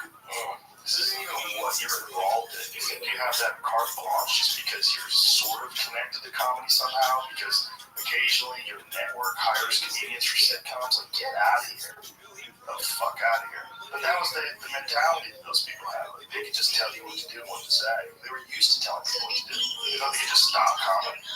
You know, it's so annoying. There's so many arms crossed.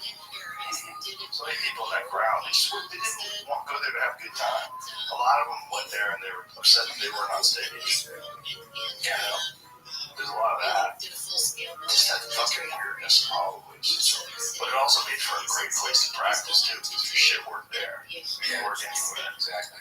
If you get killed in the store in the OR, that would be legit sad. So Doug Stanhope at Skankfest the other day. Oh yeah? He drank his own piss on stage. That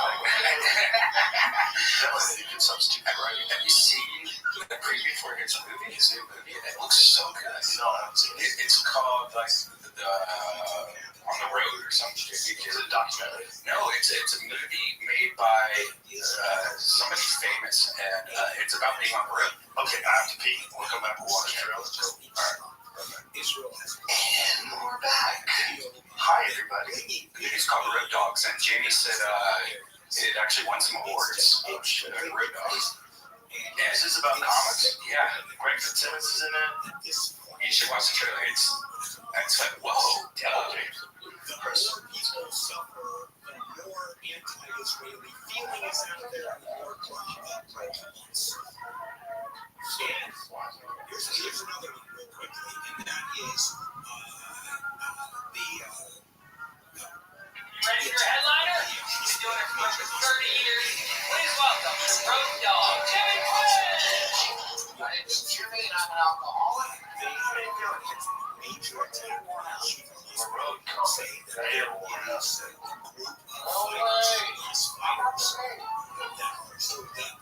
On their side, what we hear from the Palestinians is it's only civilians in there. And that's how I Israel has lost. That's huge. Exactly right. You expect attacking. Strangely enough, they're getting shot. That's why civilians that are doing that.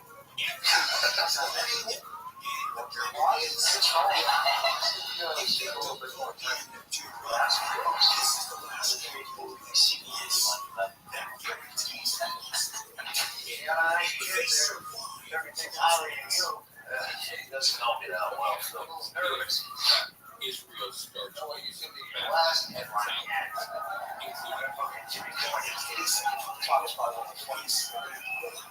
He has no discipline. Comedies about the pain.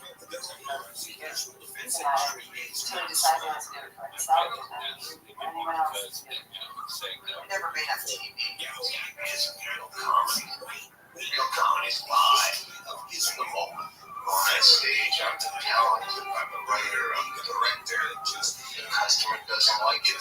I tell the customer to go.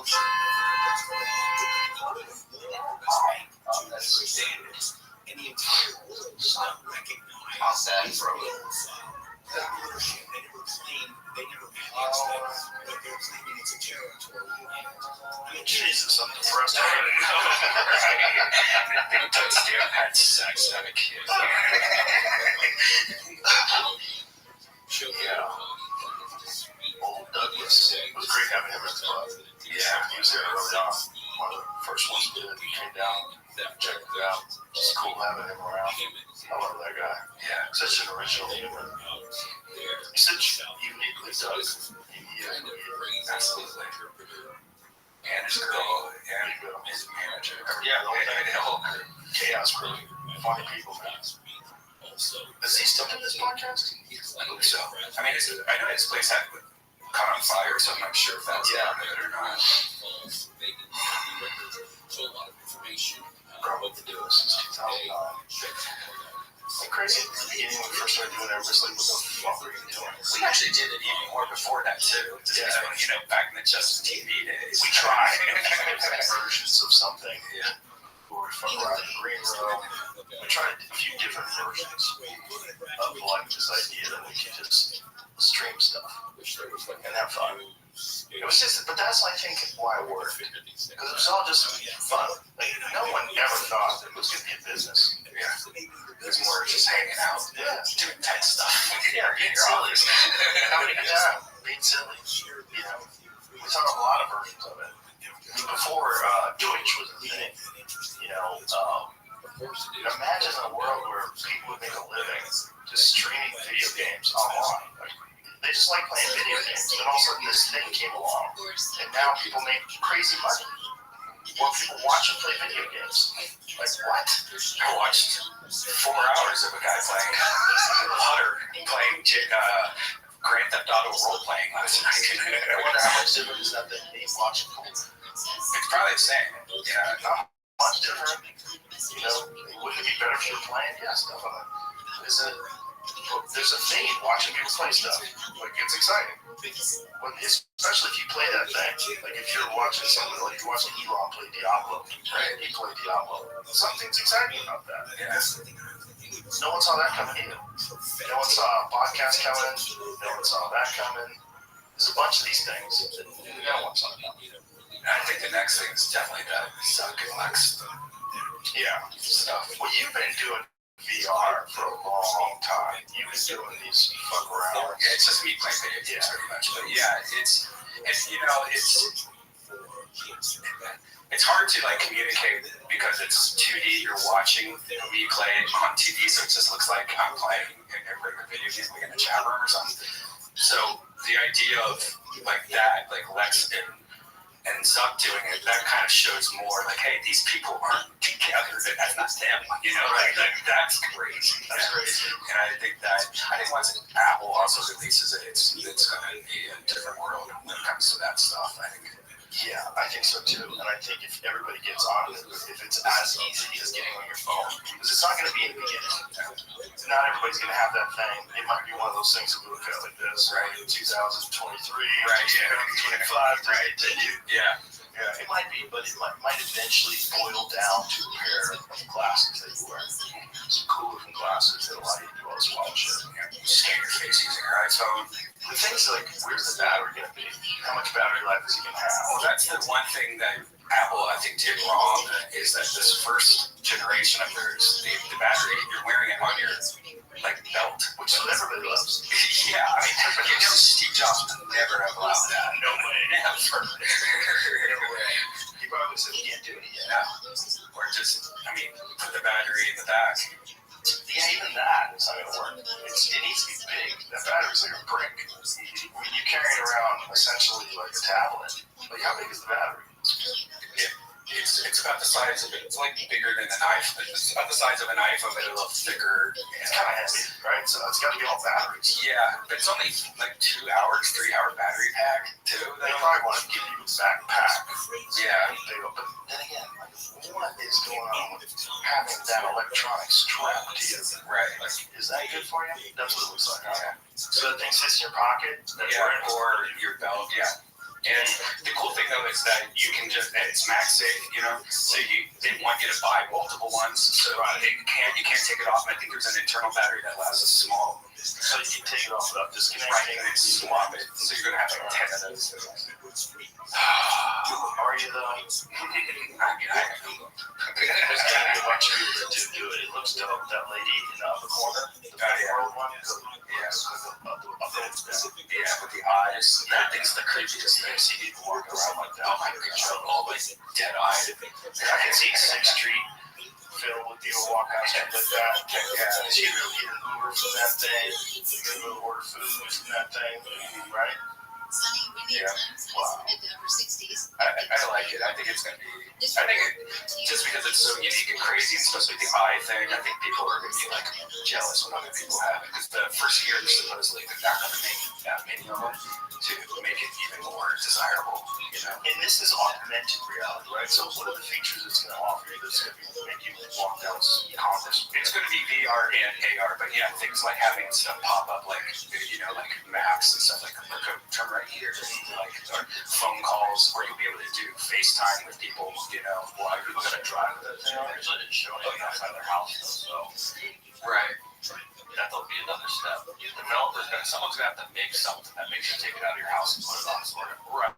It's got to be feasible. You can walk around with this thing on, and they're also not putting it on their shoulders to make that. So, developers go ahead and buy it. Start thinking, oh shit. That's what we're not going to take that responsibility. And then when you do have it, what's to stop you from watching a movie while you're driving? Yeah. I mean, people are fucking It stupid. would be cool though to have that on while you're driving, and like kind of like what Tesla has, like the boxes around people, so it's like watch out for to the right. Do you remember when people were playing Pokemon Go in their cars? Yeah. It was real common. Yeah. I remember I was in my truck, so I was in my Lexus, the SUV, so I was looking down at this lady. She was driving erratically. I'm like, this bitch is playing Pokemon. She was playing Pokemon while she was driving. So she had the Pokemon up, and she was looking at that while she was driving. That was a weird week when that game came out. I remember going to the comedy store. Literally every single comic had their phone open playing it. People on the sidewalk was all like teamed up in a big group, like strangers just playing it because I guess there was like a fighting ring at the comedy store that everyone wanted to play. And yeah, it was. So what happened? Why did it die? The novelty kind of wore off of it, I think, just like everything. After like 2 weeks or so. I'll still pull it out once in a while and play it, see like what's around my house, but yeah.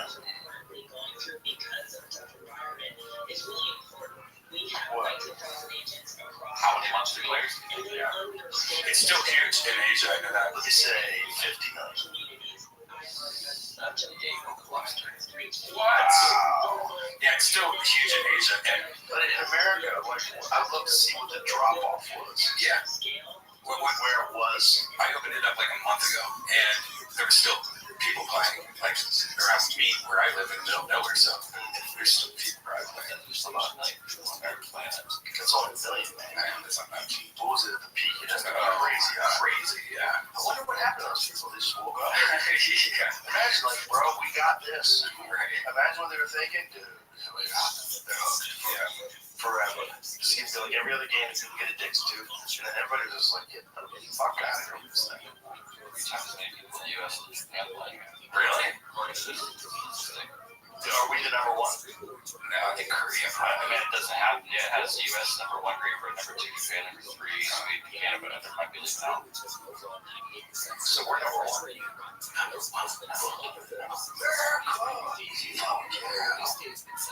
What is the number one country where video games are played? China. 16 states are suing the Biden administration for halting approvals of new gas. Yeah, I would imagine it would be. I know that video game, like those leagues are huge in Asia. With Korea, StarCraft was a big one, right? Yeah, those giant tournaments. Yeah. Now it's like China 1, US 2. You ever talk to Carmack anymore? Yeah, occasionally. Yeah, we were going back and forth on Twitter the other day. Remember when we went down to his office back 17 years ago or something? At least. Yeah. At least. Yeah, that was when they were developing Quake 3. Yeah. Yeah, that was awesome. To be able to play Quake with those guys in their own studios. That's boy, that made you realize how much work is involved. Making a video game. Yeah. That's work. Like, you need a guy like Carmack who just sits there for 60 hours.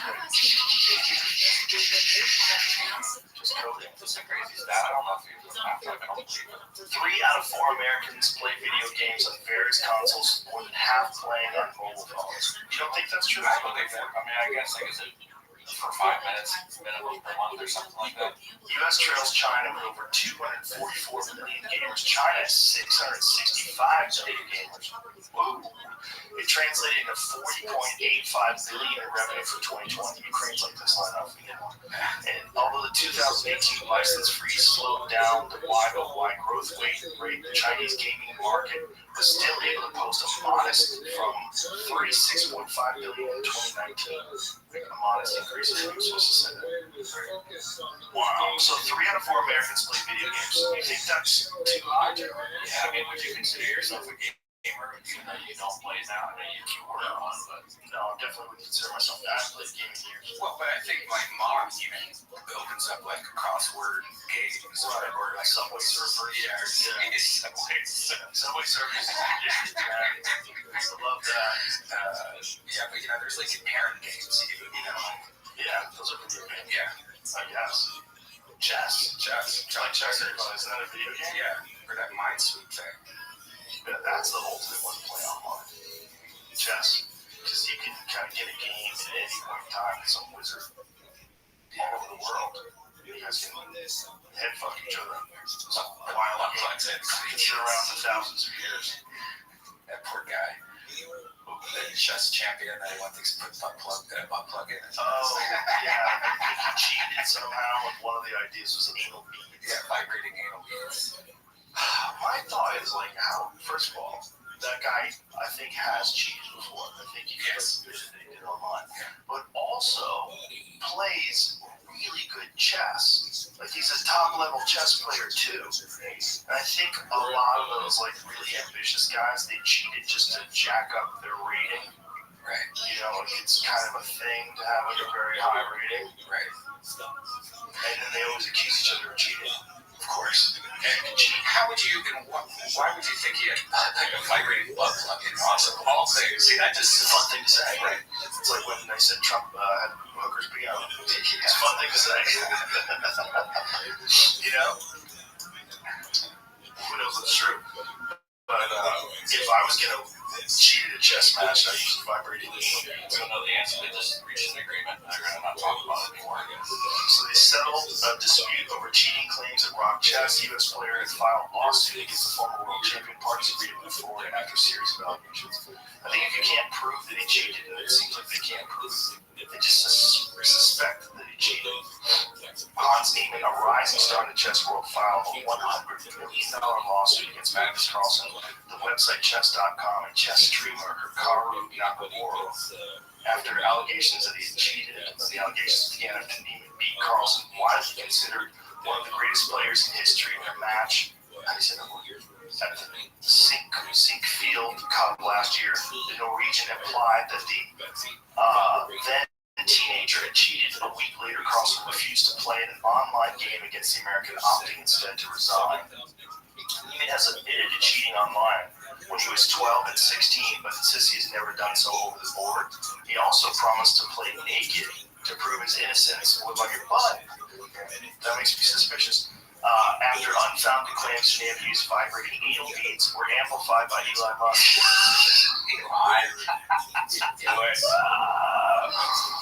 Amplified. That's a funny term. Chess.com, which has millions of users around the world, concluded in a 72-page report released last October that Niemann had likely cheated in online matches between July 2015 and August 2020. Niemann denied those allegations. The report did not find any evidence that Niemann had cheated in in-person matches. So, U.S. judge dismissed Niemann's suit in June. On Monday, Chess.com said the parties have agreed to move forward with no further threat of legal action. Like I said, the thing is, it's hard to say because the guy's really good too. It's like he's a really good chess player as well. He's been fully, it says, at this time, Hans has been fully reinstated at chess.com, and we look forward to his participation in our events. We would also like to reaffirm that we stand by the findings in our October 2022 public report regarding Hans, including that we found no determinative evidence that he has cheated in any in-person games. We all love chess and appreciate all the passionate fans and community members who allow us to do what we do. That's fair. It makes it interesting. Now people are paying attention to chess. That's one good thing about it that people need to recognize. Like, that was a lot of publicity for chess. It just seems like idiocracy, the idiocracy that now before a chess match there might be a choice where we have to put up a curtain and have a doctor look at each of the players' assholes before they can play a game of chess. Maybe there's a thing you can swallow and it would vibrate inside of you. Swallow. Yeah. I'm sure there's way more than that too. If you're talking about a lot of money, I don't know how much money chess players make. What's a big tournament in chess? What's like grand prize? What do you get there? Yes. Oh God. $1 million? No, I don't think it's A few hundred K? Yeah, Well, I think, okay, let's find out the biggest amount of money ever won in a chess tournament. Wow, I say it's $1 million. I would say it's 4.5 million. That's probably right. But I think most chess matches, there's no money in chess. It's really what it is. In other countries, people really value chess a lot more than they value America. There's some restrictions. What we do value is, like, if you're good at chess, you have to be smart. Like, if someone says they're really good at chess, like, I immediately think they're smart. they have to be smart. You literally, it's like one game. Like, you could be really good at hockey and be a moron. Right. Yes. Yeah. I would imagine. I don't know. I mean, I know a lot of people that play hockey are brilliant, but it's possible that you can just be a goon, right? Yeah. And just like smash people and check in when you get skating. But if I talk to you about the world, I would imagine you know how to do on stage. But if you tell me that you're a chess grandmaster, I'm like, oh, that's a smart person. It's an extraordinarily smart person, like universally smart. You can be a moron and be like really good at something. Checkers. You can be a moron and have like a crazy fastball. Like, that's all you do is you just fucking throw that ball so fast and accurate. But you might be a moron. It's possible. Probably brilliant. I'm not saying that all pitchers are morons, but I think there's a possibility you can be a moron. Whereas if you're a chess grandmaster, there's zero possibility of that. Right? I would say Agree? I would agree. Yeah, don't you think, Jay? Yeah. So that's a unique game. So two answers, I guess, to two questions. You said the biggest prize ever was a little different than like how the biggest prize ever. I guess you could do a guess. Yes, 1992. I said 4.5. I said 1 million. 5 million is the biggest match ever. Wow. You guys, Fisher and Spassky, maybe Bobby Fischer. There are 27 different people that have won over $1 million. Okay. There's 27 people that won over $1 million playing pool. Yeah. You know, I would say the average is they make $250,000 a year, the best guys. You know, Kasparov is listed as the top overall. 17.2 million. another guy. 14.2. Kasparov is an interesting guy. Very vocal in his like anti-Russian government talk on social media. I'd be fucking nervous if I was that dude. Yeah. You know? There's certain things you don't talk about that. It's Michael Jackson. I'm not talking about No, I tweeted one thing about Michael Jackson once, and I was getting attacked. Michael Jackson was crazy because there's like most people think he did something wrong. Most people. And yet his music plays everywhere. Yeah. That's how good he is. Or was. Yeah. And that's like the best cautionary tale as to how sideways he can go with fame. Like he went the most sideways than anybody ever went. It's really weird seeing him. I watched some video of, where they were asking him questions about things, The video made it look like he had a big hole in his nose. I don't know. Yeah, he did. That was the hole. Yeah. Okay, I thought that was just weird shadows. I'm like, it looks like he has a hole. No, I don't think it was. I think this is all pre-Photoshop days. I think Or videos. I think if you have too many nose surgery, Right. first of all, there's something that can happen when tissue dies. When you typing things too many times, when tissue dies. I have one nostril. That's what he said. He's always saying, I was wondering if that was real. Like, is that just Was that Joey? The thing about Joey was everything was a crazy exaggeration. That was funny. That was like his style of comedy. It's like, everything was like 20. You say something, just something ridiculous where could be possible and yet laugh. He's just he's a cartoon. Yeah, he's the best. That's one person I really wish that you. Well, he's gonna come visit. He did the mothership one night. Every time he goes anywhere, people go nuts. But he's enjoying himself in New Jersey. Yeah, he likes New Jersey. And when I went there with him, I get it. It's nice, relaxed. These Italian restaurants, that's how he is. Everybody knows him. They're all nice, normal people. He likes it. Yeah. His kid likes it. His wife likes it. It'd be cool to have Florentine as a neighbor too. I think that is. He's gonna come down every now and again. Yeah. You don't want to come here in summer. The fuck is this, Joe? 107 degrees. The fuck is 107 degrees? That was a little much this year. There's no weather. It's interesting. It's like anybody who denies, people want to deny climate change. Don't do that. No, don't do that. Listen, we can debate what impact human beings are having on it, what should be done about it. That certainly. But the idea that something's going on, are you looking at the weather? Are you paying attention? It seems like it's really hot in the summer. Maybe that's just a streak and it's going to go back to cool again. Maybe not, though. The thing about it is, this is what no one wants to admit on either side of that, is that it never stays flat. The climate always does this. Before we were ever around, it gets crazy hot, and there's an ice age, and the polar caps melt, and the fucking sea rises, and they find ancient civilizations underwater, because there used to be a town there, and all this pottery's there, because the people got drowned out because the ocean moved. It's always changed. What we should be concentrating on more than anything, I think, is what we're doing in the ocean. What we're doing in the ocean is crazy. We've killed. We tried to figure out how much it is. It's hard. We don't realize what's on, but some people estimate it's like as high as 90% of the big fish in the ocean are missing. We just scooped them up with nets and fucking served them up in cans, in tuna cans, and in sushi, and then we're throwing plastic in the ocean. Microplastics are now in rain. That's crazy. That's convenient if you want to get your microplastics. I'm trying to disrupt your endocrine system. You don't have time to eat credit cards. Just drink water. It's in the rain. Oh my god. Of course it's in the rain. It gets evaporated. It's in the water, evaporates, goes in the sky. Did you read that news study?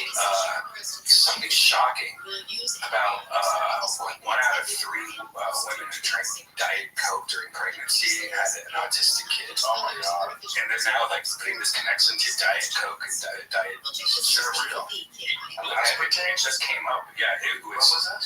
This was like 2 weeks ago. I read Oh this. my god. And that's scary because there is a lot more, I think, more autistic people or people on the spectrum than there used to be. It seems like Study finds the link between drinking some diet soda during pregnancy and autism in boys. So it says a team of researchers said they observed a link between autism diagnosis in boys and their mothers drinking at least one diet soda daily or consuming the equivalent amount of the sweetener aspartame during pregnancy or while breastfeeding, according to new study. In the study, the researcher at the University of Texas Health Science Center at San Antonio asked the parents of 235 children with an autism spectrum disorder and 121 children without autism who were the study's controls to complete a retrospective questionnaire about their diet soda and aspartame intake while pregnant or breastfeeding the children. Researchers asked biological mothers, while you were pregnant or breastfeeding your child, how often did you drink diet drinks containing artificial sweeteners? Please count diet sodas first, such as Diet Coke, Diet Dr. Pepper, and Diet Sprite, and then other diet drinks such as Citrus Light, sugar-free Kool-Aid, Slim Fast, and other light drinks. Note, not all diet beverages contain aspartame. The researchers did not ask women to only think about aspartame-containing diet beverages they consume while pregnant or breastfeeding. However, all drinks listed in the survey's examples do contain aspartame. The team found that boys with autism had more than 3 times the likelihood of having a mother who drank diet soda daily while pregnant or breastfeeding than boys without autism, per the findings published in the peer-reviewed journal Nutrients. Whoa. The research did not find a statistically significant association with girls. That's interesting. Why it's more difficult to diagnose girls with autism than boys? These associations do not prove causality. That's a different link. But taken in concert with reports from earlier studies of increased prematurity and cardiometabolic health impacts among infants and children exposed daily to diet beverages, holy shit, or aspartame during pregnancy, our findings raise new questions about the potential neurological impacts that need to be addressed. Didn't that shit get pushed through? Didn't aspartame get pushed through by, who's that fucking military guy? No, it's the tip of my tongue. The guy who was on the guy that was talking about the Pentagon missing $1 trillion. Remember that guy? Donald Rumsfeld. Didn't Donald Rumsfeld have something to do with aspartame? Yeah, I think. See, Google Donald Rumsfeld pushed through aspartame. Did he? I think there was some shenanigans involved with aspartame, and this is coming from someone who's all the time. Yeah. I mean, it is aspartame is poison. Right. Is it poison like alcohol, where it's okay, but it's not okay when you're breastfeeding? You know what I'm saying? Like, you could have a few glasses of wine if you're not breastfeeding, right? You can get a little tipsy and you're going to be okay. You could have a few tequilas and have a hangover the next day. Yeah, you drank something you shouldn't drink, but it's not going to fuck you up that bad. But if you were pregnant, you're kicking that fetal alcohol syndrome. I think there's a difference between saying that something is dangerous and saying something is dangerous while someone's pregnant. Right. Because like Elon was talking about, like how much Diet Coke he drinks. Right. He's pretty fucking smart. The story here is Donald Rumsfeld was involved with a company called Cereal. CEO at Cereal received a $12 million bonus in 1985 when the company was absorbed by Monsanto. Right here, just after the back, it says that he was involved with picking the new head of the FDA, or the FDA commissioner, and that guy had no previous history and no previous experience with food additives before being appointed director of the FDA. Interesting. So Hayes, Reagan's new FDA commissioner, appointed a 5-person scientific commission to review the board of inquiry's decision. It soon became clear the panel would uphold the ban by a 3-2 decision. So Hayes installed a 6th member on the commission, and the vote became deadlocked. He then personally broke the tie in aspartame's favor. Whoa, shenanigans. One of Hayes' first official acts as FDA chief was to approve the use of aspartame as an artificial sweetener in dry goods. On July 18, 1981, in order to accomplish this feat, Hayes had to overlook the scuttled grand jury testimony of Cyril, overcome the Bressel report, and ignore the PBOI's recommendations and pretend aspartame did not chronically sicken and kill thousands of lab animals. What? Oh my God, how much do I take it? Hayes left his post at the FDA in November of 1983 amid accusations that he was accepting corporate gifts for political favors. That's crazy. How do you do that? Just before leaving office in scandal, Hayes approved of the use of aspartame in beverages. After Hayes left the FDA under allegations of impropriety, he served briefly as provost at New York Medical College and then took a position as a high-paid senior medical advisor with Burnson Marsteller, the chief public relations firm for both Monsanto and G.D. Searle. Since that time, he's never spoken publicly about aspartame. FYI, here's Rachel Maddow on Burnson Marsteller. When evil needs public relations, evil has Burson Marsteller on speed dial. Evil, thy name is chemical food additives. Okay. Here's the kicker. When Searle was absorbed by Monsanto in 1985, Donald Rumsfeld reportedly received a $12 million bonus. There it is. Yeah. So I think, though, what I think I've seen Lane Norton talk about is that the amount of aspartame that killed lab rats was preposterous. Like that a human being couldn't even consume that amount. That it would have to be something like, I forget the number, but it's some preposterous number. Like you'd have to drink 1,800 Diet Cokes a day or something like that. Something really nutty to get the amount that was sickening and killing these lab rats. Well, how many of these rats had autism? Take a little Diet Coke. Autistic rats everywhere. Millions. You know, there's the other thing that Brett Weinstein has brought up. So these lab mice and lab rats, like they're bred for that purpose, and so like they don't live long. Like it's not a good way to study long-term effects, and it's also like these are things that are literally bred to take fucking chemicals and have experiments run on them. Like the idea that these are just like normal mammals seems a little far-fetched. You're actually literally breeding them for testing things on them. We should just grab them from New York rats. And what a living hell to be an organism that just exists so that you can test potential toxins and poisons on human beings. And so your very life only exists to make the intelligent life forms think that they can live longer and better with your medication. And we all agree. We all like, yep, good way to do it. Practice on rats. Practice on monkeys. Yeah, that's fucked up shit. The monkeys is wild. The monkey ones are wild because they're sort of like us. They're sort of like they can think and they react and they're grabbing things and you sit there like fucking rods in your head. They're alive. The monkey one's wild because like it's something like there's like levels of things we're allowed to kill. Like if someone kills a bug, no one freaks out. Like I remember when I lived in Colorado, I went to this Buddhist ashram that was in my neighborhood. Just it's kind of in the neighborhood, see what they're doing. And they actually had places they would rent out there, like houses that they had for rent. So people I knew that like wanted to live up there and they wanted to rent a place. And the lady at the ashram was spraying bug killer on ants. She had an ant problem. And I go, you poison ants?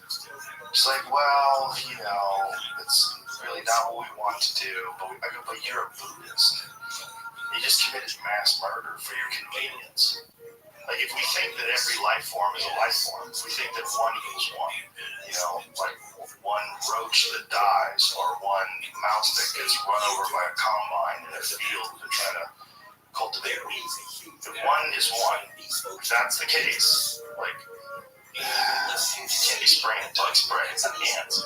But we don't think that. Like, even vegans get hit by a mosquito, they slap that motherfucker. They kill that bitch. Right? Everybody kills mosquitoes. Fuck you. I'm not going to be itchy for your life. No one says, just take from me what you need. The only reason why you're doing it is because you're needy. Please take from me, make me itchy. Nobody does that. Everybody swats. You find a tick, you pull that fucker off. Oh my god, it's a tick, you kill it. You go get it, let it go so it can give Lyme disease to other folks and other animals. You kill that little cocksucker, you little blood-sucking piece of shit. You find a leech on you, you're like, little leech, do what you must. Take from me what you must. Now you peel that bitch off. If you have to rip it in half, you rip it in half. But when it gets to like things with fur, then we go, oh. I think it's hair. I think it's hair on it. That's why people freak out way more over like if you have a picture of a dead deer versus a picture of a fish. Nobody gives a shit if you catch a fish. You hold up a bass like David Lucas, he doesn't know, hey, nice bass, David. David's a bass fishing motherfucker. He's good at it. He knows what he's doing. He catches some nice bass. But like, no one gets mad. But if David was like holding up a deer he shot, because it's got fur. Except turtles and dolphins. Turtles. I saw a video of somebody killing a turtle to eat it though. Turtle soup. Yeah, and that was one of the worst things I've ever seen. Like, if you think about this turtle, how old is he? Probably like 100 years old, and he's he survived so much, and now he's just got picked by I don't think those are the ones that live 80 or 100 years old. I think that those sea turtles. I don't know, regular turtles that make soup out of. Yeah. They've been around for a couple weeks. Oh, really? I used to have pet turtles. Yeah. I used to have pet piranhas and pet turtles. And the pet turtles were way more ferocious. Really? Ferocious. Feed them goldfish, and they just swim over those goldfish and grab them with their little paws and just jump into them. It's like, whoa, they're ferocious. They're little dinosaurs. Turtles are fucking cool to have in an aquarium, but there's a lot of like risks of diseases and shit. Yeah, if you touch them, you have to really make sure you wash your hands. Yeah, you can catch some funky shit. And especially because look, they're shitting in this tank. And then how often do you clean it out with water? You need to filter it, but how much is it filtering? How much are they shitting? They're in there eating goldfish all the time. They're probably shitting up a storm, and they're big, right? They're like this big. You know, like the bluebirds. Oh, turtle ASMR. Like, oh, it's I've seen this before. It's great. That is an ancient being. I mean, that is essentially like what we would have seen during the dinosaur era. Exactly what we expect. Like a stegosaurus looked like. Yeah, Sonny was the one that made, remember Sonny you had on your show? Yes. He's the one that had the video about eating the turtle, and he said it was the first time that like him and his wife both were like, should we release this? Like, really? It was the one thing that affected him the most. Why?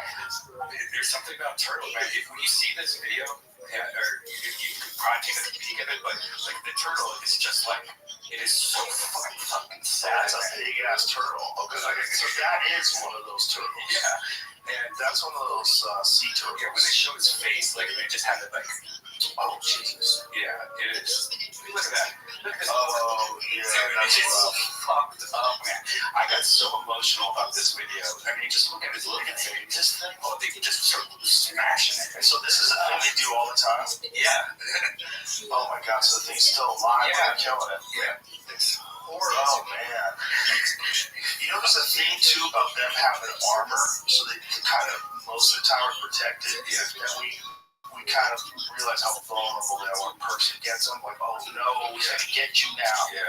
Like your whole life you've had an awesome protection provided you by nature. Oh my God.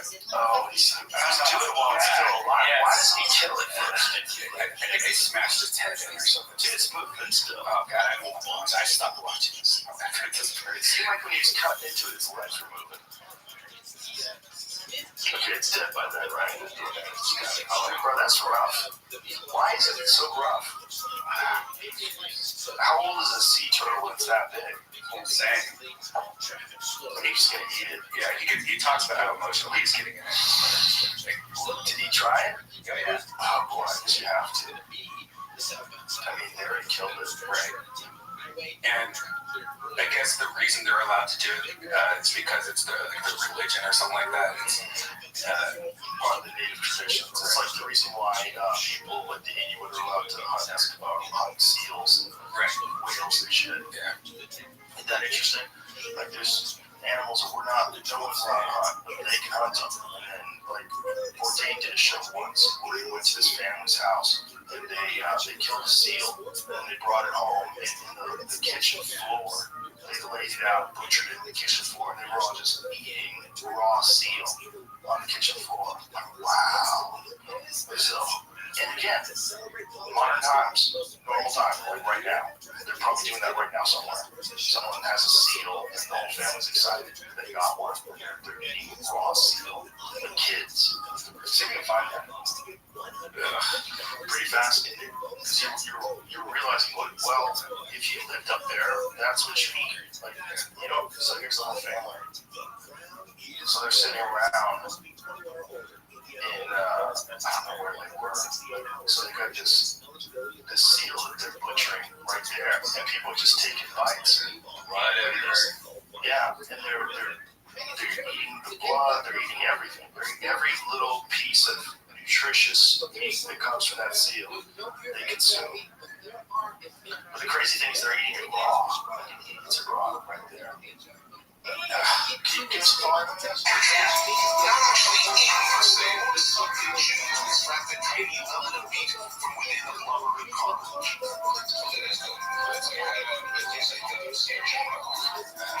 of course, and it was inevitable, really, wasn't it? Not offer the best part, the idol. This sucked out like a fat cardboard grape. This is an act of pure generosity and kindness to an honored guest. Animals. You know, cut it in the mouth. Look how she has that, like, blubber knife.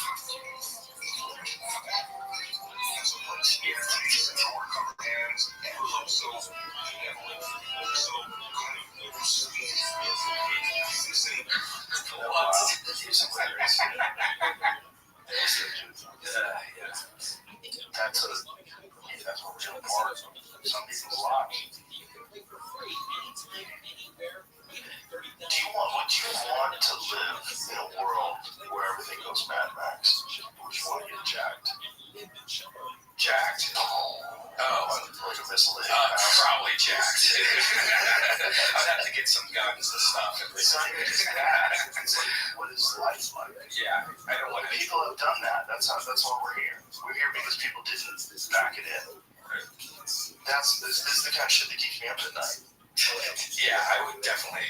We would have the whole family get together and we would all shoot each other or something at the same time. I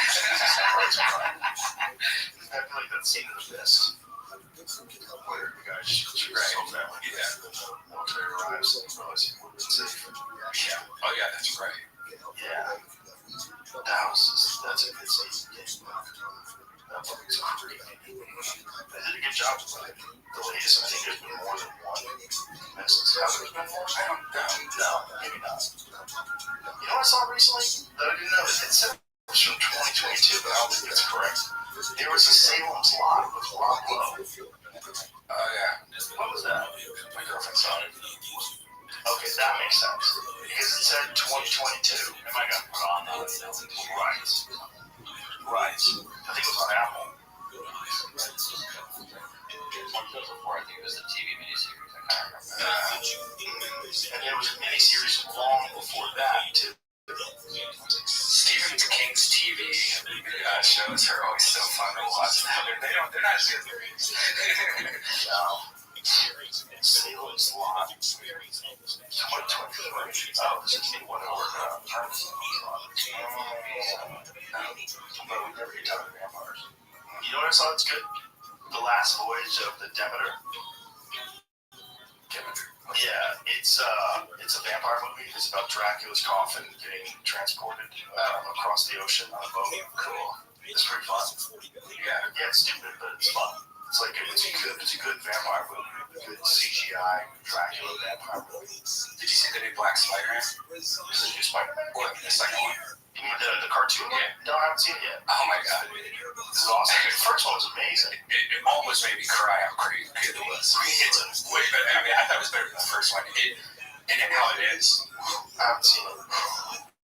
Yeah, the first one was awesome because you can do shit with animation that you just can't do any other way. It is probably my favorite. Those two movies are probably my top favorite movies of all time, I think. Well, it's such a good superhero movie because it's so comic book-like.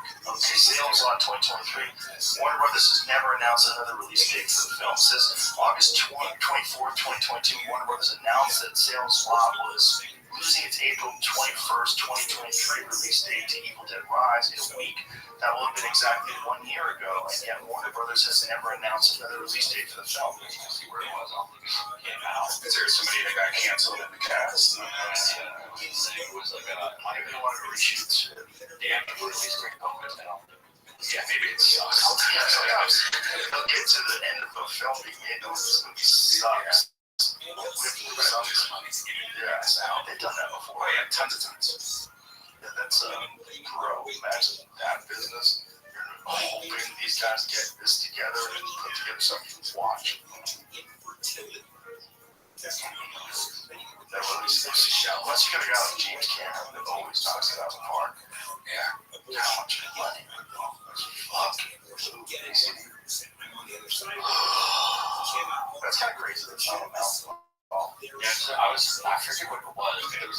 noticed on that a bunch of these new horror movies they're making, their budgets are super high because there's not a lot of people that are doing to pay a big cast, so they can make them for a lot less and they're making fuckloads of money in the theater. Right. It's just $100 million on a big movie. If you do a movie like a superhero movie, you kind of have to as long as you have the real superhero, like Spider-Man. You got a new Spider-Man, you get some good guy that no one's ever heard of, and you'll buy.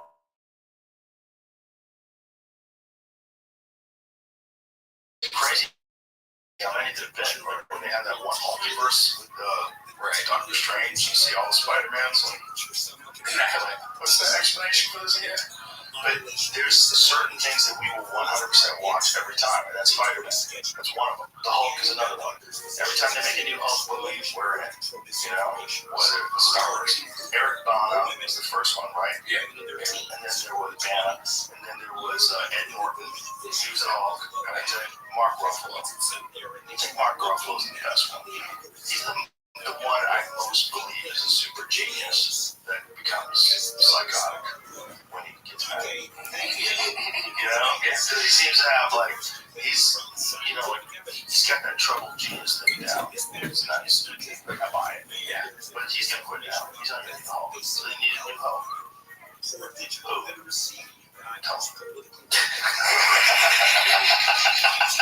You wouldn't like me when I'm angry. I remember buttons. Yeah, it was gonna be the new Hulk. But someone will do it, and you'll buy into it 100% as long as it's a good Hulk movie. The good Hulk origin story. You know what I'm amazed that they never did anything with The Watchmen. Yeah, they did, but they Into the TV show, but that was the TV show's not the same. right. They had that one fucking amazing movie. Right. It's one of the best superhero movies ever. Anti-superhero movie. They're all terrible. Right. It's just like murder and chaos, and it's a crazy fucking movie, man. Like you'd have a really hard time making The Watchmen today. I don't know, because I mean, look at Deadpool. Deadpool's crazy. Like, Not as much as The Watchmen. The Watchmen, they're all evil.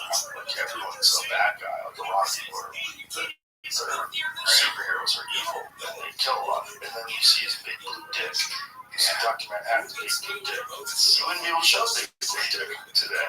You would get mad. that was such a weird thing. It was such a weird thing. It's just super muscular, ripped guy floating around, glow around him with a giant hog. I pull up Dr. Manhattan's giant hog.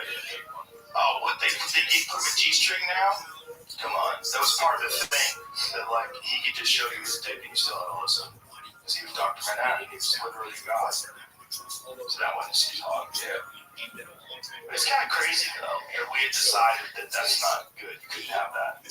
Also kind of crazy that he had sexual relationships with human beings after that, right? Like, look at that one with the bikini shorts on, where you just go in a circle. Why are you doing that? Why hide his cock? You know what it is? That's a wallpaper for your iPhone. The problem with the one that they had that was on Amazon or whatever it was it the dude who played Dr. Manhattan? He wasn't jacked enough. Like, you have to be preposterous. And you have to look like that guy with a suit on. See, that's the guy that they had the Amazon show. Sorry. I don't like his forehead. Okay. He's just a regular guy. Looks like a guy who does CrossFit. But then Dr. Manhattan looks like a god. It's a badass. Yeah.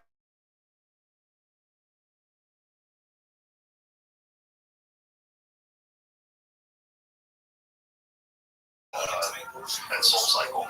I guess it's right there. John Cena teasing his rock and roll. Yeah, well, a little more. Right there, right there.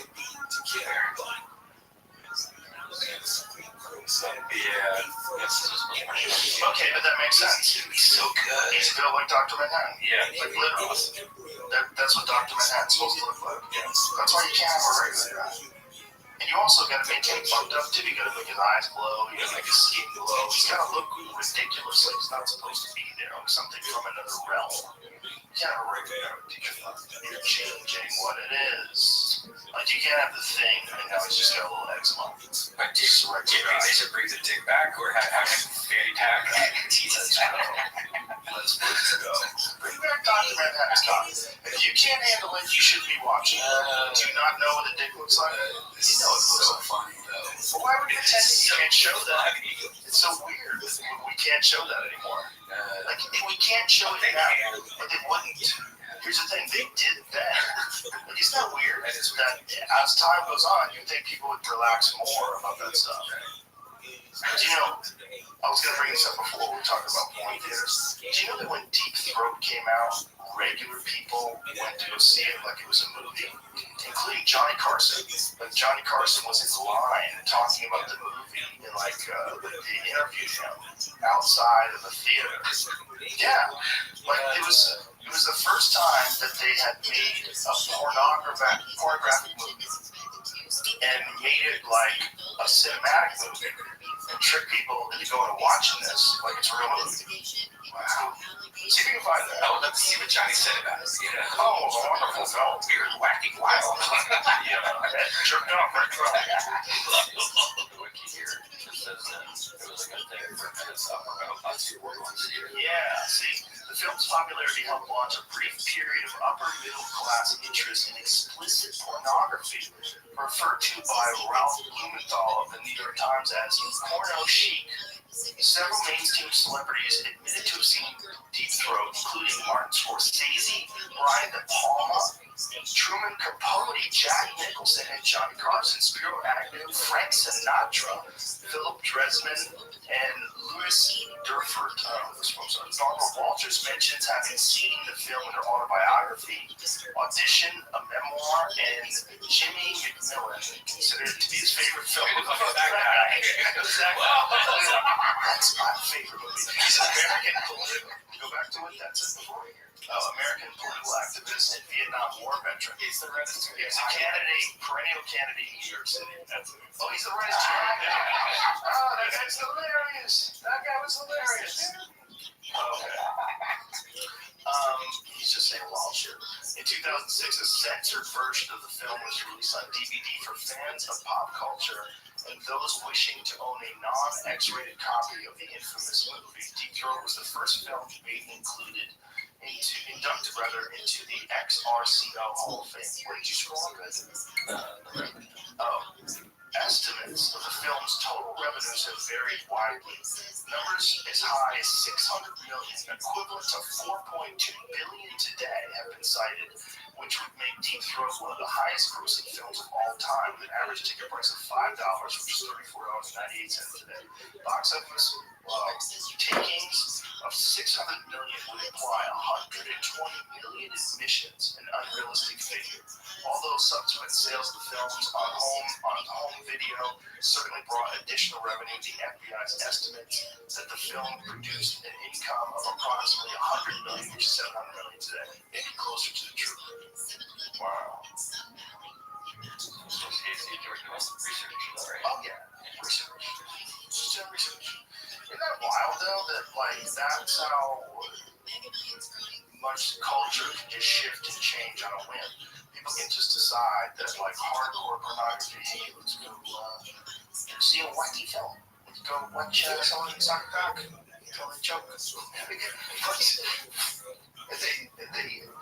always a thing though, right? Why can we see real violence in a film when we can't handle real sex? Right? You can see a film. How many major films, how many Tarantino films, you see people get shot in the face? Some of them are horrific, like Hateful Eight.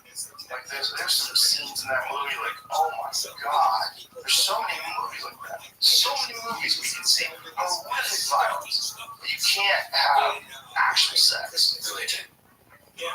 So 100%. So you put 2 or 3 in your mouth. I think people freak out about watching people fuck. They freak out about watching someone fuck on screen.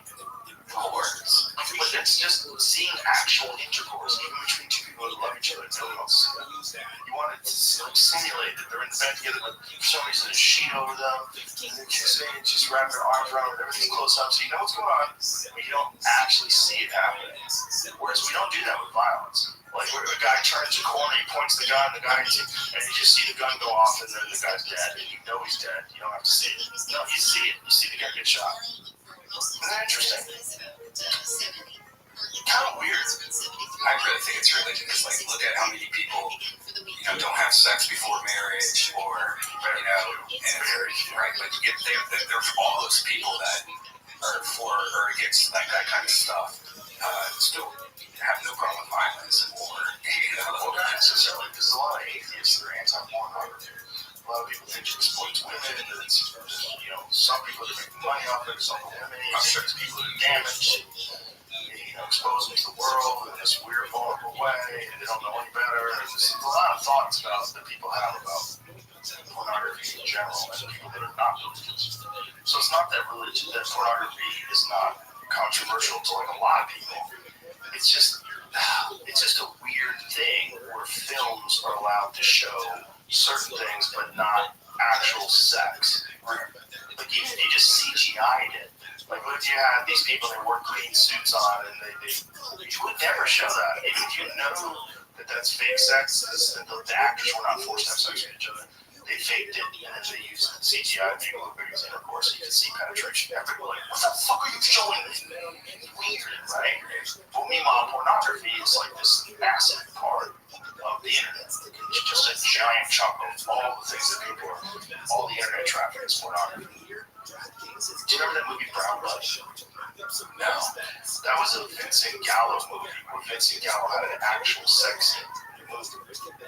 Yeah, was that girl's name Chloe Sevigny? That girl? Really good actress. How long ago? Quite a while ago. It was like, can I guess? 2002? What year was it? I was looking at the history website, where this came from. People like when they were first starting to make film, were trying to push the limits of it. And this is one of the first ones, according to the thing I was just reading, that did it. Like 1897, I think this was made. It's called Carmencita, I think. It's a very short film of a woman dancing. But what's the problem here is like you can see her ankles. Oh wow! That's the scene apparently. Wow, because she's spinning around. She's wild. You can see her short. Her dress is a little too short. That's hilarious. Not touching the Now ground. imagine showing them Lizzo. They would go, what happened? But yet, still, sex and movies. Yeah. No. So what year was Brown Bunny? He used to see fuck this bunny. No. Start off with a white bunny. I don't think I saw the film. 2003. I don't think I saw the film, but I remember people went to see it. There was like an actual blowjob scene. Okay. Yeah. How'd they do that? Actual blowjob. Like she actually stuck cock, stuck mouth. Nope. Wow. Nope. Real actor. But isn't it kind of crazy that when you're seeing something like when people do that, people like that, they do it all the time. And you could pretend to see it in a film. Like if she just started going down on him and you saw the back of her head and you just close up on his face, that's happened a million times in movies.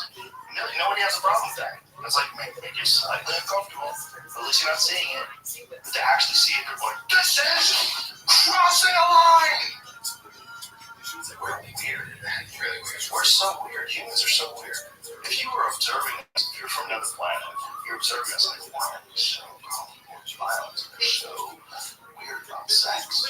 When it comes to like seeing. Well, it's also the United States compared to other countries. Right. The other countries have tits on the news. Right. England used to always have like a page of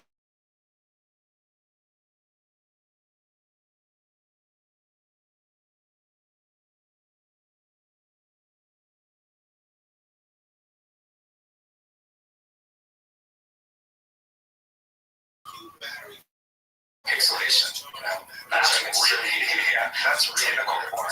Is that what country is that? Is it Japan. So Japan, you can't see pubes. You can't see genitals. You can't see genitals, insertion. Yeah, so everything's pixelated out. Right. That's why how tentacle porn came about, because they can show insertion. I think it's just a penis. I don't know. Is that what it's tentacle? That's what I was always told. It might be an urban legend, but I was always told. How many times have you been told this? a lot of times.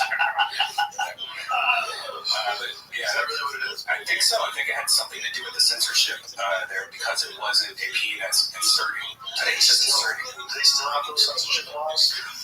I want to say yes. Wow. Because most of the porn doesn't come from Japan. Isn't that crazy? So, people get too wild to see that. Right? Show most of it. Don't show it going. That'll be the downfall of society. Yeah, we'll pixelate out the dicks. So strange. It's so strange. You can remember the first time I saw that. I was like, why is it pixels? I thought somebody just uploaded it and did it, you know. I thought it was just and then like make it like so you can put it on the internet. What did you do? It's very strange. But I guess you can fake it that way. You know, that's like we were talking about with the two actors. They wore green suits. You CGI. You get a fake their pencils. You know, nobody doesn't know it's an actual dick, but you can just do a lot of that and just limp. It's just pretend. You know? It's just what people are allow and don't allow is so odd. It's so odd. You know, like in some countries, it should be a law, right? In some countries where women have to be covered. Yeah. And then in other countries, it's nothing. That's hot though. I always, you know, that's something you put in the search once in a while and pour it out. You know, like girls wearing like the things. I think that's very dangerous to do. Imagine to date those fellas. This is what Duncan Trussell was telling me. Imagine dating those fellas. That's a risk. Yeah. If you're a woman and you date one of those fellas, I imagine they are very bad. Yeah. That's crazy. Yeah. And that's also happening in 2023. A wild time to be alive, sir. Scary times. It's definitely not unexciting.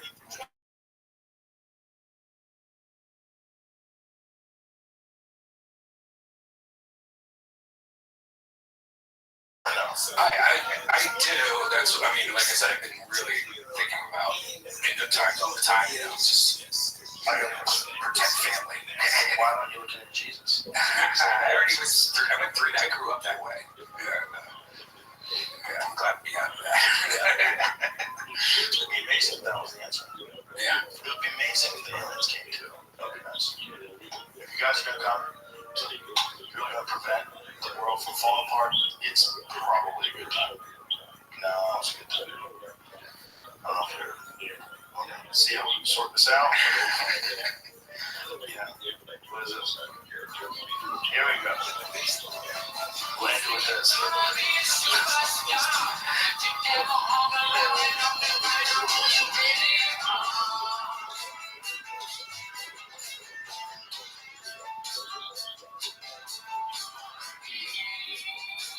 The best part at the beginning, though, Jay. Is this sort of an outro in there? Yeah. Okay. All right. Let's wrap this up. Kill Tony on YouTube every Monday. You guys have 2 weeks off. That's good. Yeah, it's taking a little break. It's great. Shining stars till you can't stand up. Take a look at what you've done yourself. Why don't you put the bottle back on the shelf? Yellow finger from your cigarettes. Your hands are shaking while your body sweats. Why don't you look into Jesus? He got the answer. It's good. But, yeah.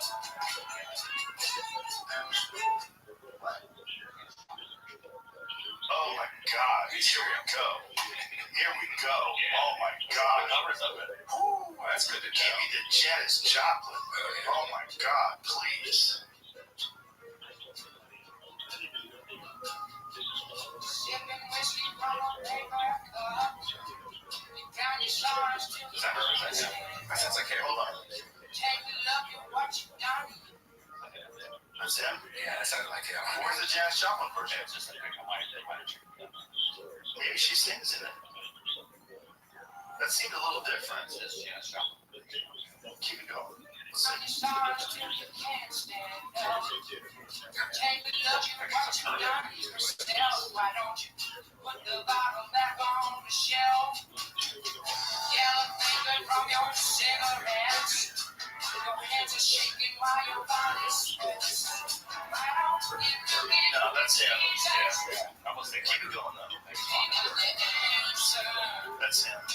ever heard.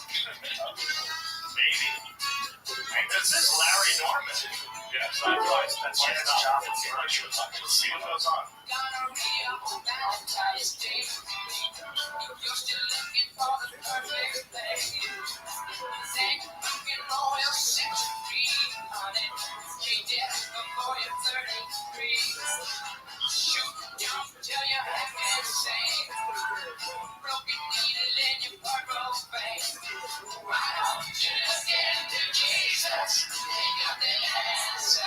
Maybe like it was a message to Janis Joplin.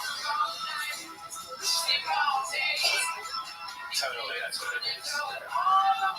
Yeah.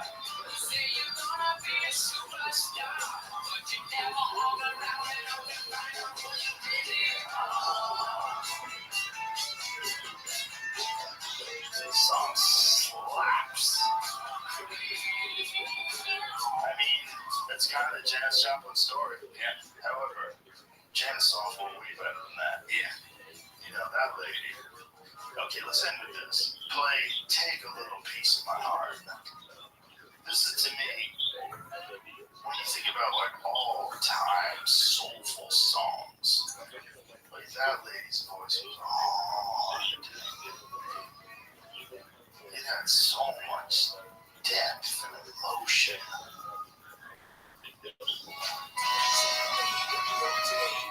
And this is like a quintessential 1960s rock and roll song.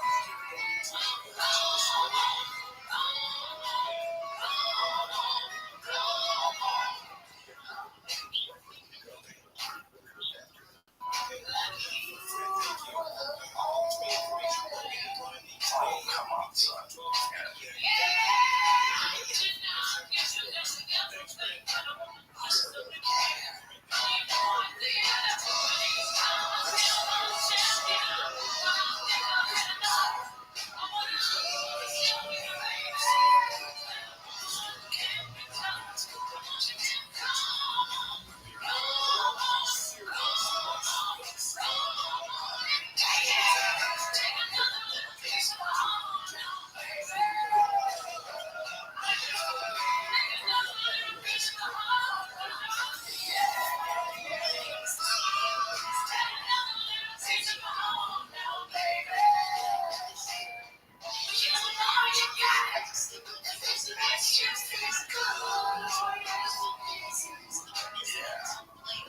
Why are people like her after this?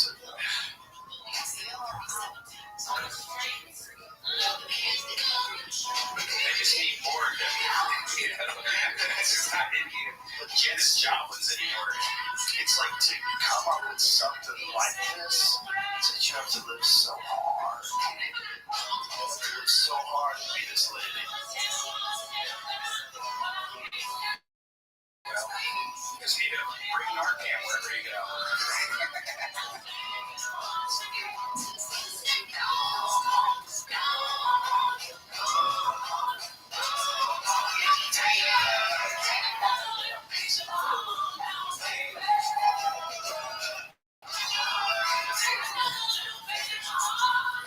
It's such a good song.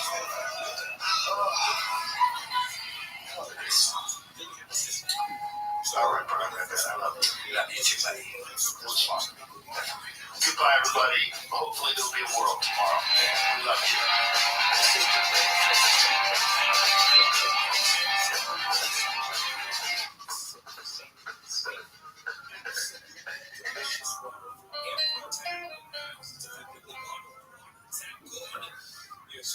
This episode is brought to you by Buffalo Trace Distillery. Actually, I have some Buffalo Trace cigars here they just sent me. One of the world's most award-winning distilleries that's been making whiskey the same way for more than 200 years. Your own trail to new frontiers. It embodies the perfectly untamed spirit of independence. It defines what an award-winning bourbon should be.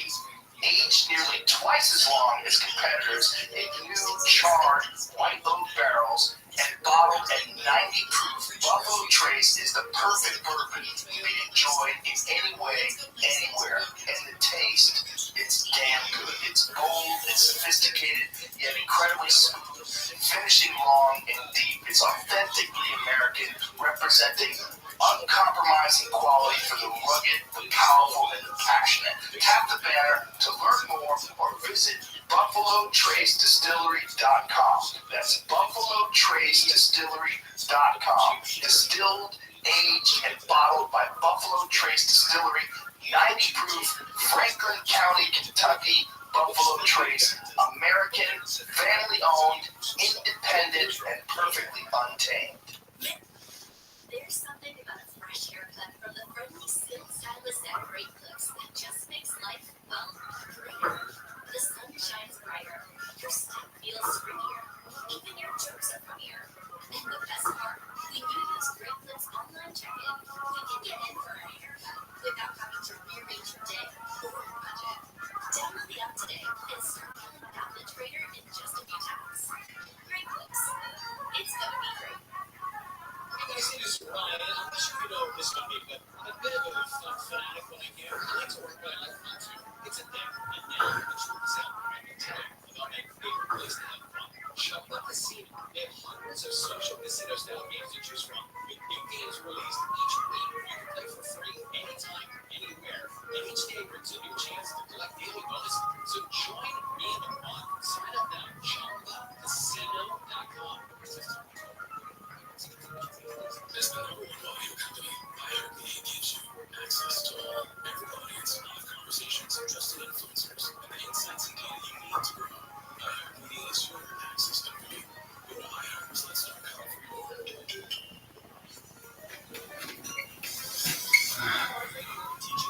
Presented by iHeartRadio. You know who you're listening to right now. Did you know that iHeartRadio is always free to listen to your favorite stations, podcasts, artist radio playlists, and more? Yeah, free to download and free to use. But there's a next level iHeartRadio experience as well. iHeartRadio All Access, where you can search and play any song, enjoy unlimited skips, download all your music to your phone to listen offline with no connection, unlimited playlist creation, and so much more. You can try it out free for 30 days and see what the iHeartRadio All Access experience is like. Why not? Open the iHeartRadio app and settings and just start your free 30-day trial. Everything you love about free iHeartRadio plus so much more with iHeartRadio All Access. iHeartRadio, number one for music, radio, and podcasting.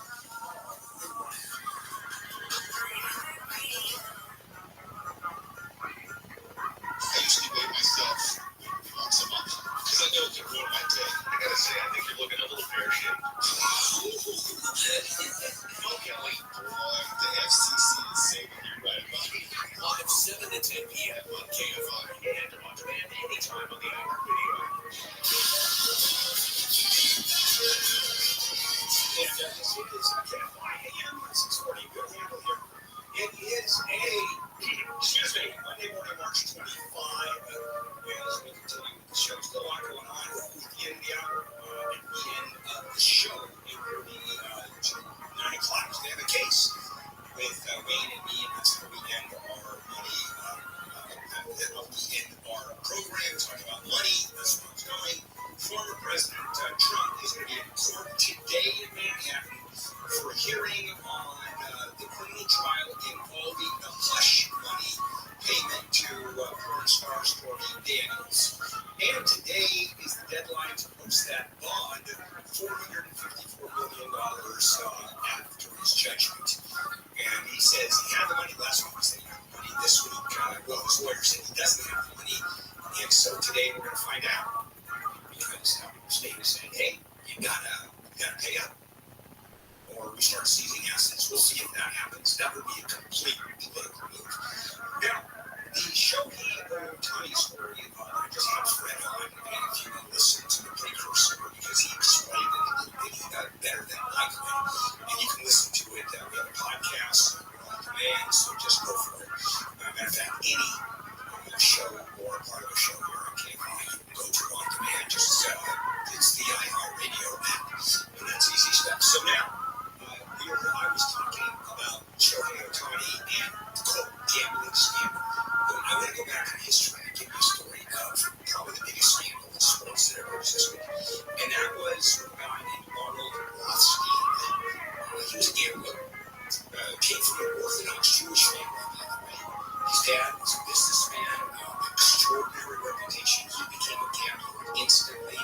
as a kid, and he was in the mafia, the Jewish mafia. There was one out there. Yeah, no, absolutely. Myron Lansky, you've heard that name.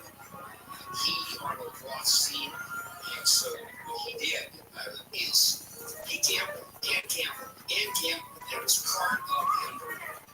And he went for the big time. He fixed the 1919 World Series. Out now fixed it. And that becomes really interesting. As a matter of fact, he was tried for that as well as others, and it's called the Black Sox scandal. So you have the two biggest teams in baseball, the Chicago White Sox and Cincinnati Reds, were in the World Series. And what he did, first of all, he bet $270,000 on the Reds to win and earned $350,000 in the process because what happened?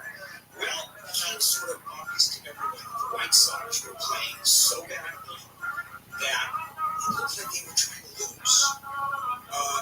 They were trying to lose. He fixed it. He paid them bribes. 8 of the players went to court. Now, no one was convicted, but those 8 never played a game of professional ball again. There were some big players. But where he really made his money came the following year, because he got into drugs. Not just gambling, but into drugs and into bootlegging.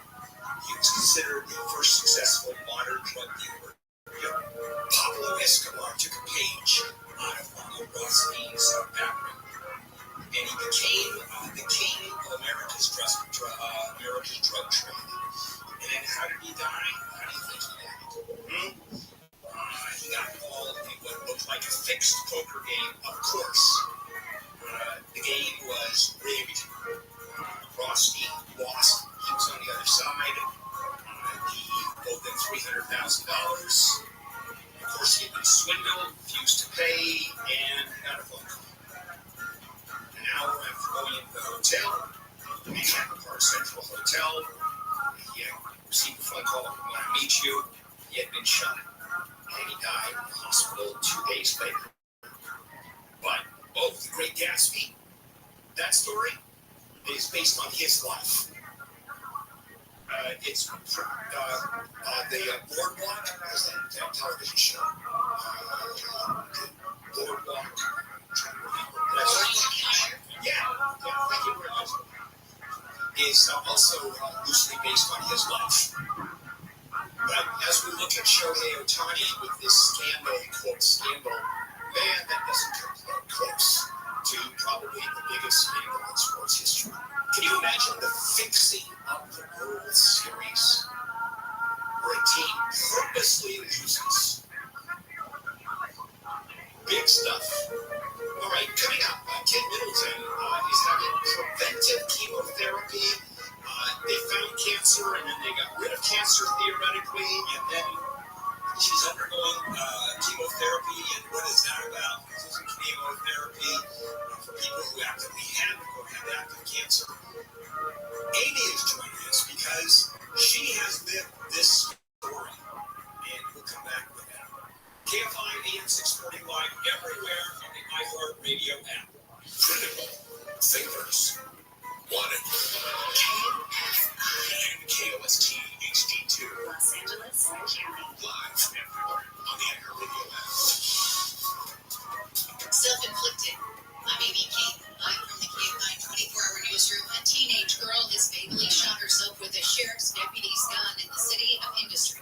Investigators say the girl took the deputy's gun out of its holster during a struggle and shot herself. LA County Sheriff's Lieutenant Art Spencer says the girl knocked on the door of an LA County Sheriff's Station and allegedly got into a struggle with deputies who answered the lobby door. We believe that this incident stems from a disturbance call that deputies were responding to or had responded to. Investigators are canvassing the area looking for additional evidence and witnesses. No deputies were injured during the shooting last night. Reporting live, Blake Trolley, KFI News. 3 homes in the Hollywood Hills have been red tagged because the hillside behind them could come down.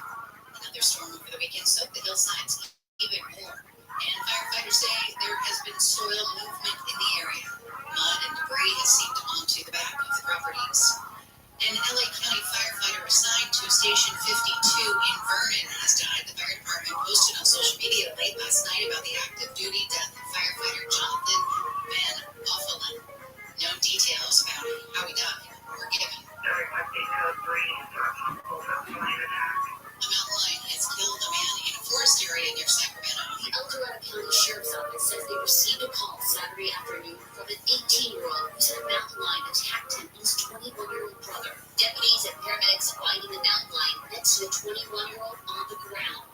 ABC's Soreen Shaw says the younger brother was taken to the hospital where he has had several surgeries. The Department of Fish and Wildlife had an El Dorado County trapper shot and killed the mountain lion. Officials say the men had gone into the forest Saturday to look for deer antlers.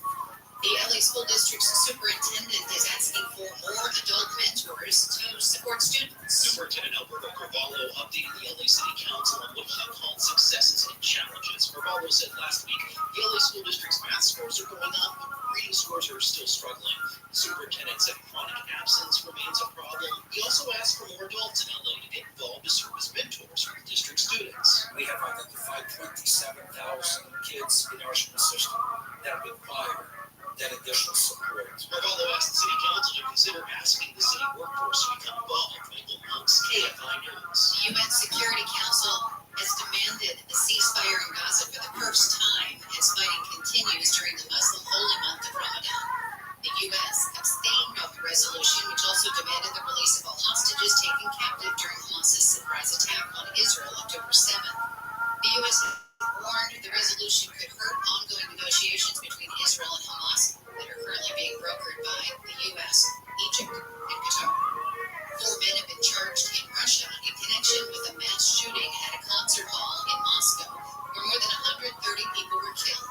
The men are citizens of Tajikistan. ABC's Derek Dennis says all 4 are charged with terrorism. All said to be operatives of the terror group ISIS-K. Analysts say ISIS-K has grown stronger after the U.S. withdrawal from Afghanistan in 2021. Russian President Putin has tried to tie Ukraine to the attack. He says it was not involved. Court statements say at least 2 of the men charged have accepted their guilt in the attack, but their condition has raised questions about whether they were speaking freely. The men looked bruised and beaten when they appeared in court over the weekend. One was in a wheelchair, one had a bandage over 1 ear. A winter storm is bringing rain and snow from California to Michigan. ABC's Allison Kosick says it's a spring wallop across the country. Winter storm warnings from Minnesota and Wisconsin in effect through Tuesday. Wind gusts up to 50 miles per hour. Kosick says more than a foot of snow is possible in some areas. More than 12 inches has already fallen in Utah. The National Weather Service's strong winds could damage trees and cause power outages. We'll check some problems on the 57 with the KFI in the sky next. If you count miracle space and they're uncomfortable, they itch, maybe they hurt, I'll tell you what they are, and that is ugly. And you can get rid of them in about 20 minutes. Unfortunately, no downtime. I'm talking about West Medical, the vein experts, and they are West Medical, who utilize the latest state-of-the-art, minimally invasive varicose vein procedure. It's called Venus, and it is the most high-tech procedure that's out there. It's a fast, in-office, 20-minute procedure, and it has you back on your feet. Immediately, you'll be able to return to normal activities the same day. Plus, it's covered by most PPO health insurance plans.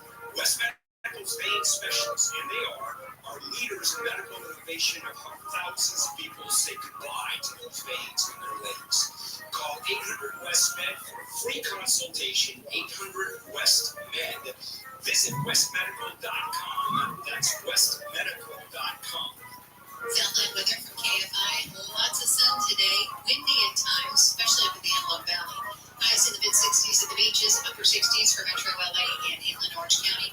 Mid to upper 60s for the valleys and Inland Empire. 50s to about 60 in the high desert. Mostly sunny tomorrow with highs in the 60s to about 70. We're going to see partly cloudy skies through the week with highs right around 70. And then rain is expected again by late Friday and through the weekend. It's 46 in Orange, 51 in Manhattan Beach, 47 in Cerritos, News 45 in Canyon Country. KFI Market Report brought to you by Quantum ePay. The Dow is trading down 122 points. The NASDAQ is up 12. The S&P 500 is off 7. Brought to you by Quantum ePay. Merchants who make the switch to Quantum ePay save an average of 53% on payment processing. Call today to see how much you can save. Just dial #250 on your cell and say keyword Quantum. Bill's checking out a crash and handle. I'm on 57. Freeways, about right there at Catella. Actually, no, northbound Catella. Crashing lanes there, it is definitely slow as you get away from the orange patch from 5 and 57 and 22 all beat up there. We've had some problems near downtown, just getting out of downtown. The Arlington on-ramp to the westbound side of the 10 is closed for some Caltrans work. I'm not sure what they're doing, but they're doing it. You can't use that on-ramp. So again, that's the westbound Arlington on-ramp to the 10 west. Greenland Freeway, eastbound to Cherry Avenue. Looks like we do have a crash, no injuries. But solo vehicle crash blocking the 2 right lanes, and definitely see some slowing there. There on this 91 as you head eastbound. Well, close right. KFI this guy. Urgent those rental listings anywhere. Apartments.com can help you find a place with a gym that really speaks to you. It's your spot. Yeah, don't you worry. It's right downstairs. We're going to be spending a lot of quality time together. There's no reason to skip leg day, baby. So convenient app day. So if you don't say bicycle twists, you're going to have real connection. Pro, if you feel it. And speaking of feeling it, we're doing a nice better contraction. Apartments.com is the place.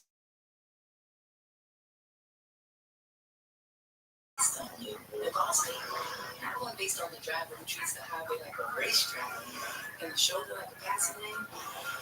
Why pay a rate based on anyone else? Get one based on you with driveways from Austin. Now a little less for California subject to terms and conditions, rates and determinants of factors which vary per state. In some states, participation in driving is also teaching driving data reverse to writing. While in some states are required to with high-risk driving, generally safer drivers with safer drivers. Most of our national insurance companies Listen on the free iHeartRadio app for all your music, sports, talk, and podcasts. Free never so and so good. KFI AM 640.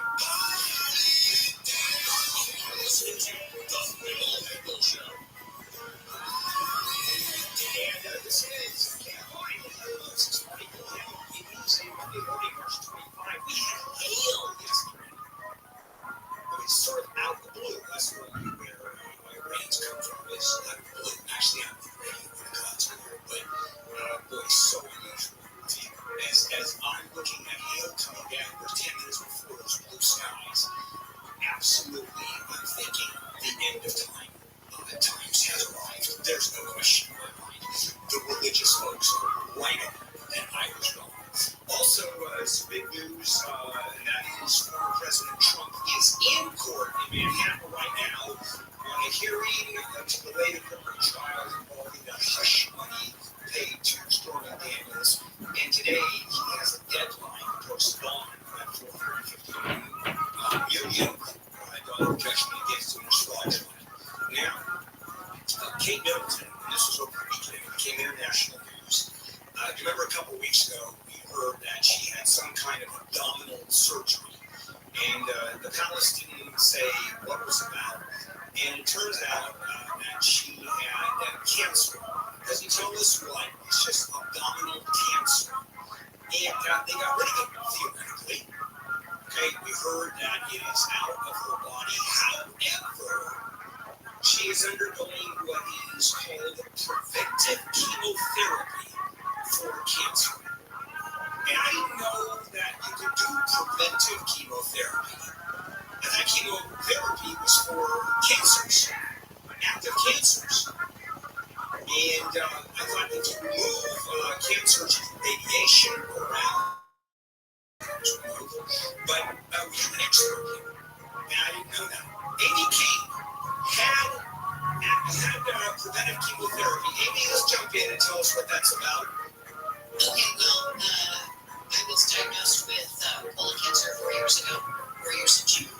And as an aside, I just got my latest round of tests back, and everything looks pristine, so we're very happy. But, So we don't have to find a new person. no, you're stuck with me for a while. Okay, so when they went in, they took out, obviously, the tumor. They took out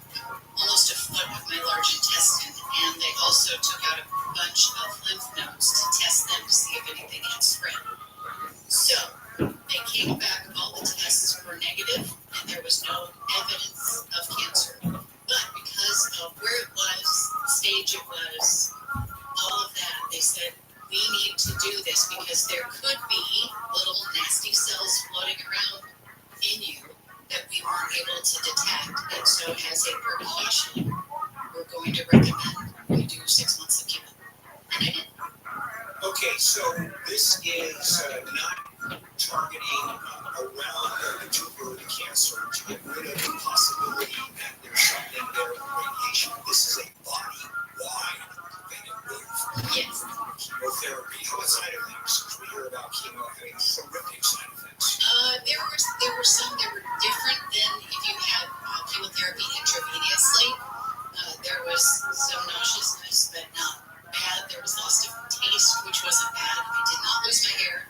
And the worst side effects were that basically my hands and my feet had what is the equivalent of 2nd-degree burns on them. Whoa! I mean, they actually have burns? Well, so what happens with the particular drug that I took is that this chemotherapy medication goes after fast replicating cells, because as you know, cancer cells turn over, they grow and multiply and all that stuff.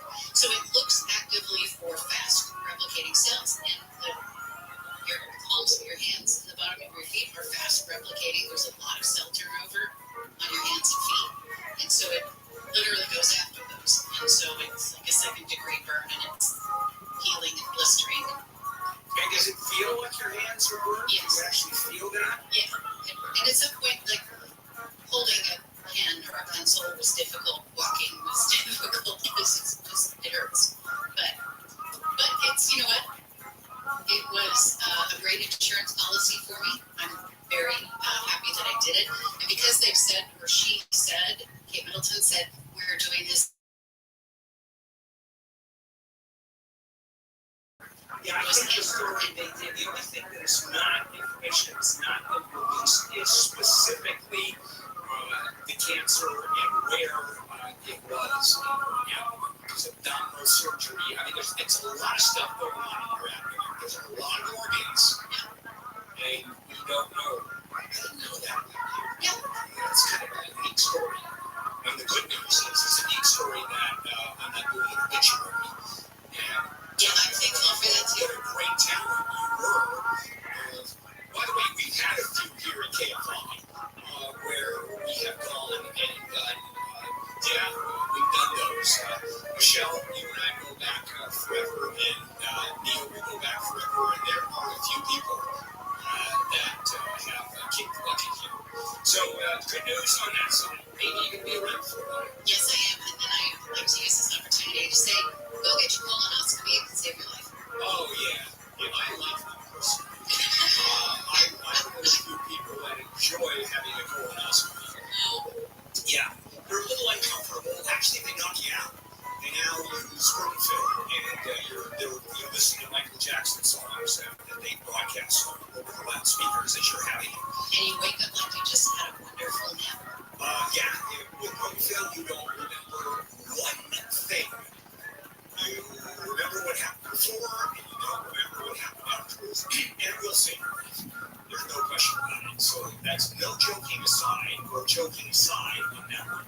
All right, coming up, the movement to lock up your kid's cell phone in school. There's some new technology, and I've got a personal story I want to share about my kids and cell phones in school. So at the bottom of the hour, we're going to have a case with Wayne Resnick, so we still have plenty of show to go through.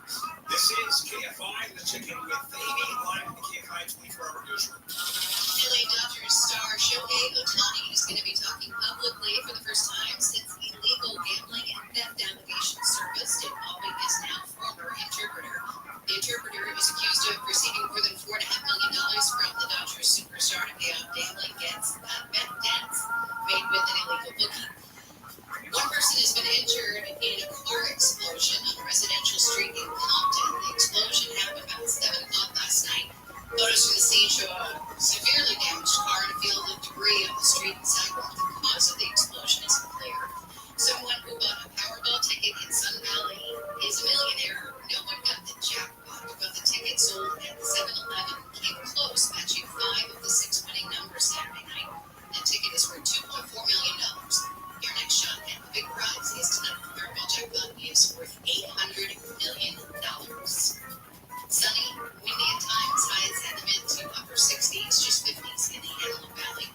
This report brought to you by Caltrans, Theme, California.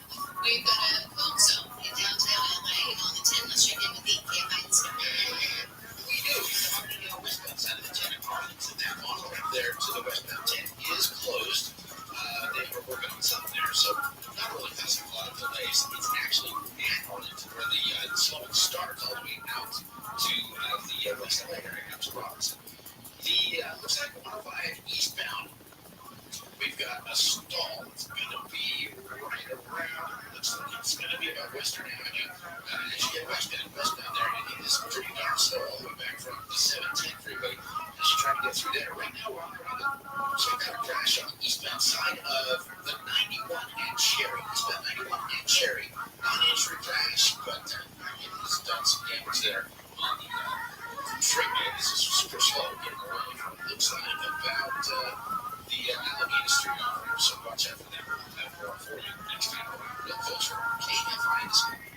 College hoops fans, it's tournament time.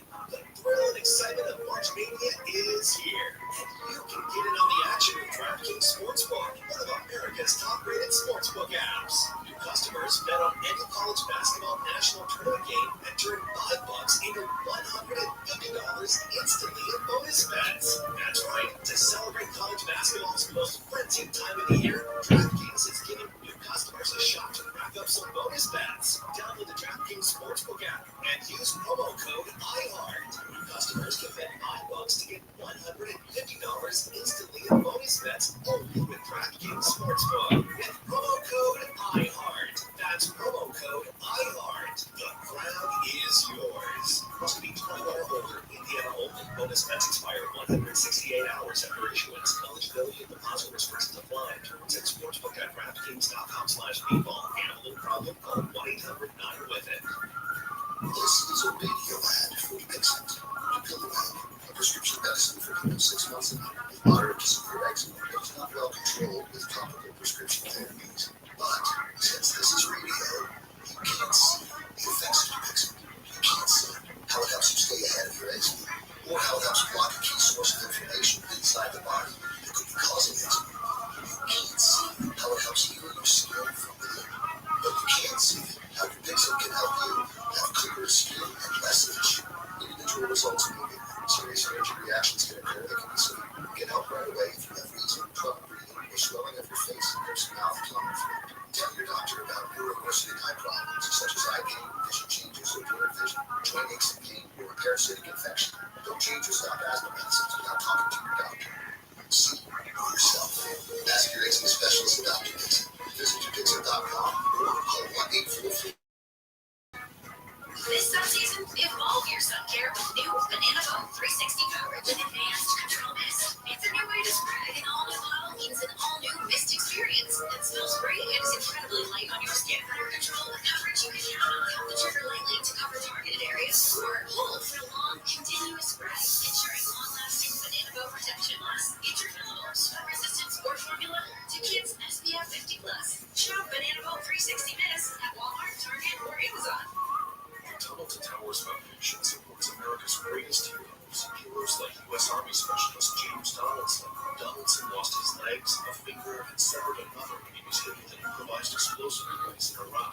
He struggled moving around his home until Tunnel to Towers gave him a mortgage-free smart home. The home enabled Donaldson to live a more independent life and be a better father. Help families like the Donaldsons. Donate $11 a month to Tunnel to Towers at T.org.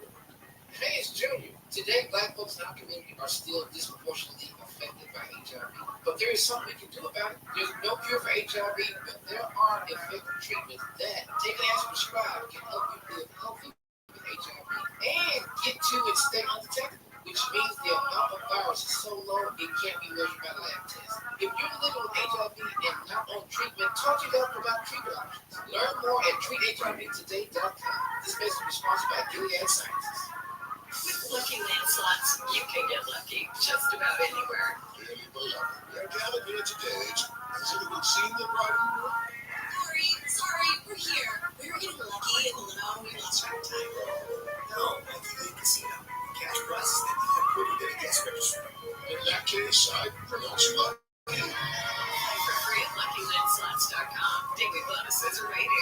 purchase necessary. We were fitted with 18 plus terms and conditions apply. See website for details.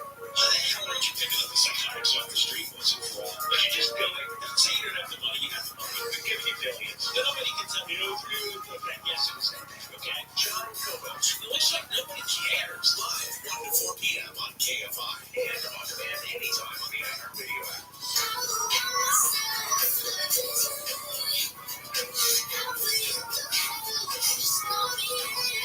This is KFI AM 640. Bill Handel here. It is a Monday morning, March 25. Now, when my kids were, I don't know, 8 or 9 years old, maybe 10 years old, and they asked for a cell phone. And I said, nah, it's not going to happen.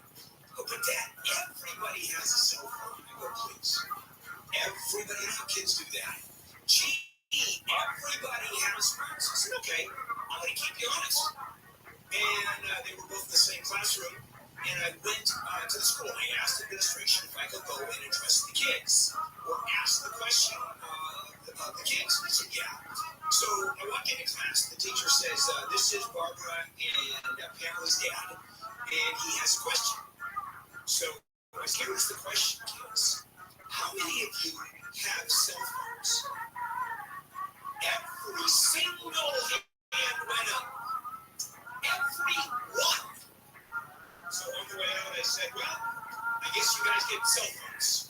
And, okay. Now, they were 10 years old. So let me tell you what's going on. That was a precursor of the story I want to share with you. There's a company called Yonder, that's Y-O-N-D-R, which, let's say, is doing pretty well because it has increased sales of its product, 600% since 2021 or 2022. And what is it? It's a pouch. It's a pouch that kids lock up their cell phones in. And so here's what happens. The teens, the tweens show up to school every day, homework, textbooks, and this magnetic pouch that makes their smartphones useless during the day. And the only time they can use those phones, the end of the day, when the administration unlocks the phone with a device they have, unlocks the pouch. And this was in Akron, the story out of Fox. They looked at Akron schools where this Yonder was used to lock up these phones. And by the way, Akron is a growing movement, not only across the U.S., but Europe, to ban the use of phones. Now, the reality is phones can be priceless. I mean, think of it. We've had people like, there's an active shooter, there's a problem, there's a fire. You want kids to use their phones. So I'm assuming, and I don't know the exact details, that the administration somehow has the ability to unlock those phones. And obviously, there's a problem. But for the most part, no. The president of the Akron Education Association, who represents teachers, educators, said the results were just a game changer when we started using Yonder. School fights have decreased since we've introduced Yonder to all middle and high schools in 2022. These students report they're engaging with friends. And what happened? And this is not unusual in Akron. They look back at students who are actually coordinating fights to post on social media. I mean, that's scary stuff. So, the move to keep phones out of school is in the middle of a bigger debate whether phones, these devices, and social media in general are having a negative effect on childhood development and the lives of students, of teenagers. Read bullying that happens on phones. Usually bullying used to happen on the schoolyard, and that was it. You go home, cry, and your parents, depending on who your parents are, you can take it, go to the administration, or here is some brass knuckles, here's some brass knuckles, and the next time you bully, take someone's teeth out. Depends on the parent. However, with the internet, with social media, it has exploded. Now, some districts go back, 1990s New York, and this is the country's largest school district, issued a ban in And in 2020, it was later reversed. Or in 2010, it was reversed. And you got schools all over Europe, France, Spain, banned phones, and they did it in the 2010s. But now it has become a pandemic because of the pandemic. When I was talking about Yonder, I was wrong about this. Not 6 times, 10 times in sales since 2020. That's pretty impressive to say the least. And here's the other issue about social media. And that is the issue, is it dangerous outright? Does it cause kids to be more aggressive? Multitasking, doing things on cell phone. There are some studies that say multitasking makes you less effective. Makes you learn less. There's too many things coming into your brain. So you have anecdotal stories about how these phones are affecting kids. But remember, the same thing happens with porno. It happens with porn, not kids. But does porn affect men and make them more predators, and make them more sexually active in a negative way? Never proved. Games like Grand Theft Auto, I mean, there are a lot of killing goes on. Is there more violence because of those? Is there a negative impact, other than we know anecdotally, that it lessens fewer fights, you have more social interaction? All of that is anecdotal. There is no science to this. So you have both sides of the coin on this one. I want my kids to have access to those phones. In fact, I don't want my kids to have phones at all. That's what a fiasco in the classroom. And it's the amount of time that kids spend. My kids, when they were teenagers, I remember running into the house one day, and they were both sitting on the couch, on either end of the couch, and they're both texting. Just texting as fast as they can. Now, they're 6 feet apart. And I said, who are you texting to? Each other? And I said, you're 6 feet from each other. You ever thought of just turning your head left and saying hello and talking? And the other one, why don't you turn your head right and you guys can have a conversation? Oh, no. We'd rather text. Wild story, isn't it? So Yonder, I don't know, it's been around for a while. I have no idea if it is a public company, but if it is, and you invested a couple of 3 years ago, this is almost better than Bitcoin. All right, coming up, today I have a case with Wayne Resnick and me as we went down to our Monday program. Let's check in with Amy King live in the KFI 24-hour newsroom. Former President Trump has gotten a bit of a break and appeals court in New York has cut the bond money that Trump has to post on the $454 million civil fraud judgment against him down to $175 million. And it has given him 10 days to come up with the money. The decision will keep New York Attorney General Letitia James from starting to seize his assets if he didn't come up with the bond money by today's deadline. News brought to you by Sweet James Accident Attorneys. A woman from Orco says she's been suffering from anxiety and PTSD since she was assaulted by a driver speeding through her neighborhood. I remember standing here with 3 sheriffs not feeling safe because he was standing directly across the street from my home. 65-year-old Wendy Hamilton tells KTLA she yelled at the man to slow down 2 weeks ago and started taking pictures with her cell phone. She says that's when the guy stopped, got out of his car, demanded her phone, and attacked her. The driver was cited for assault, battery, and released. Anaheim has demolished a 4th seating hotel as part of a long-term plan to revitalize the city's 1.5 miles of beach boulevard. The city's rebuilt beach plan calls for removing about half of the 15 motels currently on the boulevard. Anaheim says the demolition of Anaheim Lodge last week and the demolition of the neighboring motel property Covered Wagon last year will make room for affordable apartments and condos. The city says the last year Anaheim Lodge was open resulted in almost 500 calls for police and 1 fatal shooting.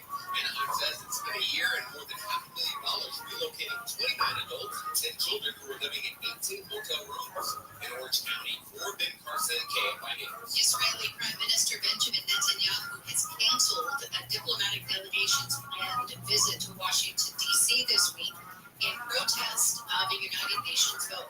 The Security Council voted voted to approve a resolution calling for an immediate ceasefire between Israel and Hamas. It also called for the immediate unconditional release of hostages. The United States abstained from the vote but did not veto it as it hasn't passed. Aid groups that have visited a packed hospital in Gaza say the situation there is unimaginable. An emergency medical team organized by 3 aid groups spent 2 weeks providing care and doing surgeries at the European Gaza hospital near Khan Yunis. Another hospital in Gaza, Al-Shifa, has been the recent target of Israeli troops. ABC's Matt Gutman says Israel has called its ongoing week-long raid one of the largest and most successful operations of the 6-month war. The IDF says it contained over 800 men since the surprise raid began early last Monday, claiming 480 of them are Hamas and Islamic Jihad members. He says Palestinians have called the Israeli operations hellish. El Camino Real Charter High School has won the academic decathlon for the state. The team from Woodland Hills will now represent California in the national competition in Pittsburgh, Pennsylvania next month.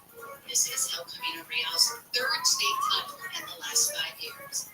Very impressive team.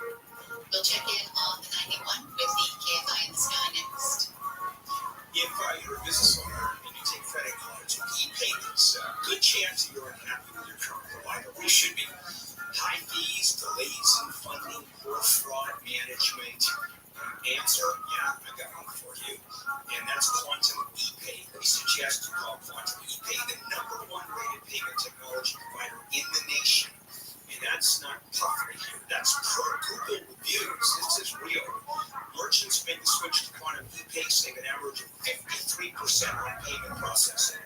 And with Quantum ePay, there are no hidden fees, there are no surcharges, or those ridiculous cancellation penalties. They'll review your current statement for free and show you exactly how much money you can save. And I'm talking about from day one. And if they can't help it, they'll tell you that too. That's how they do business. Free point-of-sale hardware and software for retail, service, business-to-business, e-commerce companies. Now, pound 250 on your cell and just say Quantum. Pound 250 on your cell phone and say Quantum, or visit quantumepay.com/KFI. Southland weather for KFI, sunny, windy at times, highs in the mid-to-upper 60s, 50s for the Antelope Valley, with winds gusting to about 50 miles per hour. Partly cloudy tonight, a few clouds otherwise sunny tomorrow with highs in the 60s to about 70. Partly cloudy with highs around 70 through the week, and then rain's expected to roll in for the weekend starting late Friday. It's 52 in Garden Grove, 50 in Seal Beach. We've got a crash in Brea on the 91.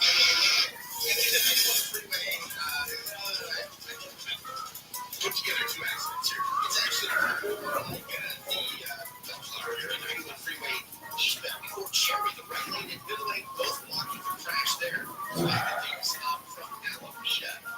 Meanwhile, we have a major problem in Brea on the 57. This is going to be the 57 freeway, both north and southbound. Southbound side at Imperial Highway, all lanes closed. A box truck went through the center divider from the northbound side, completely destroyed the center divider, caught on fire, overturned. Again, all lanes closed on the southbound side of the 57, and right here at Imperial Highway on the northbound side, it looks like we have the left lane, the parking lot, 2 left lanes closed. So huge delays, quickly loading up in both directions. Southbound side is going to be slow all the way back from almost the 60. Northbound side parking lot from before the 91. Of course, we'll keep you updated with this is going to be all day event. Local chart, KFI in the Sky. Lucky Land Casino, asking people what's the weirdest place you've gotten lucky. Lucky in line at the deli because I my dentist's office. More than once, actually. Do I have to say? Yes, you do. In the car before my kids' PTA meeting. Really? Yes. Excuse me, what's the weirdest place you've gotten lucky? I never win a tell. Well, there you have it. You can get lucky anywhere playing at LuckyLandSlots.com. Play for free right now.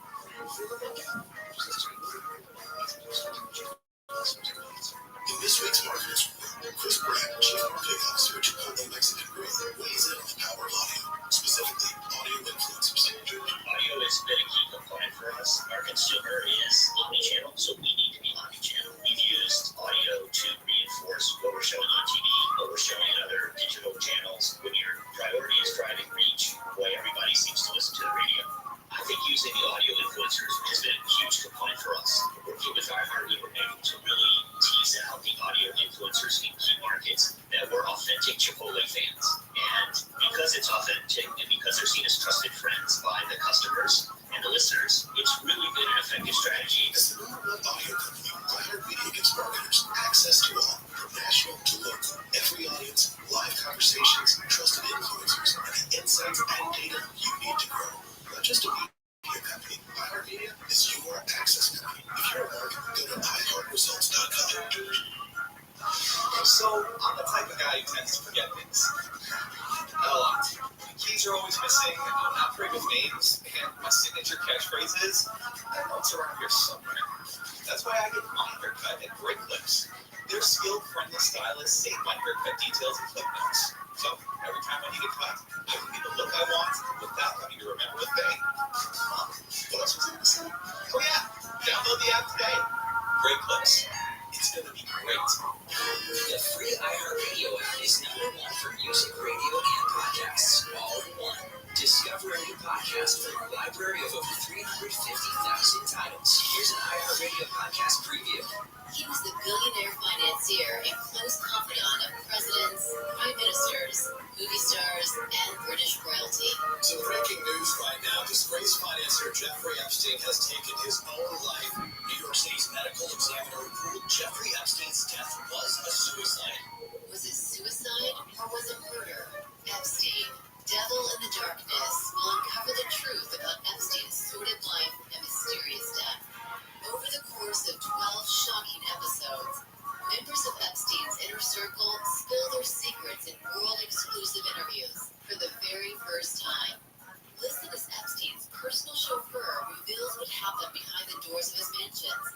And in another world-exclusive interview, Epstein's fellow inmate recounts a play-by-play of his final days and what really happened. I heard his head hit the floor with a thud.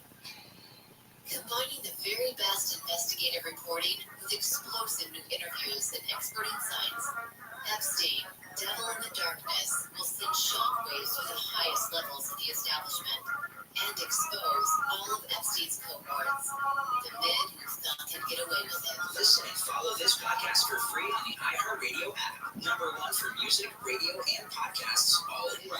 Hey, share 640. The news, what it means, why it matters.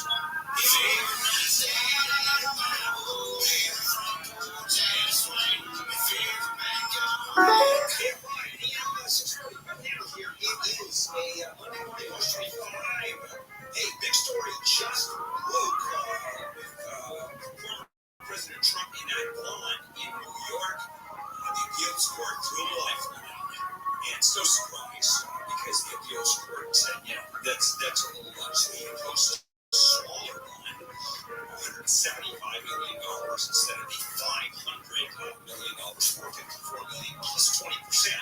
So he can do a smaller one, $175 million, and he has 10 days to come up with it. And most of those financial folks and political folks that are looking at this case says he's probably going to be able to come up with it. So, lifeline, he was looking at his assets being seized by the state. Okay, so that's the news. Now, it's time for the other case with Wayne. Wayne, you're now here only Mondays here at KFI after Neil Saavedra came aboard. Neil is now with us, taking Wayne's spot because Wayne, voluntarily decided he was leaving the show. He was fired. Okay, Wayne, good morning. Wait, that's patently false, as you know. Are we really allowed to voluntarily leave? Yes. Yeah, I knew it was good. I've been handcuffed. All you gotta do, all you have to do is send an email and say when your last day's gonna be, and it happens. Yeah. All right, so anyway, it's Do They Have a Case, which we've always done, and we retain that. Thank goodness, Wayne's agreed to do that, where Wayne comes up with cases, and you and I, actually, it's an educated guess as to what the court has said. All right, Wayne, go ahead. All right, here we go. So in Madison, Wisconsin, they put into place a big zoning initiative, a master plan for educational institutions, the campus institutional district. What that means is some schools are covered by a master plan with rules and ideas about what you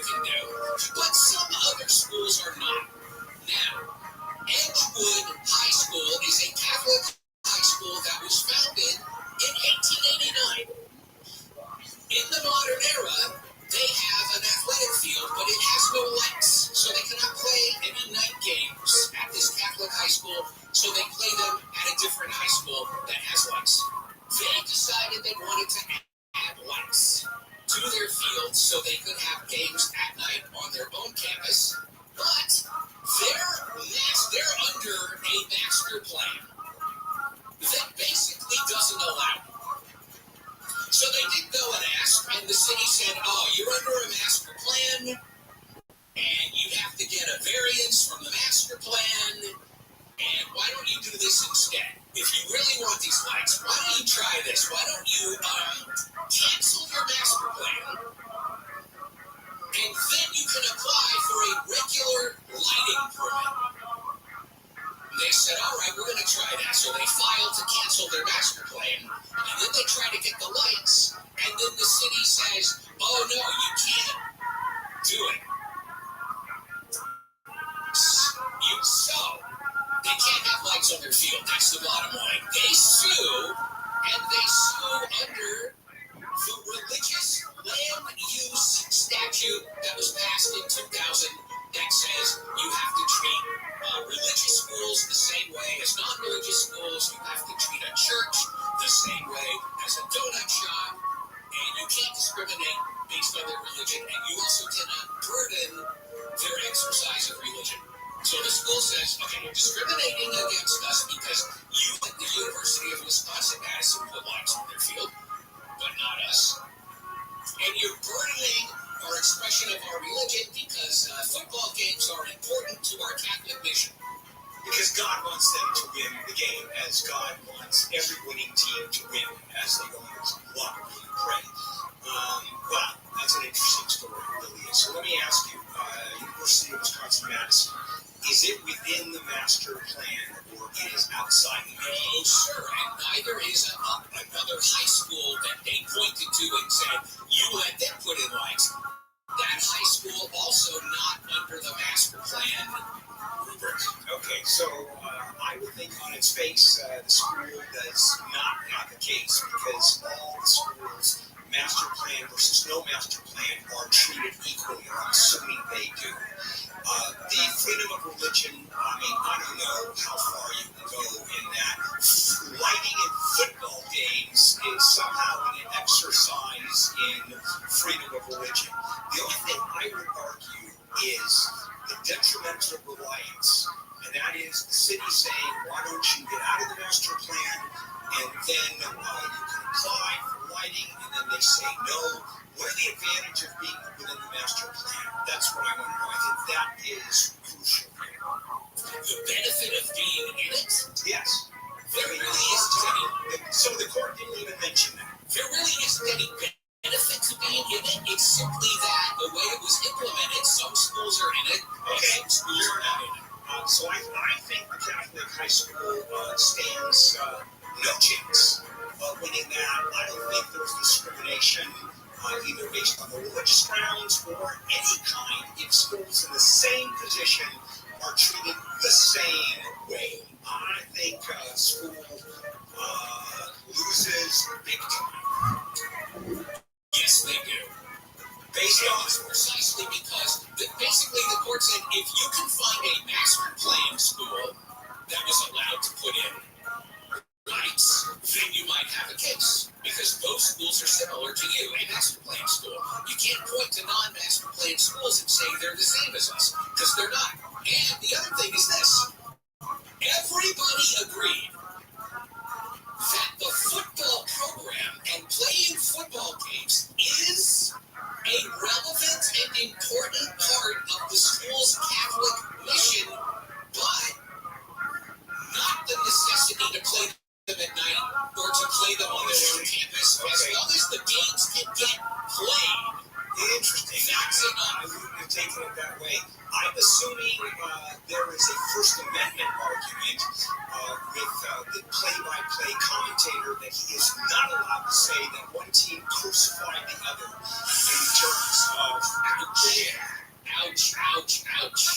Okay. You know, you should have been a lawyer for the school because you brought up the idea of detrimental reliance, which was not that. They probably should have tried that rather than putting it under a religious discrimination umbrella. And by the way, the concept of detrimental reliance is you're relying on a statement or a position to your detriment. For example, if I hire you and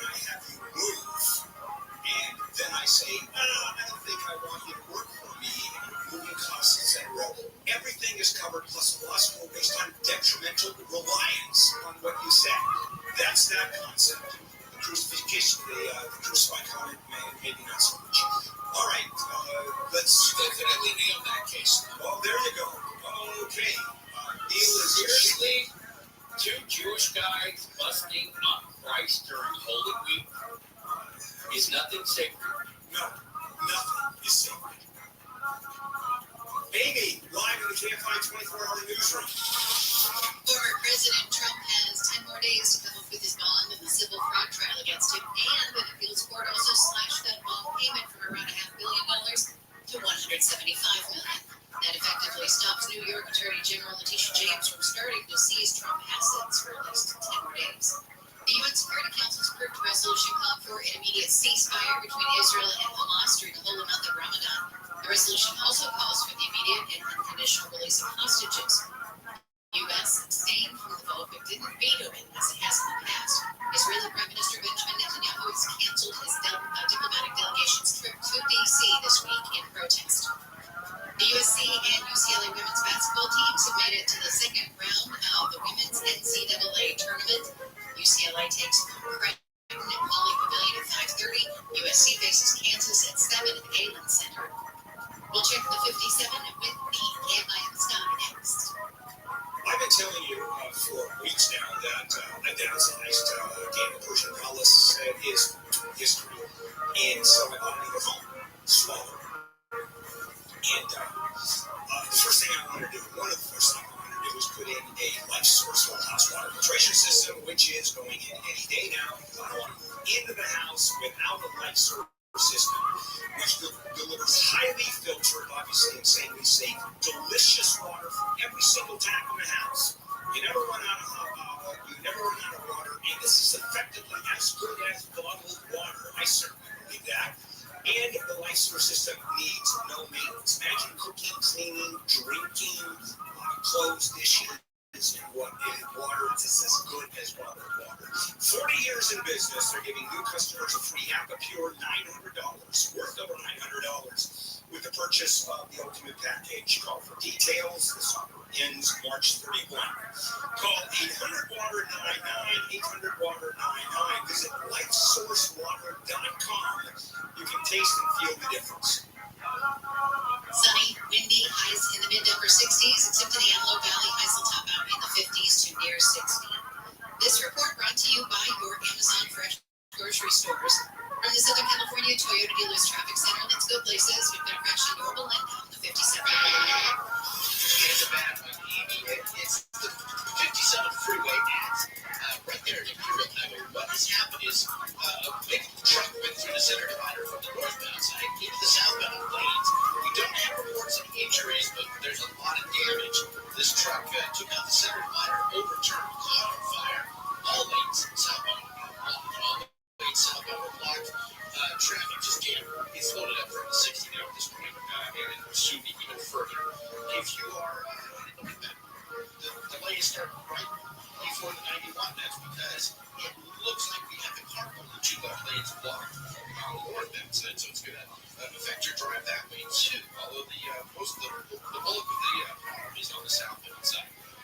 The 91 or the 57 pretty much down for the count. If you've got to get around this, try this 71. I don't normally recommend the 71 for much of anything, but it's better than sitting in a parking lot. 605, of course, to the west is a good alternate north-south as well. Welcome to KFI in this game. Hello, it is Ryan, and I was on a flight the other day playing one of my favorite social spin slot games on ChumbaCasino.com. I looked over at the person sitting next to me, and you know what they were doing? They were also playing Chumba Casino. Coincidence? I think not. Everybody's loving having fun with it. Chumba Casino is home to hundreds of casino-style games that you can play for free anytime, anywhere, even at 30,000 feet. So sign up now at ChumbaCasino.com to claim your free welcome bonus. That's ChumbaCasino.com and live the Chumba life. In this week's Marketers Report, Angela Cepeda, CFO Hyundai Motor America, talks about audio storytelling. People scratch their heads and say, why would you put your brand on a channel that doesn't show the sheet metal? But for us, it's about storytelling. That's driving a lot of brand awareness, but we can also drive a lot of intent. As the #1 audio company, iHeartMedia gives marketers access to the influencers, audiences, and data you need to grow. If you're a marketer, go to iHeartResults.com. Planet of oat milk is so rich in creamer. I love it in my cereal, but also in smoothies with 0 grams of sugar and plenty of unsweetened varieties. And it gets even better. It's an excellent source of calcium with vitamins A and D that's delicious in everything, including my lattes. Pick up the carton that has it all, or visit planetoat.com for more. Planet Oat. Be good to you. Wendy's, reservations at your favorite restaurant.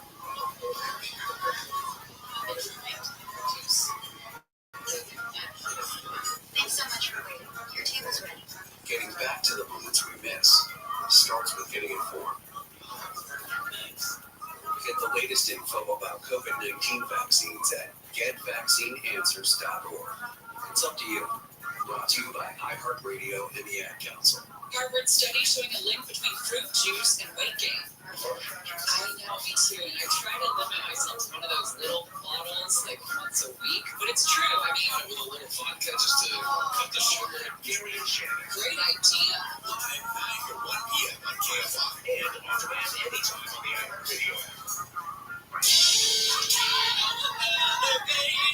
And this is KFI AM 640. Bill Eagle here on a Monday morning, March 25.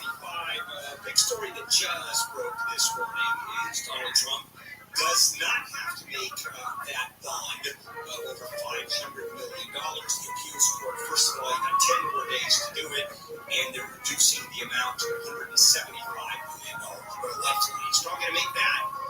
So Letitia James, the AG of New York, very disappointed because she was going after Trump with vengeance. You know when he says this is a witch hunt?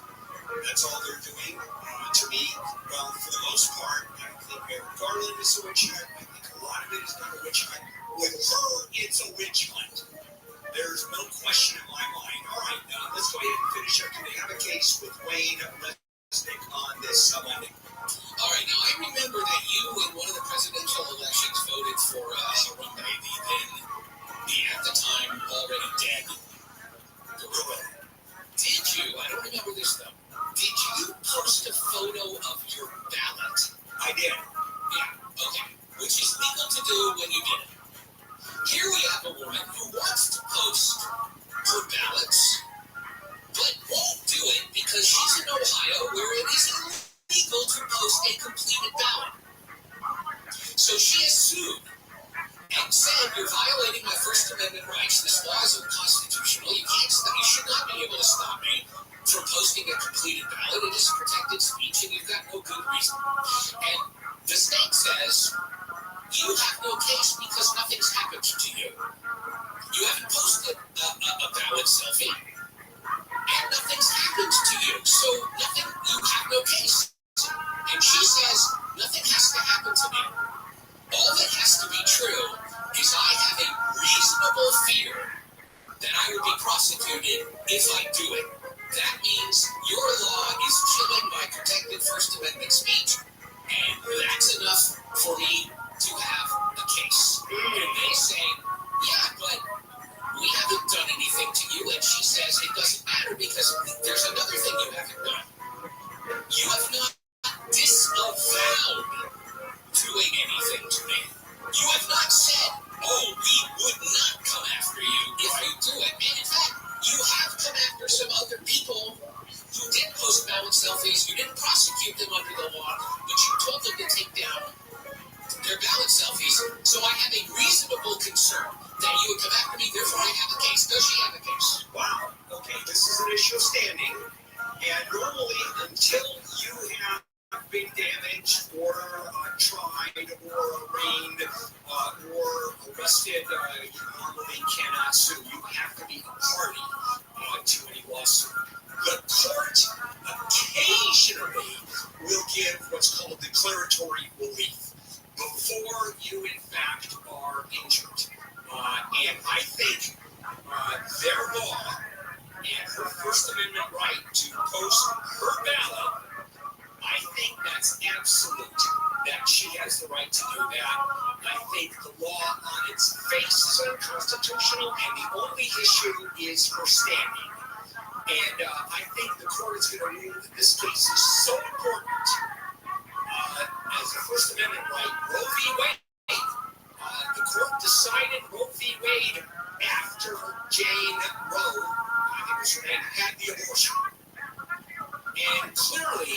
there was no standing on her side. Attacking the law against abortion, the court ruled because it was so important, we're going to allow standing normally doesn't exist. I think that's what happened here. That is basically what happened, that she has a case, and the court said, unless you're going to publicly disavow this law and publicly state you will never prosecute anybody for violating it, she has a reasonable, credible threat of enforcement against her. And therefore, in a First Amendment context, that's all she needs. She doesn't have to wait to do it. She doesn't have to try to do it and see if you come after her. That's not how First Amendment law works. Okay, so today, 2 for 2, and I even agreed, or the court agreed with me, on all of its reasoning and the reasons behind the decisions. Yes, okay. And you came up with a better theory of a case for the Catholic high school that they should have pursued but didn't. Okay. Well, thank you. We'll catch you next Monday. See ya. All right. We're back again tomorrow. Amy with Wake Up Call at 5 o'clock. And then in comes the rest of us. That means Neil and me. Say, Neil, I'm giving you appropriate kudos. I will take those kudos and I will take them with me. All right, and that's Neil's become a very big part of the show. All right, this is Halo Morning Crew tomorrow at 6 for us, Amy at 5. This is KFI AM 640 live everywhere on the iHeartRadio app. You think we've got all the answers? Well, we've got news for you, Chief. No, seriously, we've got news right now.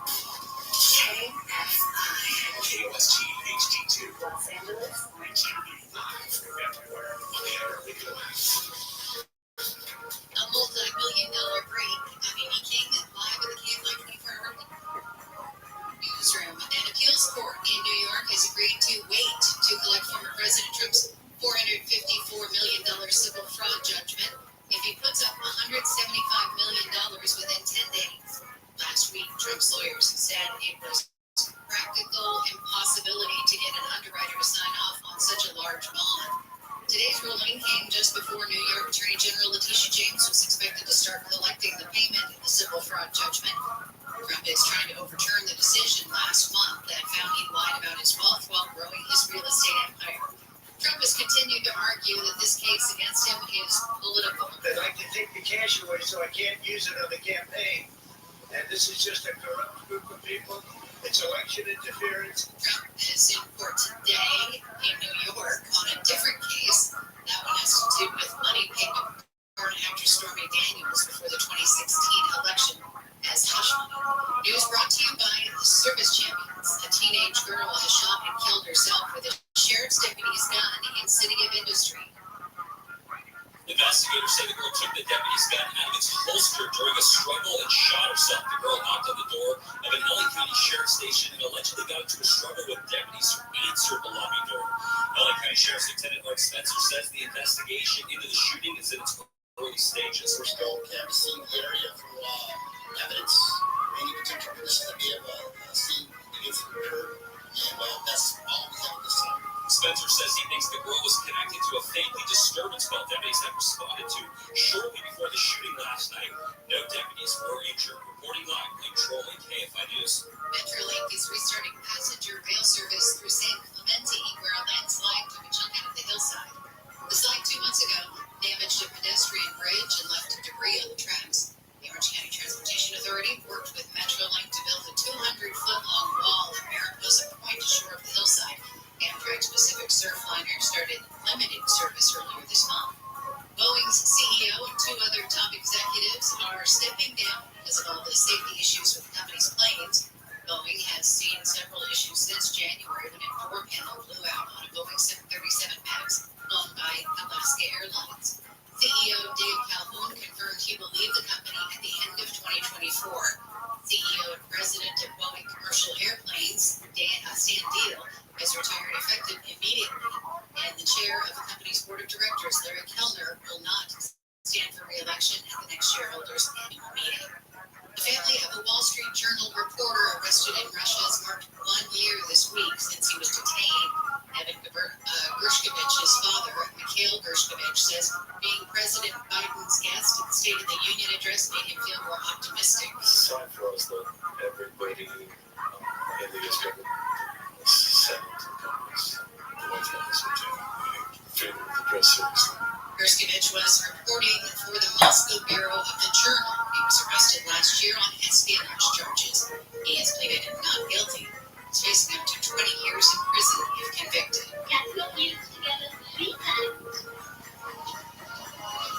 And think to yourself, there's no place like Judy Garland's home in Bel Air is now on the market for $11.5 million. Garland, of course, best known for her role as Dorothy in The Wizard of Oz, bought the more than 5,500 square foot home in 1938. It has 5 bedrooms, 6.5 bathrooms, a curved staircase, and multiple black marble fireplaces. The listing is just 2 weeks old. It already has more than 8,900 views on Zillow.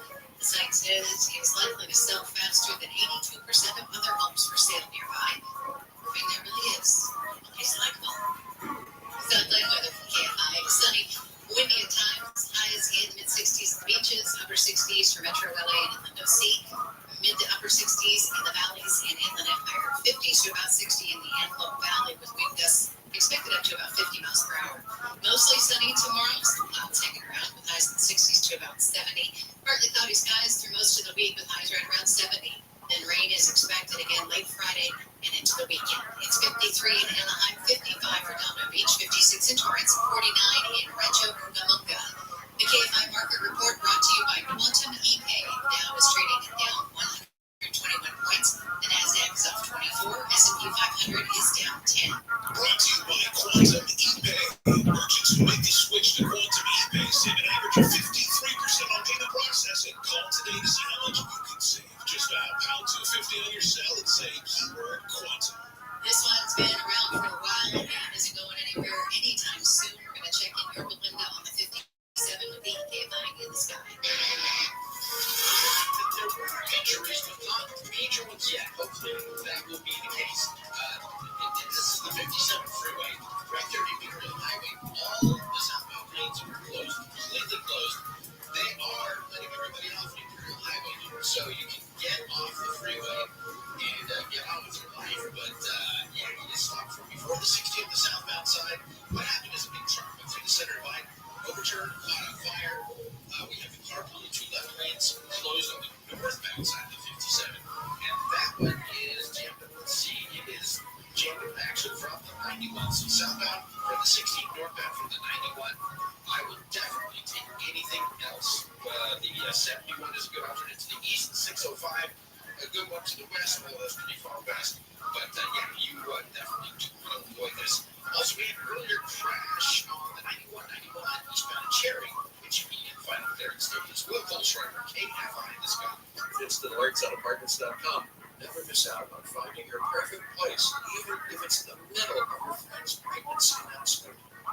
So, we have a pretty big announcement. Let's get together. Shut up! What's your bedroom? Laundry? Oh, baby. We're both expecting. Because I'm expecting a place. Great job, everybody.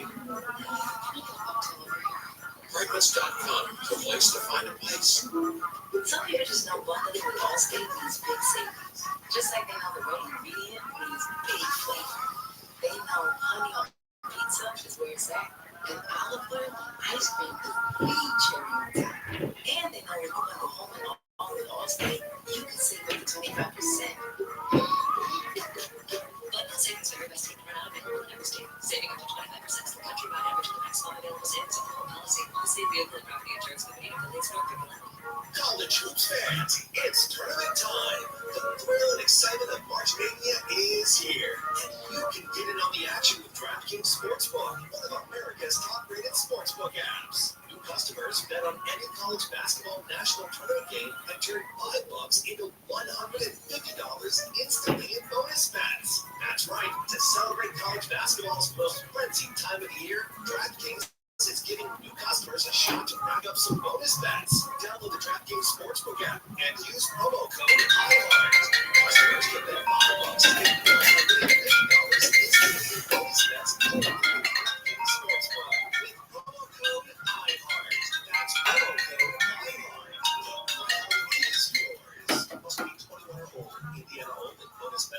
168 hours after issuance. Eligibility and deposit restrictions apply. Terms at sportsbook.draftkings.com/speedball. Gambling problem? Call 1-800-9-WITH-IT.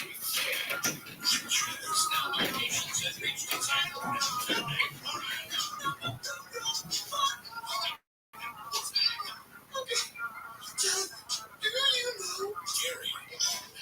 Gary Hoffman, Shannon Fiona, bring the range like Venus and Serena, Shannon Farrell. This is about to get weird.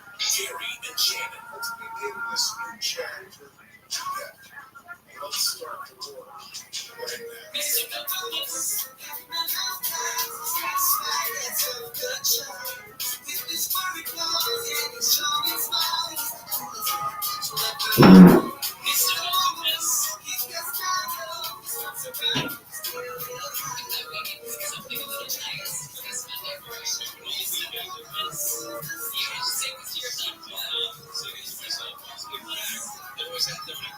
There was at one point in time I was trying to explain to my daughter what was going on, and I just realized I sounded like an insane person. Yeah. I mean, we sound insane when we're in there. But yeah, I found myself saying these a couple times. Mr. Buckenfuss. The look I got was, we're not doing that around here. That's not something that you're bringing home. Keep your flavor and stuff. Exactly. I saw your dog. That weird looking dog you had in Love Awards, I think. My goodness. Did I pause him? Yeah. I froze. I'm like looking outside and all of a sudden I see this and I actually see there's a rodent of unusual size. I don't know what this is. It's pretty great. There's a lot of stuff going on.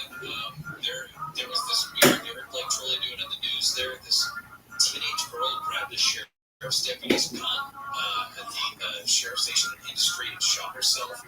Boeing is cleaning house at the top levels. Poland is on high alert right now because Russian missiles, or at least one, had apparently crossed into Polish airspace, despite all of what, despite Ukraine having nothing to do with this terrorist attack in Moscow, Vladimir Putin using it as an excuse. Yeah, I think Vladimir Putin needed some more boots on the ground. I think he's exhausted all the prisoners who wanted to fight for him, and he's trying to piss people off. The UN Security Council just a short time ago finally passed a resolution calling for an immediate ceasefire in Gaza. But one of the more developing and interesting stories today is the one out of there's two of them, but an appeals court has slashed former President Trump's bond payment, saying that he has to pay $175 million within the next 10 days instead of the $464 million bond payment. Well, they're going to be holding off collection of that judgment if he puts up that $175 million within the 10 days. This is a win for the Democrats. I know that sounds crazy, but it is. It will prevent the state from seizing Trump's assets while he appeals. That was not going to look good. That was going to look very badly. It would play into the narrative that this is election interference, the way that Trump says that they're trying to take his cash so he can't use it on the campaign trail. I know you were asking, what does Eric Trump think? This is a crooked system with a crooked attorney general and a crooked court that literally wants to pull my father out of business. And you know what they're actually going to hurt? They're going to hurt the thousands and thousands of employees that we have in New York City. These are janitors, these are doormen, these are people that we can hire for buildings. They're going to hurt those individuals, not nothing's going to. So that's the case. That was going on in the background. Today, former President Trump was in court in Manhattan for a different case. This was the criminal case involving hush money being paid to Stormy Daniels just before the election in 2016. And what they're talking about there is the defense attorneys, Trump's attorneys, are asking for, at the very least, a delay in the start of the trial and maybe even dismissing this whole thing altogether, because they claim that the prosecution turned over thousands of pages of very, very important discovery at the very last minute, and they haven't had time to go through it. Andrew McCarthy, the writer, talks about what he has seen this morning in terms of what the judges decided. Discovery dispute. The defense is trying to say that it's catastrophic, that have gotten thousands of documents on the eve of trial that are incredibly relevant. The state is trying to say there's only a trifling number of them that have any relevance at all, and 3 weeks is plenty of time to go through them. And that's pretty much what the battle lines are at the moment. You know what I don't understand, and maybe brighter minds can outline this for me, but these assets in the assets case, the fraud case, by and large are real estate, but yet the underwriters for any sort of bond will not take real estate as collateral. That's where all the money is. This doesn't make any sense to me. Well, how are you supposed to liquefy all of that? Why would you? Why is that even an option legally? And that was kind of Trump's argument last week, which was, you can't do this to me because I would have to sell my real estate in order to raise this money. Because you can't use it as collateral. Right. Which, anyway. Stop playing the bumper bus. I can hear it in here.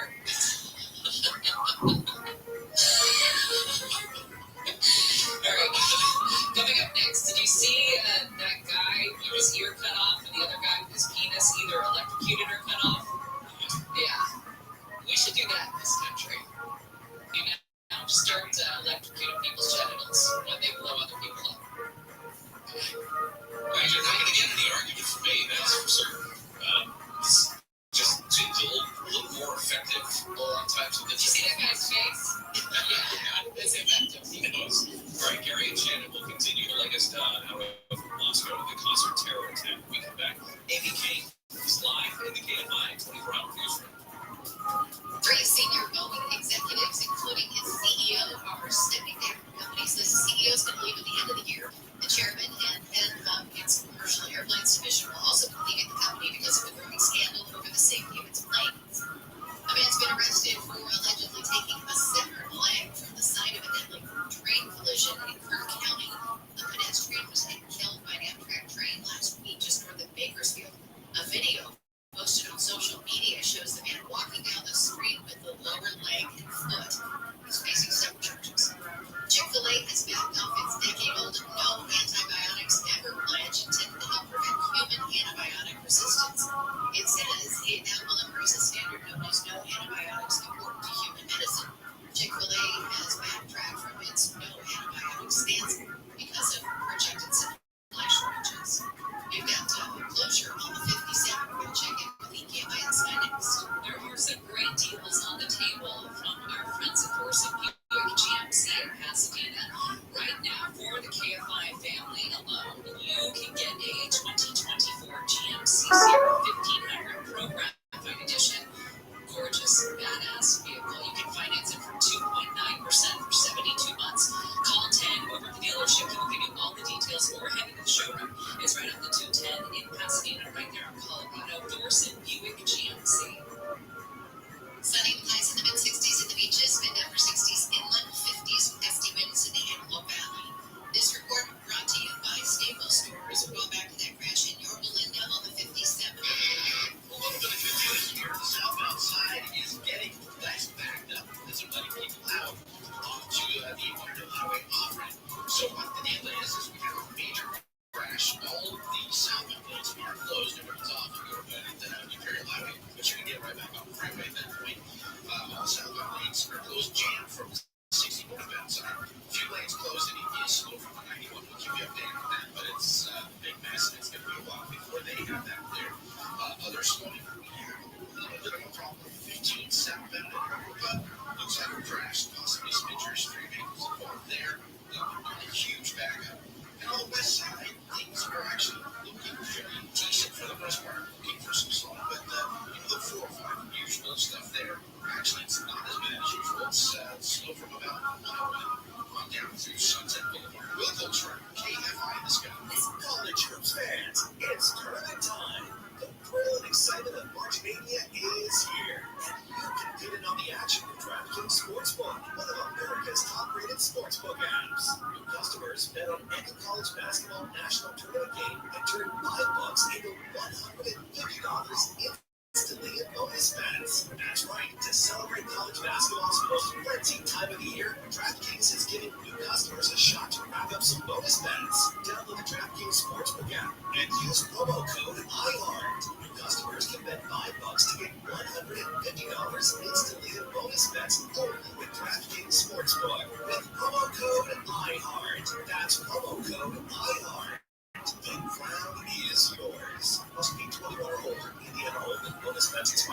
within 68 hours after issuance. Eligibility and deposit restrictions apply. And sportsbook at DraftKings.com/people. Gambling problem? Call 1-800-9-WITH-IT. This is a radio ad for Dixit. Diclofenac, a prescription medicine for people 6 months old. Moderate to severe eczema is not well controlled with topical prescription therapies. But since this is radio, you can't see the effects of eczema. You can't see how it helps you stay ahead of your eczema, or how it helps you block a key source of inflammation inside the body that could be causing eczema. You can't see how it helps heal your skin from within. But you can see how Dixit can help you have clearer skin and less moisture. Individual results may be serious allergic reactions and impaired skin can help right away if you have easily dry or swelling of your face, lips, mouth, tongue, throat. Tell your doctor about new or personal eye problems such as eye pain, vision changes, or blurred vision, joint aches and pain, or parasitic infection. Don't change your style asthma medicines without talking to your doctor. See for yourself. Ask your eczema specialist about Dixit. Visit Dixit.com or call 1-844-DIXIT. As the number one audio company, iHeartMedia gives you access to all every audience, live conversations, trusted influencers, and the insights and data you need to grow. iHeartMedia is your access company. Go to iHeartMedia.com for more. With Lucky Land Slots, you can get lucky just about anywhere.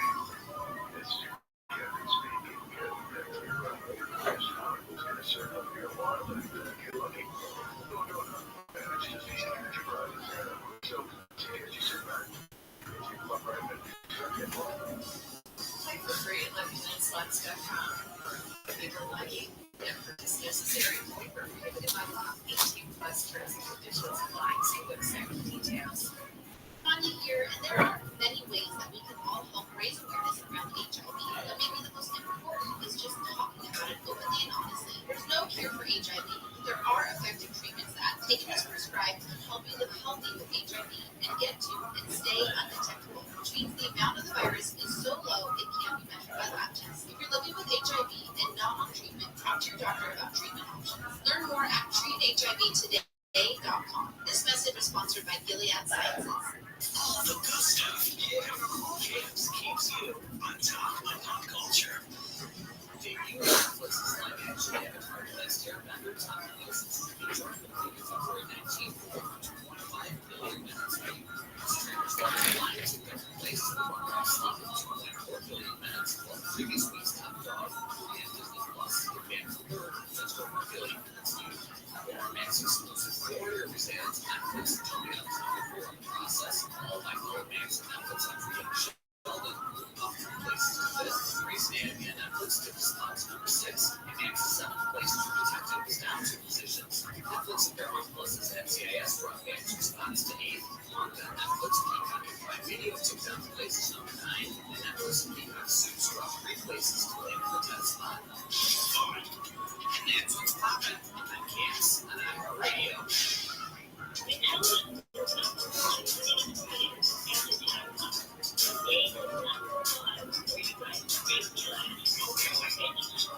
Live 7 to 10 p.m. on KFI and on demand anytime on the iHeartRadio.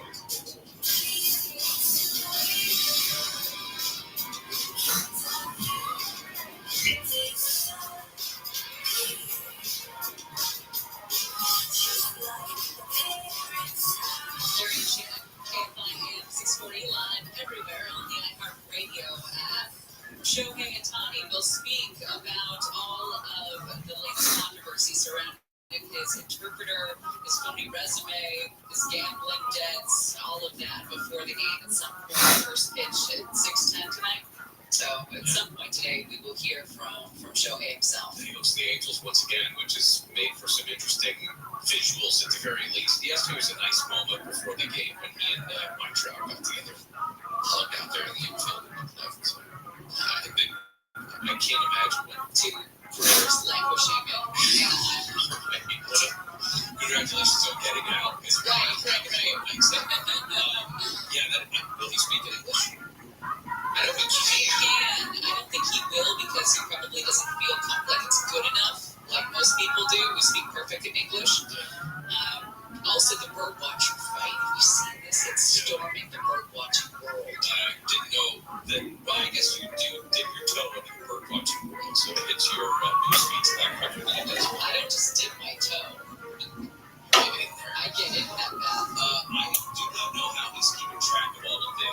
former President Trump is in court today for a hearing related to his hush money case. The judge has decided that case will begin on April 15th. Then, an appeals court in a different part of New York cut former President Trump's bond payment, saying that he only has to pay $175 million within the next 10 days to prevent the seizure of the $464 million or whatever it is. So it's kind of a legal win for him. He has to put up less cash, it sounds like. But like you were explaining, it's kind of a win for Democrats as well, because they're not going to have the fire that would erupt if he had locks slapped on certain properties and so forth. New information out on California's first death from a mountain lion in 20 years. We'll talk about it coming up in the next hour. But first, an update on what's going on in Russia. The 4 men accused of staging that terrorist attack, that concert hall attack that killed more than 130 people, appeared before a court yesterday. And appearing is really putting it lightly. They showed signs of severe beatings. One guy appeared to be barely conscious during the hearing. Anytime you can see a penile catheter in the shot from the courtroom, it's probably things are not done well for that guy in the past previous hours. If I'm not mistaken, that's the same guy whose eyeball fell out. I mean, because that happens. Right? It just happens. He didn't open his eyes. There's another guy who seemingly had his ear cut off during interrogation as well. Tried to feed it to him and he kept spitting it out. It's odd because we gave them a heads up days ago that there was a vulnerability when it came to things like concert halls. Yeah, because the embassy, our embassy in Moscow, put out a warning to any Americans that there's something brewing. Don't go to any place that's crowded, whether it's and they specifically talked about concerts as one of the options, so places you might want to avoid. Now, Vladimir Putin says that's all BS. Vladimir Putin is laying this squarely at the feet of Zelensky in Ukraine. Yeah, he didn't even mention ISIS that claimed responsibility for this attack when he made his comments. Well, and he needs more firepower nationally behind the war in Ukraine. Right. And this is a way that he thinks potentially drum up the ire of the Russian people. ISIS has already now taken by the 4 dudes, all of them. I believe they're Tajikistan, but they were working in Russia. All these guys were taking a selfie in front of an ISIS flag before they posted that 90-second video of the attack from the terrorist perspective. You can hear them shooting. You can see one guy apparently trying to slash the throat of somebody who's already dead on the ground. I mean, these guys' names, by the way, are, if you I'm not even going to try. take a cat and drop it onto a keyboard, and then whatever letters appear, that's basically what these 4 guys' names are. It's like every screen sign you see in Red Russia. It's just a bunch of, it's a word. I get it.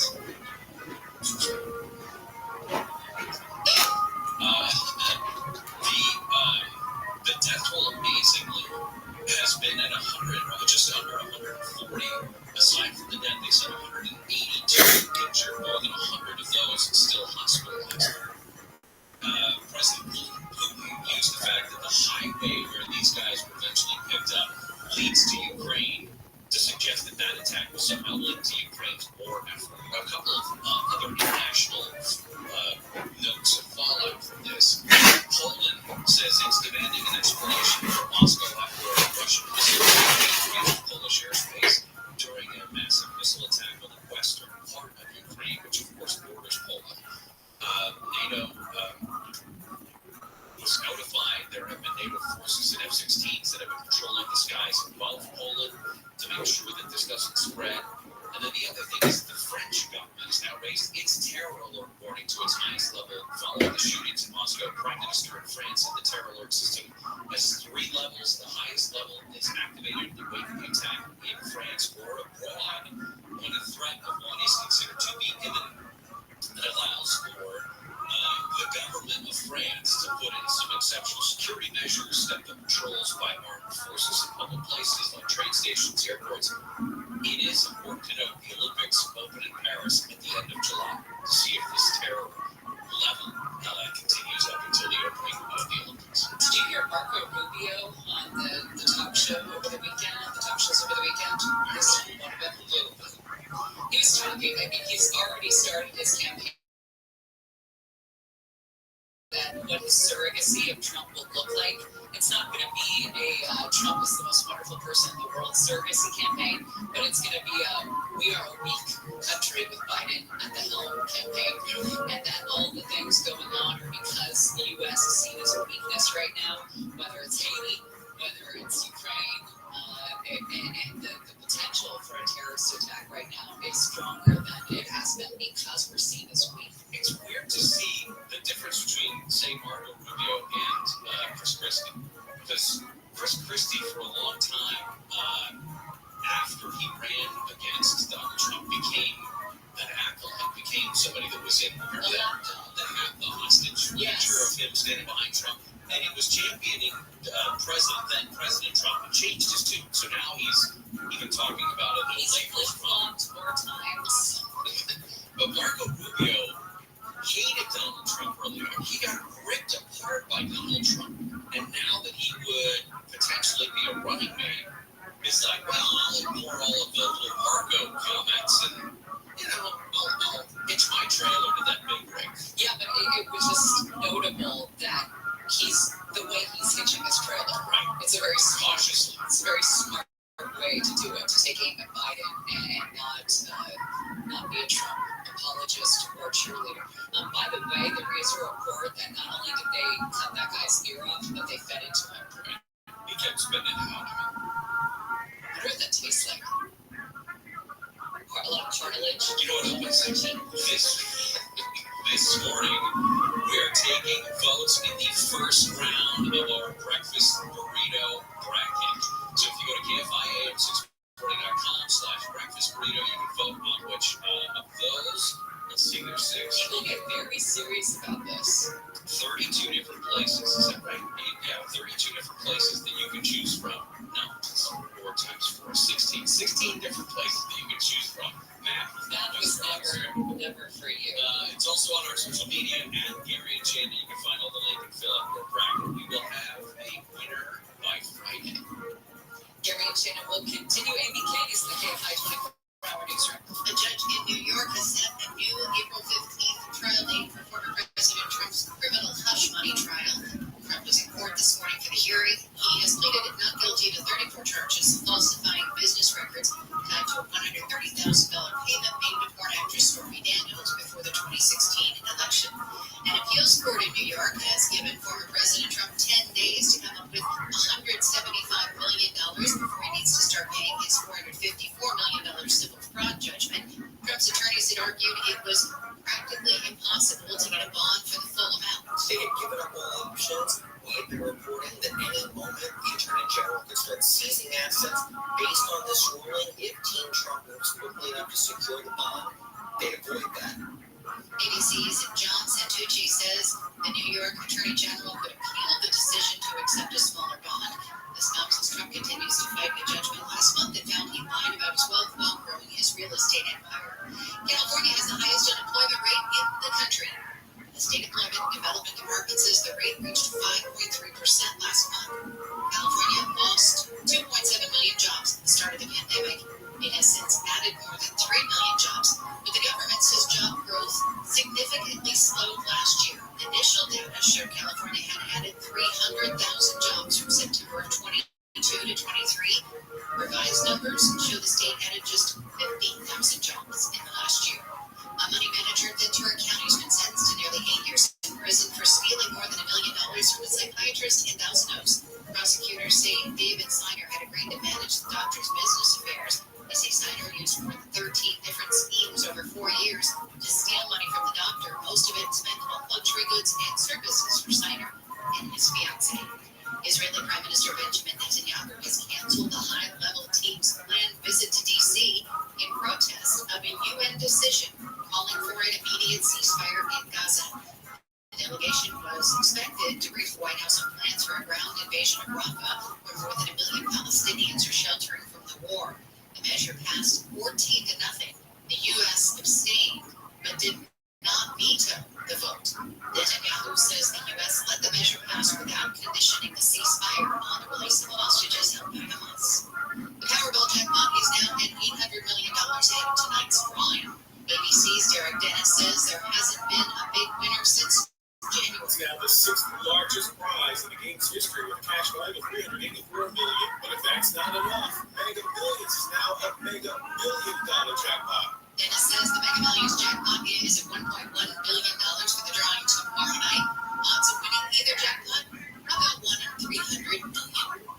Southland weather, KFI sunny, windy at times, highs in the mid to upper 60s, 50s for the Antelope Valley, with winds expected to gust about 50 miles per hour. Partly cloudy tonight, a few clouds tomorrow, otherwise sunny, highs in the 60s to about 70. Partly cloudy with highs around 70 through the week. Rain is expected to roll in by the weekend, starting late Friday night. It's 57 in Buena Park, 56 in Mission Viejo. Still have a mess on the 57 in Yorba Linda. Let's check in with the KFI in the south. We sure do. 207 freeway, especially the southbound side right there, and Imperial Highway. All lanes closed. They're taking you off the Imperial Highway at that exit, move you right back off the freeway. So you can't use the off-ramp, but it's slow. It's backed up all the way now. So looks like Pathfinder. So the backup is actually a little less. People are getting out of there. They're hearing the news. The northbound side jammed up from just north of the 91, so even that side's a little bit better. This is a crash involving a truck that went from the center divider and caught on fire in return. So a lot going on there. Big cleanup is still needed. Southbound side of the 605 will probably take a little bit of the heat from closure. Stayed slow getting away from the 60 freeway. Looks like we've got some kind of problem on the northbound side right there at the 5. 1 degree there between the carpool and 605. Level traffic, KFI is going to College hoops fans, it's tournament time. The thrill and excitement of March Mania is here. And you can get in on the action with DraftKings Sportsbook, one of America's top-rated sportsbook apps.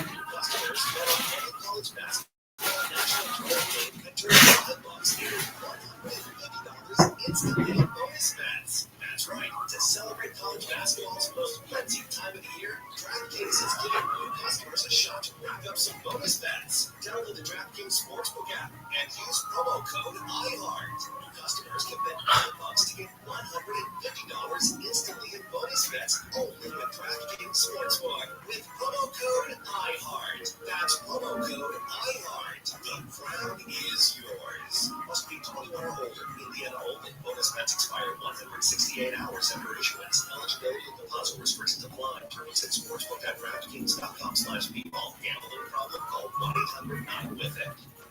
When you use Bounce dryer sheets and your clothes look amazing, it's the sheets. Less static in your life? Yeah, it's the sheet. Smelling fresher than ever? It's the sheet. Oh, so soft fabric. It's the sheet. Less wrinkles on your clothes? You know it's the sheet. Bounce dryer sheets. More freshness, more softness. Less static, less wrinkles. It's the sheet. In this edition of the Marketers Report, Angela Zepeda, Chief Marketing Officer of Hyundai Motor America, discusses measuring audio. The measurement capability within audio, I think, surprised all of us. But all of it's been extremely helpful, and we have seen a huge return on our investment. The methodology by which we're approaching audio and then seeing the real results with real numbers has helped us continue to invest moving forward. One of the things that's been really important for us is to see the extension of reach to new audiences that we could not really speak to before.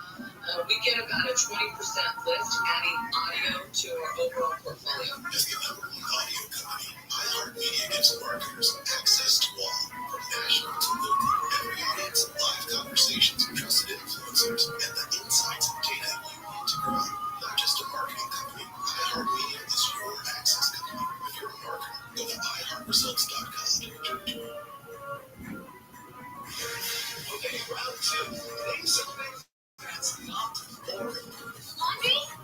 Ooh, a book club. Computer solitaire, huh? Oh, sorry, we were looking for Chumba Casino. That's chance to redeem some serious prizes.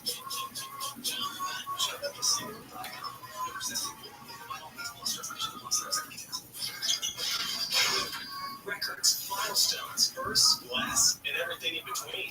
What happened today in sports history on iHeartRadio? What's going on, fellow sports fans? It's Andy West. Let's look back on this day in sports history, March 25th. We'll start off way back in 1934. Gordon Smith became the very first master, winning the first Masters golf tournament in Augusta. It was officially known as the Augusta National Invitation Tournament for the first 5 editions. Gordon Smith won a first-place prize of $1,500. Jumping way ahead today in 1982, the great one, Wayne Gretzky, reaches another scoring mark once considered unreachable when he becomes the first player in NHL history to score 200 points in one season. Gretzky finishes the night with 203 points. He ended the season with 212. He was just 21 at the time, only in his 3rd season in the league. And today in 1997, one of the biggest baseball trades in years, the Atlanta Braves and Cleveland Indians struck a shocking deal only a week before the season started, involving David Justice, Marquise Grissom, and Kenny Lofton, that reshaped 2 of baseball's strongest teams. The trade definitely favored the Indians, who went to the World Series, but lost to the Florida Marlins. Now you know, today in sports history on iHeartRadio. Stimulating talk.